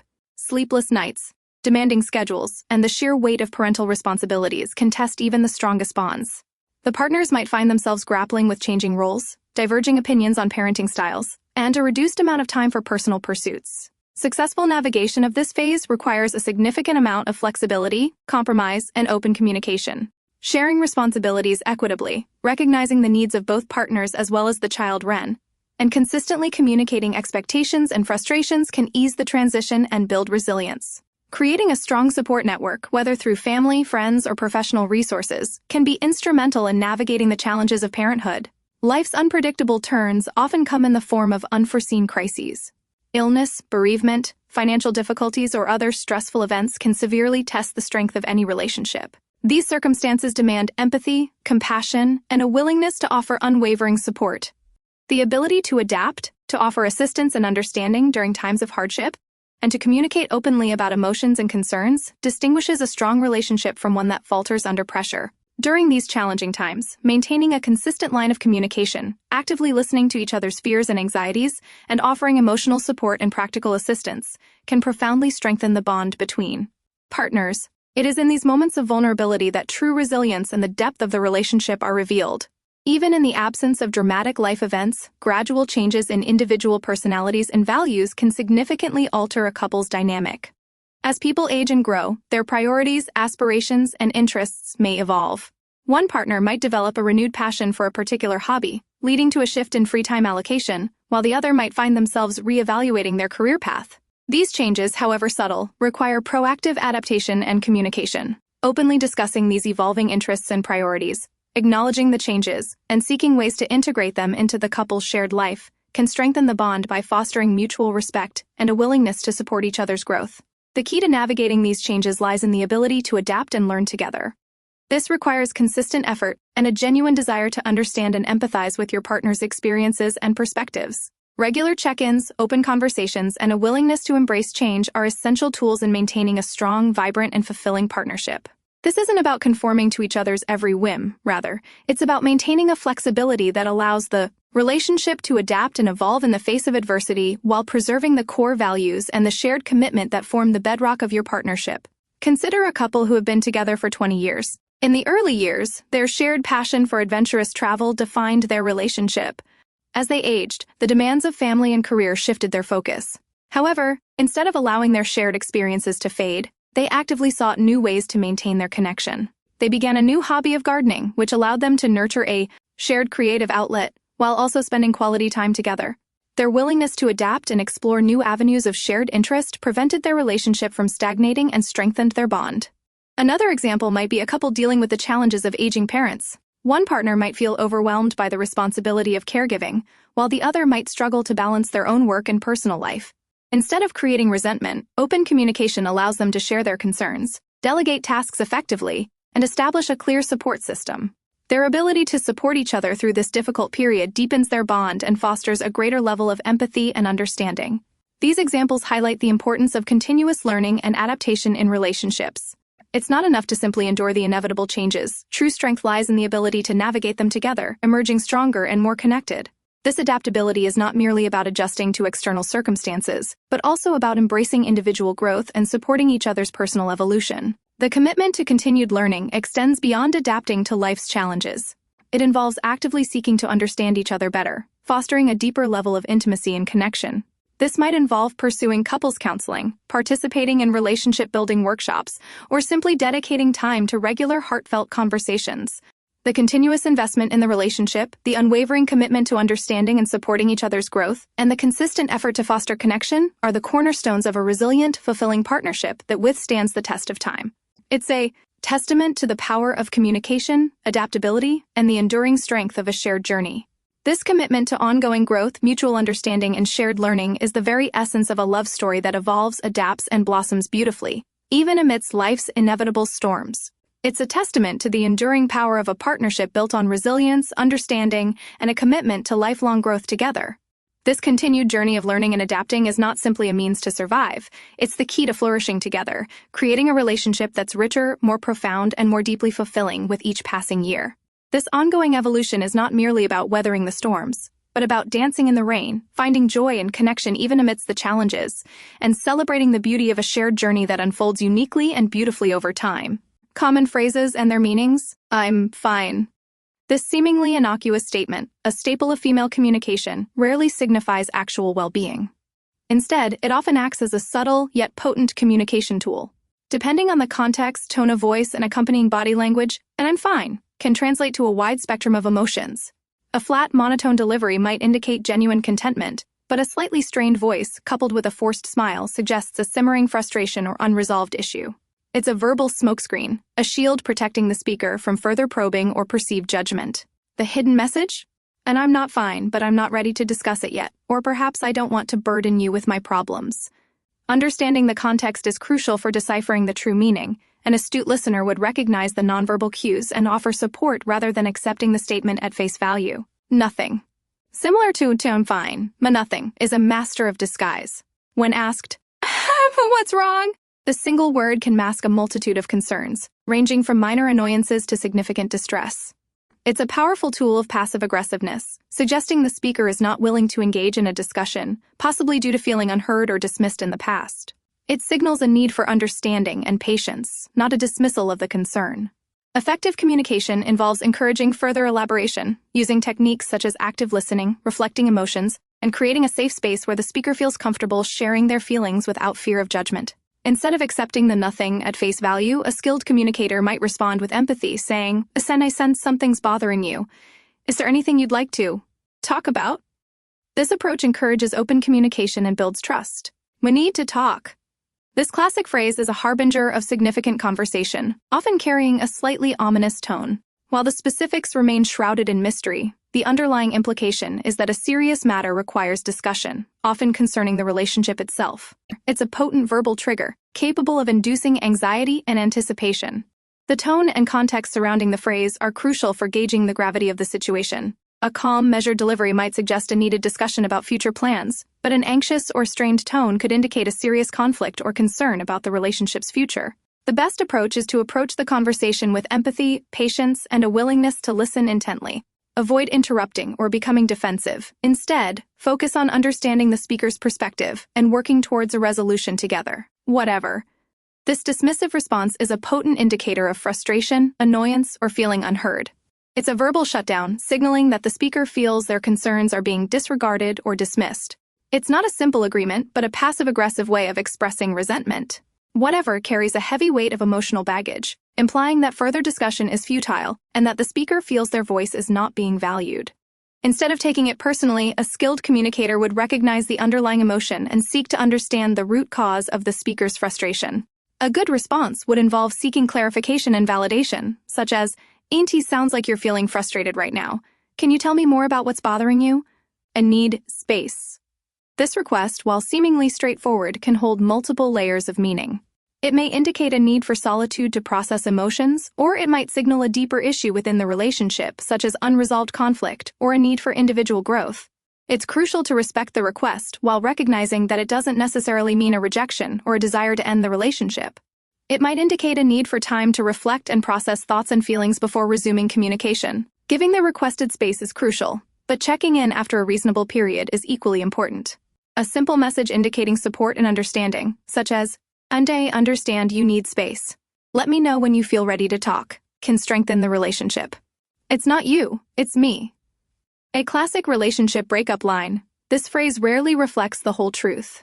While sometimes genuinely reflective of the speaker's internal struggles, it often acts as a buffer, protecting both parties from the hurt of a more direct explanation. It's a polite way of ending a relationship, minimizing direct confrontation, and potentially preserving a level of civility between former partners. While it may be difficult to hear, it is important to accept the decision with grace. Further probing for specifics may only intensify hurt feelings, so accepting the statement at face value and respecting the decision is typically the most constructive approach. This requires self-reflection to ascertain areas for personal growth. I'm busy. This phrase is a versatile tool that can serve various purposes, ranging from a genuine lack of availability to a polite way of declining an invitation or request. The true meaning often depends on the context and tone. A hurried, apologetic tone suggests a genuine constraint, while a flat, dismissive delivery might signal a lack of interest or unwillingness to engage. Understanding the nuances of tone and context is essential. When confronted with this response, it is wise to respect the person's stated limits, but to also gently explore other options, such as suggesting a different time or activity. Are you listening? This isn't a simple question about auditory perception. It's a subtle yet forceful accusation that the listener is not fully engaged or has failed to grasp the speaker's message. It's a plea for acknowledgement and validation, suggesting that the conversation isn't progressing because the speaker's feelings aren't being heard. It signifies a breakdown in communication and a need for improved active listening skills from the listener. A successful response would involve validating the speaker's feelings and assuring them of your attention, perhaps by summarizing what you have heard to demonstrate understanding. "Can we just drop it?" This statement suggests a desire to move past an argument or disagreement, potentially to avoid further conflict. While seemingly simple, it often masks underlying feelings of frustration, resentment, or a desire to protect oneself from emotional hurt. While it might be tempting to continue the discussion, respecting the speaker's request to drop the topic can be a crucial step in de-escalating conflict. It's an invitation to prioritize the relationship over resolving the specific issue in the moment, suggesting a need to revisit the conversation at a later, calmer time. "I need some time to myself." This request indicates a need for personal reflection and space away from the stress or demands of the relationship. Similar to a need space, it emphasizes the importance of individual autonomy and self-care. Instead of perceiving this as a rejection, understanding this as a necessary period of self-reflection and emotional processing can foster a stronger relationship. Respecting their need and ensuring they are not carrying the weight alone is key. These phrases represent only a fraction of the complexities inherent in female communication. The true meaning of these statements often lies buried beneath the surface, requiring careful observation and an understanding of the contextual cues accompanying the words. The ability to decipher these subtle nuances is crucial for building strong, healthy, and communicative relationships. Interpreting nonverbal cues. Interpreting nonverbal cues is as crucial as understanding the spoken word in navigating the complexities of female communication. While words convey a message, body language, facial expressions, and tone often reveal the unspoken emotions and true intentions. This section serves as a quick reference guide to help you decipher these nonverbal cues in real time, making your interactions smoother and more empathetic. Think of it as your visual cheat sheet during a conversation. Facial expressions. The face is a remarkably expressive canvas. A subtle furrow of the brow might indicate concern or frustration, even if the words say otherwise. A forced smile, lacking the crinkling around the eyes, often masks underlying displeasure. Conversely, genuine happiness usually involves a full, warm smile, crinkling eyes, and raised cheeks. Observe for micro-expressions, fleeting facial expressions that betray true emotions before they're consciously masked. These often appear for a fraction of a second and are usually involuntary. Paying close attention to these small, fleeting changes can reveal underlying emotions the speaker might be trying to conceal. For example, a rapid blinking could indicate stress or discomfort. A slight tightening of the lips might show disapproval, even if the verbal response is neutral. These fleeting expressions are often powerful indicators of the true feelings behind the spoken word. Learning to recognize these micro-expressions will vastly improve your ability to comprehend the nuances of a conversation and better interpret the speaker's true intentions. Pay particular attention to the eyes. Dilated pupils may suggest attraction or interest, while averted gaze can signal discomfort or avoidance. Raised eyebrows can indicate surprise or skepticism, while a lowering of the eyebrows often points to displeasure or disapproval. Consider the overall facial expression in its entirety, as individual elements might be misleading if considered in isolation. Body language. Posture can speak volumes. Open, relaxed posture with shoulders back and arms uncrossed often indicates comfort and openness, while closed posture, such as crossed arms or legs, suggests defensiveness or discomfort. Leaning in suggests engagement and interest, while leaning away indicates disinterest or a desire to disengage. Mirroring body language. Consciously or unconsciously mimicking the other person's posture and gestures often shows rapport and connection. Fidgeting, such as constant shifting, tapping of feet, or playing with hair, can signal nervousness, anxiety, or discomfort. Conversely, relaxed and calm body language with steady posture and deliberate movements suggests confidence and comfort. These observations are contextual. A person may naturally fidget regardless of the conversation, so the overall context should always inform your interpretation. Be mindful not to misinterpret natural movements as indications of discomfort or nervousness. Tone of voice. The tone of voice is just as important as the words themselves. A sharp, clipped tone usually suggests impatience or frustration, while a soft, gentle tone indicates warmth and understanding. A high-pitched, rapid tone may reflect anxiety or nervousness, whereas a low, slow tone may signify calmness and confidence. Sarcasm, often conveyed through a mocking or ironic tone, requires careful attention to the context, as the words themselves might contradict the intended meaning. Subtle changes in inflection and rhythm can also significantly alter the meaning.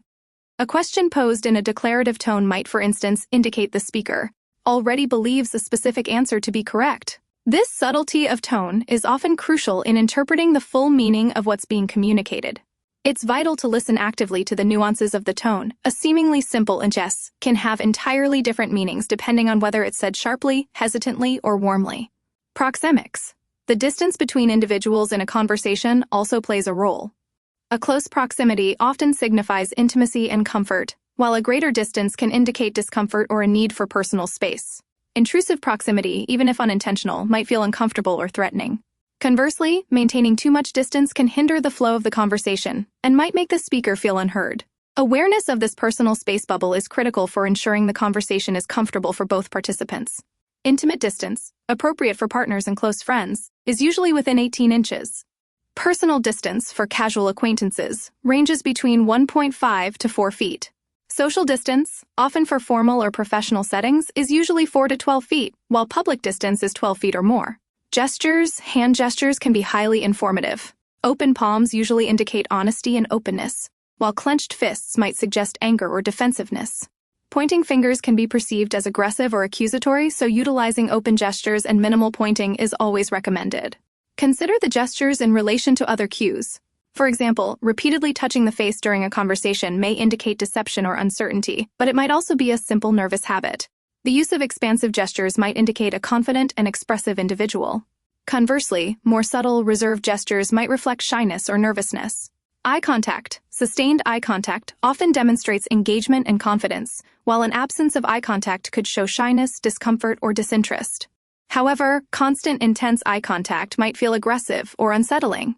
The cultural context of eye contact needs consideration. Some cultures prioritize direct eye contact, whereas in others it's considered disrespectful. Consider the general communication style and the cultural norms at play when assessing the meaning of eye contact.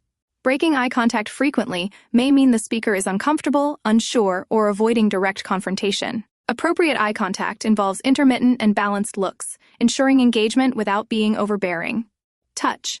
The nature and context of physical touch can significantly alter the meaning of a message. A comforting touch on the arm, for example, suggests empathy and support, whereas an unwanted or inappropriately placed touch can be viewed as aggressive or offensive. Physical touch should always be appropriate to the relationship and context. It is crucial to respect personal boundaries and avoid any physical contact that might be unwelcome or inappropriate. Understanding the subtle nuances of physical touch can improve the overall feeling of comfort and trust. Putting it all together, it is crucial to remember that nonverbal cues should be interpreted holistically, not in isolation. A single gesture or facial expression rarely tells the entire story. Consider the context of the conversation, the relationship between the individuals, and the overall mood to accurately interpret the nonverbal cues. Looking for patterns in body language and listening closely to the tone of voice, paying attention to the combination of these different elements creates a holistic understanding. For instance, if someone says, "I'm fine," but exhibits clenched fists, a furrowed brow, and avoids eye contact, the nonverbal cues strongly suggest otherwise. By combining your understanding of both verbal and nonverbal communication, you'll become far more adept at deciphering the complexities of female communication. Navigating difficult conversations. Navigating difficult conversations with women often requires a nuanced understanding of their communication style. While the previous sections focused on decoding the intricacies of womanese, this section offers practical strategies for navigating challenging conversations, turning potential conflict into opportunities for understanding and connection. The key lies in approaching these conversations with empathy, active listening, and a willingness to understand the underlying emotions driving the communication. One common pitfall in difficult conversations is the tendency to interrupt or dismiss the other person's feelings. Women, more often than men, communicate indirectly, sometimes using subtle hints or emotional cues to express concerns or dissatisfaction. If you interrupt or dismiss these cues, interpreting them as insignificant, you are not only missing valuable information but also invalidating her feelings. This defensive reaction can escalate the conflict, creating a chasm of misunderstanding instead of fostering a bridge of communication. Instead, prioritize active listening. This isn't simply hearing the words, it's engaging fully with the speaker's message, both verbally and non-verbally. Show that you are paying attention through your body language, maintain eye contact, nod to show understanding, and avoid distractions like your phone. Reflect back what you've heard by summarizing her points in your own words. And so, what I'm hearing is that you feel frustrated because... This demonstrates that you're actively listening and processing her message, allowing her to feel heard and understood. Paraphrasing also clarifies any misunderstandings, preventing them from escalating. Actively listening isn't about agreeing, it's about acknowledging and validating her feelings. Emotional intelligence plays a crucial role in handling these conversations. Recognize that the underlying emotions are often more significant than the specific words being used. If she expresses anger, for instance, try to understand the root cause of that anger. Is it related to a feeling of being undervalued, unheard, or unappreciated? Focusing on the emotional core of the communication helps to diffuse the tension and shift the focus from accusations to a shared understanding of feelings. Remember that expressing emotions often forms the foundation of women's communication style. Sometimes difficult conversations involve misunderstandings arising from differing perspectives or interpretations. Instead of immediately reacting defensively, try to step into her shoes and understand her point of view. Consider the context of the situation and her possible motivations. Asking clarifying questions can illuminate the issues at hand. Instead of assuming you know her intentions, ask open-ended questions like, "Can you help me understand how you felt in that situation?" Or, "What can I do to make things better?" These questions promote a dialogue, allowing you both to explore the issue collaboratively. A crucial aspect of navigating difficult conversations is mastering the art of empathy. Empathy isn't about agreeing with everything she says, it's about acknowledging and validating her feelings, even if you don't fully share her perspective. Use phrases like, "And understand why you feel that way," or, "Auntie can see how that would be frustrating." This acknowledgement demonstrates respect and understanding, creating a safe space for open and honest communication. Even if you disagree, showing empathy softens the interaction, making it less confrontational and more conducive to finding a solution. Empathy is about putting yourself in her shoes and feeling what she feels. Avoid using accusatory language, or phrases like, "Want you always," or "you never." Tend to put the other person on the defensive, shutting down communication before any resolution can be found. Instead, focus on using I statements to express your own feelings and perspectives without blaming her. For instance, instead of saying, "You made me feel angry," try, "I felt angry when..." This shifts the focus from blame to personal responsibility and opens the way for a more productive dialogue. The goal is to collaborate towards a solution, not to assign blame. In some situations, taking a break might be the best option. If the conversation becomes overly heated or unproductive, suggest taking a break to cool down and gather your thoughts. This doesn't mean you're avoiding the conversation. It's about creating space for both of you to regain composure and approach the issue with a clearer head. Suggesting a time to reconvene after a cooling-off period is a mature approach that prevents escalation. After the conversation, it's vital to reflect on what was discussed and identify any areas for improvement in your communication. Consider how you could have responded differently, what you learned from the interaction, and how you can apply these learnings in future conversations. This self-reflection fosters personal growth and improves communication skills, making future difficult conversations more manageable. Reviewing the dynamics of the conversation is an important aspect of improving your communication style. Remember, navigating difficult conversations isn't about winning or losing, it's about building stronger relationships through understanding and compromise. By employing these strategies, active listening, emotional intelligence, empathy, and thoughtful communication, you can transform potentially explosive interactions into opportunities for growth and deeper connection. The aim is not to avoid conflict, but to resolve it constructively. It's also vital to recognize that cultural and personal differences influence communication styles. What might be considered direct and assertive communication in one culture could be perceived as rude or aggressive in another. Similarly, personal experiences shape how individuals communicate and respond to conflict. Be mindful of these differences and adapt your communication style accordingly. Avoid making assumptions based on gender stereotypes. Every individual is unique. Finally, consider the context. The same phrase uttered in different contexts will have completely different meanings. A seemingly simple "and I'm tired," for example, could indicate physical fatigue, emotional exhaustion, or even a subtle hint of disappointment.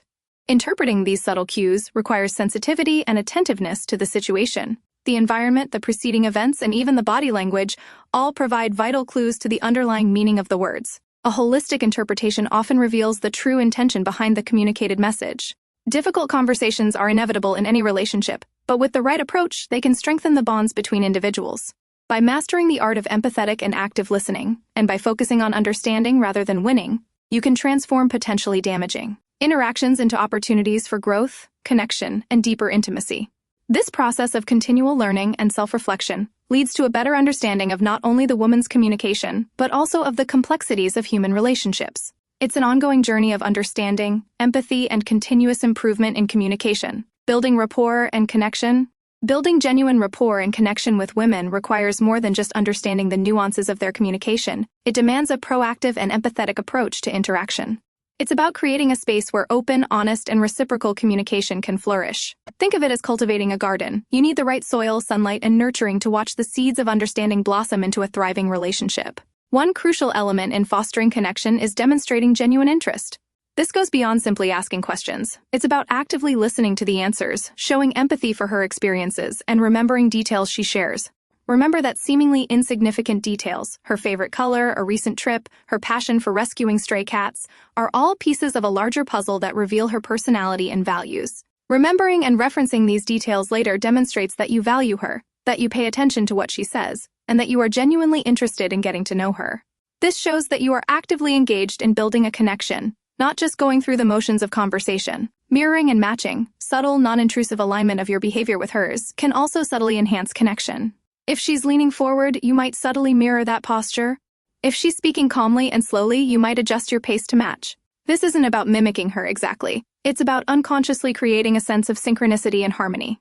It's a subconscious signal of rapport and understanding, making her feel comfortable and understood. The key is subtlety. Overt imitation can feel unnatural and even unsettling. Shared laughter is a powerful bonding agent. Humor breaks down barriers, creating a relaxed and comfortable atmosphere. Finding common ground through shared jokes, funny stories, or playful banter lightens the mood and makes interactions more enjoyable. It signals that you are not only interested in what she is saying, but also able to create shared enjoyment. However, be mindful of your audience. Ensure that your humor is appropriate to the situation and her personality. Avoid anything that could be misinterpreted as offensive or insensitive. Shared experiences are another cornerstone of strong connections. Engaging in activities together, whether it's attending a concert, hiking a trail, cooking a meal, or simply having a meaningful conversation, creates shared memories and strengthens your bond. These shared moments provide opportunities for connection, understanding, and the creation of positive associations with each other. It's not just about the activity itself, it's about the quality time spent together and the emotional connection it fosters. Nonverbal cues play a vital role in building rapport. Maintaining eye contact without staring intensely shows attentiveness and respect. A genuine smile conveys warmth and approachability. Open, relaxed body language, uncrossed arms and legs, signals receptiveness and comfort.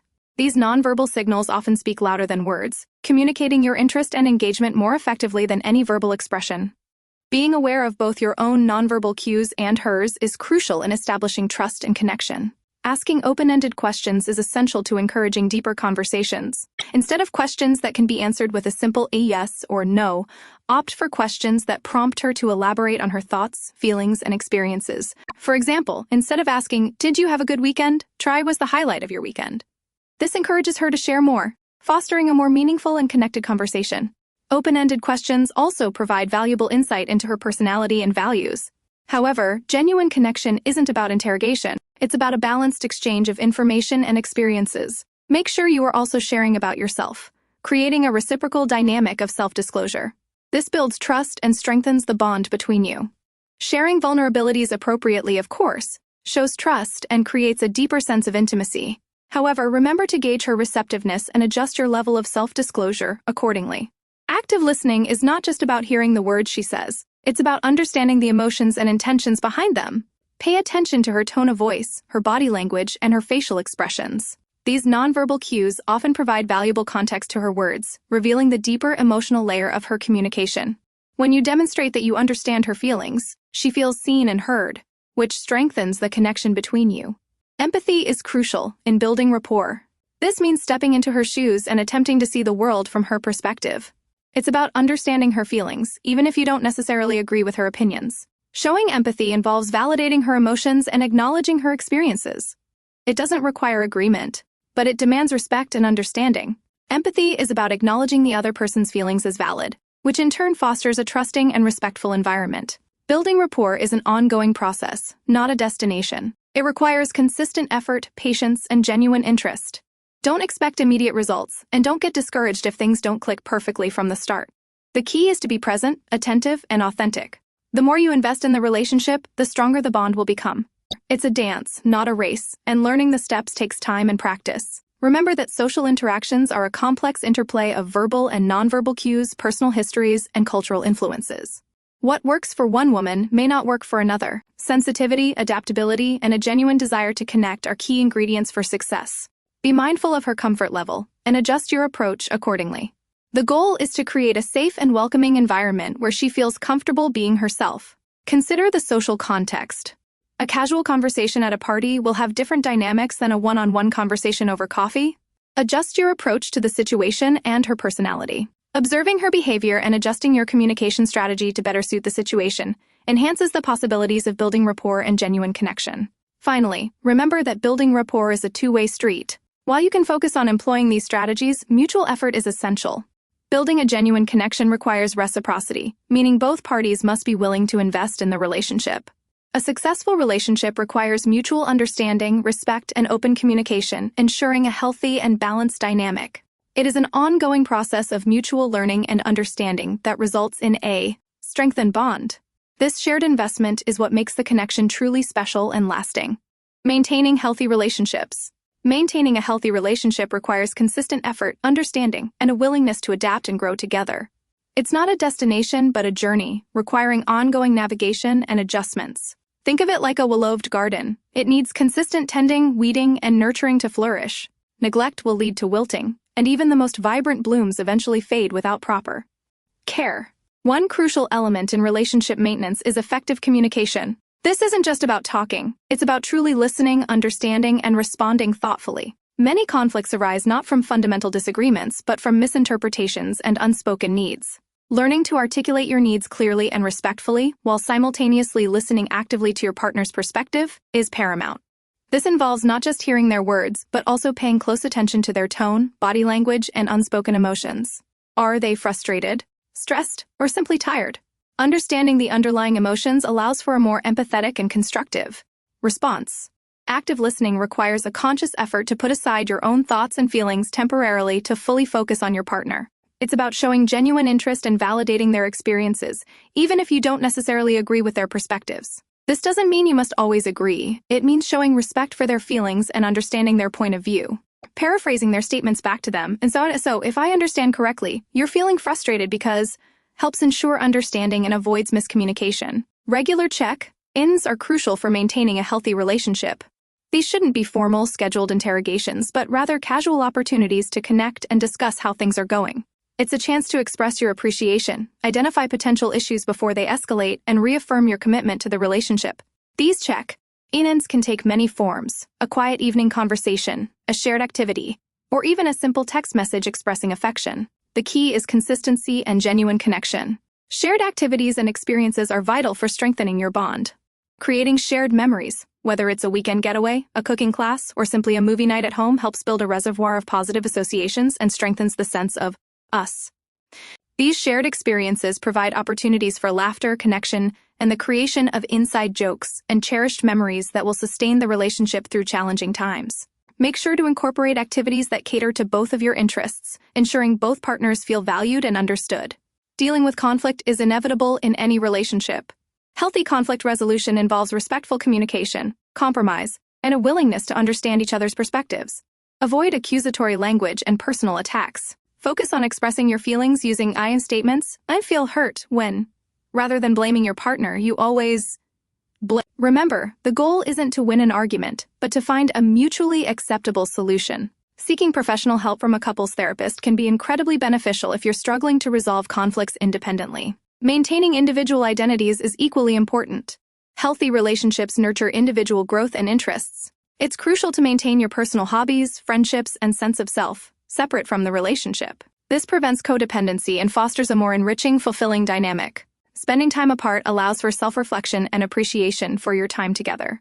Returning refreshed and rejuvenated strengthens your bond and prevents feelings of suffocation or resentment. Prioritizing quality time together is essential, but defining a quality time might differ for each couple. It's not just about the quantity of time spent together, but the quality of the interaction.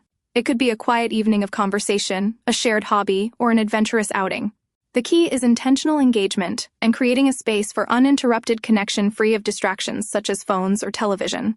Scheduling regular date nights, even if it's just an hour each week, can help maintain intimacy and prevent the relationship from becoming stagnant.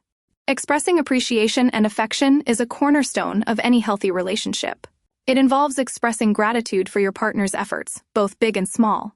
A simple thank you can go a long way, but expressing appreciation more elaborately through gifts, words of affirmation, or acts of service can deepen the bond and strengthen feelings of love and security. These acts of affection nourish the emotional connection and remind each other of your love and commitment. Physical intimacy plays a significant role in maintaining a close and loving relationship. However, the nature of this intimacy can vary greatly from couple to couple, and it is essential that both partners feel comfortable and respected. Open communication about desires, boundaries, and preferences ensures that intimacy remains a positive and fulfilling aspect of the relationship. Physical intimacy should be approached with mutual consent and respect, ensuring it aligns with both partners' comfort levels and desires. Adaptability and flexibility are key to navigating the ever-changing landscape of a long-term relationship. As individuals grow and evolve, so too will the relationship. Life throws curveballs, and navigating these challenges together requires patience, understanding, and a willingness to adapt to changing circumstances. Openly discussing these changes and working together to find solutions is essential for sustaining the relationship through the inevitable ups and downs of life. Remember, the goal is to build a relationship built on mutual respect, trust, and open communication. It's a constant evolution, a dance of give and take, laughter and tears, challenges and triumphs. It's about choosing each other, day in and day out through thick and thin. The journey is a beautiful one, but it requires consistent effort, understanding, and a commitment to nurturing the unique bond you share. Remember to celebrate your successes, learn from your setbacks, and never stop appreciating the special connection you have created together. It's a continual process of growth and adaptation, a testament to the enduring power of love and commitment. Multiple choice questions. Testing your understanding of key concepts.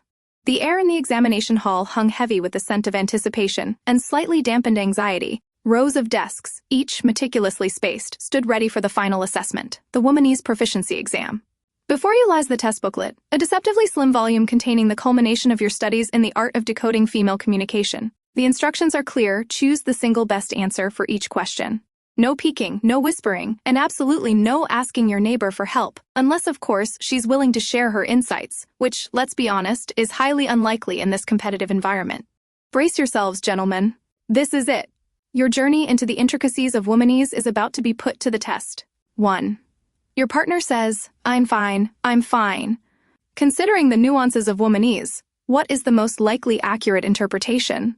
A she is genuinely fine and requires no further interaction. B. She is not fine, but doesn't wish to discuss her feelings at this moment.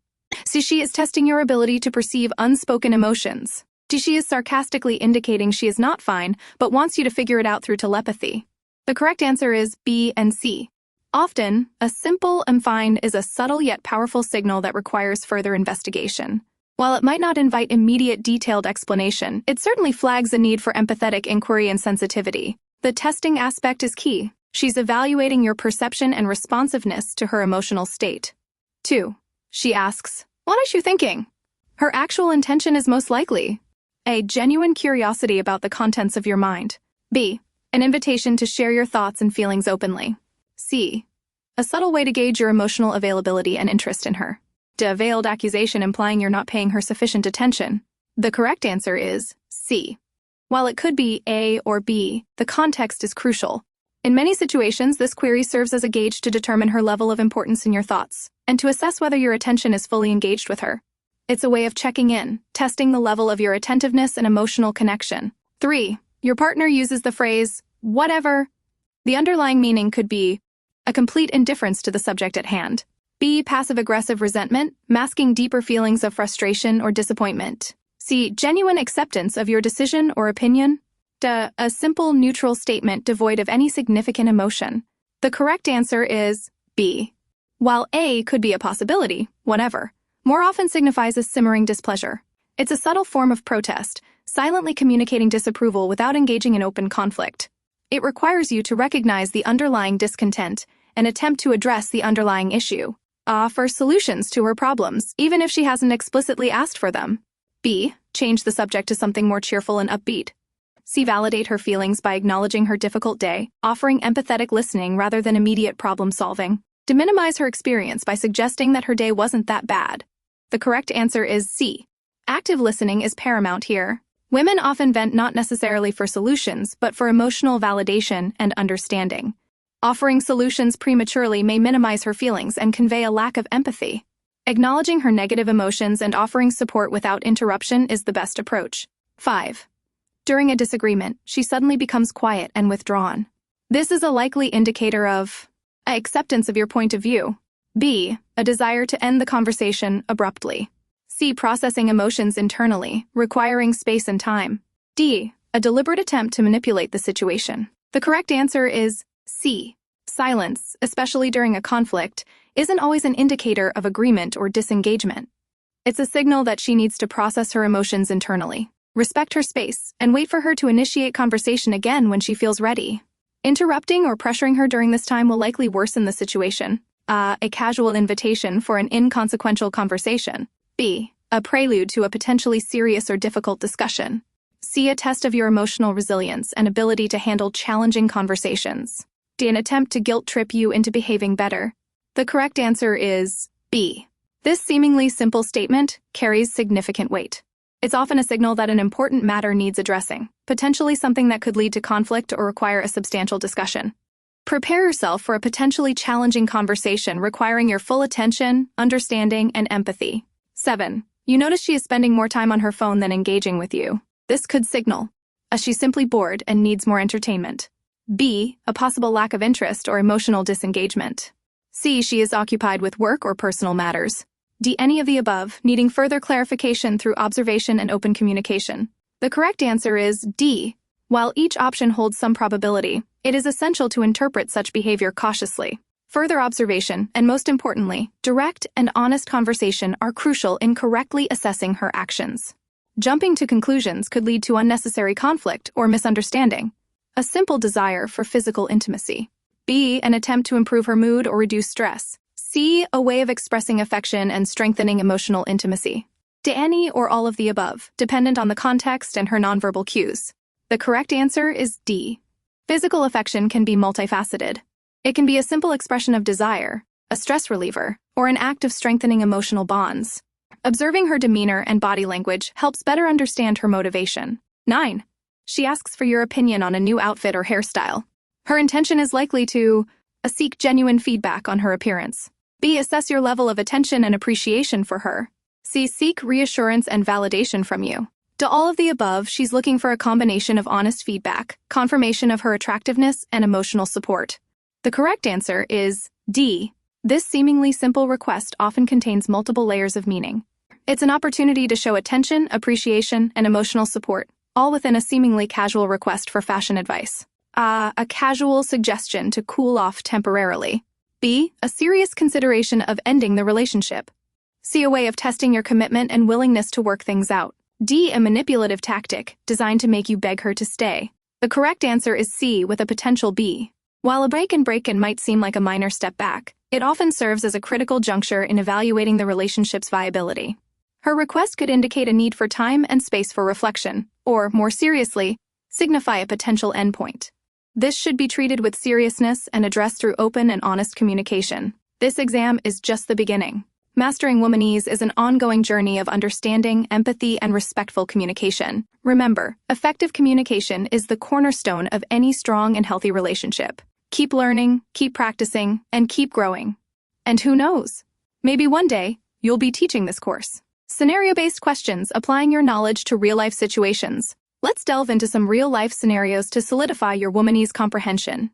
These aren't mere textbook examples, they're situations you're likely to encounter in the complexities of relationships. Remember, there are no definitively a right or wrong answers in human interaction, but understanding the underlying dynamics can significantly improve your communication and emotional intelligence. Scenario 1. The dinner date debacle. You've meticulously planned a romantic dinner date. Reservations at a trendy restaurant, a carefully chosen bouquet of flowers, even a playlist curated to set the mood. Yet, your partner seems off. She's quiet, barely touches her food, and her responses are short and monosyllabic. When you ask if something is wrong, she replies, "Nothing," but her body language screams otherwise. Her posture is slumped, her gaze distant, and she keeps fiddling with her napkin. How do you proceed? Do you push for an explanation, risk coming across as intrusive, or let it slide, potentially allowing a simmering issue to fester? Analyzing this scenario requires you to consider several womanese principles. The seemingly simple, a nothing, is a classic example of indirect communication. Her nonverbal cues, the quietness, the lack of appetite, the fidgeting, are far louder than her words. They indicate discomfort, possibly related to something you said or did, something you may be oblivious to. Ignoring the nonverbal cues would be a grave mistake. The best approach is a gentle probing inquiry, something along the lines of, "Ian, you seem a little quiet tonight. Is there anything on your mind that you'd like to talk about? I want to make sure you're okay." Notice the lack of pressure. You're inviting her to open up rather than demanding it. The key here is empathetic listening. Let her lead the conversation, allowing her to express her feelings without interruption or judgment. Even if the initial response is still dismissive, patience and continued demonstration of care are important. Scenario 2. The unsolicited advice. You're watching television when your partner begins venting about a difficult day at work. She describes a frustrating interaction with a colleague, a missed deadline, and a general feeling of being overwhelmed. Your immediate instinct might be to jump in with solutions, suggesting specific strategies for handling the colleague, offering to help with the deadline, etc. Is this the best course of action? In womanese, offering solutions before validating her feelings can backfire. Women often vent not necessarily to find solutions, but to process their emotions and feel understood. Your unsolicited advice, even well-intentioned, could be interpreted as minimizing her experience and dismissing her feelings. A better strategy involves active listening, mirroring her emotions, and showing empathy. You could say something like, "That sounds incredibly frustrating and overwhelming. I can only imagine how stressful that must have been."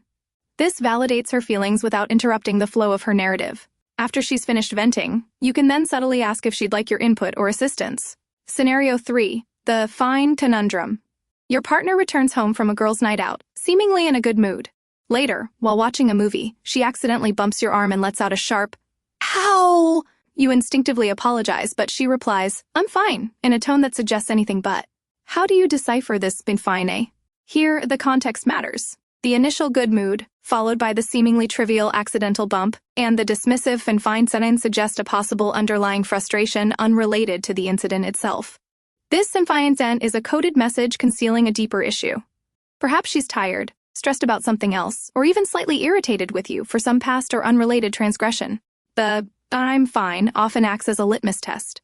The appropriate response isn't to accept it at face value, but to gently probe deeper. You could try, "And you don't sound fine. Is something bothering you?" Again, the emphasis is on empathy and understanding, letting her know that you're perceptive enough to see beyond the superficial "I'm fine." Scenario 4. The silent treatment. During a disagreement, your partner suddenly falls silent, her expression unreadable. She avoids eye contact, retreats into herself, and refuses to engage further. This silence can be profoundly unnerving. Is it anger, disappointment, or simply a need for space? This silence should not be interpreted as agreement or acceptance. It's quite often a way of processing emotions, giving herself the time and space to compose herself. Pressuring her to speak during this period will almost certainly backfire. Giving her the space she needs allows her to reevaluate the situation and approach the conversation from a calmer perspective. However, leaving her indefinitely to stew over the issue is not a solution either. After giving her some time to herself, you might try making a gesture of reconciliation and let her know you're willing to talk when she's ready. Scenario 5. The unexpected gift. Out of the blue, your partner presents you with a thoughtful gift, something that shows she's been paying attention to your interests. Is this simply a kind gesture or something more? While it could certainly be a simple expression of affection, the unexpected nature of the gift might indicate more. It could signal her desire to strengthen emotional bonds after a period of conflict, or as a way of showing appreciation for your actions or support. The fact that she demonstrated forethought in choosing the gift suggests a level of care and attention that should be duly appreciated and reciprocated. These scenarios highlight the importance of holistic interpretation, considering both verbal and nonverbal cues, understanding the context, and practicing empathy. Womanese is not about deciphering secret codes, it's about developing a deeper understanding of women's communication styles and responding with sensitivity and respect. Mastering this skill fosters stronger, healthier, and more fulfilling relationships. The goal isn't to crack the code, but to build a bridge of understanding and empathy. Remember, effective communication isn't a one-way street. It's a collaborative journey requiring patience, kindness, and mutual respect from both parties involved. Essay questions demonstrating your understanding of complex concepts. Now that we've explored various scenarios and dissected common communication pitfalls, it's time to put your newfound womanese expertise to the test. The following essay questions will challenge you to analyze complex situations and articulate your understanding of the nuances of female communication. Remember, these aren't multiple-choice quizzes. They require thoughtful consideration, clear articulation, and a demonstration of your grasp of the core principles we've covered. Essay question 1. The power of nonverbal communication. Discuss the significance of nonverbal cues in understanding female communication. Provide specific examples of nonverbal behaviors, body language, facial expressions, tone of voice, and explain how these cues can contradict or complement verbal communication. Analyze a situation where a mismatch between verbal and nonverbal communication occurred, and describe how a more attentive approach could have improved understanding and prevented misinterpretations. Consider the cultural context and individual differences in interpreting nonverbal communication. How does cultural background influence nonverbal cues and their interpretation? How might personality traits affect the expression and understanding of nonverbal cues? Essay question 2. Indirect communication and its purposes. Explore the concept of indirect communication in womanese. Why do women sometimes communicate indirectly, and what are the potential benefits and drawbacks of this communication style? Discuss various forms of indirect communication, e.g., hinting, using metaphors, employing sarcasm, and provide examples illustrating their usage in different contexts, e.g., expressing dissatisfaction, initiating a request, conveying a feeling of hurt. Analyze the potential misunderstandings that can arise from indirect communication and suggest strategies for men to improve their ability to understand and respond appropriately. Consider the potential influence of power dynamics in relationships on the use of indirect communication. Do women use indirect communication more frequently in situations where they feel less powerful or have less control? Essay question 3. Emotional intelligence and active listening. Explain the critical role of emotional intelligence in effectively navigating the complexities of womanese. How does emotional intelligence contribute to successful communication between men and women? Discuss the importance of active listening, empathy, and emotional validation in creating a safe and understanding space for open and honest communication. Describe specific techniques of active listening and provide examples demonstrating their application in resolving conflicts or addressing sensitive issues. Analyze how differing emotional regulation strategies between genders might contribute to communication difficulties. How can men improve their ability to recognize and respond appropriately to the range of emotions displayed by women? Essay question 4. Context and interpretation. Analyze the influence of context on interpreting female communication. Discuss how factors such as relationship history, current emotional state, and surrounding circumstances can dramatically impact the meaning of a woman's words and actions. Provide specific examples of how the same statement can have different interpretations depending on the context. Explain how understanding the context enhances the accuracy of interpreting female communication. How does a prior relationship history influence how we interpret cues? Consider instances where misinterpretations can be avoided by considering the context. Essay Question 5. Navigating conflict and repairing communication breakdowns. Discuss common communication pitfalls that often lead to conflict in relationships, focusing on gender differences in communication styles. Analyze the role of different communication patterns in the escalation and de-escalation of conflict. Propose concrete strategies for managing conflict constructively and repairing communication breakdowns. Provide specific examples of how effective communication strategies can prevent misunderstandings and promote positive resolution of disagreements. How does a man's understanding of womanese influence his conflict resolution skills? What are the common mistakes made during conflict that hinder resolution? Essay question 6. The evolution of womanese across relationship stages. Explore how womanese may evolve throughout the different stages of a romantic relationship, dating, courtship, marriage, long-term commitment. Analyze how communication styles may shift and adapt as the relationship progresses. Discuss the impact of significant life events, e.g., marriage, children, career changes on communication patterns. How does a man's understanding of womanese need to adapt as his relationship progresses through these different stages? What are the specific challenges faced in each stage? Essay question 7. The cultural dimensions of womanese. While this book focuses primarily on Western communication dynamics, acknowledge that cultural influences significantly shape communication styles. Discuss how cultural norms and expectations affect the expression and interpretation of womanese. Provide examples from different cultures to illustrate the variability of female communication styles. Explain how cultural sensitivity enhances understanding and prevents miscommunication. How might cultural misunderstandings contribute to communication challenges in intercultural relationships? What strategies can be adopted to navigate these challenges effectively? Essay question 8. The role of trust and vulnerability in communication. Discuss the importance of trust and vulnerability in fostering effective communication between men and women. How does a secure emotional base facilitate open and honest communication? Analyze the potential impact of trust issues or past experiences on communication patterns. Provide specific strategies for building trust and creating a secure environment for the expression of vulnerability. How do individual experiences of vulnerability affect communication? How does trust shape the way we interpret ambiguous communication cues? Essay question 9. Beyond womanese, a holistic approach to communication. While understanding womanese provides valuable insights, emphasize that effective communication is a two-way street requiring mutual effort and understanding from both partners. Discuss the importance of self-reflection, open-mindedness, and active participation in fostering healthy communication dynamics. Explore how men can contribute to creating more balanced and reciprocal communication patterns. Consider the limitations of solely focusing on gender-specific communication styles and advocate for a holistic approach that prioritizes mutual respect and understanding. What are the potential downsides of overly focusing on gender-based communication strategies? Essay question 10. The future of communication, bridging the gender gap. Discuss the ongoing evolution of communication in the context of changing gender roles and societal norms. Analyze how technological advancements have impacted communication patterns, and consider the potential impact on understanding gender differences in communication. Reflect on the future of communication and the role of education and awareness in bridging the gender gap in understanding. What are the potential future implications of evolving gender roles and communication styles? How can we adapt our understanding of womanese to remain relevant in a dynamic society? These essay questions are designed to challenge your critical thinking and encourage you to delve deeper into the fascinating world of womanese. Remember to support your arguments with relevant examples and evidence, demonstrating a thorough understanding of the concepts discussed throughout this book. By successfully completing these essays, you will demonstrate not only your comprehension of womanese, but also your ability to apply this knowledge to real-world situations, building stronger and more fulfilling relationships. Answer key. Checking your progress and identifying areas for improvement.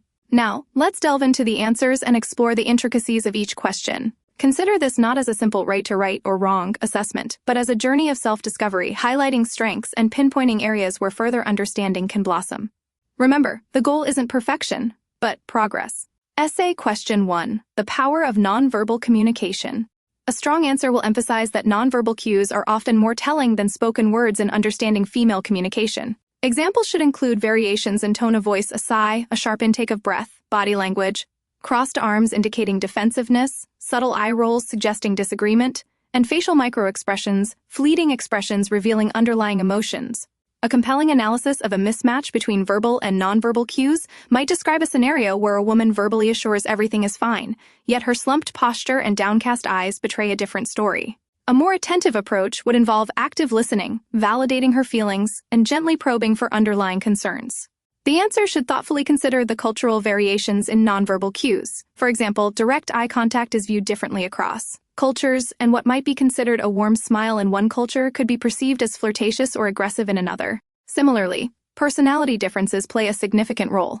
An extroverted woman might express her emotions openly through expansive gestures, while an introverted woman might communicate more subtly through nuanced facial expressions. A nuanced answer will acknowledge the complexity of interpreting nonverbal cues and emphasize the importance of sensitivity and careful observation. Essay Question 2. Indirect communication and its purposes. This response requires a deep understanding of the reasons behind indirect communication in women. Instead of simply stating that women communicate indirectly, the ideal answer will explore the potential motivations. This might include avoiding conflict, preserving harmony, testing the waters, or subtly conveying sensitive information that might be difficult to articulate directly. The essay should provide diverse examples of indirect communication, such as hinting "it's getting cold in here," meaning "Entin, please close the window." Employing metaphors when past relationship feels like a leaky boat, implying dissatisfaction, or using sarcasm. "Oh, that's just great," implying frustration. A good answer will discuss the potential misunderstandings that can stem from this style. For instance, a man might miss the implied meaning of a hint and assume all is well. The response should then propose strategies to improve understanding, suggesting active listening, seeking clarification, and being sensitive to the emotional context. A truly excellent answer will go further and explore the impact of power dynamics. Does a woman resort to indirect communication more frequently when feeling less powerful in the relationship? Essay Question 3. Emotional intelligence and active listening. An effective answer will highlight the vital role of emotional intelligence in deciphering womanese. Emotional intelligence involves self-awareness, understanding one's own emotions, self-regulation, managing one's emotions, social awareness, understanding others' emotions, and relationship management, handling interpersonal relationships.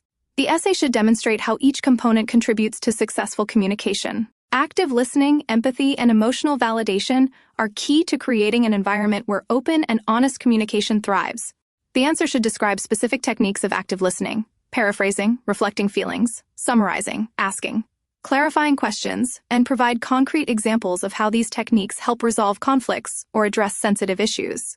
The essay should also address potential communication difficulties arising from differing emotional regulation strategies between genders. Men might tend towards problem-solving, while women might prioritize emotional processing. Recognizing these differences is key to bridging the communication gap. Essay Question 4. Context and interpretation. A successful response will emphasize the importance of considering the context when interpreting female communication. It might provide examples of how the same statement, such as "and I'm fine," can have drastically different meanings depending on the context. A relaxed tone might indicate genuine well-being, whereas a tense voice and averted gaze could signal underlying distress. The essay should explore various contextual factors, including relationship history, past hurts or betrayals might color interpretations, the woman's current emotional state, stress, anxiety, or fatigue can influence communication, and the surrounding circumstances. A noisy environment might make communication challenging. By highlighting specific scenarios and illustrating how context influences the interpretation of a woman's words and actions, the answer will demonstrate a deeper understanding of the complexities of communication. Essay Question 5. Navigating conflict and repairing communication breakdowns. This question calls for an analysis of common communication pitfalls that lead to conflict in relationships, focusing on gender differences. Men might tend towards direct confrontation, while women might express concerns indirectly.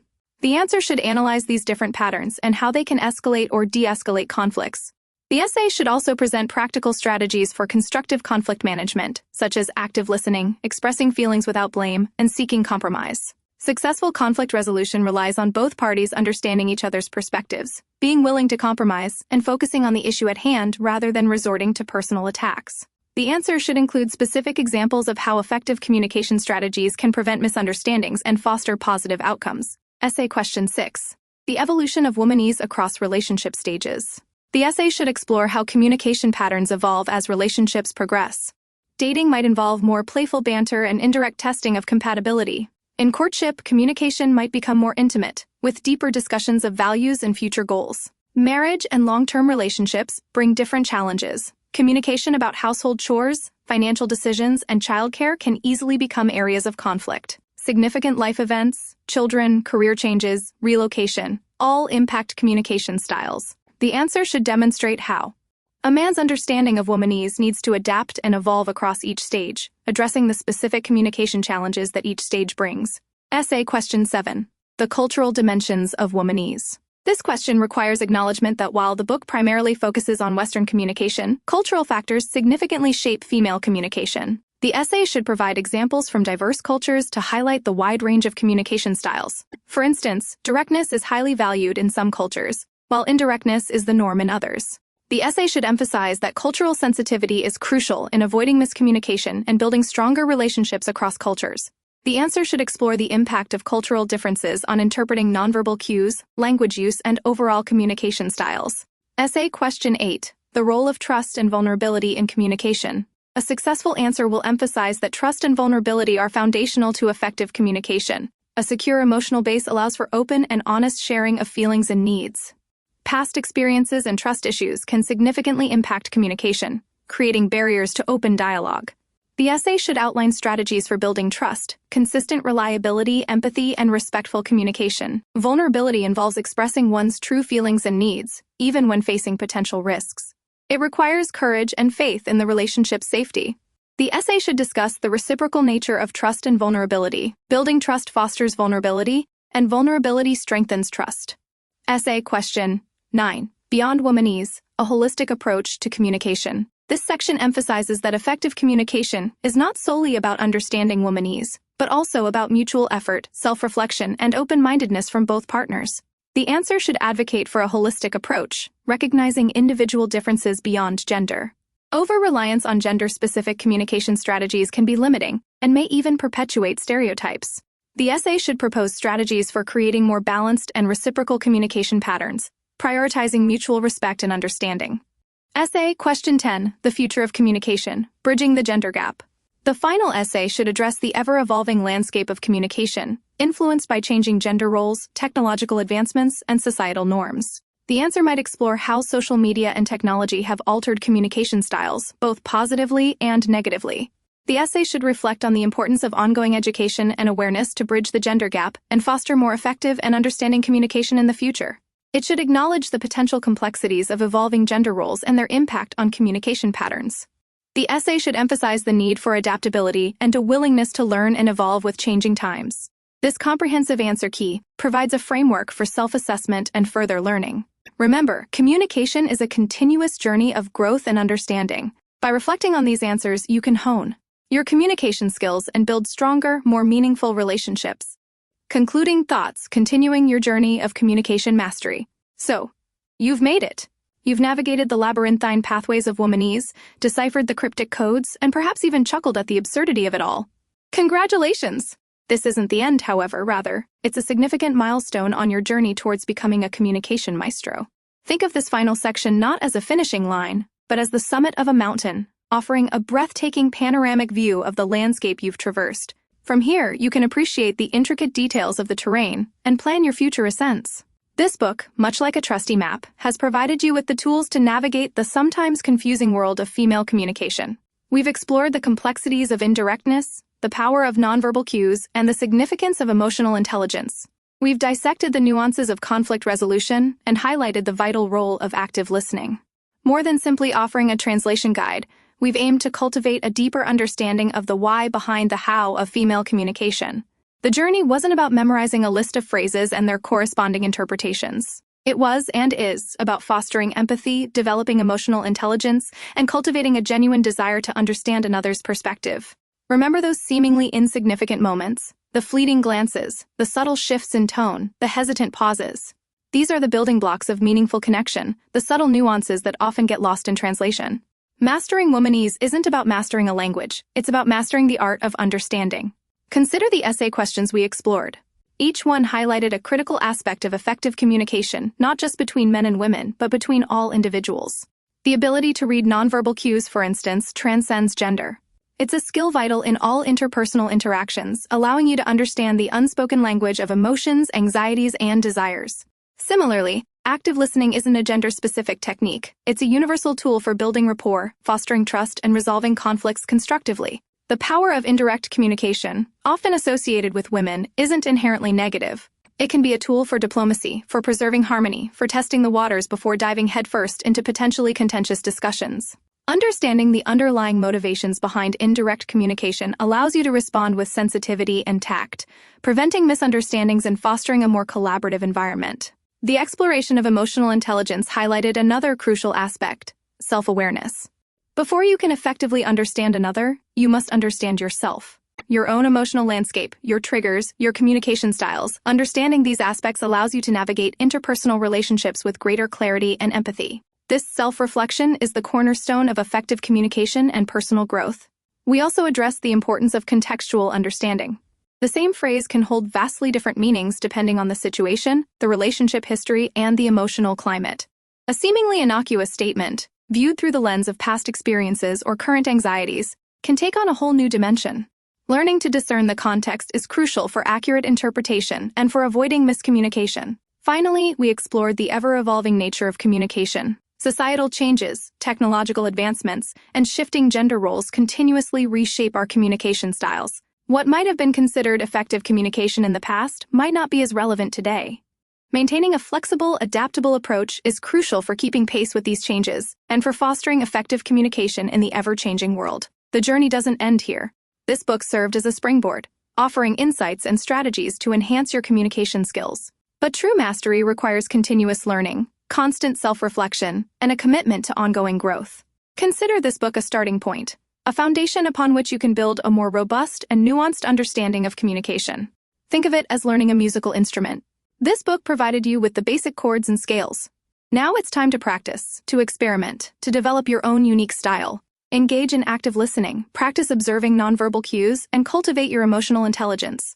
Don't be afraid to ask questions, to seek clarification, and to admit when you don't understand. Humility is a valuable asset in the realm of communication. Moreover, remember the importance of reciprocal communication. Effective communication is a two-way street. It's not about deciphering a secret code, but about engaging in a collaborative dialogue where both parties contribute actively and respectfully. It's about creating a space for open and honest exchange, a space where both parties feel heard, valued, and understood. Moving forward, actively seek opportunities to practice these skills. Engage in conversations with diverse individuals, challenge your own assumptions, and embrace the beauty of different communication styles. The more you practice, the more intuitive and natural your communication will become. Remember the importance of empathy, the power of understanding, and the significance of mutual respect. Beyond the specific techniques and strategies outlined in this book, the ultimate goal is building stronger, more meaningful relationships. Communication isn't simply a means to an end, it's the foundation upon which all relationships are built. By cultivating your communication skills, you're not only improving your ability to connect with others, but also enriching your own life and the lives of those around you.